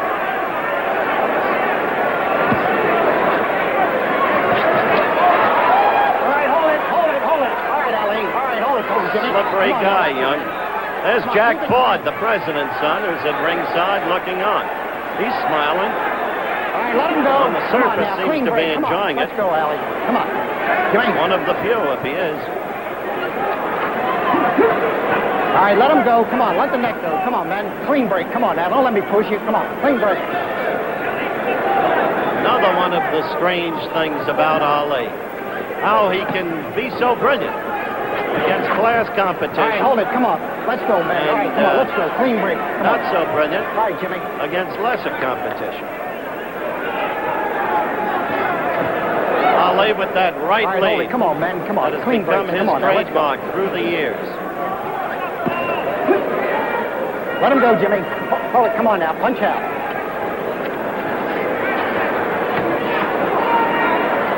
Oh, all right, let him go now. Come on, punch out.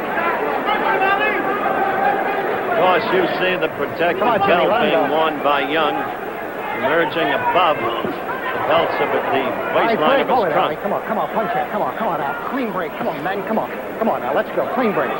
Tommy Kelly, the referee again. 45 seconds left in round 5.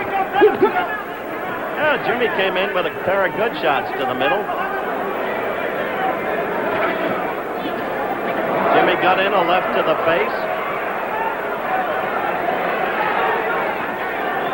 Let him go. Come on, let him go now. Slippery kid. Moves around, gets down low, holds on. Ali hasn't been able to get through to him yet, although for 2 rounds he didn't try very hard. 10 seconds left in the 5th round. See that? Ali really tried there to jolt him. Let's go. Watch it, Ali. Come on now. Come on. Keep it clean. Go to your corner.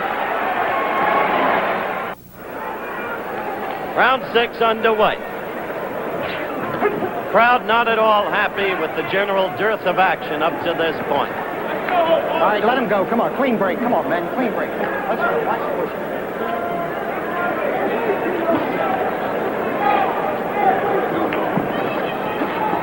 Ali is missing an awful lot. Come on, boys. Punch out. Whether it's his own absence of timing or Young's defensive skills, let him go. Come on, let him go. Matter of conjecture.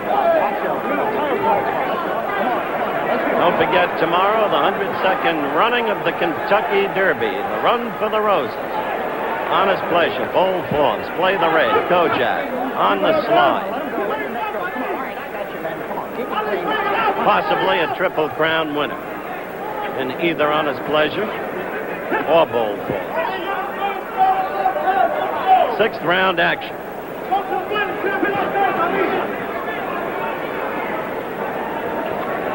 Ali's corner now asking Ali to go to work, go to work. He appears to be trying. All right, break it up now. Come on, clean breaks. At some point in time, if you balloon up and you're in your 30s, you can stumble against an opponent taken too light. Angelo Dundee again, watch it. I'll tell you whose face isn't happy, Herbert Muhammad. Come on, all right, let's go. Clean break. Come on, in the front row at ringside. That was a pretty good right by Ali. Young using the ropes. Bending over. Covering up. Ali having trouble getting through those defenses.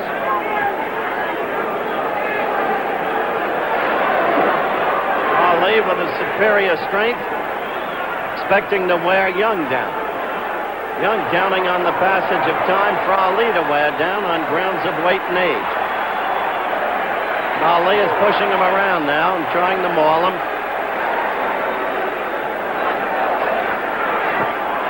A right by Ali got in there. Pity pat. That's the way Angie described it in the pre-fight interview. I got you, Jimmy. Hold it. Come on, Jim. Come on. It's not a very enticing scene or exciting. Countdown for the end of round 6.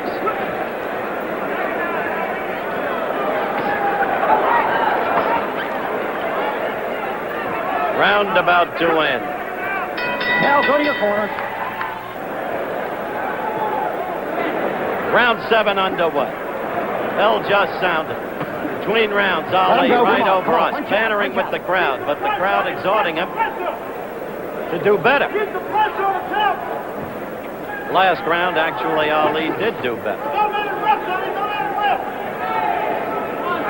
Most around ringside have the fight. At this point, basically even, giving the last 2 rounds to Ali. But these are all unofficial scores. Come on, let him go, man. Come on.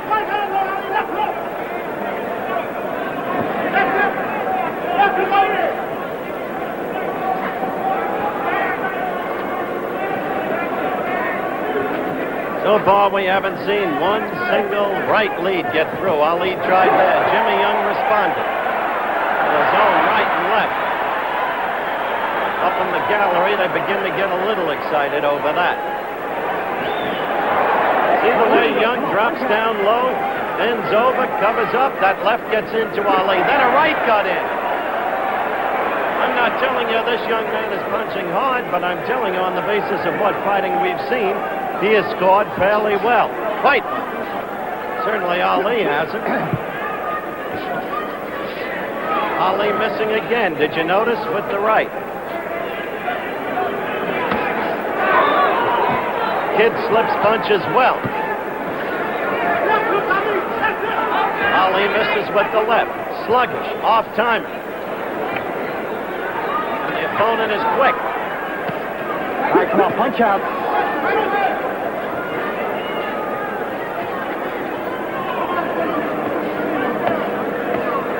Let him go. Come on, punch out, man. You're free. Come on.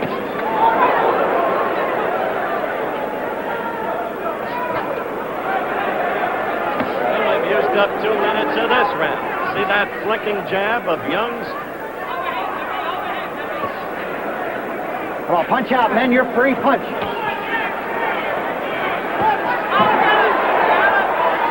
Left cut. Look at the way Young goes. Falls down. Crouches over in half.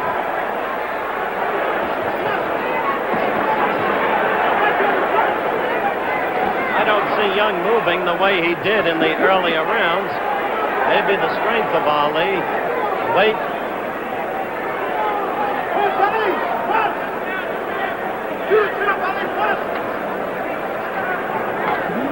Left got in there by Young. Let him go. Come on, man. Punch out. You're free. Come on, punch out. After this pause for station identification, we'll be back.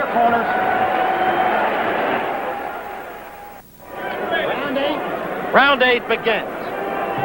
Round 8, and in Ali's corner, they're exhorting him to do more. Who knows? Maybe he's trying quickly there. Couple of rights. Come on, all right, Ali. Come on, let's clean break, man. Come on. All right, Jimmy, let's go now. Watch the arm. Tom Kelly, an active referee, controlling the bout. Good position, quick instructions.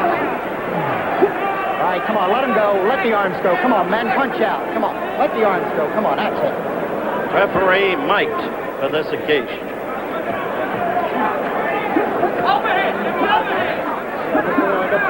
Keep him up, Jimmy. You don't see those blows landing of Ali.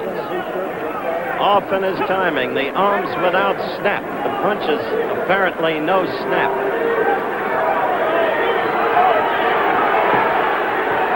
Jimmy Young with only 23 fights behind him. 17 victories, 4 defeats, 2 draws. Trained as a Philadelphia fighter. Trains in Joe Frazier's gymnasium. Philadelphia fighters, boxers, counter punchers.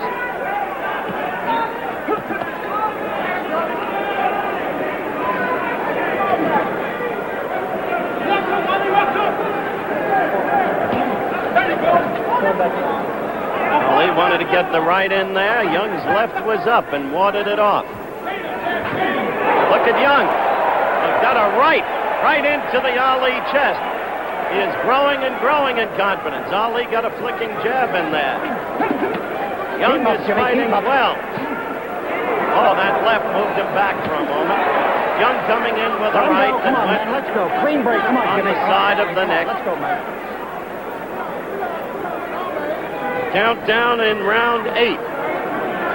How many of you ever heard of Jimmy Young? How many of you thought the fight would go this far?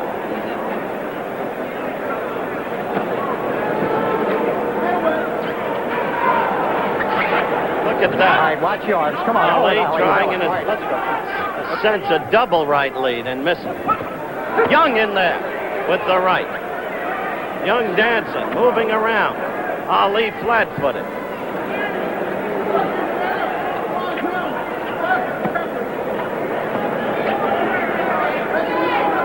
Coming to the end of round 8.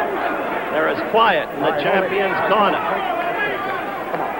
See the way Young again curls up on the ropes. Ali is having all kinds of trouble reaching this kid, penetrating. Young moving away. The young man, he's far from used up. The end of the round upon us. Carol, go to your corners.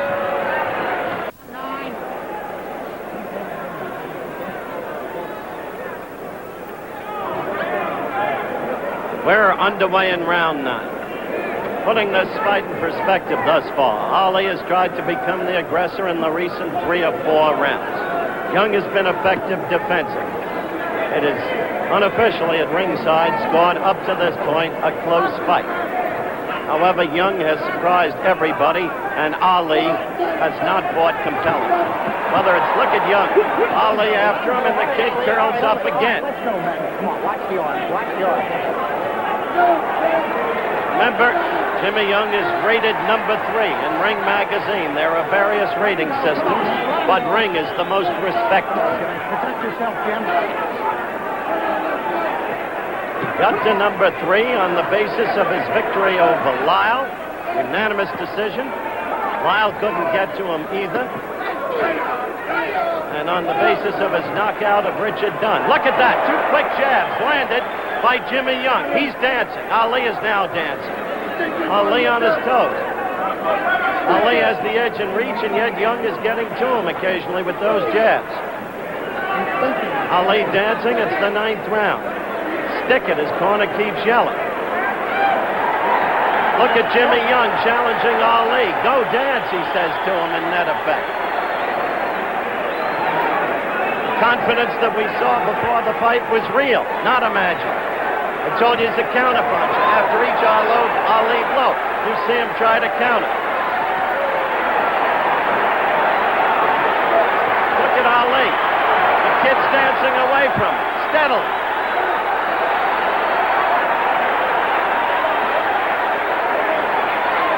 Interesting, isn't it? Now the fight. You saw that counterpunch right by Young. That's a counterpunch. Coming down to the end of round 9. Ali gets a left in. 49 seconds, 48, counting down. Will not break for a commercial at the end of this round. We'll show you that earlier sequence. This is the most interesting round of all because Ali is dancing in the old style. Trying to get to Young, no question about it, unable to do so. Young fighting cleverly, effective defensively, and good counterpunching. There he took the lead with 2 lefts.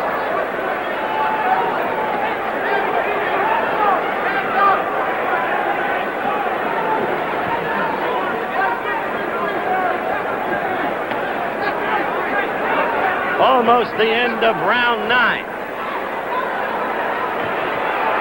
Ali getting in with those flicking lefts near the end of the round. Let's follow Jimmy Young, his arms upraised. The crowd loving him at the moment. They don't care what's going on in there, whether it's Ali out of shape or Young's effective. Let's look at that earlier sequence in round 9 again. Ali bouncing, dancing. Young with the counterpunch right over the left, attemptedly delivered by Ali. Young into the midrib.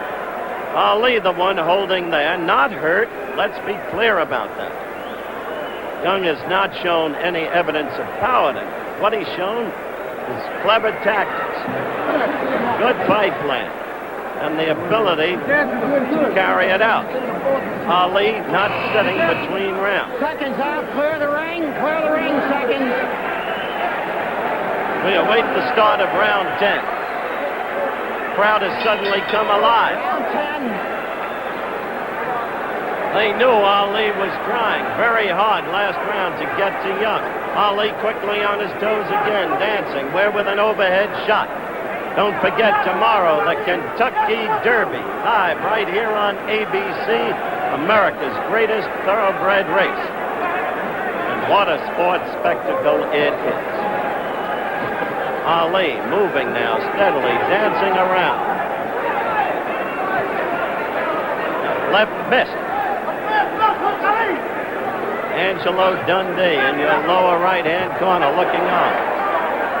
Jimmy Young with a half smile on his face.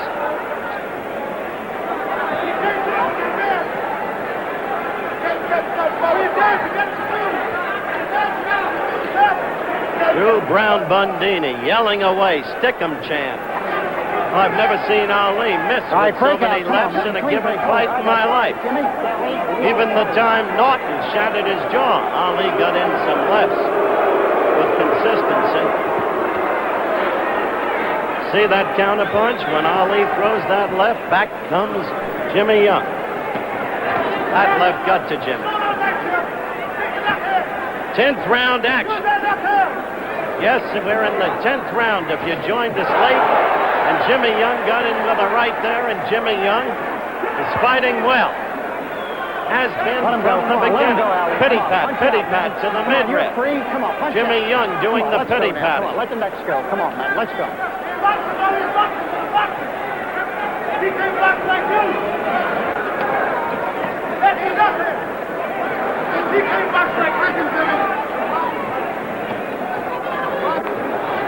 Ali, last round and this round. Circling steadily to the left on his toes, occasionally switching back to the right. The old Ali style before the 3.5 years away from the ring. That attempted counterpunch missed. Jimmy tried to lead with 2 lefts, both missed.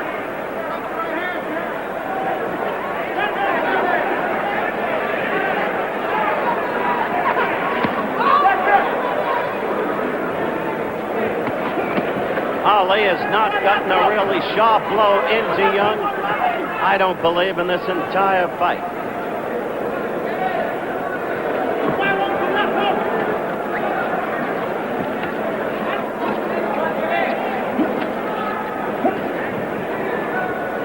I wonder what Kenny Norton is thinking. If Ali should lose, as a matter of fact, Kenny was supposed to join me at ringside within the last round or two. His manager won't let him. Too much at stake. Because if Ali should, that's the end of the round. The 11th round is underway. I was making the point as the last round ended that Norton's manager now doesn't want Kenny to join us. He's worried about this fight, worried that Ali could use the decision, and Norton's big shot for the big money would go out the window for a decent time at least. More time lost for Kenny Norton, so he doesn't want Kenny here. Fight goes on. Round 11. They're yelling at Ali from Ali's corner that it's round 11. As if Ali could turn it on at any time. So far, there's been no evidence that he can. No evidence that Jimmy Young, who got a light right then from Ali, bounced off the ropes, had a half smile on his face. His concentration supreme. Watch the arms. Jimmy Young. Come on, let's go. He has stuck to his battle plan all the way. Tom Kelly right in there, get the blows up. Good right. A good right lead by Ali. That's probably his best blow in the fight.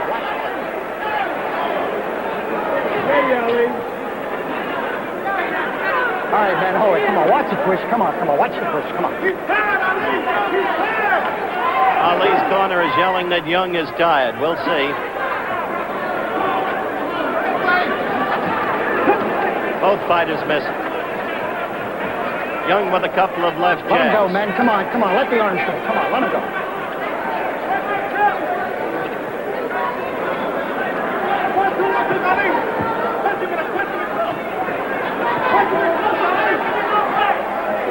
Come on, punch out, man. Come on, punch him in close. They're yelling to Ali from his corner. Look at Dundee in the lower right corner of your screen.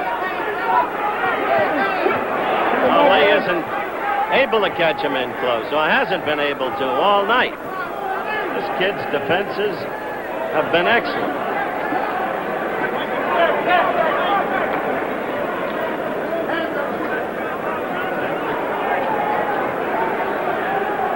See that miss?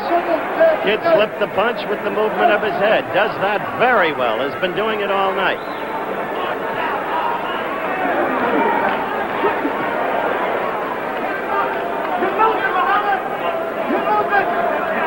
Rahman Ali just yelled over from the corner as he did in the Ron Lyle fight. You're looking at, you're losing, Muhammad. You're losing. He did that in the Lyle fight in the 11th round, and this is the 11th round, and it was then that Ali did away with Lyle, and that disputed ended. But I don't know about this youngster, Jimmy Young. All of Ali's plans, a busy year. The end of the round. The crowd now booing Ali. We're over Ali in his corner. Still not on a stool, leaning over the ropes. He's tired. There's people exhorting him on.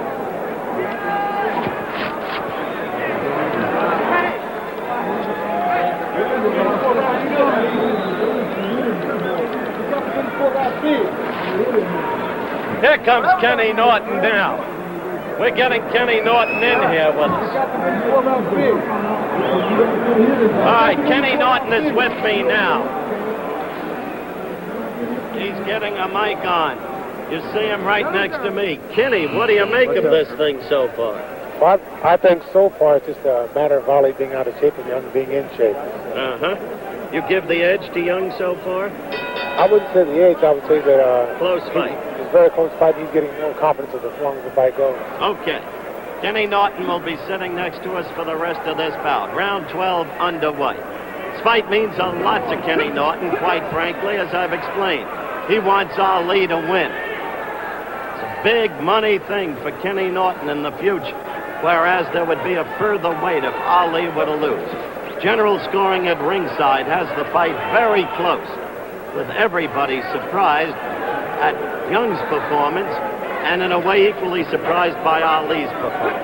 Let the arms go. Come on, men. Let the arms go. Come on. Punch out, Ali. Come on. Punch out. Let him go, Jimmy. Let the arm go. Come on. Let the neck go, Jim.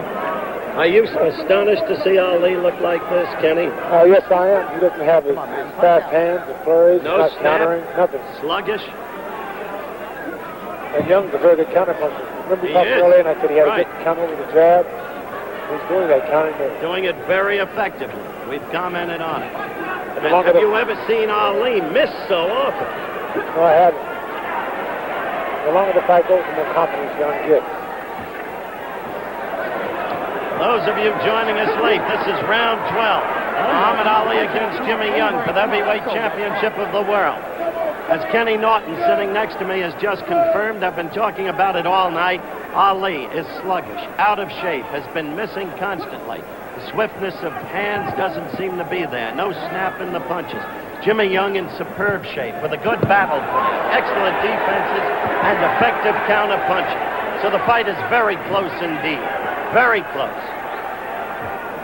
How do you have it scored up till now, Kenny, in your own mind?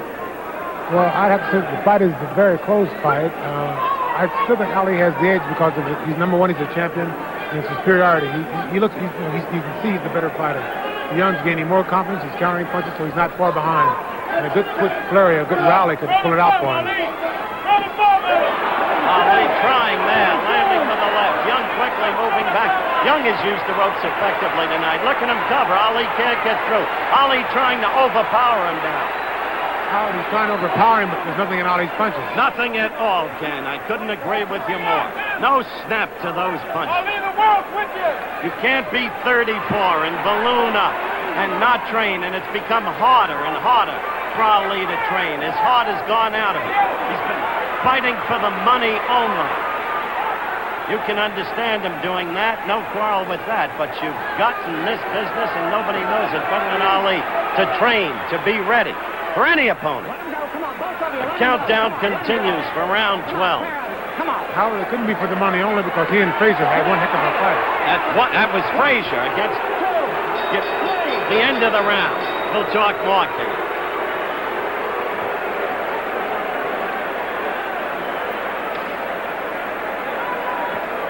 Kenny, we're going to slow-mo that flurry by Ali. Then I want to talk to you about that. Ali would kill himself training for you, for Joe Frazier. There's that flurry. Let's look at it again.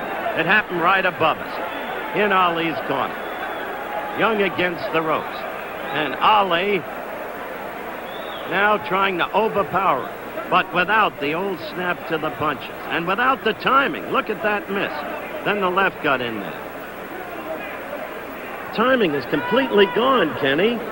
Well, it just shows that if you can't, fight a man like this who has good eyes and not trained. That's right. It's very obvious he didn't train very hard for this fight. Overconfidence again. But I made the point early on, for you, for Foreman, for Frazier. That's the mistake he made tonight, not training. He underrated this kid. This kid's a Philadelphia fighter. That's very true. Ron Lyle also underestimated this young man. That's right. That's what happened to Ron Lyle, and that's why Young beat him up. What is this kind of tactic? I never saw it. The fighter tried to use the ropes that way by going halfway through. He wasn't knocked through, Kenny. That's the first time I've seen that, Howard. I can't answer that one for you. Look at this. See, but he's winning the crowd over by doing this. He's winning the crowd over by doing this. Because you can't hit the man once he's through the rope. That's not going to score points for him. 13th round action. A weird scene. Twice, Young has put himself between the ropes in this round. Twice. Watch a pushing. Ali desperately trying to overpower the younger man now.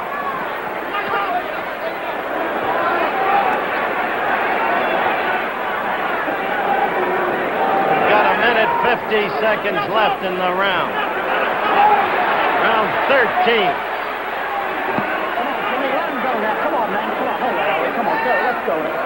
You think now that Young is getting a little tired from the superior weight and strength of Ali? That's very true. Ali has used his weight on the man's back a few times. But then again, Young is also gaining more confidence. Ali's expending his energy, and Young knows this. Now you see Young dancing back on his toes. Young has slipped punches with his head very effectively tonight, Kenny. That's very true.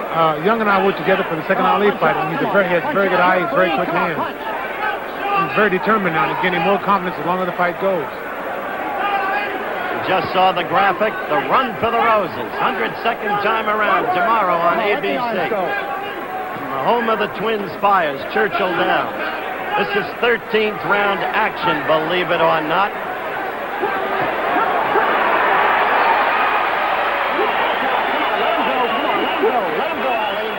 Fight goes on. Come on, man.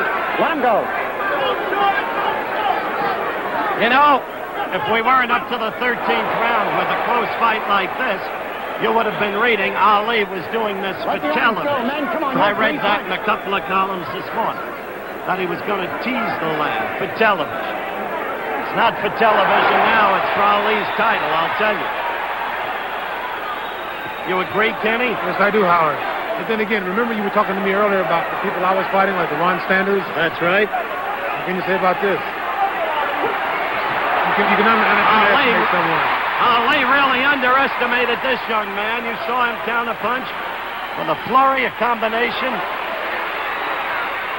It just proves you can never underestimate someone. That's right. The end of round 13. Now the crowd is really getting excited. They sense a repeat of San Diego, March 31, 1973. Hold it, Howard. Hold it now. Now wait. That's when you surprised us all. I underrated you, Ali underrated you, the whole world underrated you. And you proved to be some kind of pro fighter. Let's look at this replay. Young backing off. Take it from there, Kenny. Okay, as you can see here, Ali's stalking him, but then again, he has nothing in his punches. You know, he's flicking them out. He might be landing, but nothing's happening. And Young, you know, nothing's there at all. Missing, see that? Missing. Timing's way off. Oh, totally. Young has a very good eye. Plus, look at that. Those counterpunches, the left and the right combination scored. Timing's definitely off. It comes from not boxing and not working. Right. It's telling it like it is, Ken Norton. Round 14. And I think that Young's going to come on stronger the last two rounds because he knows that he can burn Ali out. All right, watch your arms. Come on, punch up. You know how many months this could cost you if Young gets the decision, Kenny? How many months and how much money? Exactly. And the title. All right, hold it. All right, now let's go. Ali come on, plunging Jimmy. after. Clean break. Ali desperately trying to be the aggressor in the later rounds of the fight. Ali's trying to throw the big, heavy punches. He's not a heavy puncher. Young slipping and trying to counter back on him. and is making Ali lunge. He's not used to lunging. Ali is a pinpoint puncher. That's correct.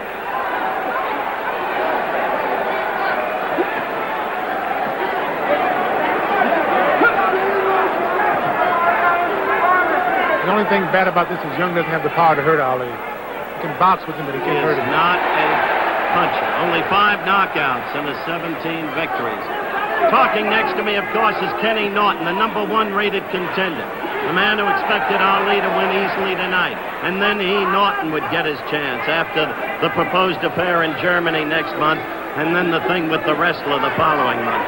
Ali's plan so carefully laid. His last year of fighting, it was supposed to be. We are not saying he has lost this fight.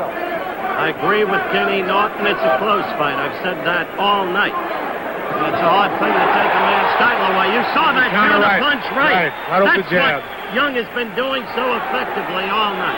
An excellent counter-puncher. And I feel that if Young lasts this round, which I think he's going to do, then the next round he's going to try to open up with flurry. Let the next go, man. Come on, let the next go. Rahman Ali, Drew Brown Bundini, Angie Dundee, Bertie Pacheco, Gene Kilroy, all sitting in the corner. Don't know what to say about it. Bertie Pacheco, good right fight again by Jimmy Young. Young landing all over. Young growing in confidence. Young pouring on Muhammad Ali in round 14.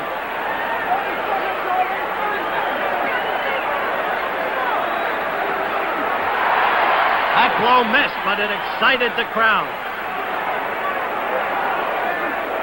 This kid is coming on in confidence,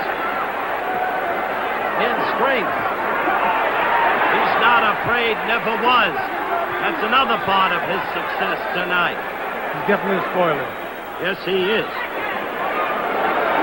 End of the round. The start of round 15. The crowd going wild. The fighters touch gloves. Norton, Kenny Norton next to me. Between rounds was exhorting Ali right above us. Don't blow my shot, Muhammad. Again.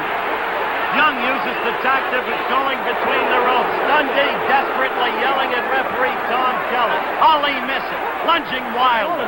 As Norton said, he's a pinpoint puncher. He is not a lunger. Tonight he's missed left jab after left jab more than I've seen him miss in the entirety of his career.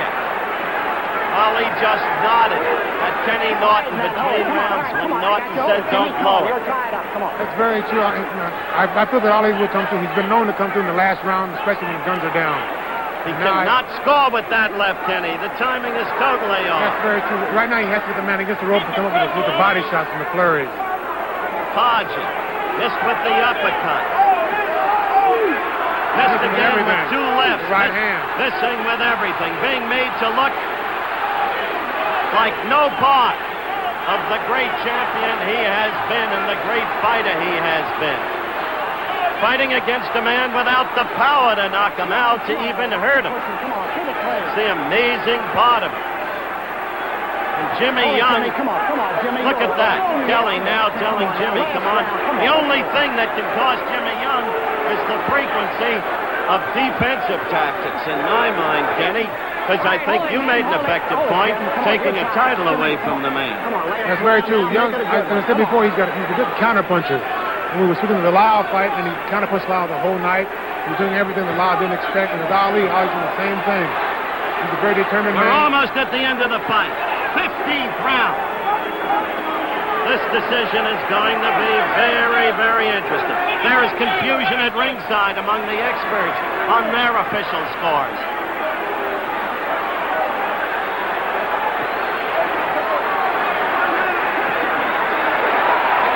Every time Ali throws one punch, Young throws back 2. That's right. How do you score it now? We're coming to the end of the fight, Ken Norton. Whom would you give the decision to? I refuse to answer under the 5th Amendment, Howard. I want Ali to win, but then again, Young's fighting a very good fight, very courageous, and it can go either way now, I think. But to beat the champion, you have to beat him big and decisive.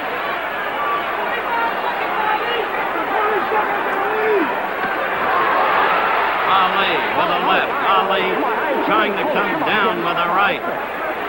Back of Young's head. We're down to seconds now. The fight will have gone the limit. The crowd yells as Jimmy Young gets in a left. We're at the end of the fight. Jimmy Young has not only gone the distance, he has put up some fight. And in just a moment, we'll be getting the decision. The crowd is standing and cheering for Jimmy Young. His trainer, his pair of management partners, Jack Levin and Ray Kelly, are all over. Young thinks he has won this fight. Look at the joy, the elation in his corner. We await the decision. Dundee, a sour face, you can understand it. Bundini, the disappointment apparent. We'll be back with the decision in a moment. I'm hearing you. Where's the hand? All right, we're in the ring. Muhammad Ali is combing his hair. An old familiar scene. In Jimmy Young's corner, there is the general feeling with our handheld camera on him that he will get the decision. If so, a more stunning upset than Kenny Norton over Ali back in '73. If so, the end of all of the immediate plans for Ali to collect all the millions of dollars. But that's if so. Now, Ladies and Brooks gentlemen, with the decision. Here is the decision. Judge Larry Barrett has it 70-68 Ali.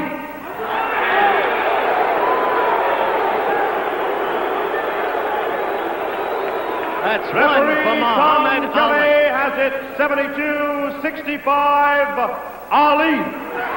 Muhammad Ali is still the heavyweight champion of the world. Has it 71-64 Ali. A unanimous decision. I'm standing with Jimmy Young, and he doesn't believe the decision. Now they're mobbing Ali as the crowd boos the decision.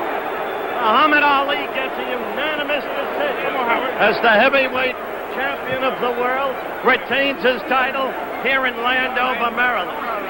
Now, as you can see, we are in difficult straits. Our handhold cameraman trying to get through to me. Get back, please, all of you. Muhammad, wait. You realize that you did not fight well tonight. I'm not picking on you. Let's be clear. You're right. Were you worried that you had lost the decision? No, I know I won the decision, but I knew it'd be close. Didn't really train too hard, as you know. I was too heavy. I'm fighting again next month, a fella who is much rougher but not as fast. Then I'm fighting a Japanese wrestler. First of all, I want to thank Almighty God Allah and Assalamu Alaikum to all the Muslims and my great leader, the Honorable Wallace D. Muhammad. I repeat, Assalamu Alaikum to my great leader, the Honorable Wallace D. Muhammad. But you have admitted you were out of shape. Did you learn a lesson tonight? No, I'm not out of shape. I couldn't go 15 rounds out of shape with that young man. I learned the lesson that I played too much in training.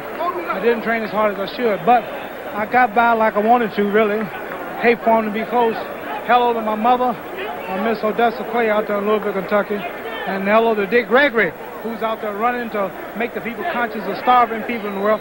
He's running from Los Angeles to New York, and I think it's a greater man than I am. Okay, I have never seen you so off in your timing. Missing old, so Howard. many lefts and I'm rights. getting old.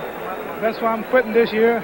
If I can get by this year, I want to say a prayer to everybody, to the great Stephen Fetch, who's in Michael Reese Hospital out there in Chicago also. But what about a fighter of the caliber of Kenny Norton, who can punch where Jimmy Young Norton can't? tonight, I probably would have lost. I'll be down to about 200 and about 15 pounds for Norton, 15 pounds lighter than tonight. And this is one reason I didn't work too hard tonight, because I'm preserving energy for people like Norton also. All right. Good luck to you. Congratulations. But it was not one of your great performances. Well, Allah bless me. Assalamu alaikum to my great leader, Honorable Wallace D. Muhammad. Okay. Good luck to you, champ. Now we're going to try to get Jimmy Young, a young man who thought that he had won the fight. Is Jimmy Young still in the ring? No, apparently he has left the ring. Ali is about to leave the ring, and the crowd is not greeting him the way they greeted him when he first came into this ring tonight. but he won an unanimous decision. And he had to have done it on what the referee and the judges considered aggressiveness. He did admit in the post-fight conversation that he wasn't in good shape, and then he tried to recant on that. 230 pounds, that's an awful lot of weight for him, and also 34 years of age. The missed blows. The happiest man hereabouts is Kenny Norton. He is the happiest man. Tonight's telecast was produced in association with Don King Productions. Travel arrangements made through promotional fee paid by United Airlines. United with wide-body 747s to Hawaii. More people fly the friendly skies to Hawaii than any other airline. Once again, the world heavyweight champion is Muhammad Ali, winner on an unanimous decision. This has been a presentation of ABC Sports, recognized around the world as the leader in sports television. Pick up the referee's instructions. The referee is Ishmael Quinones Balou.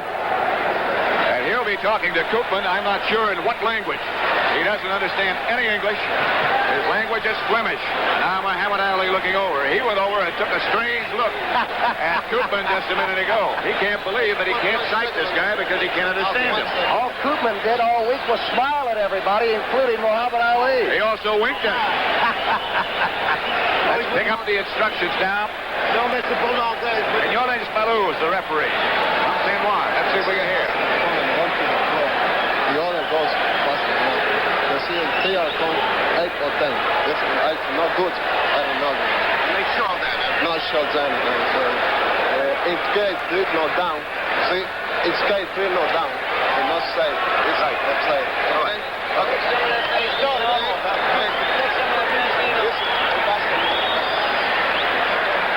The judges, by the way, are Ishmael Fernandez and Roberto Ramirez. The referee and both judges are from San Juan. And the knockdown rule automatically is waived. You just got to keep getting back up as long as the challenger or the champion feels it's right. And you can't be saved by the bell. Don King just came by and said, give him a great show, guys. We'll try. Round 1. Ali with the hands very high. Koopman's supposed to be a guy that moves in fast. The jab by Ali, the fastest. But look out for the short right hand. That's the fastest punch of any heavyweight of all time. But Ali's garrison.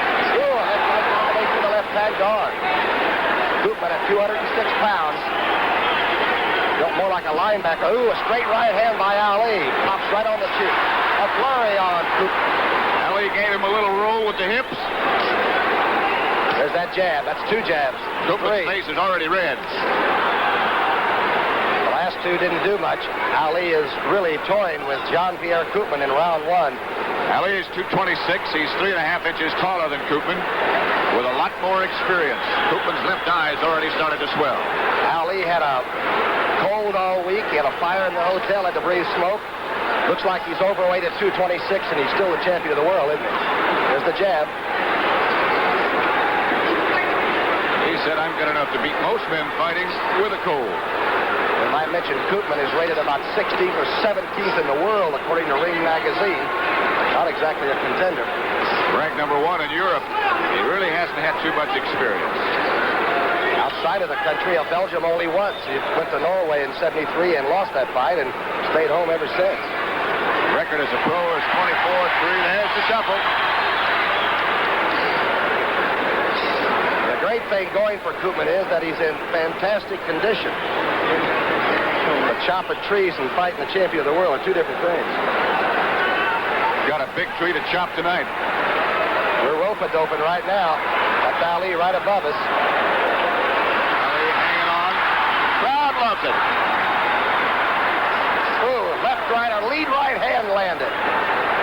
You're right, the face is red, Pat, on Koopman already. A minute to go in round 1. Ali's round so far, no question about that. Watch the right hand, though. It comes right across. Good fighters say you don't even see that right hand right there. There it is. Bing. Now the left. Again. That was sort of a semi-right hook, and he landed that one easily.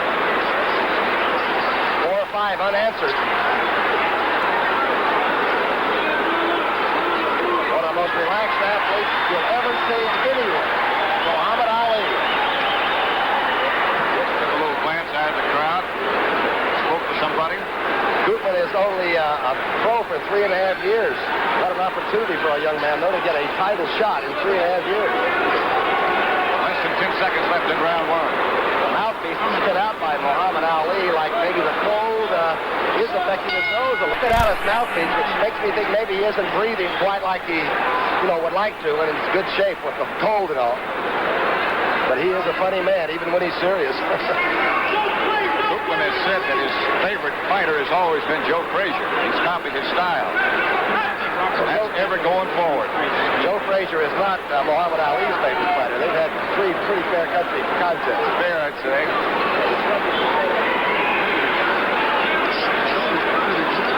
Never the thought that Ali fights only in 1 minute bursts. He's sort of been picking his shots as to what he wants to do all 3 minutes in the first round and a half. Right hand. Oh, he's going to take the over.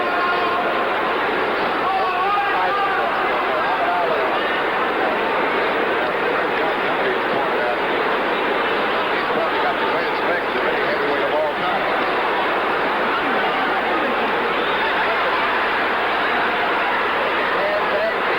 I was talking to someone in the crowd behind his corner a little bit. The uppercut, 3 left hooks in a row, coming under a little bit. Ooh! Koopman's in trouble. Ali is just flowing with uppercuts. Guy backs away. Lion of Flanders can only go one way, right on in. Has Ali in the neutral corner, but not for long. Ali at 226.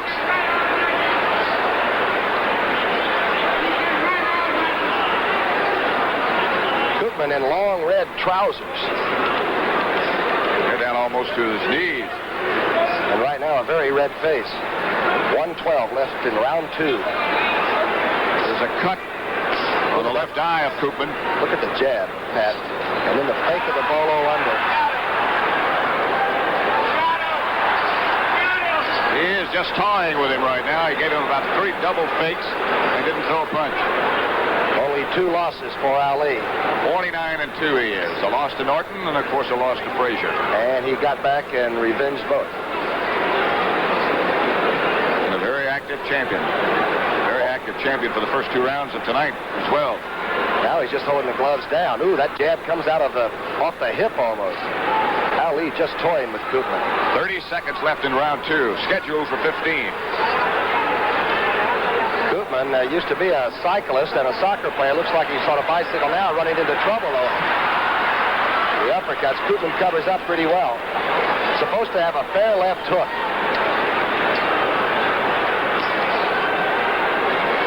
We haven't seen the hook. Ali's catching those with his open palms. He got one through a little bit. Trouble with some of his sparring partners, and he's had with Jean-Pierre Koopman, the Lion of Flanders, who may leave here as the pussycat of Ponce Playa Beach. So far, I don't think he's hit Muhammad Ali. All right, we're back into round 3 now. Ali just went out and sort of leaned on the fellow from Belgium, the Lion of Flanders. They have attempted to repair the damage to Koopman's left eye, but a little work on that, and it might be closed. Cut on the lower portion of the left eye. Ali now just holding him up and wrapping up the 206-pounder like he's a baby boy. He has a 5-inch reach advantage, along with every other advantage that he has. 20 pounds, 4 inches, 3.5 inches in height. And right now, he's just dancing. Think how frustrating it must be, though, for a young professional to be in there trying to do his best, and Ali is right now going for a walk in the park. There's the right-hand lead. Not much on it, only because he didn't want to put anything on it. A sellout crowd at Roberto Clemente Coliseum getting a little impatient now with the champion because he's not pressing things a little bit more. Boy, watch it when he gets on that toe, though, and throws the left jab or throws that quick right hand. It is a very quickly loaded punch.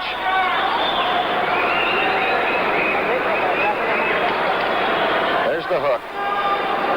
Some people don't know it, but he has done a lot of great work with the quick hook of Ali. Of course, the right hand, everyone knows about that one.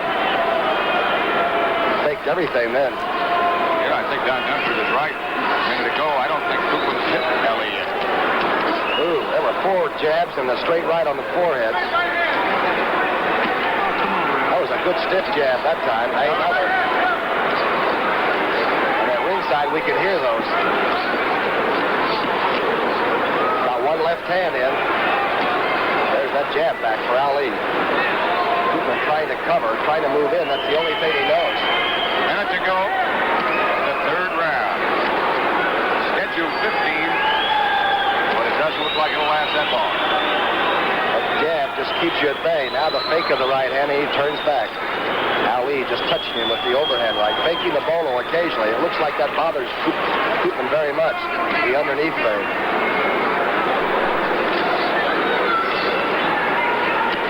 There's the jab.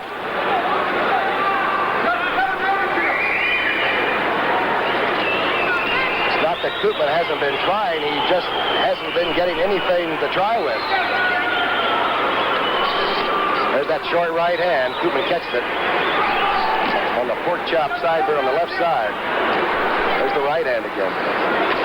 Ooh, a lead right hand. Solid flush on the cheek. Right over the left hand is carried very low by Koopman. Another one. He's got to get a little bit more on the serious side right now. He's got the hands high and he's not joking as much. The left jab that he threw out this time was behind the good boxing stance with the right hand covered. Boy, that's 4 straight jabs. Koopman again has only landed perhaps 1 punch in the first 3. And of no value. Ali faking the hook. The left hand still being carried low by Koopman. The right hand will come right over by Muhammad Ali.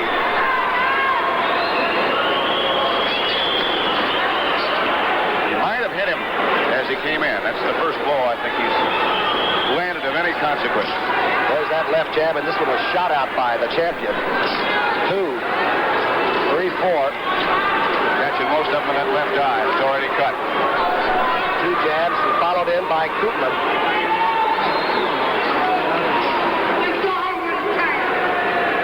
Ali measuring. Koopman no longer coming straight on. Ooh, the left hook with the straight right hand by Ali. That was blocked. The jab made it. The right hand makes it 2 right hands. The left eye is beginning to close on the challenger now as he rallies and throws a combination.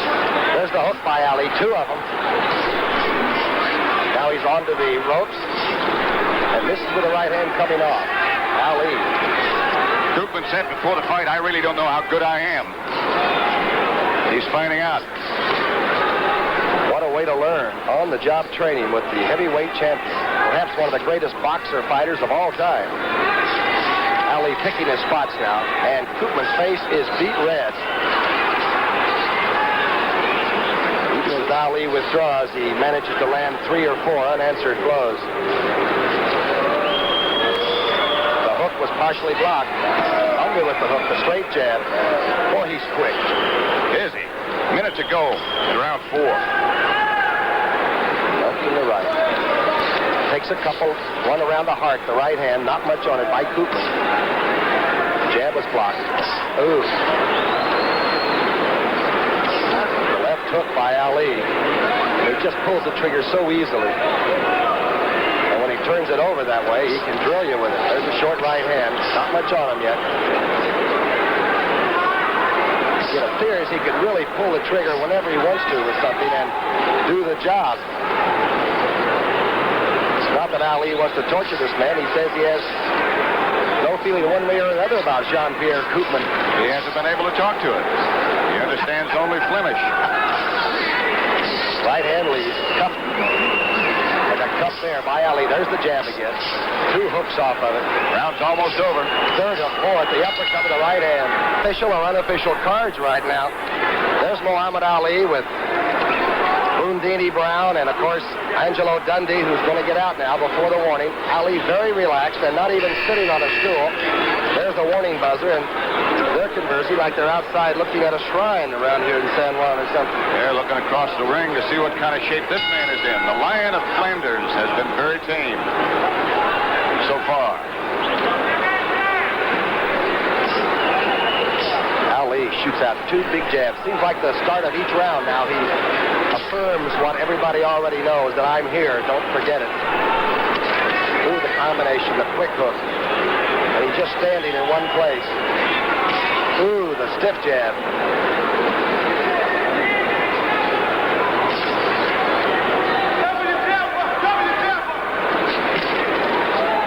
Couple of body blows as Ali moved back. Now he's dancing a little bit, up on the toes for the first time. There's the jab. Now you're going to see something. Ali had indicated to us 2 minutes before the fight that this was the round that he expected it to be all over. Number 5. So far, he's just dancing. Ali at 226. But carrying it pretty well right now. Oh, he can get on his toes. And a great set of wheels on this champion. Now you see, now you don't. Koopman's trying to cut down the ring, and he's finding that a little bit of a problem, too. Now he's got it. No, now he doesn't. Shuffle just a little bit. 2 good jabs out of it. Just as you set to attack what he's doing at that moment, it changes, and suddenly he puts that jab on you like a rock. 8-ounce gloves. He looks in excellent shape. Some concern because he had that cold as to whether he'd be effective or not. But he looks in good shape. And he didn't seem to worry about the cold or the smoke rolling through the room that he was sleeping in. Look at that jab. I'm telling you, that is quick. That is awesome. And look at that movement. Again, he has no cause, really, to embarrass this young person. He just says, I don't know anything about him, and let's see what he's made of. Less than a minute now in round 5. Koopman keeps coming, I'll say that. He said he would. $100,000 to the young man for Belgium. Not that young, anyway, 29 years old. Ali, of course, is 34, just 34 last month. Seems like only yesterday, doesn't it? He's catching us, I think. Oh, combination. 5 in a row. Left and right's too fast. Koopman is down. Koopman is down. Holding that left eye. He's trying to get up. Gotta take 8. He's in good condition. That's all. It's all over. That's all of it. 14 seconds remaining in round 5. And Muhammad Ali has successfully defended his heavyweight championship against the Lion of Flanders, who never really roared at all. He hit him almost at will. And now the confusion of the crowd of people going in the ring. Tom Brookshire is headed up in that direction. And he'll be chatting with the champion in just a minute. With 14 seconds left in the round 5. Muhammad Ali has knocked out Jean-Pierre Koopman. That's his father! That's his father! And the entourage in Ali's corner, he seems very calm about the whole thing, as well he should be. He never was in trouble. As far as I could tell, Don Dunphy, who's still with me at ringside, as far as I could tell, Don, he never really got hit, did he? Not really hit, Pat. A couple of meaningless blows. He didn't. The other fellow was completely ineffectual, let's face it. All right, Don, thank you very much. And so again, Muhammad Ali has successfully defended his heavyweight championship. Knockout of the 5th right now, but you did get the 36th KO. What about it, and was it that easy? First of all, it wouldn't be right not to thank Almighty God, Allah, for my victory. I want to say Assalamu alaikum to all the Muslims in America, mainly to the Chief Minister, the Honorable Wallace D. Muhammad, and my children, my wife, and all my fans, and also my man, Mr. Tom Jordan, great disc jockey in Dallas, Texas. But the fight itself, it was a tough fight. Man, I look like it, but the man hit hard. Was it really a tough fight? Yes, he was awkward. He was awkward. He could take a lot of punches. He carried that left hand so low, I thought you were going to, you laid the right hand on him almost at will, and you jabbed him right out of his mind. Yes, he could take a lot of punches. And I hit him with a hard punch. It dazed him, but it didn't knock him out. His eye was cut. I hope he's not cut, seriously. But I enjoyed the fight, and everything was nice. Also, I want to say hello to all my friends in Louisville, Kentucky, and Mel Sloan, and all my friends and school friends, and James X. Webster, and all my friends down in Louisville. And also, again, Assalamu alaikum to all my brothers and sisters and the Honorable Wallace D. Muhammad. All right, let me ask you a personal question just about the number of people that want to use some of your time up. Is it beginning to bug you? Everywhere you go, everybody says you're the greatest, but they always want a little piece of you, Muhammad. Well, it's natural. having a slight cold. Yes, I know. It's natural when you're out of, when you're on top, that people are pulling for you. Such is down now. But it's all good while it lasts, but you never let it go to your head. The main thing, material things in the world don't last long, and we can't take them with us, and I'm trying to get my spirit together, my soul, where after I'm out of boxing, I can still have something to look forward to, and that's God himself. You seem like you really have it together now, though. I mean that. I've known you for about 10 years, and it just seems to me like you really have it together, Mohammed. Well, after talking with the Honorable Wallace D. Muhammad and studying Islamic teachings, it makes you wise and it makes you civilized. Okay, now you really had nothing against Jean-Pierre Koopman. No, he's a nice man, real gentleman. Here we go, the heavyweight championship of the world at stake. Round one, the bell sounds, and here we go. Wepner comes bouncing across the ring and looks as though he wants to be aggressive right away. Ali, known for slow starts, circling ever so patented to the left. He'll try and show his footwork early in the fight.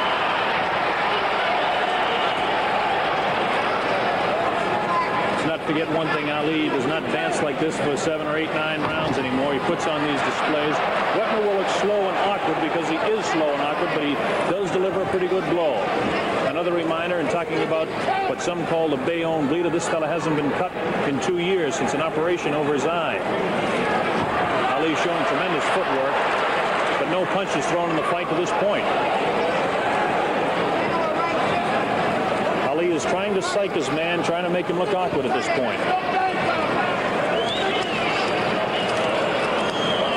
Ali hanging on. He likes to hang on to his man and walk with him. Ali still hasn't thrown his first left jab of the fight yet.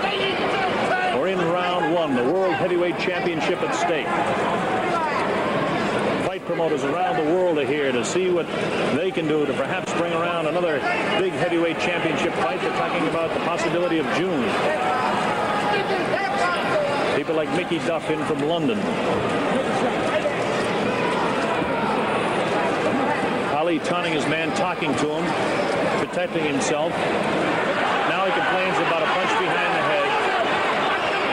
Wepner, again, I remind you, has never been actually warned because of illegal punches, where Ali has a tendency to hang on behind the head, which is definitely illegal. So how do you figure? Ali covering up as Wepner tries to work. This is Ali's first punch, and it misses over the shoulder of Chuck Wepner.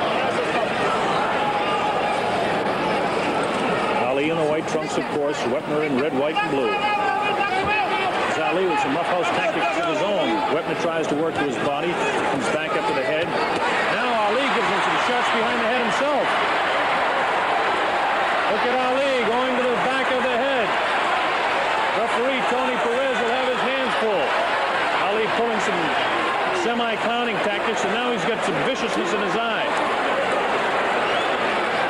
Ali is trying to psych Wepner is what he's doing. Wepner hasn't hit him behind the head, except for punches that have missed, that have tried to hit him in the face. Ali wants to fight inside, and now Ali has got to the referee, Tony Perez, who does finally do what Ali told him to do and warn Chuck Wepner. Ali pushes the forearm in the face of Wepner. Wepner looking for a shot. Wepner trying to punch inside, get that right hand to the face of Muhammad Ali. Ali continues to yell, trying to psych Wepner all the way, but Wepner will hear nothing of it. There's the bell, ending round one. We'll go first to Red Fox. Red, let's hear what you have to say about the first round. Well, it was a very exciting round, and he did hit him a few times there, back of the head, but he reacted. A lot of it is sight. Muhammad is the champion at that. He's magic. He loves to do it, Red. There's no question about it. And James, how about your first round opinions? Well, my opinion is Ali's really just having a ball. I hope that the luck don't go too far playing, but he seemed to be having a ball and seemed to have it well under control. Okay, we have a replay coming up here, and take a look and see who does the hitting behind the head here. 1, 2, 3, 4, 5, 6. Tony Perez trying to separate. Now, to the best of my knowledge, that was Muhammad Ali that was unloading the illegal shots. Yeah, that was illegal shots, definitely. What else? You'll probably lose that round on the illegal shots, too.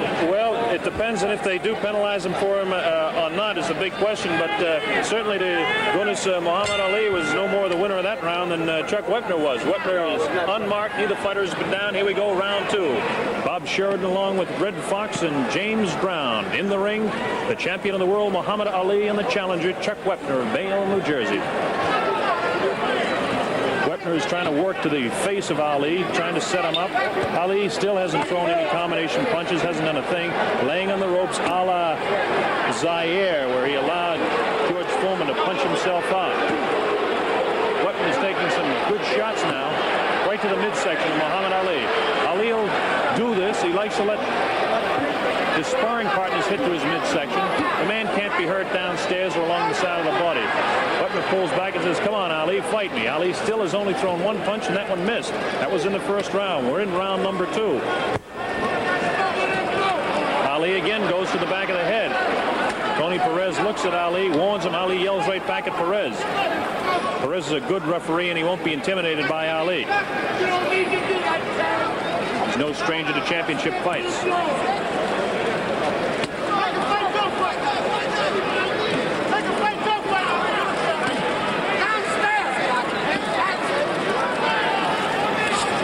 Ali's first right hand just catches the ear of Chuck Wepner. Ali holding his fist right up by his head just to protect himself. There's a real vicious right hand. Just grazed the chin of Wepner. Ali will be able to hit Wepner. Ali's got tremendous snap, tremendous hand speed. Ali has lost his foot speed. You'll see him occasionally towards the latter moments of the round. There's a good right hand. It goes just off the left cheek of Chuck Wepner. Best punch in the fight to this point. Wepner has not to this point been able to get through to the head of Ali. Ali, a master at covering up. Ali can keep it in arm's distance. So far, we haven't seen that famous left jab of Ali. Ali standing in. This reminds me so much of Zaire. As Ali allowed George Foreman, then heavyweight champ, to come in and do exactly what Chuck Wepner is doing now. I remind you, Wepner has never been down. Wepner has never been off his feet. Ali landed a good combination of left and a right hand to the face of Chuck Wepner. Ali roughhousing it around now. Round 2. Chuck Wepner fighting for his life. Ali out there like it was a tea party to him. There's a good, real good left hook. Right side of the head of Chuck Wepner, thrown by Ali. Ali goes over the head now. Wepner continues to work downstairs, tries to get through with a left jab to the face. Good combination of punches. That's an under and over with a left jab follow-up for Ali, a 3-punch combination. Ali now flicking that left hand in the face of Chuck Wepner. He invites Wepner in. Watch the hand speed, the difference in the speed of the hand of Ali and the slowness of Wepner. Wepner does not have good hand speed. Ali has tremendous hand speed. Just a wild, vicious right hand miss. Ali dropped a quick hook and then a quick straight jab to the face of Chuck Wepner. Okay, guys, now Red Fox, you can see what we're talking about. Ali does have the ability to get through.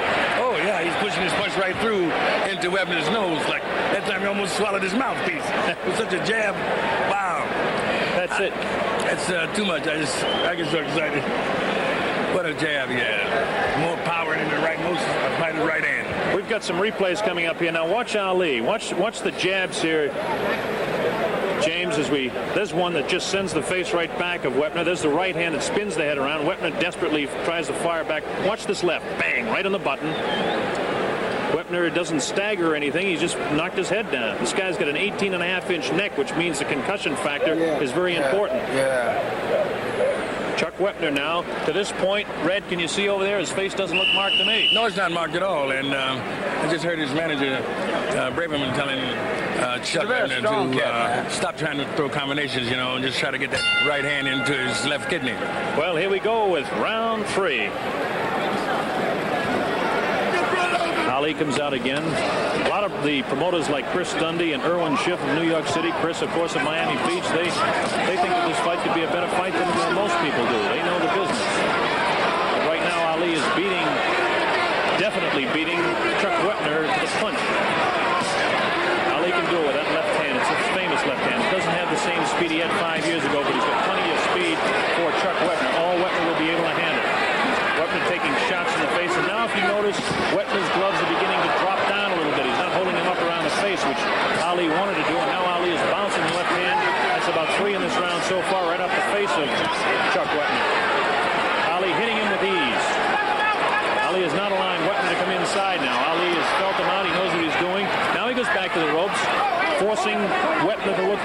forcing Wepner to miss. Ali knows exactly what he's doing, yelling back in the corner now to Al Braverman and Patty Flood in the corner of Wepner. Wepner tries to get a shot off to the heart of Ali, and it misses. Wepner being very awkward looking, but it's not all his fault. He is an awkward fighter. He'll admit that to you, but Ali makes a man look awkward. Tucker's trying to get through the head. Ali hanging on. There he goes, hitting him behind the head again. It looks like Tony Perez has warned Ali to stop it.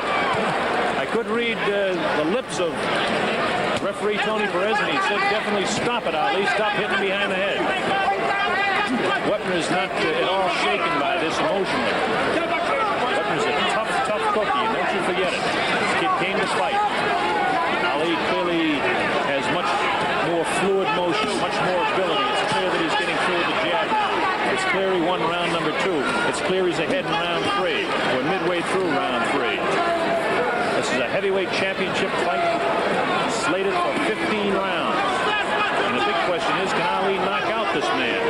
Many people say no. The exhaustion factor, as it was in round 8 in Kinshasa, Zaire, could be the same difference.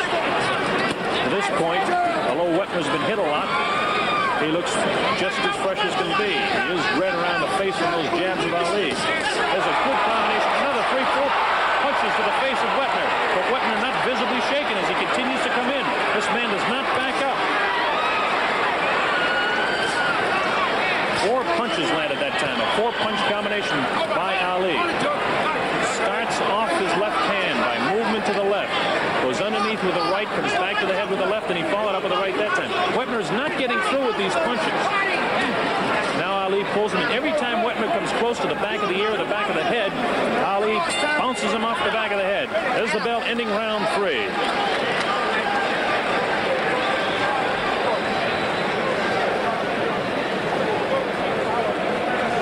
Okay, we're going to have a replay coming up here. James, let you take a look at it along with everybody else around the world. Watch Ali. Here's the first one, the right hand. Now there's the left that lands right there. The right comes back, spins the head around. He felt that for sure. Now watch this. Another left, light left, but it does spin the head around, so a glancing blow. But that one, again, a light. 2 light shots there towards the end, and the last 2 punches did spin his head, but I think he was kind of rolling with the punches a little bit. Red, as we take a look now at Ali, he looks like he's just out there for the tea party that he thinks he came to. It's hardly even breathing. You know, it's so calm, everything. It's just unbelievable, that condition. Well, one thing about Bob, Chuck, he still can take a punch. I'd give him credit for that. The man, Red, again, you can still at us. You can see that corner fine. It doesn't look like any marks on Wepner as we go to round 4. Ali dances across the ring, almost tiptoes across the ring, trying to make a joke out of this, but this is not psyching Chuck Wepner. Wepner is ready for this. He told me he's been a competitor for 25 years in football and basketball in the Marine Corps, but none of that means anything when you're taking straight jabs like those last 2 off the gloves of Muhammad Ali. The flicking left jab, the accumulation of punches that can be deadly when they're thrown by the champion of the world, Muhammad Ali. Ali again is doing what he did in Zaire. He's allowing this big 6'5", 225-pound giant to come in on him. But he covers himself so well that no damage is done to him at all. And now all of a sudden, Perez, the referee, warns Wepner about hitting Ali from behind. Ali may have a few people psyched around here, but he doesn't have Wepner psyched. Wepner hanging on with the left hand and getting out some kidney shots with the right. Ali standing flat-footed. Ali with that light left can make a man look awkward when he goes to throw that right hand. Ali's hand speed looks tremendous because of the fact that Wepner is slow with his hands. You can see him as Ali beat him with the left hand coming from Wepner. Ali beat him with a quick right hand.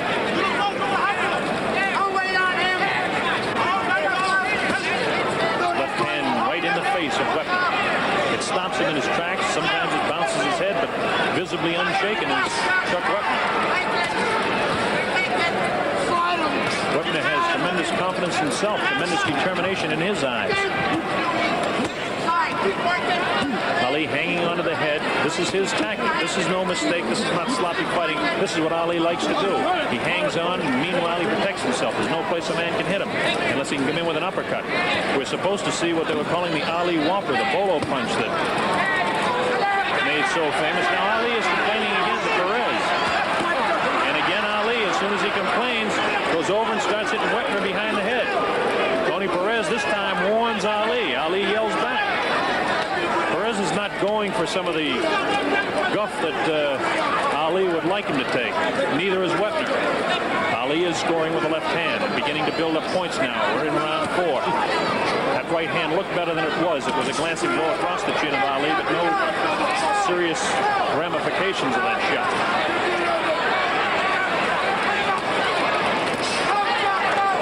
Wepner, awkward, bull, moves in, misses the right hand. Ali misses his own left.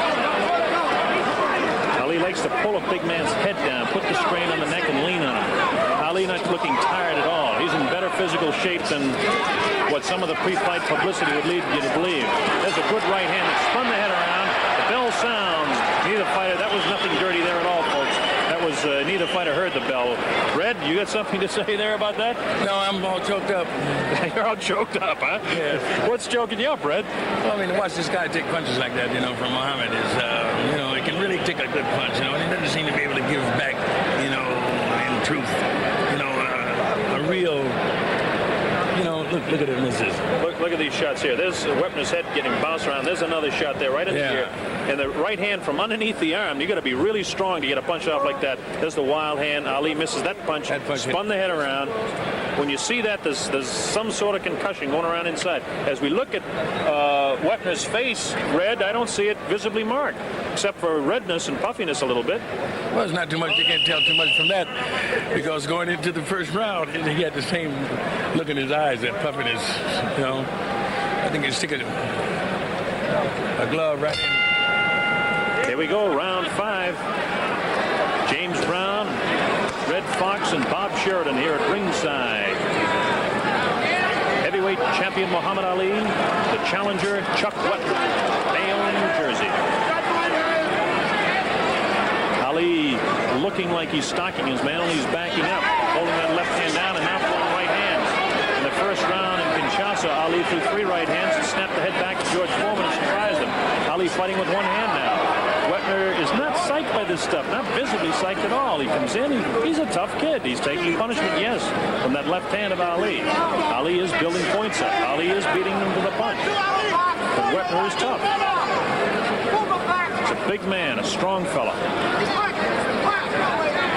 His best punch, by the way, is his right hand, but he hasn't got it off real good yet. Ali definitely his best punch is that left jab that just accumulates punches over a period of rounds.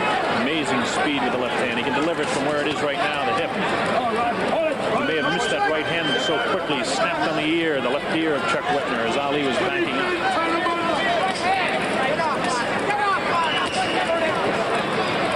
Ali not taking the fight to Wepner.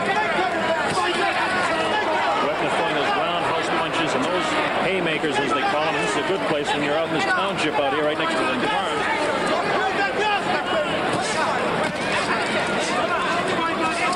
Ali now hitting Wepner at will, making him look awkward, making his punches look ever so much slower. Ali now dances. He hasn't danced since the very opening second of the first round. Ali will do this to psych not only his opponents, but referees and judges. The fans love it, of course, to see Ali move like this. Beautiful left jab. Left over the shoulder, ducking Wepner. Looks like Wepner has a little bit of a bloody nose now, as I notice some red stuff trickling from the nostril. There's that left jab right in the face that got to Wepner. Wepner again looking awkward, slow. Ali, that quick twist to his body is what they call slipping punches. This makes him the masterful boxer that he is. Making Wepner look bad. Wepner throws booming punches, wild punches. But so far, no real damage done.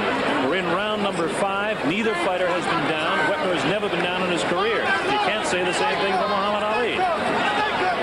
Ali giving Chuck Wepner a boxing lesson in round 5. Ali lunging almost with his left. He comes right off his feet.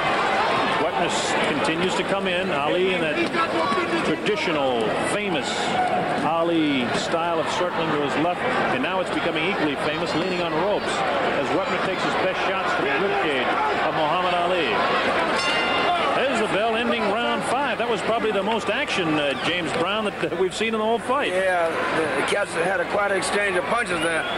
And Ali's very sharp, but Chuck Wepner's still a very strong man. And anything can happen when a man has that much strength. Well, that's a big thing. And Red Fox, you've been around boxing a long time, and now that you're really involved with your own man, Sanford, young Sanford there, you have to say that anything can happen when you get guys this size. Wepner, of course, doesn't look like he's getting his punches up. No, he doesn't. And I think he's bleeding inside the mouth, too, and that makes it kind of bad. All right, now we can see what they're doing. They're kind of stuffing cotton up into the nose of Wepner. They want to get that to stop bleeding just as soon as they can. This is not serious at all. He may have a little cut inside the mouth. This happens to almost every fighter in every fight. These things, folks, don't mean a darn thing. It's not even a factor in the fight. The most serious thing that can happen is if a fighter gets cut above the eye, because then the flesh can hang down. They have put some goo above the eyes of Wepner, but no problem. Believe it, I got a scar tissue to show it. I used to bleed a lot myself. Do you bleed when you sing? No. Okay. That's not a chance of singing. Here we go, round 6. The heavyweight champion Muhammad Ali working against Chuck Wepner, giving him a boxing lesson through round 5. We're in round 6. Wepner game continues to come on. To this point, nothing really exciting to this point. But you get the feeling that anytime Ali wants to turn it on, he can do so. Fact remains, and I'll continue to remind you, Chuck Wepner has never been off his feet. That's not a bad record. He has been cut many times, over 200 stitches on his face, but only 8 since that operation 2.5 years ago. Ali doing what he does best now. You know what he's doing, folks? He's resting. You can see that. You don't need me to tell you. He's leaning up against the ropes and covering up. People in the Richfield, Ohio Coliseum are booing Ali, but you can't boo a man for something like this because Ali is doing what he does best. Cruises during some rounds. He'll put on a flurry before this round's over. Best punch of the fight thrown by Wepner in that particular time, but Ali had his gloves to catch most of the brunt of it. Ali's hands are so quick and he can counter so fast that it makes it very difficult for the big, slow, lumbering, awkward Chuck Wepner. And I don't say that criticizing the man because I admire his courage. Ali has only thrown 2 combinations in the fight. Both of them with devastating series of punches. Ali just doing exactly what he did to George Foreman, allowing the big guy to come in. Trying to make him punch himself out. I think it's obvious to you exactly what Ali's doing. Ali is catching his breath right now. That's Wepner working on Ali, leaning up against the ropes.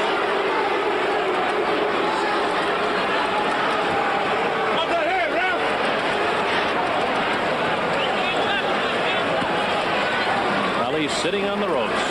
Wepner continues to throw away the leather. That right hand again taken on the gloves of Ali. Wepner has not been able to hurt Ali in any manner at all. He's landed a couple of pretty good punches. Trying to get through with an uppercut. Ali protects the uppercut. He protects his midsection with his elbows. Protects his head with his gloves. In such a manner that the only place that Wepner could actually hit him is right behind the ear or in a rabbit punch type of thing. And it is frustrating to a guy like Wepner, and he does it. And then Ali complains to the official and hits him back. Ali is doing nothing but resting. And you're going to see, and I'd say about 4 or 5 seconds here, maybe 10 seconds, Ali break out with a flurry of punches because we're getting to the waning moments of round number 6, and this is when Ali usually picks up the pace a little bit. Ali is famous for the last 30 seconds of his round because that's when he wins a lot of rounds. To this point, Wepner has won the round, but now here we go with a flurry. Here's Ali with a closing flurry at the end of the round number 6, and you'd almost have to score that an even round because Ali did nothing.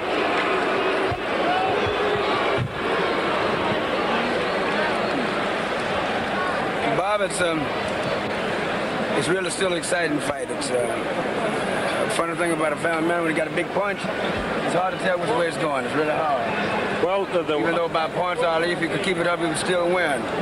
But This man still have a big punch, and you can see he's holding it. I think the important thing to point out here as we look at them working on the Al Braverman, furiously working on his fighter over there, is that Wepner is not cut. Ali on the other corner here, you see him, James, he's just enjoying himself. He doesn't even look like he's breathing hard. Now he's off his stool. Yeah, I noticed Chuck Wepner has very little in the left hand.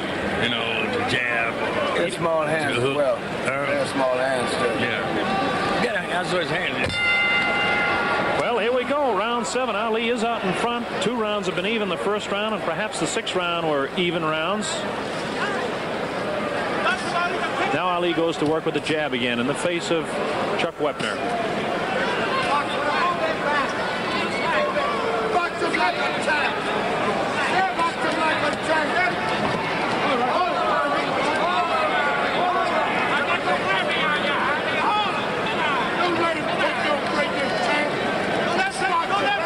Ali flicking out that left hand as he's so famous for. Many people question whether this fight would go to the 7th round as we're in now. But a lot of people had enough doubt to wonder, because guys like Dick Young, Milt Richmond, Will Grimsley, Dave Condon, Red Smith, Dave Anderson, Vic Siegel, Reggie Gutteridge is over here from England. They're all here because you never know. Who would have dreamed what would have happened by Kenny Norton to Muhammad Ali? A lot of people didn't dream Ali could beat George Foreman after what he did to Kenny Norton. Ali is coasting now. He knows he can hit his man at will, and he does. 2 quick left hands in the face of Wepner. Watch the right hand. Ali will set up. He'll jab with the left, and then he'll get off a 3 or 4 punch combination. He hasn't thrown a combination since back in about the 4th round. About this time, Ali likes to establish that he's in charge of the fight. Notice Ali with very little footwork, but tremendous slipping of the punches. He leaned back and dropped the right hand over the left hand of Wepner. Ali hanging on, pulls Wepner in, tries to make that 18.5-inch neck of Wepner tired, so when his punches bounce off the head will snap. It's Ali's tactics. It's a brilliant boxer. This man was born to fight. Wepner's a street brawler. Tough kid. A lot of courage. And he continues to stalk Ali as Ali begins to bounce, continually circling to his left. Continually circling to his left. This is what Ali did in the old days. Every once in a while, he'd take that quick shuffle step back to the right and drop the right hand over the left shoulder. Watch him now.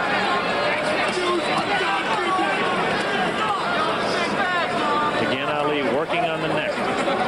Referee Tony Perez has to beat Johnny on the spot with this man. Ali goes to the right hand again. Feints left, throws the right hand. Misses with the left jab. Wepner wild with the right hand.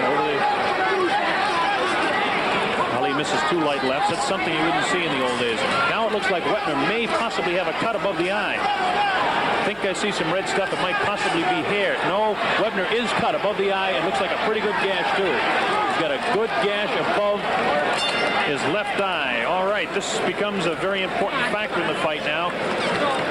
Red, see if you can see over there just what's going on in that corner. Yeah, it is a cut over the eye, and they're applying some sort of liquid, and undoubtedly it'll put some salve of some kind and draw it together.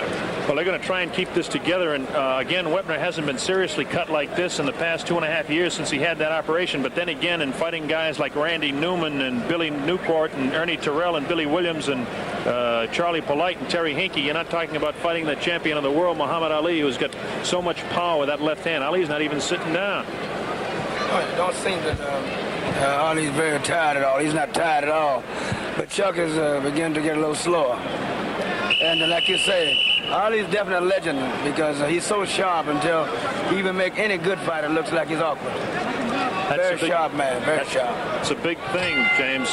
Very sharp. Here we go, round number 8. This might just be the round. Round number 8. Bob Sheridan along with Red Fox and James Brown to bring you this heavyweight championship fight. Neither fighter has been down, but now we definitely know that Chuck Wepner has a bad gash above his left eye. Ali at one time in the pre-fight said that he wouldn't work to the head of Chuck Wepner, but what kind of a fight would that be? Wepner's tough. Ali flicks out that left hand right on the eye. Again, the left hand right on the eye again. Now Ali has the confident look as he bounces around. He's looking for his shots. He's slipping back to his right now, and he's trying to get off to that left eye of Chuck Wepner. Now Wepner says, come on in. Wepner is not psyched out by Ali one bit. Unfortunately for him, he has got a cut.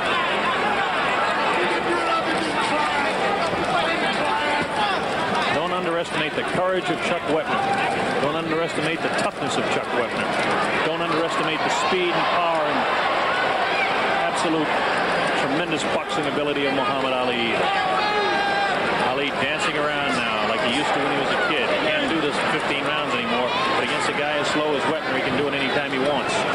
Big bouncing circles to the left. Ali now will take a quick shot. All right, evidently there was some sort of a kick there, and Ali and Wepner made friends over that one. Ali knows he's in command now, James. Very close and very respected. They're very fantastic people. Wepner tries to command Ali, doing exactly what he does best. Bring the big guy's head down, put the pressure on his neck, tire the man out. We're in round 8. Neither fighter has been down. Wepner was cut in the 7th round. Pretty open gash. He's got excellent cornermen. Whether they can keep it shut for the next several rounds is the big question now. Wepner wants to get at Ali, and Tony Perez, hang on for a minute, I'll let you at him. In he comes. Ali hanging on.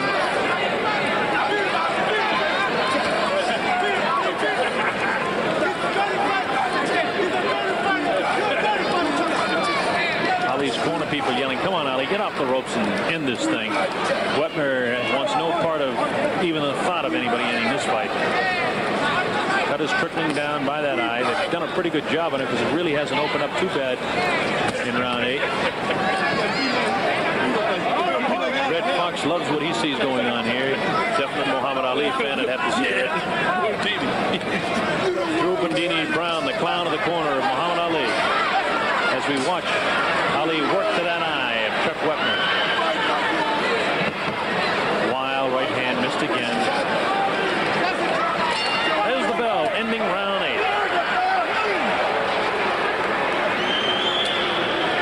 8. James, what can you see there in that cut? You have a better view of it than I have. I believe that, like you said, the circus is doing a very good job in his corner, but I don't think, I don't know. It's really kind of hard to see. It's a pretty bad cut he got there.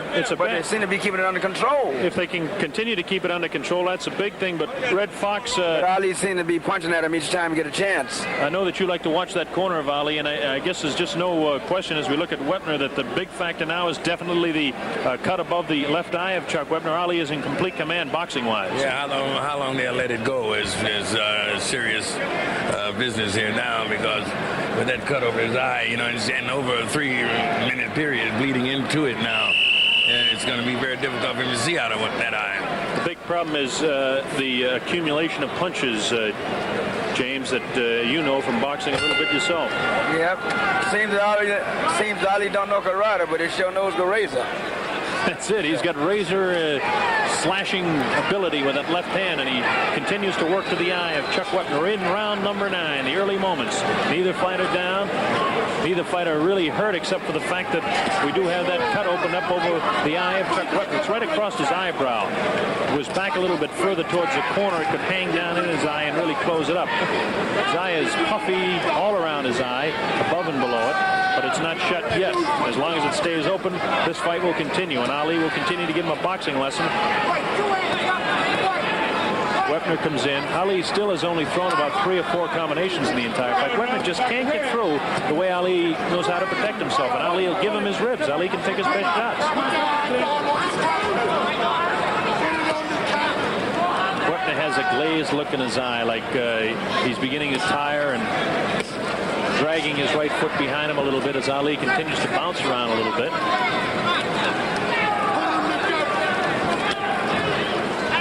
Both ways by Wepner, but nothing with the type of movement, the fluidity that Muhammad Ali would have when he does the same type of thing.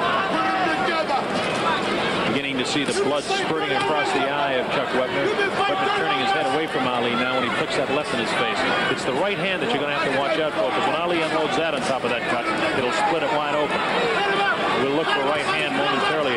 Wepner walks right into the left jab of Ali.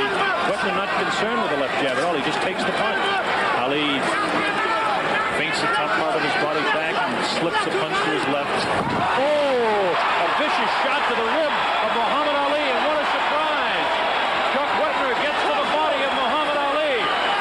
Now let's see what happens here. We're going to count it to 6, 7, and now it's the mandatory 8 count. Muhammad Ali actually went down. A vicious right hand thrown by Wepner. Ali is now going to have to get off his hunches and start to fight. This is no joke. Ali was surprised.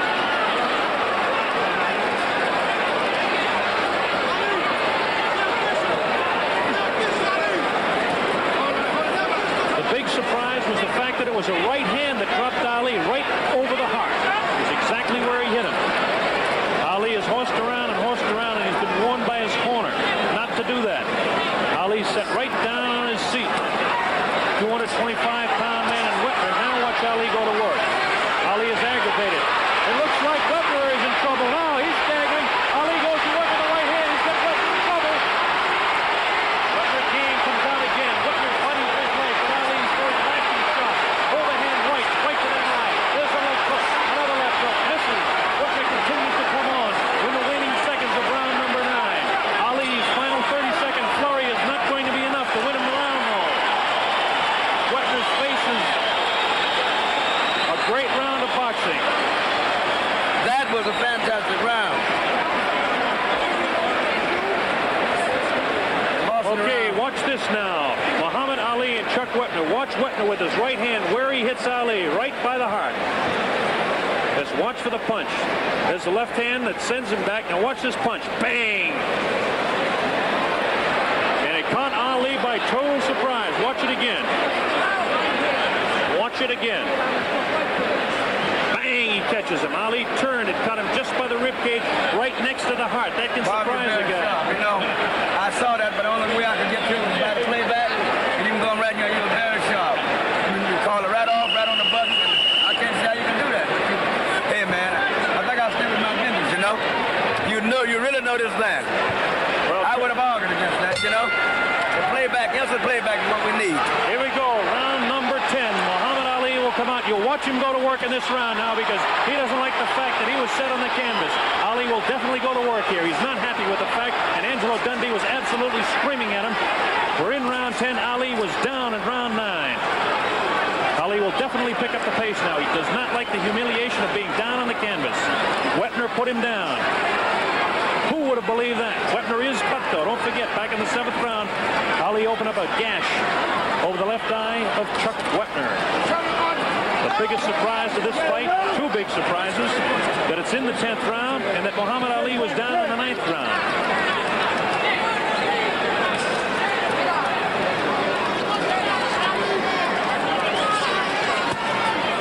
Well, it was definitely a loss of balance when Ali did go down. There's no question about it.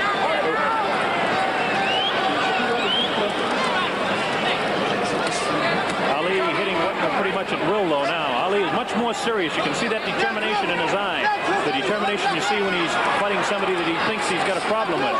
Good right hand dropped right on that bad eye of Chuck Wepner by Ali. Ali is trying to end the thing. A vicious left that cut Wepner right on the button, staggering him to the side, but Wepner stays on his feet. Now Wepner hangs on. The first time that I've actually seen Wepner go to hang with Ali. We're in the 10th round. Ali scoring with both hands to the face of Chuck Wepner. Good right hand, good combination of punches. Wepner is very, very tired now. He's a tired human being, but he continues to come on to Ali. Does not have the bounce in his legs. His knees are gone, but Ali is scoring with the good lefts and rights. You can see that the knees are gone on Wepner right now.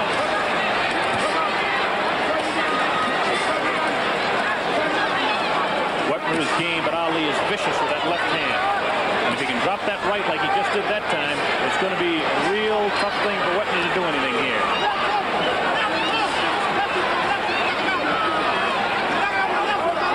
The story in the fight to this point, a surprise knockdown. Ali went down, hit the canvas, both feet up in the 9th. But Ali has picked up the pace here in the 10th.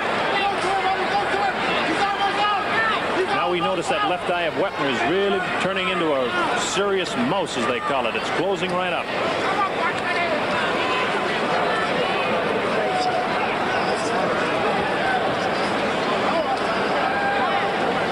A lot of people around the world didn't expect this fight to go beyond 4, 5, or 6. Nobody expected Ali to hit the canvas in this fight. Everybody expected Wepner to get cut, and he is cut. So you never know in a championship fight. Ali is in complete command. He just slipped that time. It's a new canvas. They have got fairly heavy rosin on it, but Ali slipped just a little bit. Waning seconds now of round 10, and there is the bell ending round 10. Well, all right. Let's see what corner we're going to go to here. And go ahead, James. I'll let you talk about Muhammad Ali, whose cornermen are not pleased with what he's done to this point. Well, Ali, I think, is very serious at this point. I believe that the fight can't last much longer if it's Ali has anything to do with it, because right at this point, Ali is a very serious man. It has become all business now. Now we'll switch over, James, excuse me, we'll switch over now to red and see what you can see on Chuck Wepner here. Well, he's standing in front there right now. Still that eye that's giving him trouble. And I think Muhammad has taken a little bit more serious stand as he's really trying to get it over with. Well, Ali is definitely serious. There's no question about it. Wepner is puffy, but the cut they seem to have under pretty good control, Red, from what I can see. There's the 10-second warning buzzer. We're going to round 11. That goes what said Bob. He's serious. Ali is serious as cancer, and more direct as a heart attack is right at this point. You are exactly right there. James Brown, Red Fox, and Bob Sheridan here at ringside. In the ring, Muhammad Ali and Chuck Wepner. Ali down in the 9th round, but still clearly in command of this fight at this point. Ali is not tired. Wepner is tired. Ali has scored many more punches. A surprise knockdown in the 9th round so far has been the story. Ali hit the canvas. Ali has so much pride that something like this he doesn't like, and I'm surprised that he hasn't picked up the pace more. Because again, he's been warned by Angelo Dundee, his manager, his trainer over there in the corner, by Herbert Mohammed, his actual manager, not to fool around. Ali did toy, he did fool in the early rounds, did throw combinations.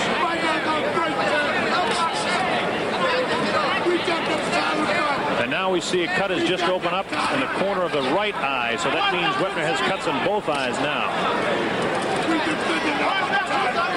Left eye is really puffy and closing up over and under as Ali puts that left hand right on the button, right on that left eye again.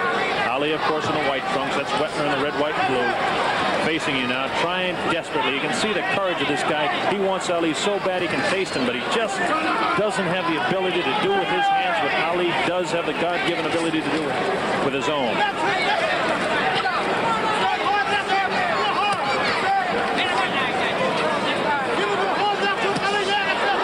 Great uppercut by Ali. First one in the fight. We're supposed to see some of those uppercuts, but that's the first one we saw. Left hook to the side of the head of Wepner.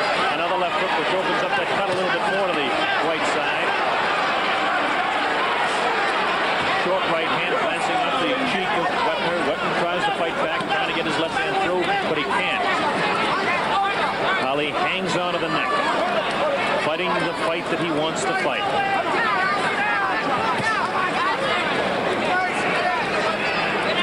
Wepner has blood around both eyes, blood on his forehead. That's just from the cuts in the eye. Ali working on the eyes now, flicking just stiff left jabs to the face of Chuck Wepner. You see the determination that we didn't see earlier in the eye of Ali. Ali is dead serious now. He's not fooling around. Ali suddenly realized that he might have a little bit of a fight on his hand.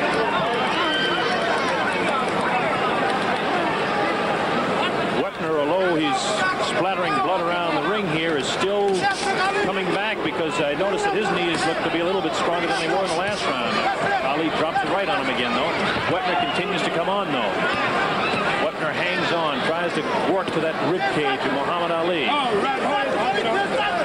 It was a right hand that dropped Ali. There's a real crisp right hand and a left. Here's a combination of punches now, ending the round.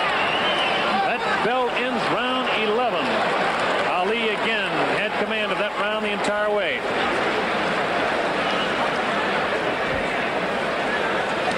Now watch this final combination as we see it coming up here, James. Ali loves to do this towards the tail end of the round because if it's a close round, he thinks he can win the round by doing this. Go ahead. I noticed that he right at the tail end of the round, he really poured it on. That is a good right hand there to the side of Wepner's cheek. Wepner desperately tries to get back, does kind of get one behind the ear, but there's a shot up underneath the rib cage of Wepner and a good left hand there that spun the head around. All these punches keep Wepner off balance. Bob, like I said, Ali's really serious as cancer at this point, but it's something else that kind of bothers me, the fact that Wepner just won't go down. Wepner has never been down in his career. Ali's been down in this fight. He was down, the most famous knockdown against Joe Frazier in 1971. It's strange to point out we're in the month of March that Muhammad Ali lost 2 fights both in the month of March to Joe Frazier in 71 and Ken Norton in 73. I don't want to mislead you. He's not behind in this fight, and he's dead serious now in round 12. Scheduled for 15, the heavyweight championship of the world at stake. Muhammad Ali is out in front of the fight clearly, but he has been knocked down.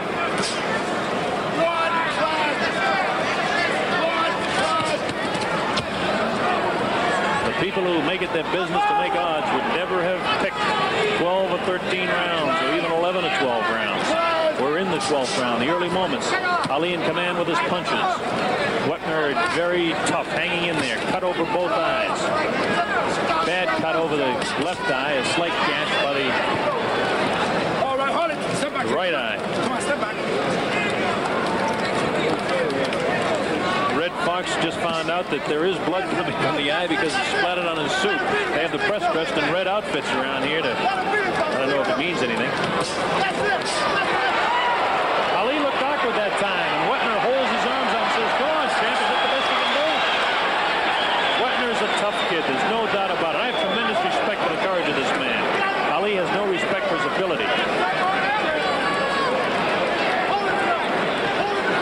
There's a speck of blood on Ali's cheek, but I'm sure it's from Wepner.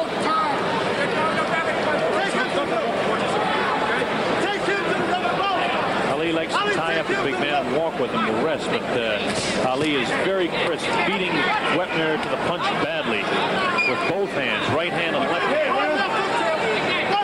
Tony Perez has done an excellent job keeping this thing in command. In the early rounds, Ali tried his roughhouse tactics.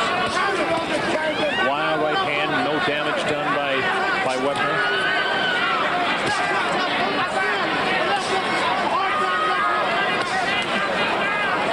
Wepner continues to throw his roundhouse punches, has not scored to the face of Ali at all.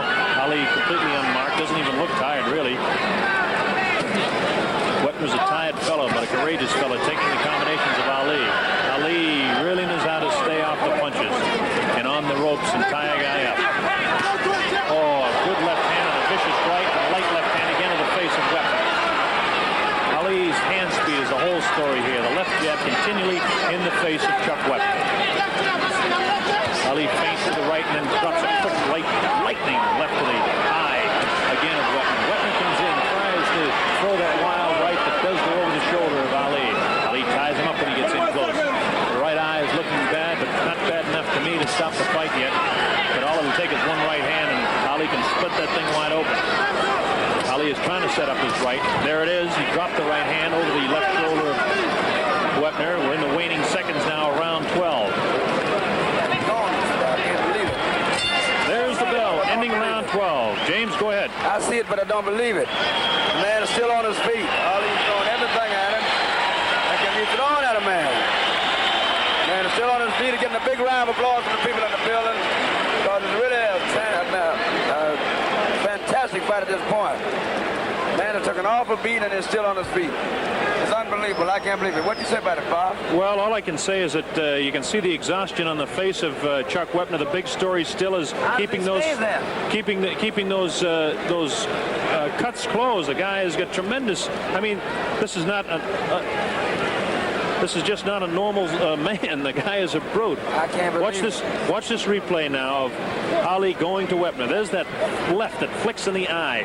There's the right hand behind the ear. That's a damaging blow. It can be very telling. We're back live now. Ali off his stool. Angelo Dundee and Drew Bundini Brown and Gene Kilroy yelling instructions to him. Well, here we go, round 13, and nobody believed it would be this much of a fight. Ali toyed in the early, let's say the first 5 or 6 rounds. He landed a few combinations. Perez won both of them. Wepner continued to come on. Wepner continues to try and come back as the blood squirts around us here at ringside. Red, you'll be all right. That won't hurt you.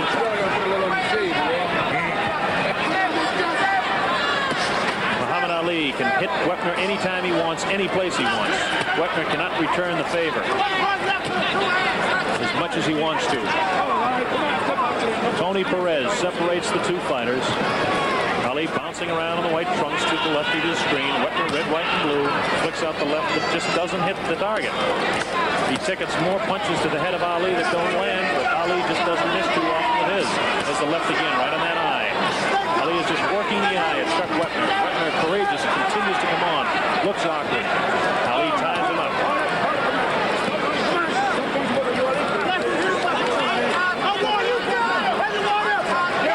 Ali, captain of the ship. Very well put by James Brown. Punch there that caught Wepner off balance. It was a slight uppercut that staggered him around to his right that time and sent him up against the ropes, but Ali didn't follow up. Not like the Ali of old.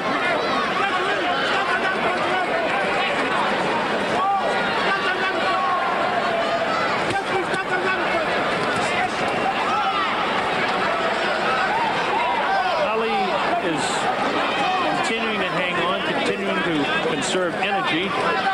I remember a fight a few years ago when Oscar Bonavena fought Ali, a very similar fight, and then dropped him in the 15th round. Oscar Bonavena fought the same courageous type of fight, but couldn't deliver. Good left uppercut to the head, that time right in the face of Wepner. Again, the left uppercut. It's coming a feint that time that stopped Wepner in his tracks. Not the punch, the feint. Ali has all the movements. Wepner is sloppy looking, tired, awkward. Ali scoring with the left. Ali drops the right hand on him now. Again, the left, the right hand combination. Wepner just continues to come in, backs Ali up against the rope. We're in round 13.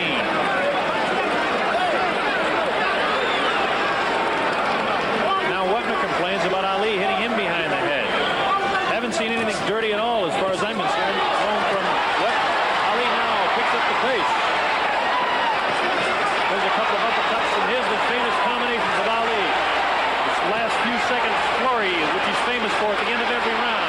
In the waning moments of round 13. There's the bell ending round 13. And as it goes early in the fight, Ali will continue to do this. That clearly makes him the winner of that round because he picks up the pace and really drops the combinations that convince everybody that he's in complete command, which he is. Bob, I'm expecting a turnaround this time. I think at the beginning of this next round, I believe Ali's going to go for broke from the beginning of the round. He played it very well, very safe, and very scientific. Watch this now. Wepner kind of staggers. This is what Ali is famous for. Wepner is just sloppy, staggering all over the place as Ali continues to put punches on him. Watch that. There's the uppercut, the right hand, and the left right back. Ali's hand speed is outstanding. You can see it there so clearly. Ali remind me of the days of Joe Louis.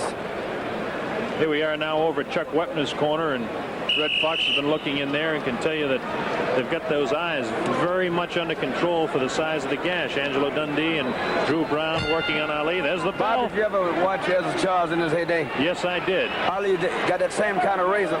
Oh, there's a combination. You're right. Ali has picked up the pace here in round 14. A reminder, Ali has been down. Wepner has not been down. Ali in a surprise punch was flattened in the 9th round. But now Ali is definitely picking up the pace. Here he goes. He wants to end it. The knees are gone on Wepner. He's in definite trouble as Ali continues to drop those punches in that closing, ever so closing left eye of Chuck Wepner. Ali bounces the left hand off the face of Chuck Wepner. Wepner stands flat-footed as Ali takes his shot at will. He can drop it anytime he wants. Watch out for the right hand combination. Ali starts with a slip to the left. He'll drop the left hand under the rib cage and the right hand over the left shoulder of Chuck Wepner. You might see it in this round. He may drop it on that left eye of Wepner. Here they are right above our video techniques point here in the Coliseum, Richfield, Ohio. Ali clearly ahead in the fight. We're in round 14. Muhammad Ali, Chuck Wepner. Nobody but nobody said that this fight would go 15 rounds. It hasn't gone 15. We're in 14, and nobody nobody believed him to be there either. Nobody believed Ali would go down. Ali has been down. Wepner has never been down in this fight or in his career. However, Wepner is struggling. Ali is using his wrestling tactics. Cut over the left eye is very puffy, a big gash. Not a lot of blood coming out, much to the credit of Al Braverman, Patty Flood, people in the corner of very courageous Chuck Wepner. Tough kid. Tries to deliver a blow back to the heart of Ali, but that time it didn't do the damage.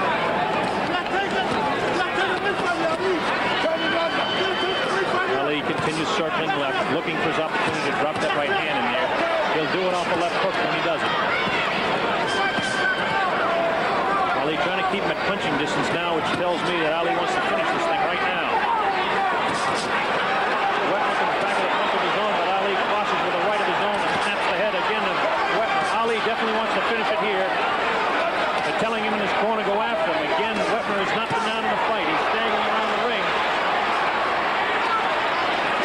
Ali trying to put the finishing touches to Chuck Wepner, but Wepner continues to come on.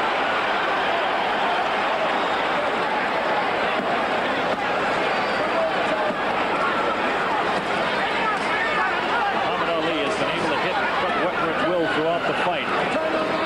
He picked up the pace, and now Ali is resting up against the ropes again. It's beginning to look like this fight is going to go through 15 rounds. We're in the waning seconds now of round number 14, and Ali caught Wepner with a vicious left. Wepner missing punches, Ali scoring punches. Right hand to the air, a good combination of punches. Again, the flurry ending round 14. Wepner has gashes from both eyes. I just thought that Ali would serve him on a silver platter, but I get faith just turning it around, and I'm pretty sure it won't go no further. One thing about it, he went out from the beginning of the round like I thought he would. Ali started taking care of business from the very beginning. You're right. Watch this now, Red and James. We'll watch Ali scoring with that real good left hand that just catches Wepner off balance. Wepner is so tired and so frustrated by the lack of ability to hit Ali, and then Ali comes right back with a right hand that just catches him so hard. That left did a lot of damage because it hit the eye, although it didn't look as vicious as the right hand. There's a left that really hurt, and a right that was right on top of the cut on the left eye. That punch would ordinarily drop any man. That's the punch that dropped George Foreman, a very tired George Foreman. But Chuck Wepner, very, very tough cookie. Round 15, the heavyweight championship of the world. People are on their feet at the Coliseum. They're seeing a better fight than they thought that they were going to see for their money. Muhammad Ali wants to knock this man out very, very badly.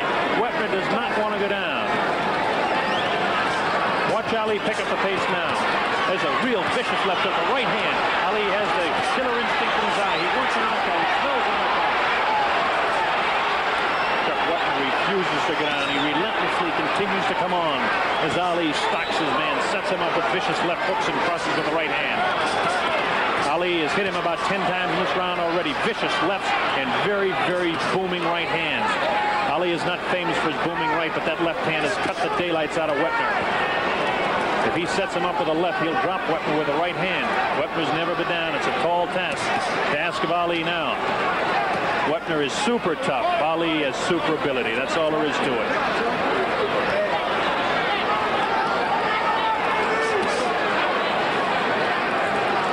Ali wants a knockout. He wants to knock him out so bad. Real tough left shot to the body of Wepner, trying to set him up. Ali is continuing to circle to his left. He'll take a quick shuffle step back to his right when he goes after the knockout. And then he'll drop that right hand over the left shoulder. But this time, Wepner comes back with a glancing blow that looked like it spun the head of Muhammad Ali, but Ali rolls with his punches oh so well. Tremendous, tremendous fighter is Muhammad Ali. You can't say enough about the courage of Chuck Wepner.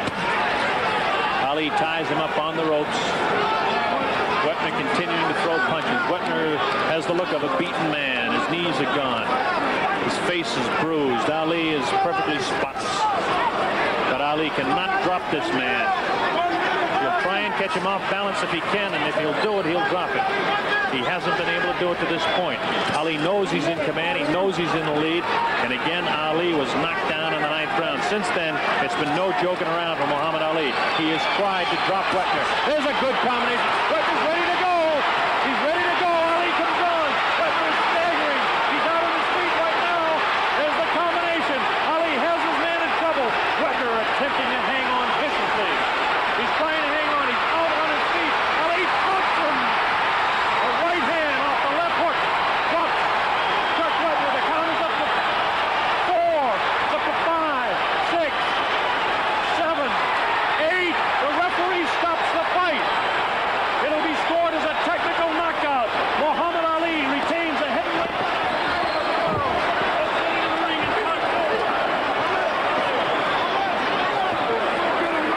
Come on, let's get a ring, baby. Okay. We're gonna get to the heavyweight champion. Ali is laying down. Ali is down. Everybody is yelling, leave him alone. They're trying to get Muhammad Ali. No. Sorry.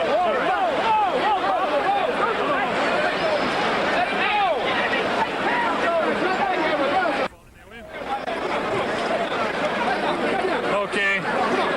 All right. On him.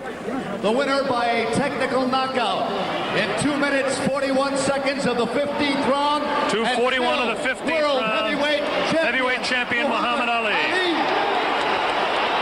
The people in attendance love it. Wait a minute. Ali in the corner and the bell for round 1. Note immediately the difference in the sizes of the two men. Ali with an enormous edge in reach. Ali at 217.5. Lubers of the Netherlands at 194. Referee is Enrique Jimenez of the Philippine Islands. Scoring in this bout will be on a 5 points must basis per round. 3 knockdown round rule waived. Although a fighter will be saved by the bell, if down when the bell rings.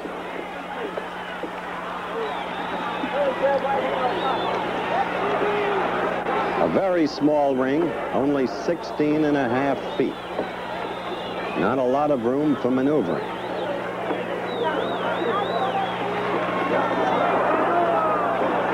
Ali using the left in 24 fights. Lubers has lost only 1. That one last January for the European Championship to Joe Bugner of the British Isles. That was a 15-round decision.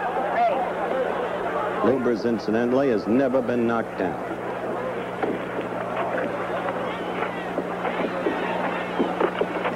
Small man, as I said, with heavy thighs and thickish calves.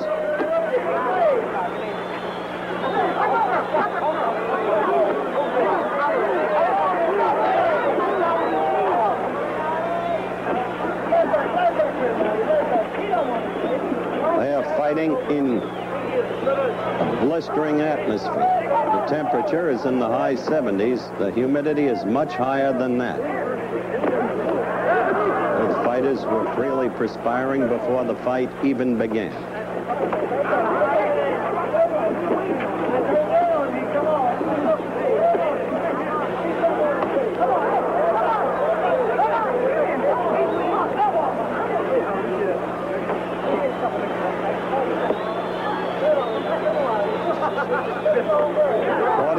Seconds to go in round 1.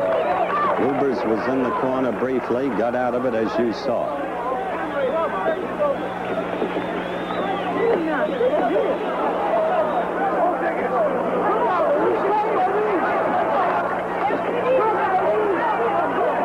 We have the countdown for the end of round 1 now. We've got about 22 seconds left.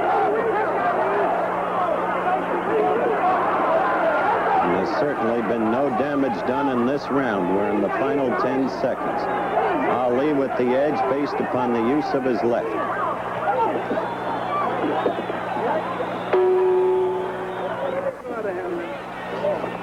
Ali in his corner awaiting the bell for round 2. There it is. Lubers will have to punch upward for much of the fight.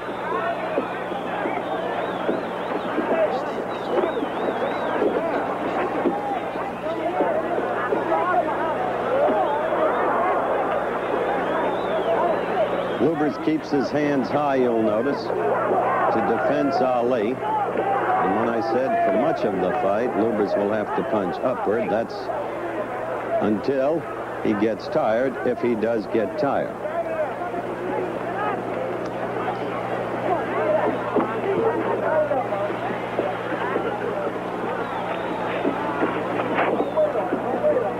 Ali told us in the tease, if my legs are gone, say they're gone. If I'm dancing, say I'm dancing. At this point, one could hardly say his legs are gone, but one could hardly say he's dancing. He had Lubers in the corner again and let Lubers get out. That's the time to really do damage to a man, when you have him in the corner. Crowd in excess of 25,000 people in attendance in the stadium in Jakarta, a stadium that could seat 100,000. See Ali steadily with the use of the left. And that scores points. You will discover that the crowd will yell whenever Lubers either strikes a blow or appears to land with a blow.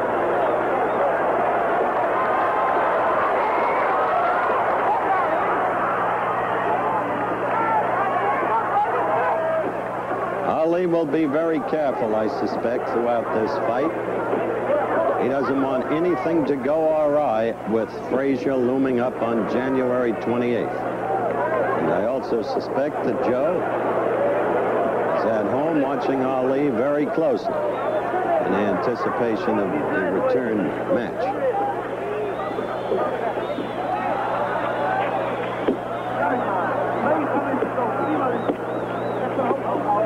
Take notice that Ali is using the left. He has him in the corner again, and almost solely the left, not using the right at all.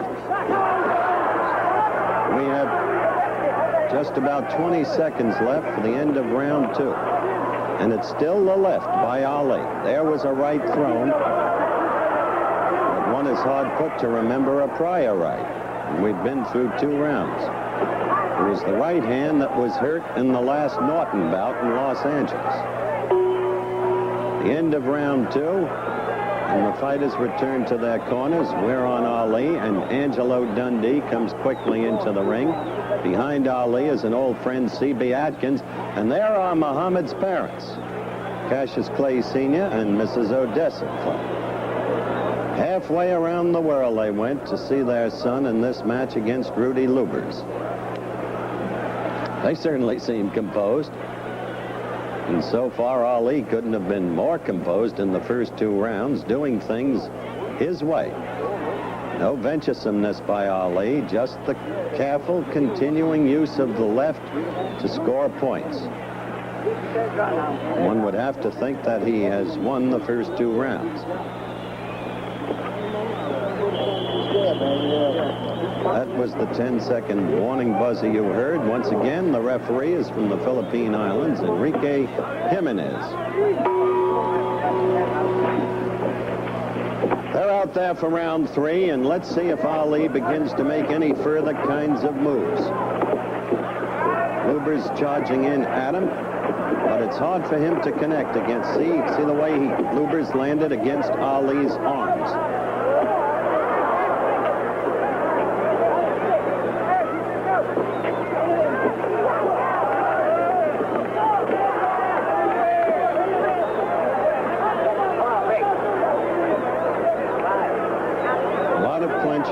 Little movement, few effective blows. In fact, none in this round thus far. But Ali begins to score, as you saw there with the left. That flicking left that doesn't do away with a man, but scores a steady stream of points, and you just saw 2 in succession.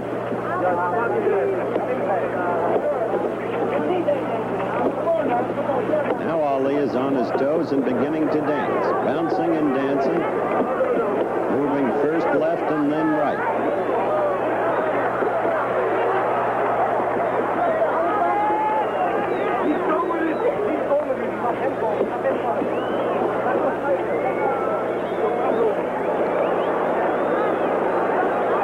You see the left steadily, and it's becoming more and more noticeable now that rarely does Ali use the right, as I suggested in the second round. He hasn't thrown a combination in this fight. Of course, Ali's right hand is now what we call a fighter's hand. He's got a calcium deposit in that right hand around the knuckles, and often suffers intense pain when he throws it and connects. Dr. Ferdy Pacheco, his doctor, who was not in Jakarta for this fight, usually injects him for his fights to kill the pain in that right hand. Injects the right hand itself.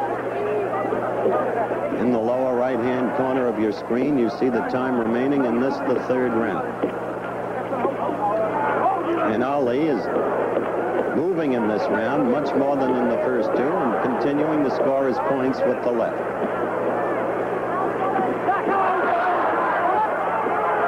As Luber's charged, the crowd roared. There was the left again.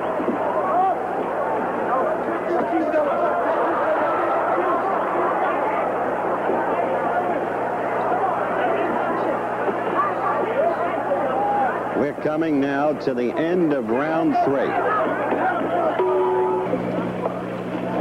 We're back in Jakarta, Indonesia, via the satellite, coming to you in black and white. At least the fight is. And we're with round 5 now.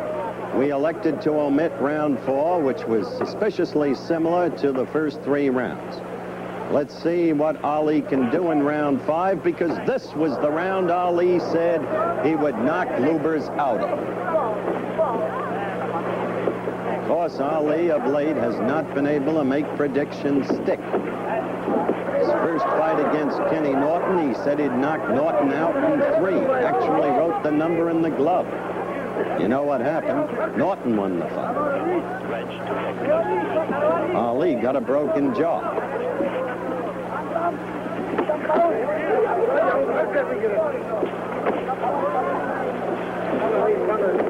I think it's going to be very interesting to hear what Ali has to say when he comes back to the States about that right of his. Once Ali had an excellent right cross and a good straight right.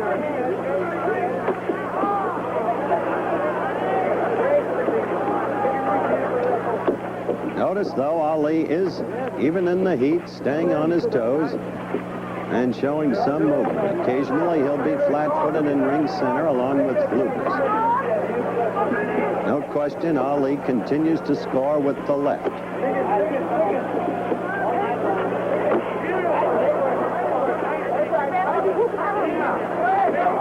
Fifth round action from Jakarta, Indonesia. Muhammad Ali against Rudy Lubbers. Or Lubers. It's pronounced both ways. Lubers is probably more technically correct. Anyway, it's the way Rudy wants it said.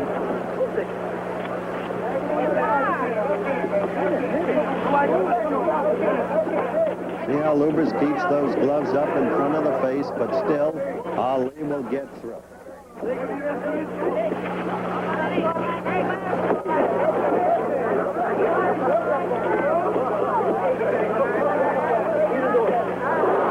Left keeps getting in. There was a right. Not thrown with any degree of power.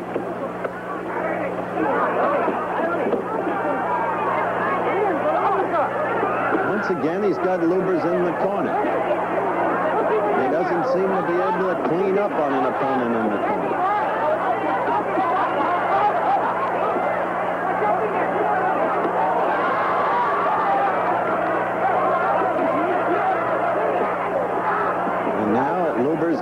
out of the corner, and the 5th round is counting down.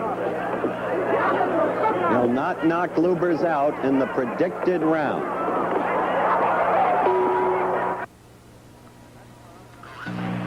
That's Muhammad Ali in his corner, coming out now for round 6.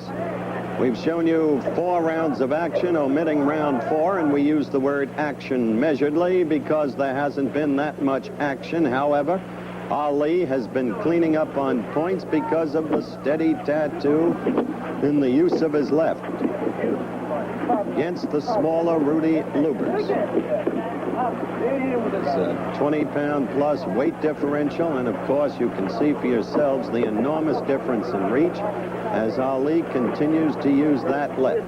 Lubers with the gloves up in front of the face to defend, but the left getting through. There was one to the chest.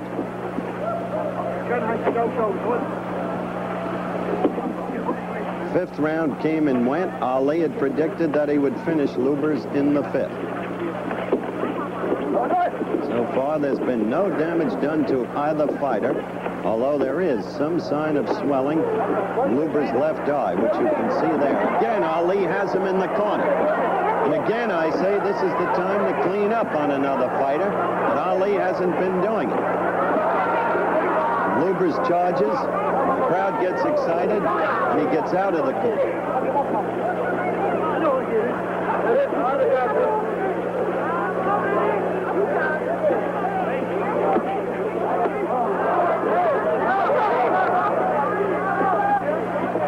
Sixth round action.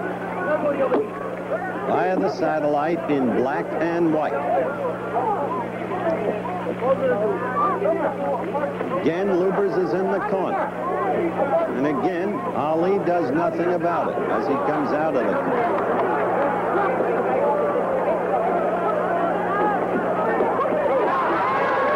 The crowd got excited about the Lubers left, which clearly hit Ali's right arm.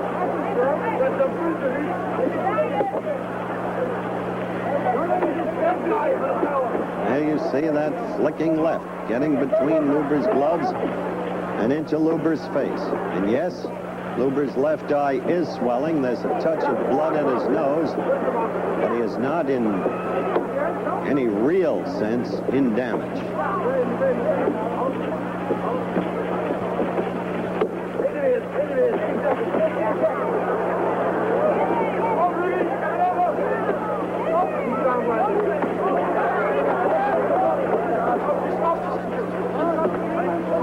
This round has gone the way, quite frankly, of all of the others. About 20 seconds left, an occasional charge by Lubers, twice in the corner. Ali not doing any effective work while Lubers was in the corner. Now for the 3rd time he's just been in that corner and out of it.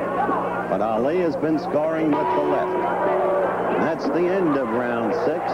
Rudy goes to his corner. And that's Rudy's wife. They've got 2 children. She doesn't look too happy about the state of affairs, does she? A worried look, in fact. Well, I can understand how she feels. While we await the start of round 7, quickly, let me give you some key college football finals. Ohio State, rated number 1, crushed Indiana 37-7. Number 2, Alabama 42. Number 9, rated Tennessee 21. That was seen earlier today on most of these ABC stations. Oklahoma, rated number 3, crushed Colorado 34-7. They led by only 14-7 at halftime. The Sooners have a great team. Michigan at number 4, 35. The Badgers of Wisconsin 6. We'll give you more key finals as this fight progresses when the dearth of action allows us to. Right now, the start of round 7.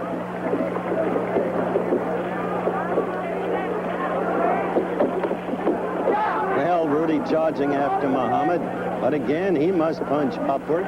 He must find a way to get through that reach. He must find a way to get past those Ali arms, and he has not been able to do it. Ali, on the other side of the coin, might be just saving himself. Who can tell, after all of the years with this man, what his mood is, what his thinking is? Maybe he's going to pursue these tactics throughout the entire fight. Just simply use that left, win an easy decision, and then prepare himself at Deer Lake, Pennsylvania for the big one against Joe Frazier next January 28th.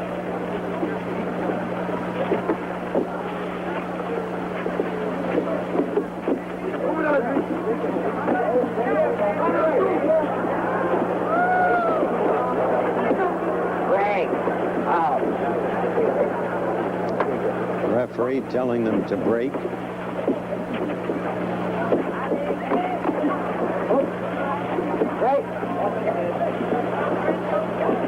Again, this is round 7. What you're seeing now has been the pattern of every prior round.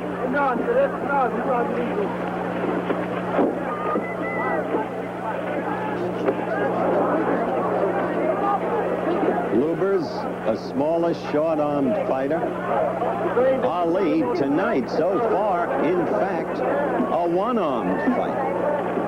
Again, we call your attention to the almost non-existent use of the right. Don't forget, we'll be returning to that national 500-mile championship race in Charlotte, North Carolina, with its controversial ending. We'll have all the details on that for you. Again, Lubers is in the corner. Now let's see if Ali does it. Just covering with his gloves, and again he gets out of there.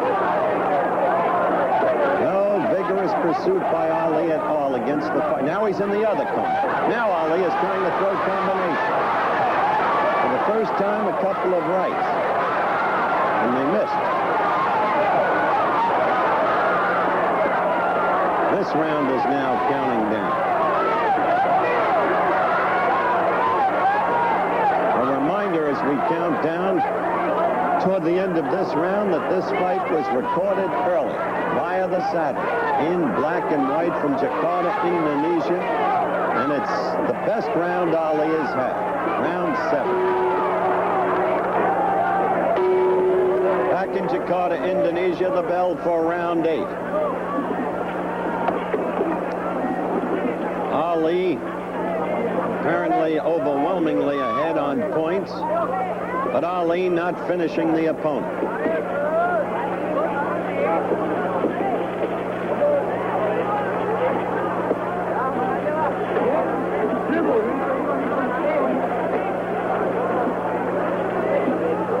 Ali not dancing now, standing there essentially flat-footed. Luber's again close to the corner, now out of it there in ring center. Ali hasn't even been throwing punches in this round. Just that occasional left, flicking in there.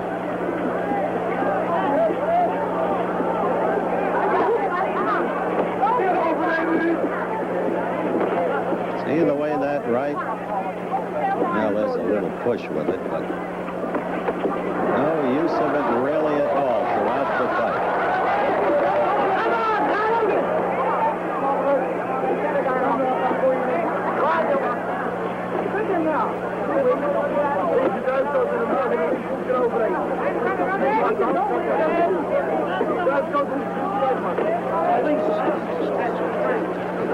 No question, though, the flicking left through all of the rounds has now caused swelling around both of Luber's eyes. And there has been, from time to time, a trickle of blood from Luber's nose. Luber's himself has done no damage at all. First left Ali through, got in there. Luber's again with the gloves up, trying to defense that left. He hasn't been very successful in doing it. However, there's been no power in that left because Luber's has not been hurt. In the corner, Luber's again ready to be really hit mercilessly, but Ali not doing it and backing off. Luber's back in the middle of the ring. You see the countdown coming in round 8. Let's quickly go to some other college football finals. Penn State rated number 6, overwhelmed Syracuse 49-6. Number 8 rated Notre Dame 62, Army 3. And Rutgers, look at this, in the fight. There's Lubers again. He was back against the ropes. He was in the corner, and Ali showed no follow-up. Rutgers beat Delaware 24-7. Delaware, until today, had the longest college division winning streak. Texas came off its humiliation against Oklahoma a week ago to trounce Arkansas 34-6. Now the countdown in this round. And again, the story is Ali's left. Muhammad Ali in his corner, getting up for round 11. We've omitted rounds 9 and 10. They're of the exact same pattern of all the other rounds you have already seen. Earlier, we had omitted round 4. Ali overwhelmingly ahead on points, fighting the fight with just his left hand, really. The use of the right so occasional as to be almost unnoticed. Ali still on his toes, as you can see, despite the heat and the very high humidity. Lubers with both eyes now swollen. The crowd excited as Lubers went after Ali with an overhead right and had Ali for a moment in the corner.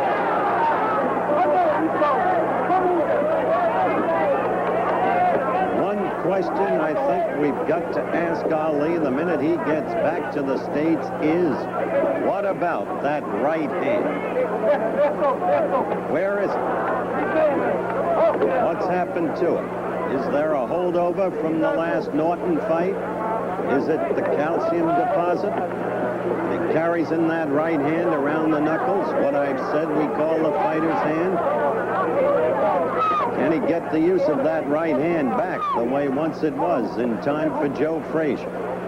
Frazier has to be watching this fight with enormous interest. That left by Lubers did not connect. Remember, this fight was recorded earlier on videotape, fed to us black and white via the satellite. Round 11.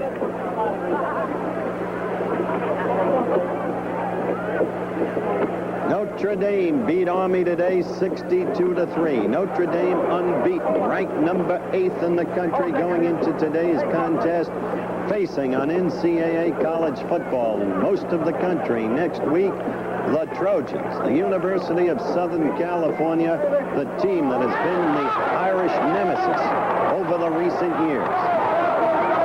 Arapah Seguin can tell you all about it. So can John McKay.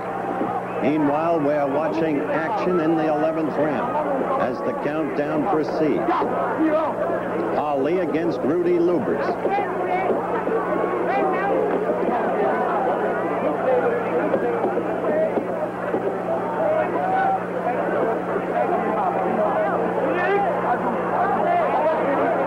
There's Lubers in the corner again, losing his mouthpiece. He saw it fly out over the ropes into the crowd. Crowd, as I said, of more than 25,000 people. Oh, Ali attempting a couple of bolo punches with that right, which has gone virtually unused. We're close to the end of the round.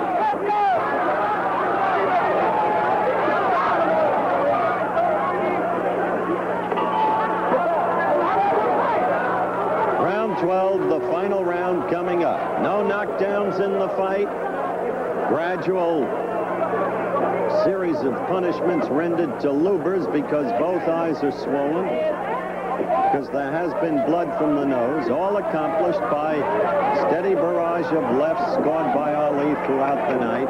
Lubers not able to do anything, doesn't have the reach, too small. Now in the corner again, Ali in the 12th round, finally throwing rights. First time throughout the fight that you've seen him using the right. And the crowd perhaps expecting a knockout, but no, Lubers is out of the corner.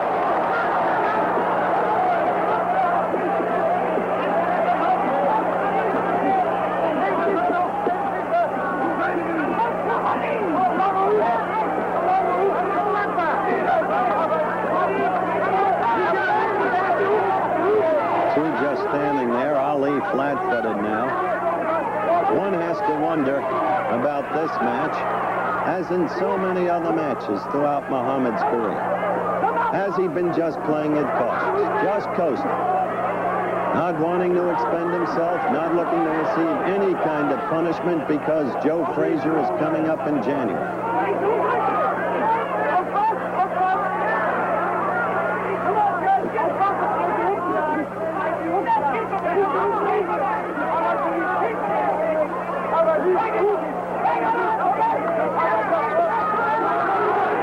We've just gone past the halfway mark in the round. 1 after 1 to 2. How much the humidity and the heat took out of it. Now there's Ali in the corner with Lubers trying to pummel him and the crowd getting excited. Right from the start of this fight, anytime Lubers would throw a punch, the crowd would get excited. But Lubers could do no damage, and now Ali has Lubers in the corner again. The number of times he's had Lubers ready to be taken in the corner are almost uncountable, but he never did it, and Lubers gets away again. Can you see Lubers' eyes now? They're both mere slits from the many lefts that he's taken, flicking lefts.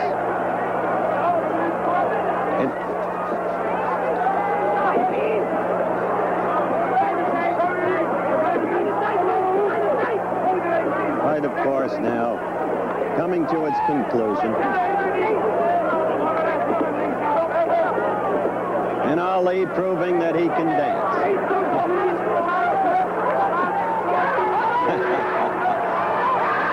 The fight is over, and that's the way Ali wanted to end it, to prove that he still has his legs. Angie taking the gloves off as they await the decision, and of course the decision was overwhelmingly in favor of Muhammad Ali. They scored it respectively, the three officials, 60-47, 60-49, and yes, 60-45, 60-47, and 59-52. So it was no contest, and yet it was not an impressive win for Ali. When he gets back to the States, we'll ask him, what about that right hand? We'll ask him if he coasted. We'll ask him about Frazier, because Frazier had to like what he saw in that fight today. A fight recorded in black and white. Yes, hello, Dickie, and I hope that you have a more comfortable ringside seat than we have at the moment. We're on ice at the Hallen Stadium and in the dark too. But Ali, as you know, has given up predicting, but tonight he's made an exception for us. On the way to the ring, he held up one finger, so 1 round is his prediction, which means that nobody can afford to take their eyes off the ring. But I think trying to win in 1 round just might be easier said than done, because though this man Ali, in fact, who used to trade as Cassius Clay, has correctly named the winning round 18 times, Jürgen Blin has never been stopped. Now we're just waiting for the spotlights to parade the entry of the gladiators. They've been warming up in the tunnels there. There you go, down just right at the soccer teams would come up on this ice stadium. And only half an hour ago I was out checking up on Muhammad Ali, and he was out walking in his heavy boots in his tracksuit. And there's Jürgen Blin with this very large-sized manager in front of him, Fritz Weiner, who doesn't think he'll be able to negotiate the steps. Well, let's hope that Blin can make them okay and get out the same way under his own steam. So Jürgen Blin then, he's never been stopped in 42 fights.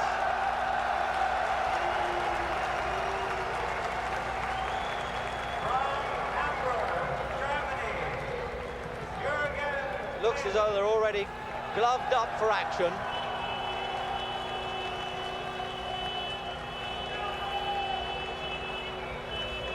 And they're blowing these Swiss bugles and horns and cowbells at the back of the hall there. And you'll hear probably this tremendous welcome for Muhammad Ali. But there you are, surrounded there by a posse of German managers and agents, I think probably making sure that he doesn't run away at the last minute.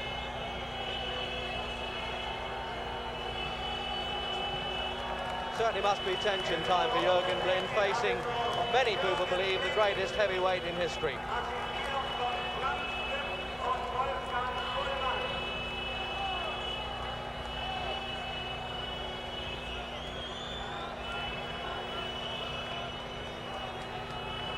British viewers, of course, remember Jürgen Blin fighting Joe Bugner at Wembley, and he lost a narrow 15 rounds championship decision for the European title, although it was disputed.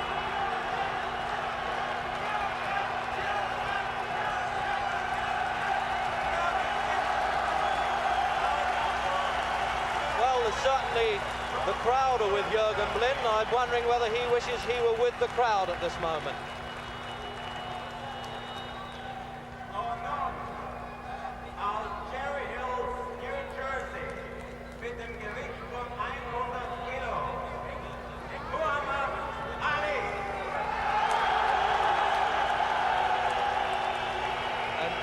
Traditionally, Muhammad Ali waits for a formal announcement before he makes his entry.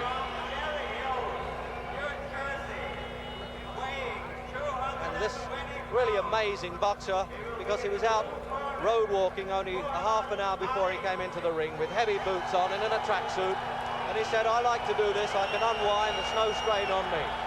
And there he is, the man of the moment, led by Drew Boudini Brown, that rather noisy second of his, the best-known face in the sporting world, some say in the entire world, getting a tremendous welcome from the Swiss crowd.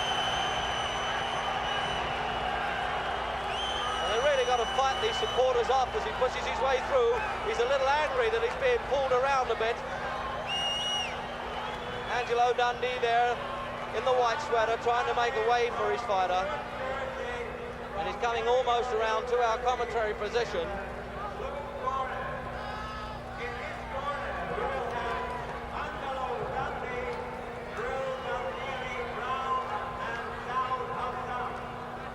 Well, there he is. He survived the crowd battering. Can he survive what Blin has to offer? And this long red road, similar to the one that he entered the ring at Wembley in 1963, when we first saw him in Great Britain, that memorable evening when Henry Cooper put him on the floor. And I must say, he's looking in tremendous shape.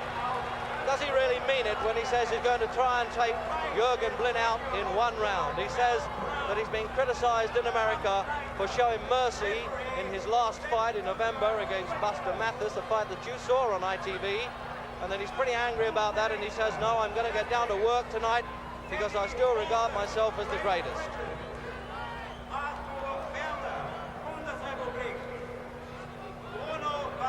Now we've had a dramatic change of referee here today. Teddy Waltham from England, the retiring Secretary of the Board of Control, was supposed to referee, but the Blin camp made an objection, and now they've agreed to have Sepp Surter, a 55-year-old police sergeant from Bern, as the referee, and Teddy Waltham to be one of the three judges. The three judges will call the score if needed after the scheduled 12 rounds, and the referee does not have any vote. British promoter in the ring there, Mickey Duff. The reason he's in there is to act as the German-speaking interpreter for the referee for the Muhammad Ali camp.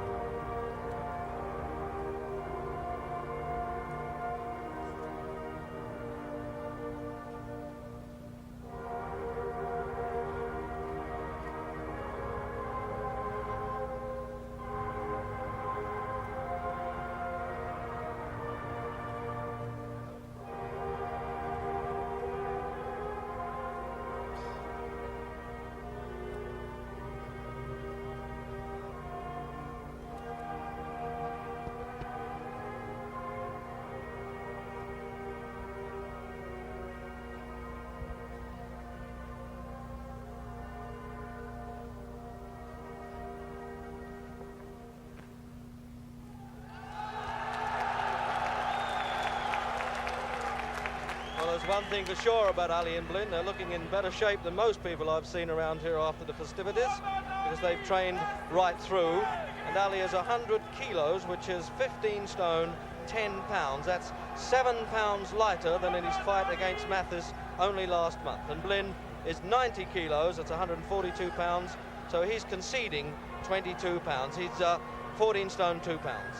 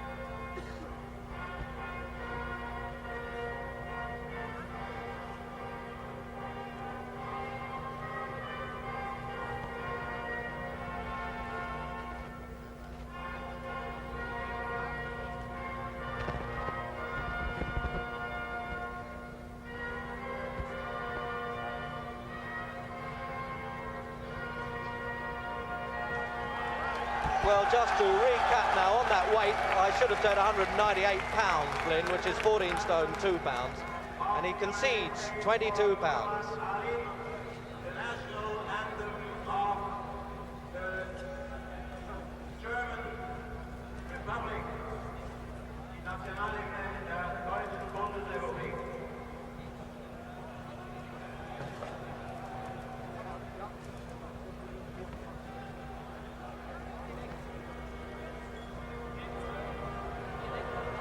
So this is the third and final national anthem.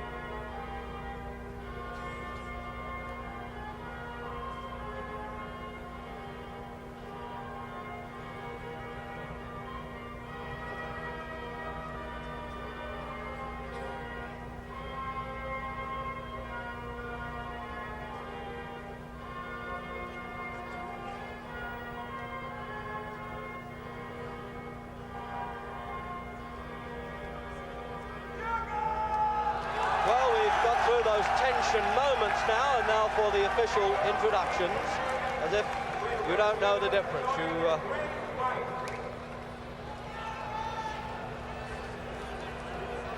So now, is he really going to go out there and score in one round? And if you're suffering and being a bit bleary-eyed, as quite a lot of us are here, we've arranged for Ali to be wearing the white shorts, so you'll have no trouble identifying him. Vivid scarlet dress there of his manager Boudini Brown looked like Father Christmas when he came in there, Muhammad Ali, I must say, although the Muslim sect doesn't recognize Christmas until February the 25th, Saviour's Day. Well, there it is, this warm-up routine now. He's looking in tremendous shape. 15 stone, 10 pounds, which, when you recall, is less than a stone heavier than he weighed way back in '63 when he first fought Henry Cooper in the non-title fight at Wembley. Final call over for Jurgen Blin, the Dutch agent in the corner there, Hank Ruling, former butcher from Hamburg then, chancing his luck, and the referee Sepp Sutter, S-U-T-E-R, from Switzerland, and the judges from Geneva, Frankfurt, and Teddy Waltham from England. That's Bruno Vecina, Arturo Werner, Teddy Waltham, and here we go.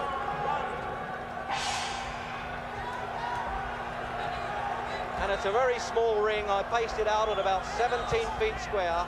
This is one of the smallest rings that Ali has ever fought in.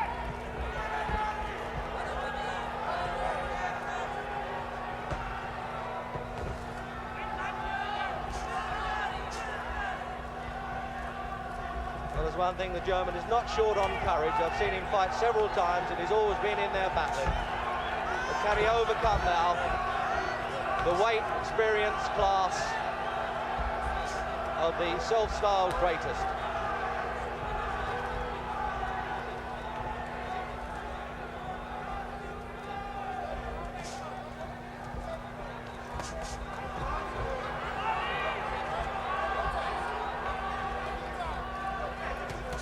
And a right-hand punch there, that really shocked Blind to his boots. Yes, he means it, Ali. There's no fooling around with this one. In 1 minute of the opening round, he just tried his chin for size.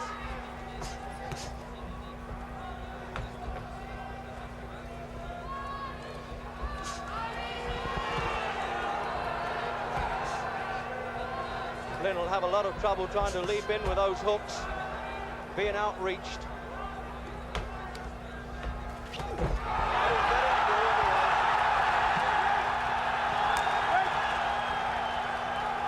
The referee didn't allow Blind much leeway at close quarters there. He really pulled them apart quickly.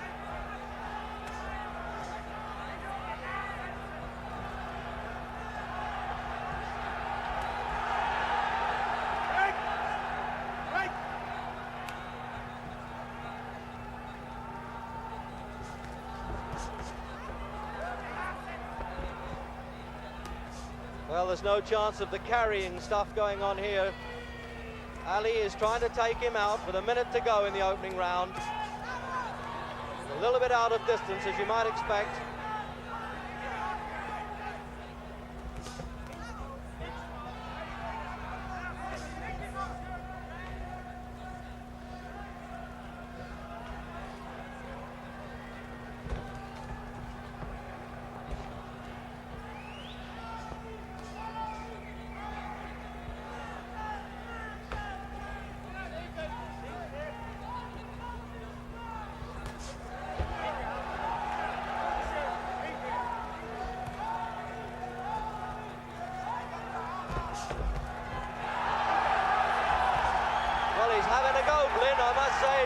I thought he would do this. This fellow's been around 42 fights, never been stopped or knocked out. Lost 8, drawn 6.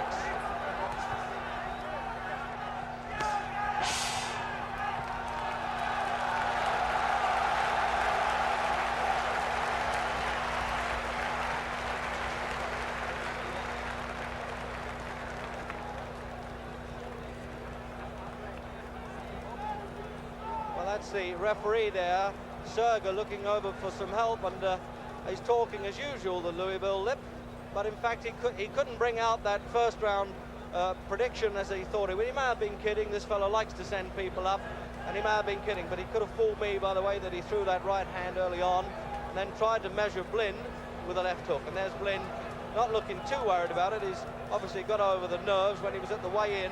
He looked almost in awe at Ali, I thought.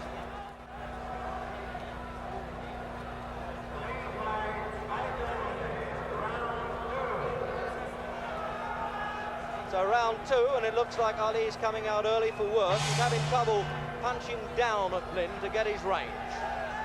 Scheduled for 12 rounds.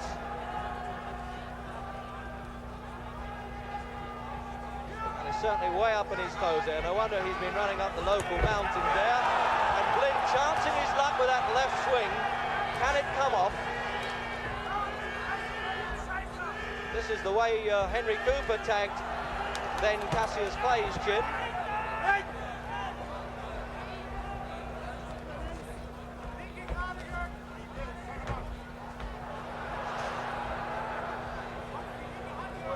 Well, that opening round, I thought that Ali came out really trying to take care of Blin right away.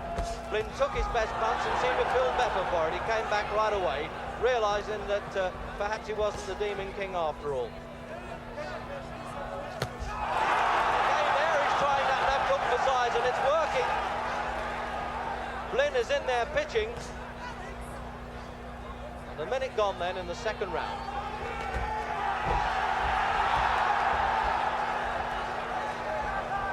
But you just see a bit of the Ali magic there when he backs off on the ropes and pulls away. He makes his opponents flounder out of distance. He says reputation's at stake. I want to prove to the people in America that I can finish off opponents. He said, I think the British still believe in me.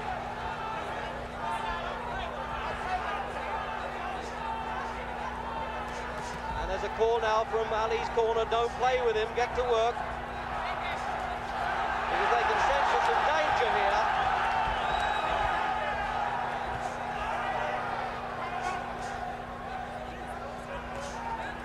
Blin's face reddening now under this constant left hand of that black glove. 15 stone, 10 pound behind that left jab. There it is again. Just measuring. Will he now shoot the old-fashioned 1-2 punch, the left hand followed by the right hand punch?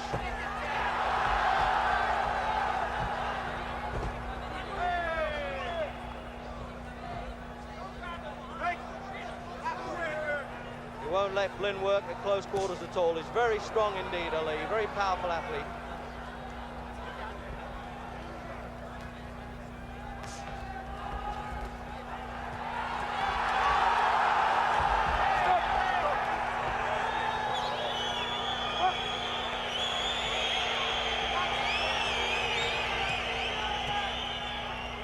I don't think they're approving of the referee breaking it up as quickly as that, and also Ali leaning on his opponent, shoving him off there.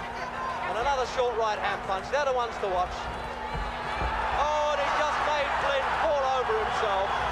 He just knew exactly how to pull his body back. This is Jack Johnson stuff. At the end of round 2.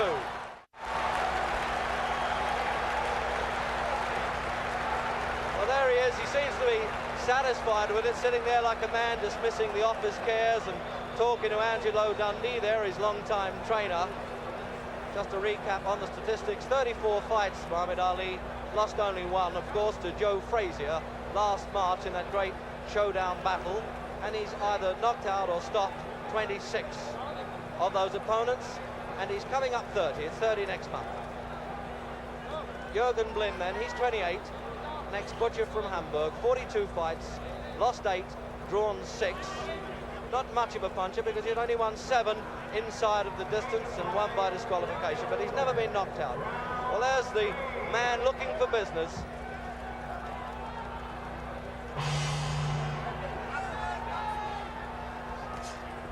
So round 3 then. Will we have this stubborn resistance by Jürgen Blin to last 12 rounds? That really will be a turn up for the book, and we'll have to call on the 3 judges' scores. The referee's vote, as I said earlier, doesn't count. Stop. And the referee just saying, Blin, you're hanging on a bit when I call break there. Ali really working up the sweat. It's absolutely glistening on his body.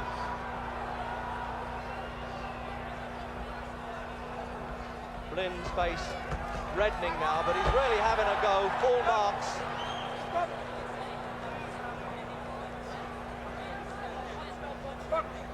He's grazed his elbow of all things. I don't think I've ever seen that in a fight before. When Blin fell over, missed that punch and tumbled into the ropes, he grazed his right elbow.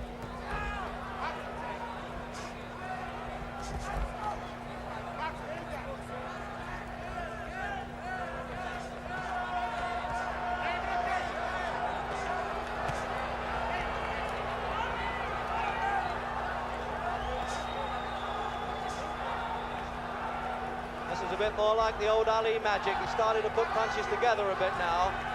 He isn't backing off in the usual fashion.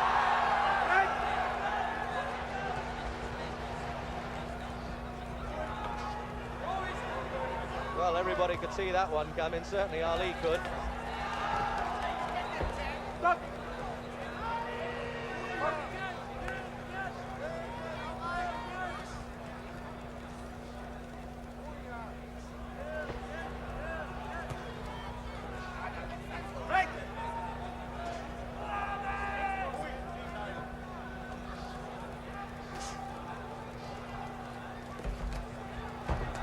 To go in round 3, and the elbow going in, the forearm there, and the no foul rule is applicable for this fight. That's the first time I ever recall that in a European fight, but it was agreed when they accepted the Swiss referee that he could not disqualify either fighter for low punches or accidental butting.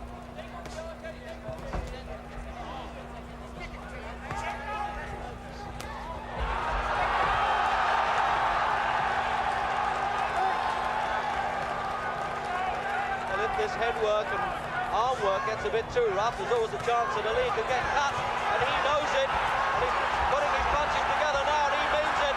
But Blinn is fighting back. Blinn is really going for him, but he's taken everything on the chin.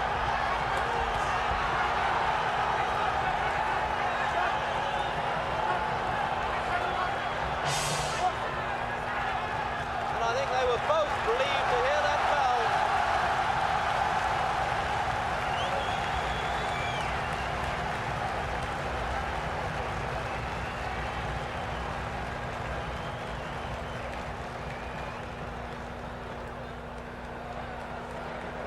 If you can catch your breath on the finish of that round there, this is Jürgen Blinn, and I must say, feeling pretty satisfied with himself. He had a great fight with Jose Urtain in Madrid. I saw that fight, and I thought Blinn defeated Urtain, but they gave it to the Spaniard.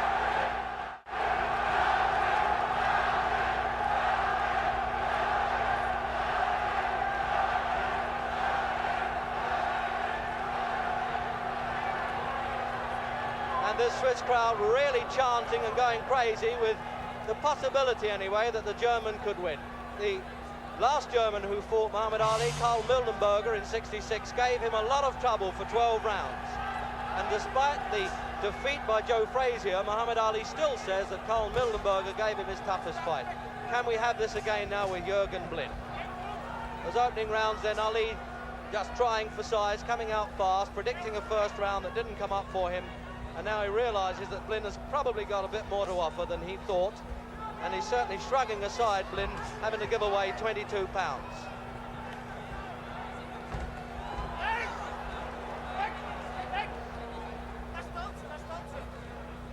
Well, now we're due for the Ali shuffle, I think, any moment. It looks to me as though he's loosening up now.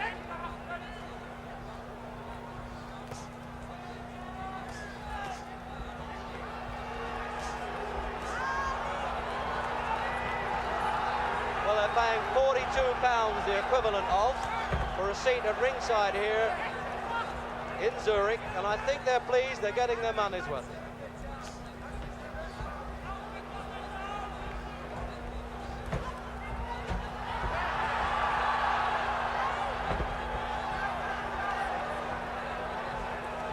This really is the dancing master at work now. He's going to, this is what he often does, he tries to tire an opponent out as much by missing as landing, just sheer effort to tire the German. But he knows he cannot take Blinn out exactly when he wants to, so he's biding his time and seeing how it goes.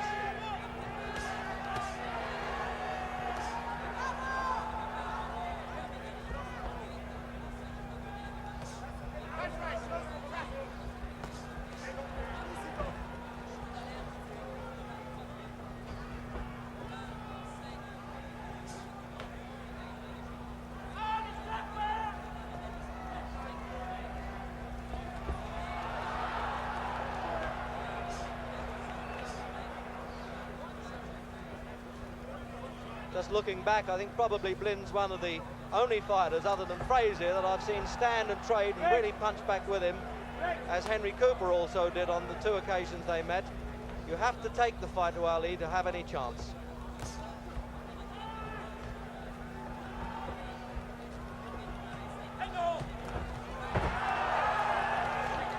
Amazing when Ali shifts the 7 pounds now that he had in the Mathis fight in November. What a difference it makes to him, the way he can use the ring. He's very big. He can hardly get any more weight off. He says, I'll always be big now. I've given up. I'm not 21 anymore.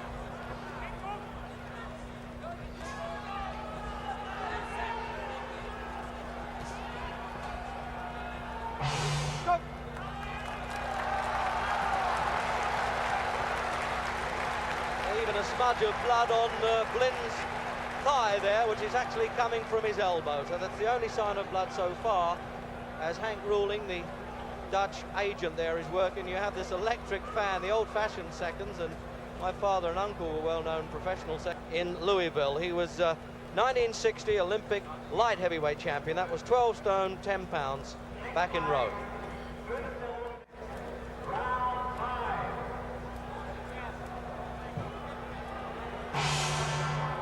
So we're into the 5th round.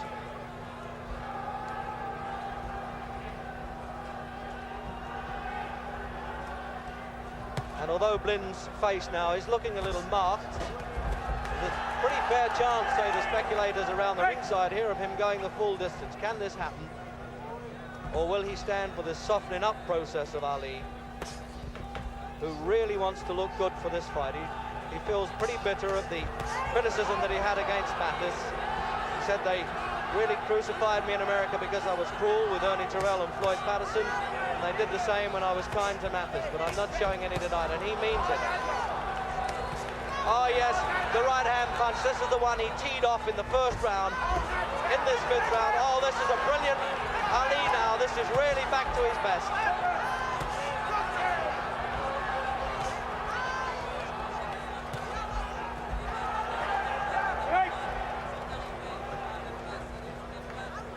Smudge of blood on the cheeks there of Blynn. He certainly takes some punishment. He's just cut, grazed under both eyes. Very puffy. He's really busting the German up. That ramrod left hand there.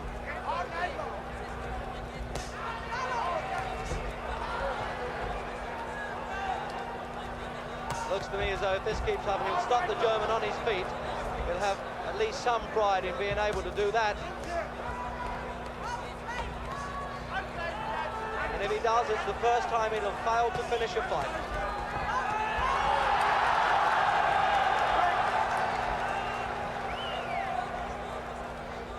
That really was a great combination he put together there for about 30 seconds.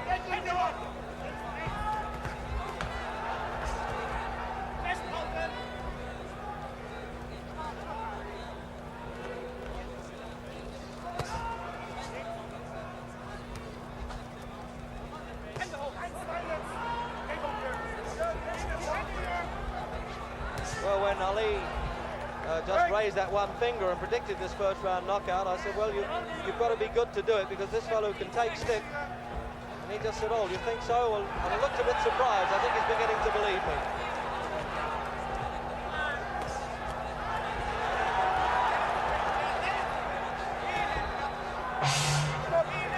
Let's have a look now at Blynn's corner and see the damage around his face at the end of round 5. Well, these are what professional seconds call good cuts, because they're not closing his eyes very quickly, they're not right on the eyebrows, and these experienced cornermen can staunch it there with the adrenaline. There'll be no problem. It's just a question of how much you can take around the face. And then they're using the grease there just to stop they're only really grazes, they're not very serious.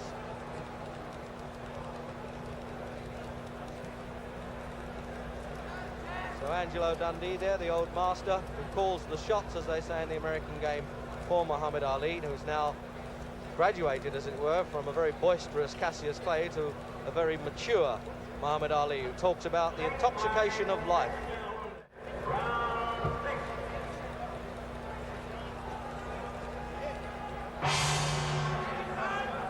So round 6 then, the halfway stage.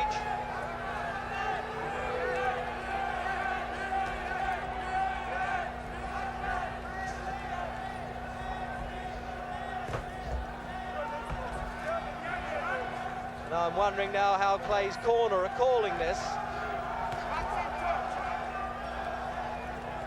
And see if we can just get a word from Angelo Dundee.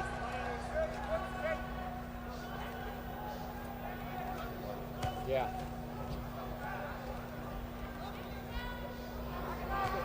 So you know you can hear the Stick, corner baby. advice from Angelo. It's going like we want it. This fella's an awkward sort of a fella. He's looking to counter him with a good left hook when he comes in, leaping at him. And that's what's been hurting the fella. Guy's a very game, durable guy. I think he's going to get to him in a couple more rounds. Thanks, Angie. Well, there you are, straight from the horse's mouth, and that's what these trainers are saying while the action's on.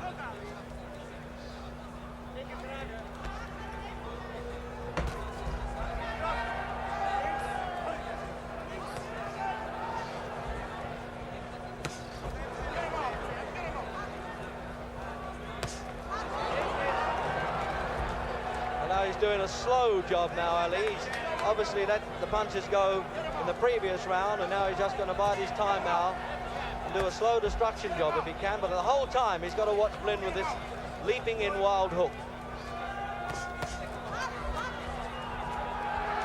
He's only taken 3 counts in his career, Jürgen Blin. I'm wondering whether now he's falling or whether he hurt him. It's really hard to tell with this fellow. It looked a good body punch to me, the same sort of punch that Cole Mildenberger hurt Ali with in Frankfurt back in '66. And no matter what year it is, they do hurt. So there's a minute to go in this round.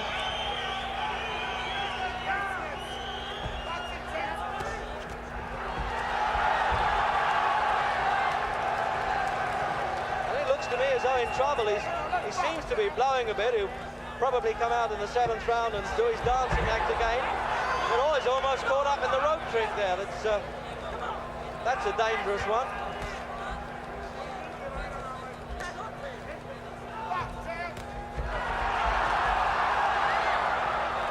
And if you do not hear the commentator in a minute, it's because Flynn has fallen on me. Maybe that wouldn't be such a bad idea, say some.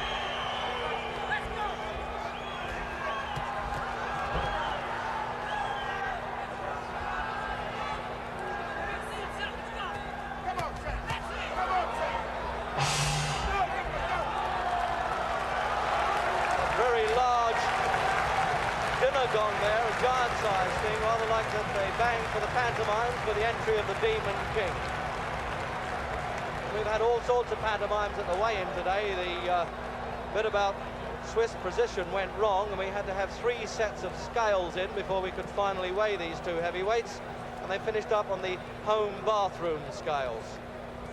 And just to repeat that, we think they weighed 15 stone 10 here, Ali against 14 stone 2 Blin. They are just working away the swellings a little bit there. The fellow on the outside of the rope is the German manager, and the man inside is the Dutchman. And there's news from the Clay corner, or the Ali corner, that they think their man's genuinely tired.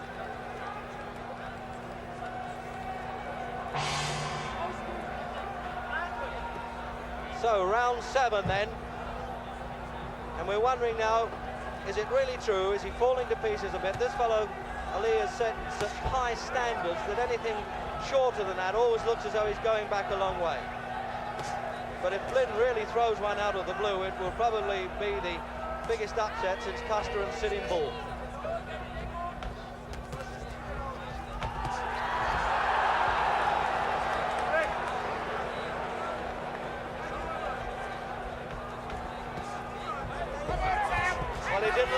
To me, he's putting those punches together well now, and I think it will suit Ali if he can take Blin out. He can do without the extra road work in this fight. And he really is bouncing back, full marks to the German. But of course, inevitably walks into the right hand punch and the right eye is pretty badly damaged below there. It really is swelling up now.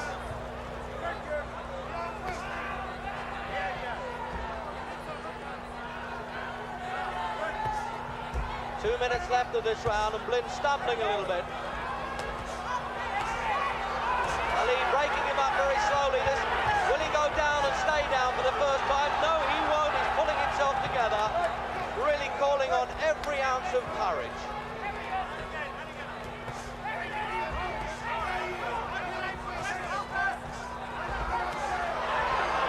Oh, and the speed of that left hook.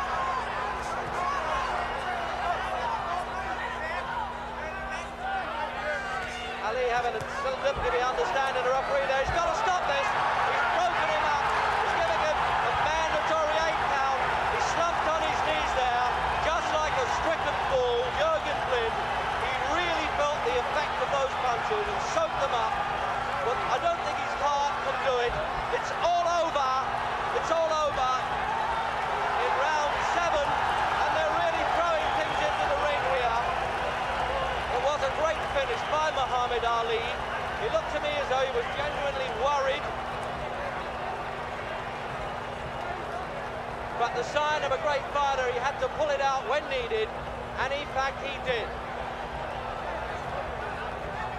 And we're just waiting now for the official verdict in case anybody at home doesn't quite believe us. And eventually, if we can get in through this stampede that's taking place in the ring, I'll try and have a word with Muhammad Ali.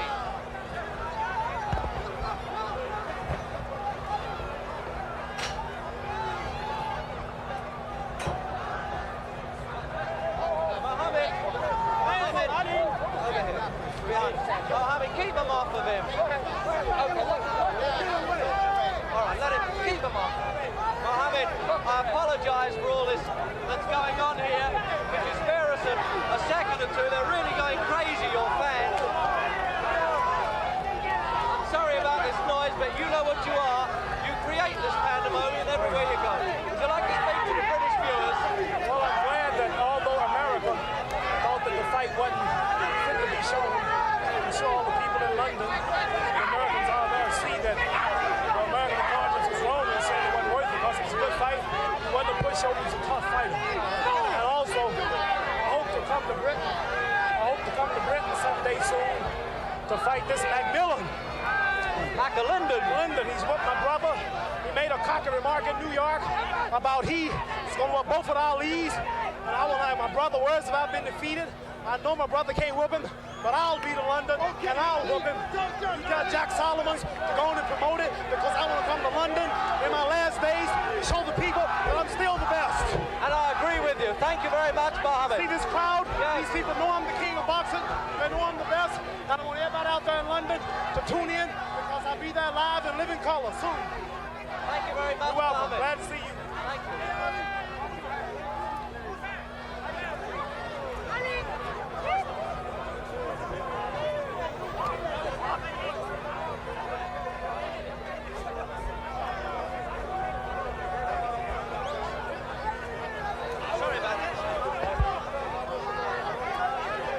Well, I mean it, I'm really getting trampled here. This fellow creates pandemonium like you have never seen in your life. It really is fantastic. And I tell you, we need danger money commentators getting up there with this mad rush. But what can you do when you're dealing with the greatest?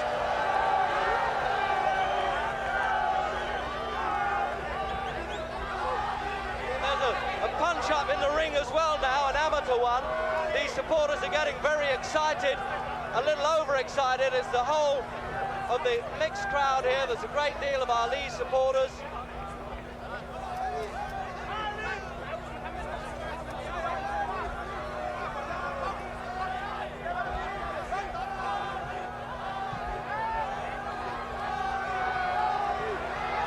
Well, I'm still managing to catch my breath here. And with me, I'm pleased to say good night to you from the pandemonium at the ringside in Zurich.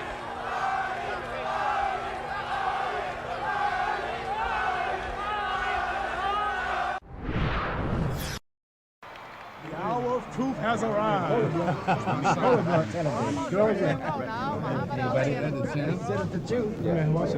Hey, buddy, don't hit that trip.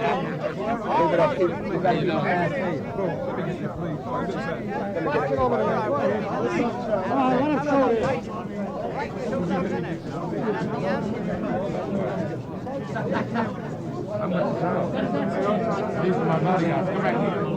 Come on. All right, let's just lay it down. We got to break off with Joe. Let's see if we can do better next trip. Watch the cable. Clear the swirl, Fraser. Clear the swirl. Let's clear that out.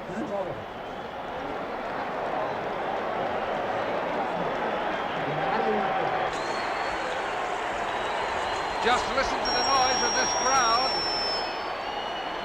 This is well going to be a great evening for boxing fans all over the world.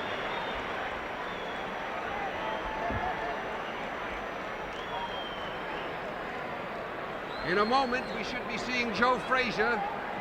In just a moment, I think we'll be seeing Joe Frazier. It is characteristic, as you know, for the challenger, which is the position that Muhammad Ali is in now, to come out first. Here comes Angelo Dundee through the ropes. Dr. Pacheco. These are the people that will be in the corner. Bundini Brown, who will be in the corner with the champ. Muhammad Ali in the ring, in a beautiful, beautiful red and white robe. Those of you who are looking at this in black and white, I must tell you that he is in a beautifully red-colored robe. Now here comes Joe Frazier. Joe Frazier will be here any minute. He's coming out. Listen to the roar of this crowd. I want to tell you, this is going to be a spectacular evening. The tension and the excitement here is monumental. Joe Frazier is on his way out.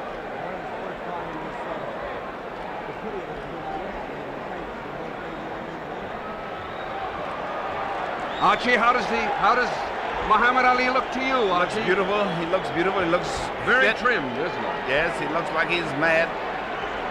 And I suppose he'll check it out. Would you say he's psyched up? Here comes Joe Frazier. Here comes Joe Frazier, ladies and gentlemen. There seems to be a mingling of boos along with the applause. I don't know why. This man is a gallant champion. Right, he is. But that's the way fight fans are all over the world. Here comes Joe, and he is dressed in a beautiful green. Beautiful green. Right above me now is Yank Durham. Don, would you give us a few comments on the rules? First I will, Bert. Of course, they're wearing 8-ounce gloves. Here in the state of New York, we have the mandatory 8 count if a man is floored. The 3 knockdown rule is in effect. That is, if a man is floored 3 times in a round, he is automatically counted out. If he is floored at or near the bell, the count will continue at the bell except in the last round. We have a referee and 2 judges who will do the scoring, and the scoring is on a rounds basis with a supplementary point system if the rounds come out even. For the first time in heavyweight championship history, we have 2 undefeated fighters in there. Frazier has won all 26 of his bouts with 23 knockouts, and Muhammad Ali has won all 31 of his bouts with 25 knockouts. Muhammad is clowning it up in the ring now. He's got a smile on his face. I think you saw that little brush that he had with Joe. Joe looks pretty mad about the whole thing. Let's hope that the boys don't begin to mix it before they get their robes off. What do you say, Archie, about that? I think they are in tremendous condition. Yeah, they both look swell. Tremendous condition, and they're both eager to go. Archie, tell me. Go ahead, Don. There's something you want to say? No, I think that Johnny Addy is about to introduce them, Bert, and Archie will be back to you in just a moment. Here's the famous ring announcer, Johnny Addy. Good evening, ladies and gentlemen. We also have here tonight undefeated retired heavyweight king, Gene Tunney. Take a bow, Gene Tunney. Gene Tunney sitting in the audience, retired undefeated heavyweight ladies king. and gentlemen, here are the ring officials assigned by the New York State Athletic Commission. The judges, Bill Rett and Archie, you were remarking a moment ago about the condition of these 2 fighters. Well, Bert, I believe that Frazier is in what you call fighting trim, and Ali has not been fighting regularly enough to be in the fighting trim. It's like, he's very much unlike... wouldn't you say, though, he's in good shape? He's in good shape, no doubt. But you're making a difference between what you call fighting trim and good shape, is that it? Right. You see, a man like George Foreman, who's been fighting right along on a Dick Sadler, is in fighting trim. See, this is the way... All right. All right. He's wearing red trunks. He weighs 215, undefeated in 31 bouts, scoring 25 knockouts. Here is Muhammad Ali.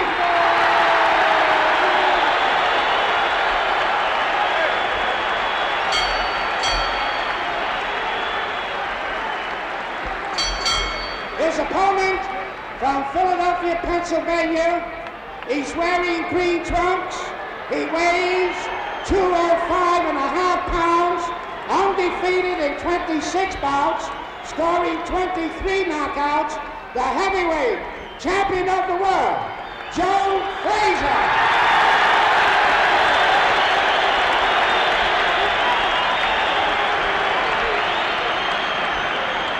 Let's pick up the last-minute instructions from Arthur McCanty. Since this contest is for the final determination of the heavyweight championship of the world, we ask you to pay particular attention to the rules of the New York State Athletic Commission. In the event of a knockdown, you must take an 8 count. The other man must retire to the neutral corner. 3 knockdowns in 1 round will automatically end the contest. Break when I tell you to break. Dundee on the right, Yancey Durham on the left. For any illegal blow. Shake hands now, men. Return to your corner. Hold it. Almost ready for the fight of the century. Yancey Durham has a question. And now we're ready. Hundreds of millions are seeing this bout around the world. A packed house at Madison Square Garden.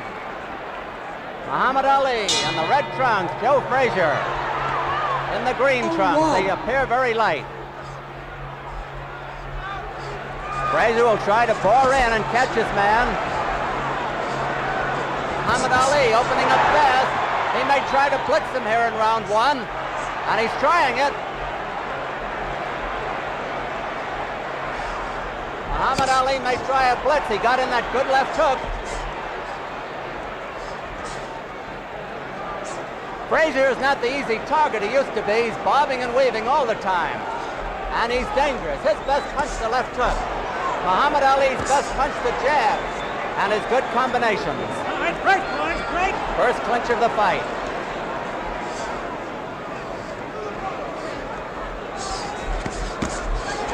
That was a hard left hook that caught Frazier. Frazier is more vulnerable in the first round, and Muhammad Ali knows that. Frazier got in his first good punch of the fight. Muhammad Ali shakes his head and is warned for holding behind the neck.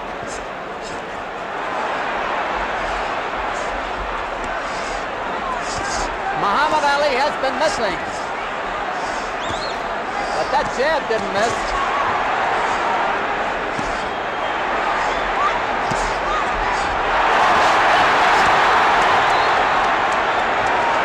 Muhammad Ali shakes his head as though to say it was nothing, but he was tagged.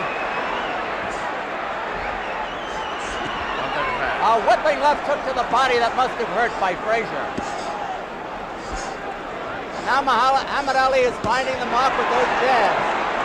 And he gets caught on the ropes, which he should not do. 1 minute to go in round 1. Frazier is smiling as he takes those jabs.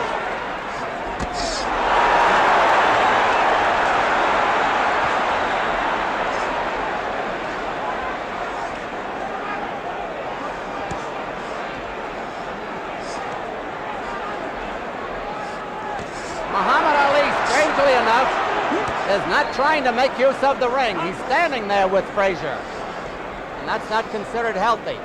Muhammad Ali, flat on his feet, not up on his toes, like the Muhammad Ali of old. Frazier just fights one way. He bores in and he punishes. 15 seconds to go in the round. It's been a fairly close round.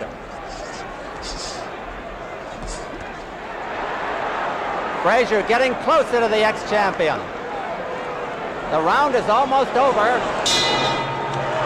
the round is over. Listen to the roar of that crowd.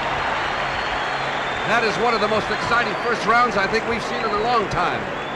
And Frazier really is unrelenting. He keeps moving in. He hasn't given Muhammad Ali any chance to move around and fight his own fight. It would seem to me that Frazier's making the fight. Wouldn't you say so? I think that Frazier... Watch this in slow motion at 135 seconds into the fight. Done a good job of manhandling. Joe is shaking his head, as you can see there, as much as to, Muhammad Ali, as much as to indicate that he wasn't really hit hard. That's a subterfuge, I believe, because he was hit very hard. Here we go. We're ready now, almost at the beginning of round 2. All right, Don Dunphy. There's Joe Frazier in his corner with his manager, Yancey Durham. Champion Joe. Muhammad Ali. Round 2.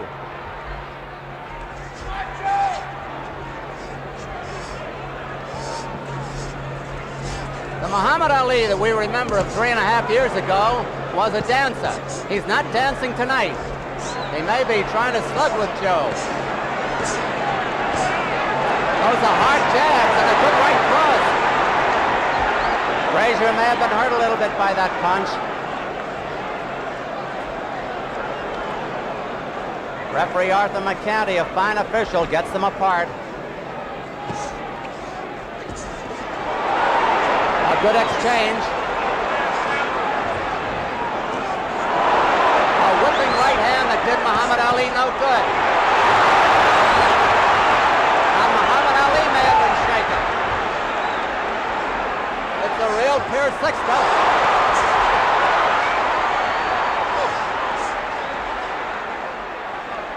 Muhammad Ali got in the best exchange, a good 1-2, a moment or two ago, as you saw.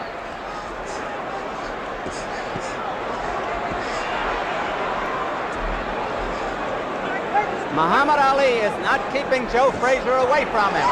However, he is scoring heavily. Round 2 is half over.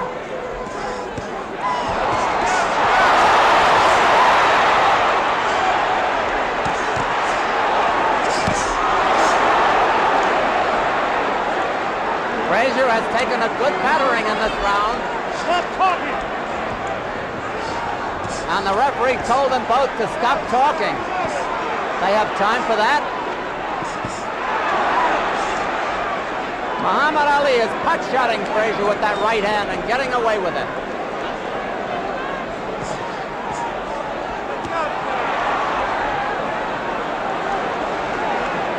And Muhammad Ali may be a little tired.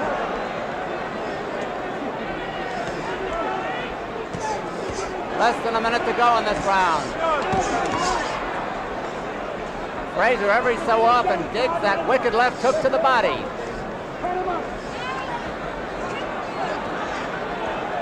It has been a dandy. Ooh, that must have hurt.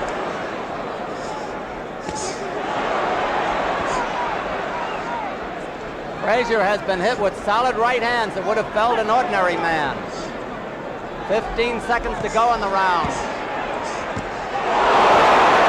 That was the best punch in the fight. That left hook.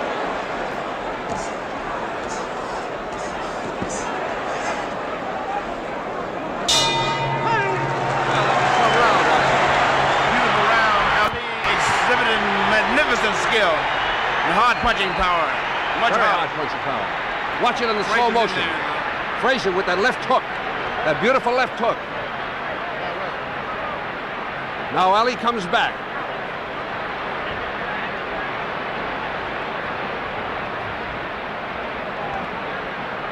There is no question that if Ali wins, he'll be beating Frazier at his own game, don't you think? That's right. Here is the instant replay again. Look at that right. Look at those rights. Those rights and lefts. Frazier is a strong man. He missed with a left hook that time. Ali is quite capable of tying a man up, and he's strong himself. Joe Frazier just spit some blood. He is bleeding inside the mouth. Round 3. Round 3.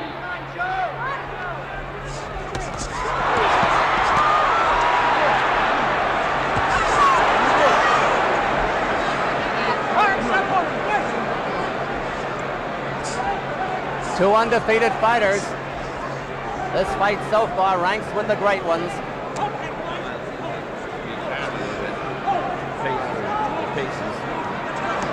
Again, the referee tells them to stop talking, and they sure are fighting. Frazier is not getting that clean shot at the body that he did in the earlier round, in round 2.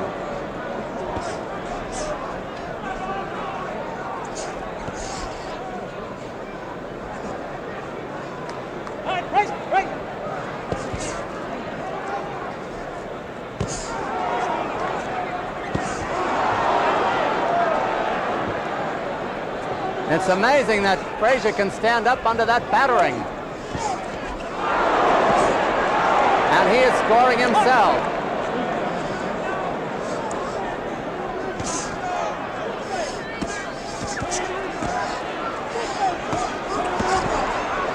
Now, Muhammad Ali's 3 punches telling in his favor.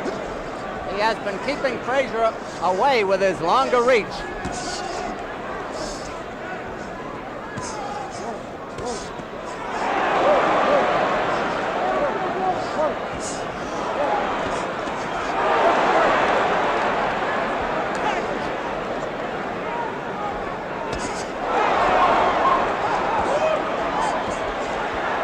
It's a question, how many of those punches Frazier can take?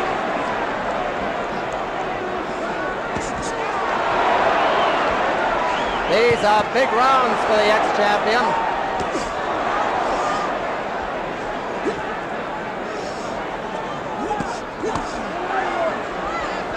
Now Frazier is scoring. He said he would go to the body, and he is. Frazier making good use of that head on the inside. Half a minute to go in the round.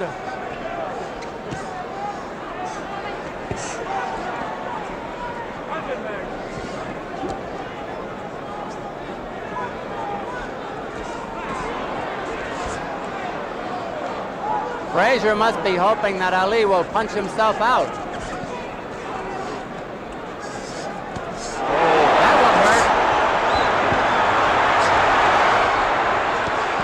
They're in Ali's corner, and Ali is hurt.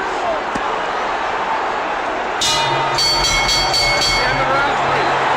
Round 3, and it looked for a moment that Muhammad Ali was hurt. This is a tremendous round.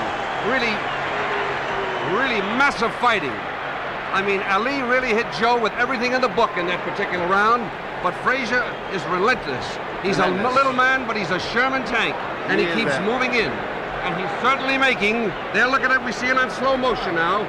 There's that beautiful left hook which caught Muhammad Ali.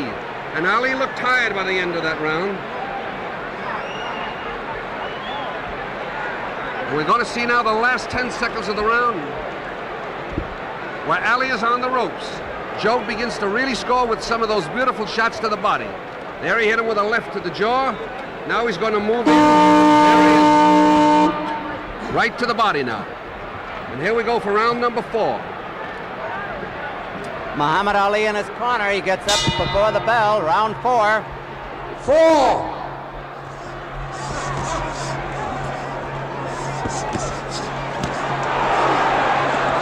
They're in Muhammad Ali's corner. Now they move out in the center.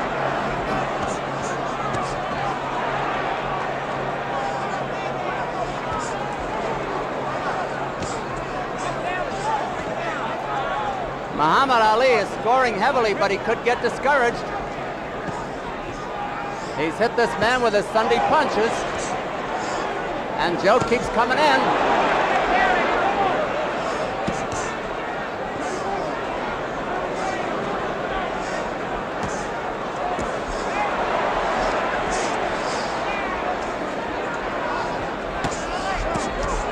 Joe is taking a battering. Anybody else would have been on the floor.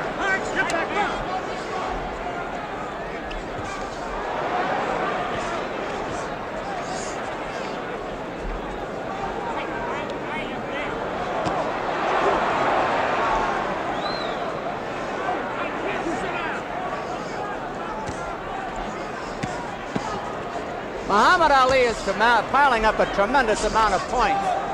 At this stage of the game, he is way ahead, no question.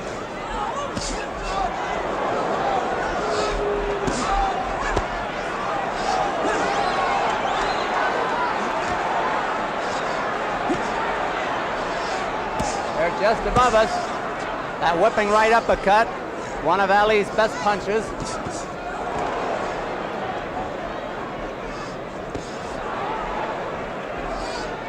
Neither one has ever fought a fighter of the caliber of the opponent tonight. No question of that.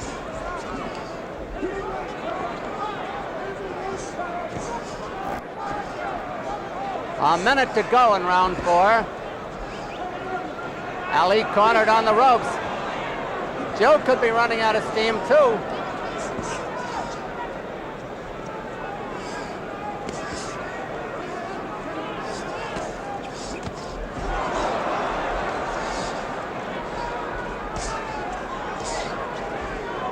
That's still a good jab. By Frazier. Ali ducked into that punch instead of moving.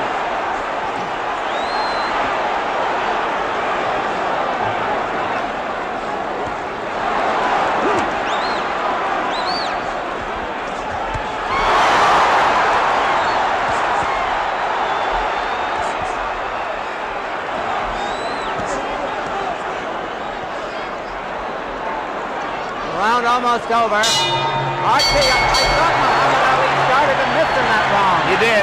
Frazier hit him with a tremendous punch. A great round, a great round. The first part of the round was all Muhammad Ali, but Frazier kept pouring in relentless. Ray kept pouring right in. Then we're going to see it at 2:45 at the end of the round. 2:45 into the end of the round. Now look at Ali hit those blows, but look at Frazier keep coming.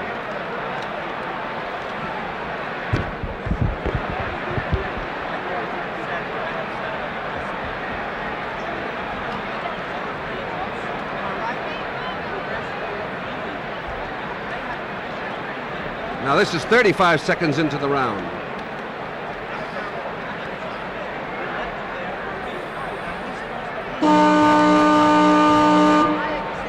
Now we're getting ready for round number 5. Done Dunphy. All right, Bert and Archie. Round 5. Round 5.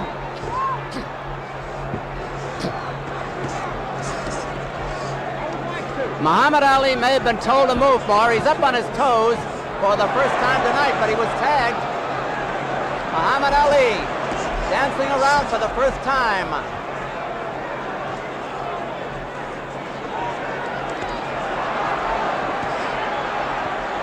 But Frazier has caught him again. Frazier says, come on in and fight.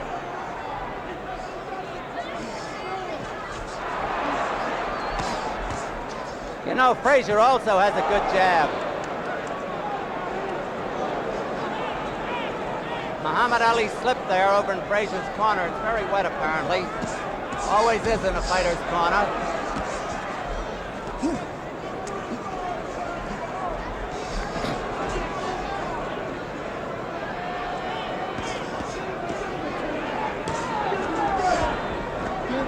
Muhammad Ali gets his right hand behind the neck and pulls Frazier in on him once in a while. Good 1-2 and a jab. Now Frazier is mimicking Ali. He's just smiling at him.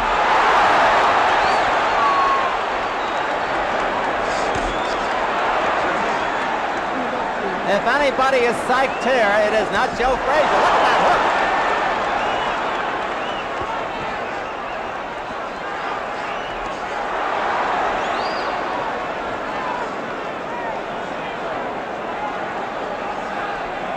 Frazier's just laughing at him, talking to him.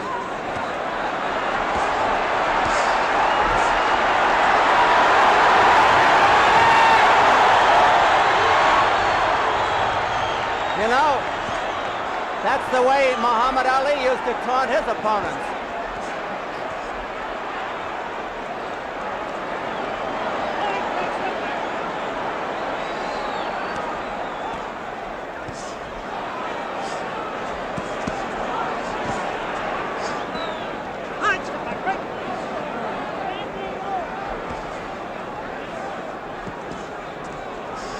Half a minute to go in the round.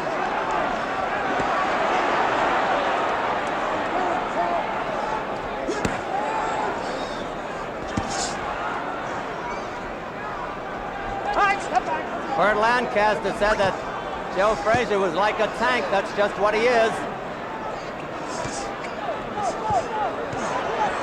He just can't keep sticking that chin out, though.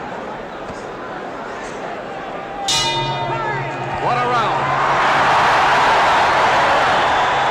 What a round. Joe Frazier's taking the play away from Muhammad Ali. I don't know how, though. I don't know how he can stand this. There we are watching it now. Look at him. See him taunt him in that one. He's dropping his hands and just letting him throw punches. I don't think, however, that Frazier can continue to take those kind of punches. But he surely is some kind of a very strong, strong man.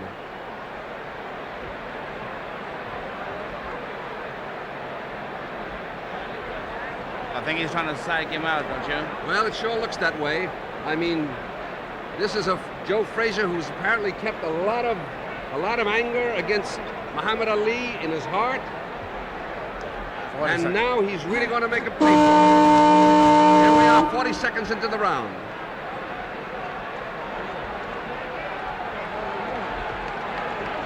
Here is round 6, and this is the round Muhammad Ali said he would win in.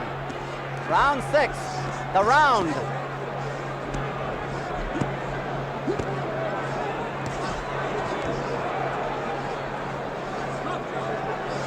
Now it's Muhammad Ali making the clinches.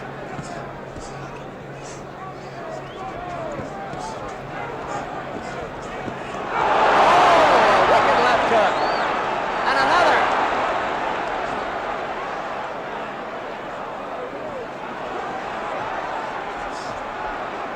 Frazier is trying to end it with one punch.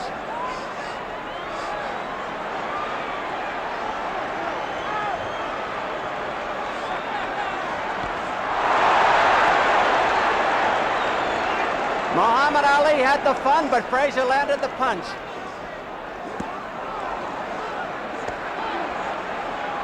Now it's Frazier doing the pot shotting as Muhammad Ali tries to hold on. 2 minutes left in the round.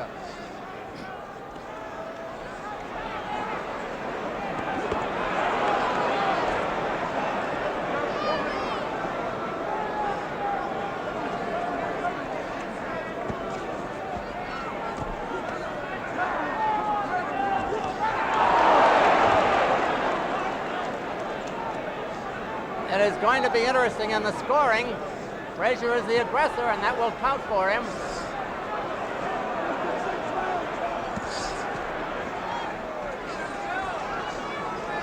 Half the round is over.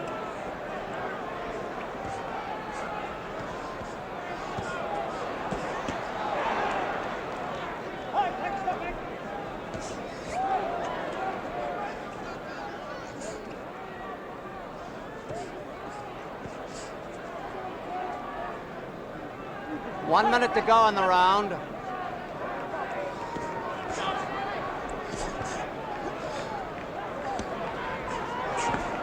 I get the feeling that they're both tiring a little bit.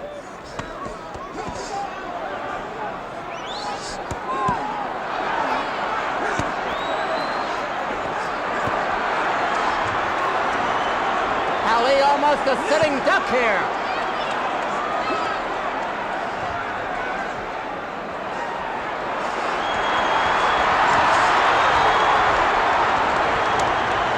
Frazier has to rest a moment.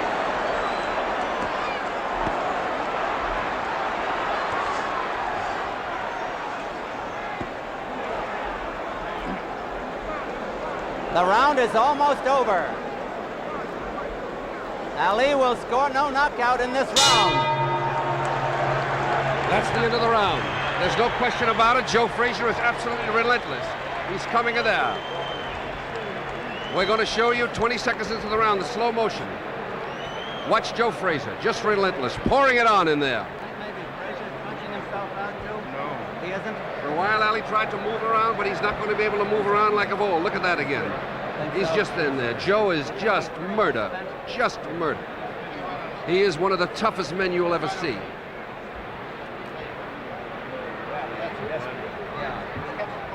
This is 2:25 now into the round. This is near the end, and Ali is shaking his head. This is when a man tries desperately to rally. Ali's trying to hold him off with cute little tricks, but it doesn't work. There's the buzzer for round 7.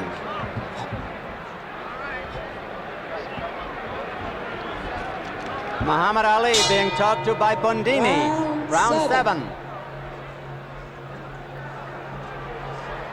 And Ali is caught on the ropes again, but this time he ties up his man.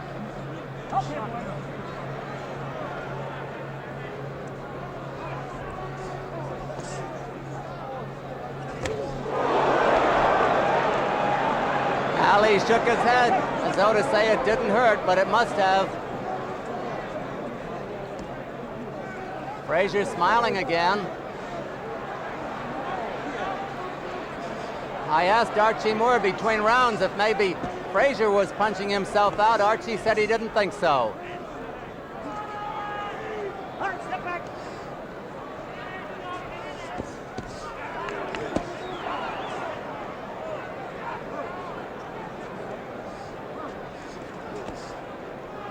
It has got to be maybe the most torrid heavyweight championship fight of all time. Again, Arthur McCanty tells Ali not to get that hand behind the neck. Wicked body punches by Frazier in Ali's corner.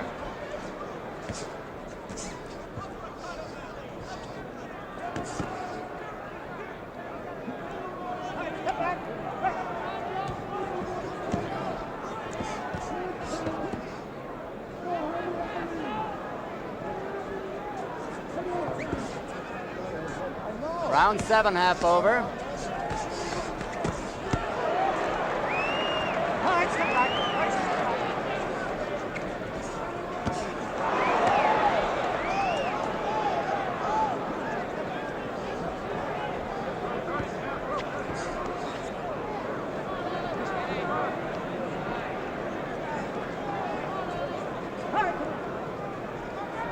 One minute to go in this round. Ali scoring with those solid jabs. And Frazier may have slowed down a little bit, but he dug one into the body. And Arthur McCanty tells Frazier to keep his punches up, which he just did.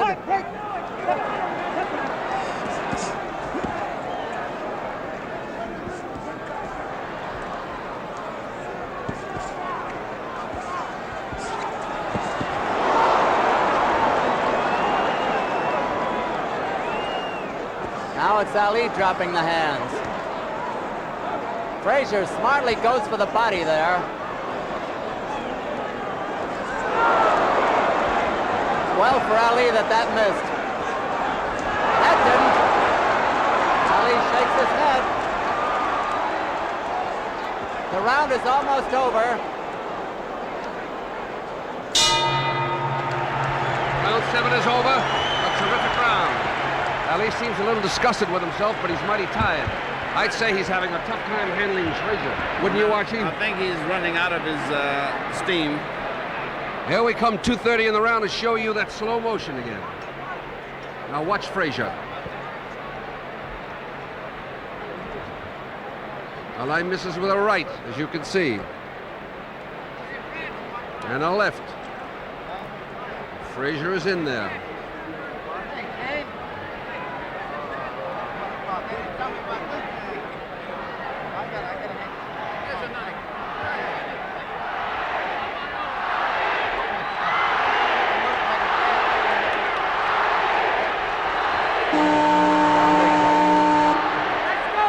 The crowd is Joe says, come on out and fight. The bell hasn't sounded. There it is, round 8. Round 8.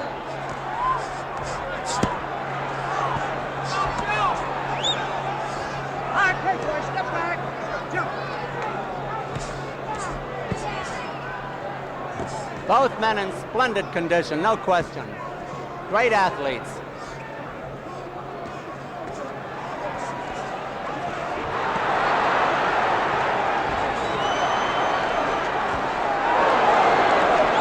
Joe Frazier just literally took charge there.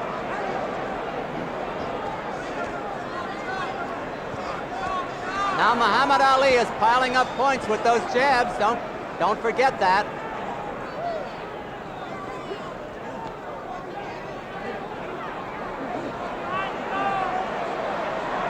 Joe looks like he's in a training session.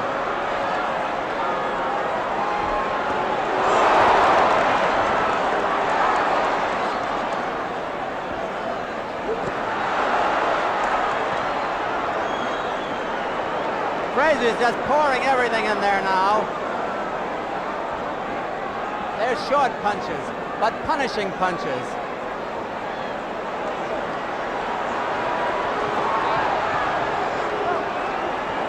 Ali is making very little return here, and the crowd is getting on him.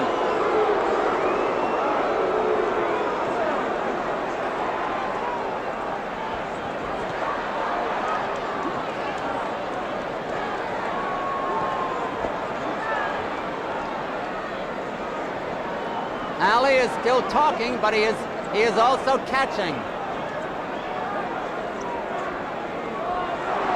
Waving Frazier on.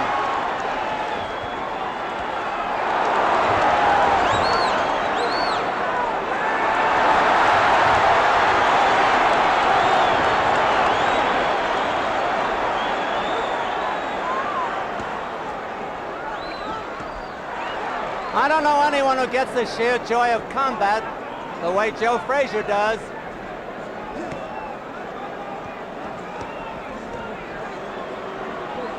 Some are landing on elbows, but some are getting in. Here it comes, look out. There it is. Half a minute to go.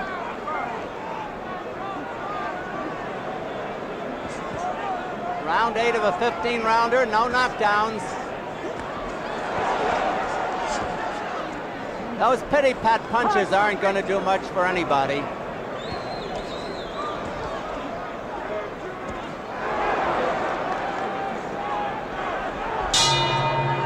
Archie, what do you think of this? I think that Ali is tired out, and he has tried to psych Joe out by pretending Joe wasn't hurting him.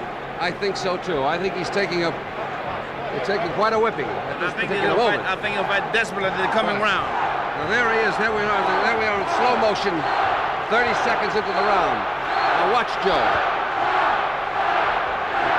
I don't see how this fight can go the distance. But like you say, these boys are in marvelous physical condition. Fellas, the crowd has changed. Now they're yelling. Before they were yelling Ali, Ali. Now they're yelling Joe, Joe. I know it. I don't see it going the distance, do you, the way it's going now? Well, I don't know. They've gone through 8 rounds, Bert. That's true, but I mean, it's something, boy. They could both punch out. You know, that's possible, Bert. Joe Frazier's corner, Yancey Durham setting him up for the next round. Muhammad Ali. Frazier is the fresher of the two, no question. Round 9 of a 15-rounder.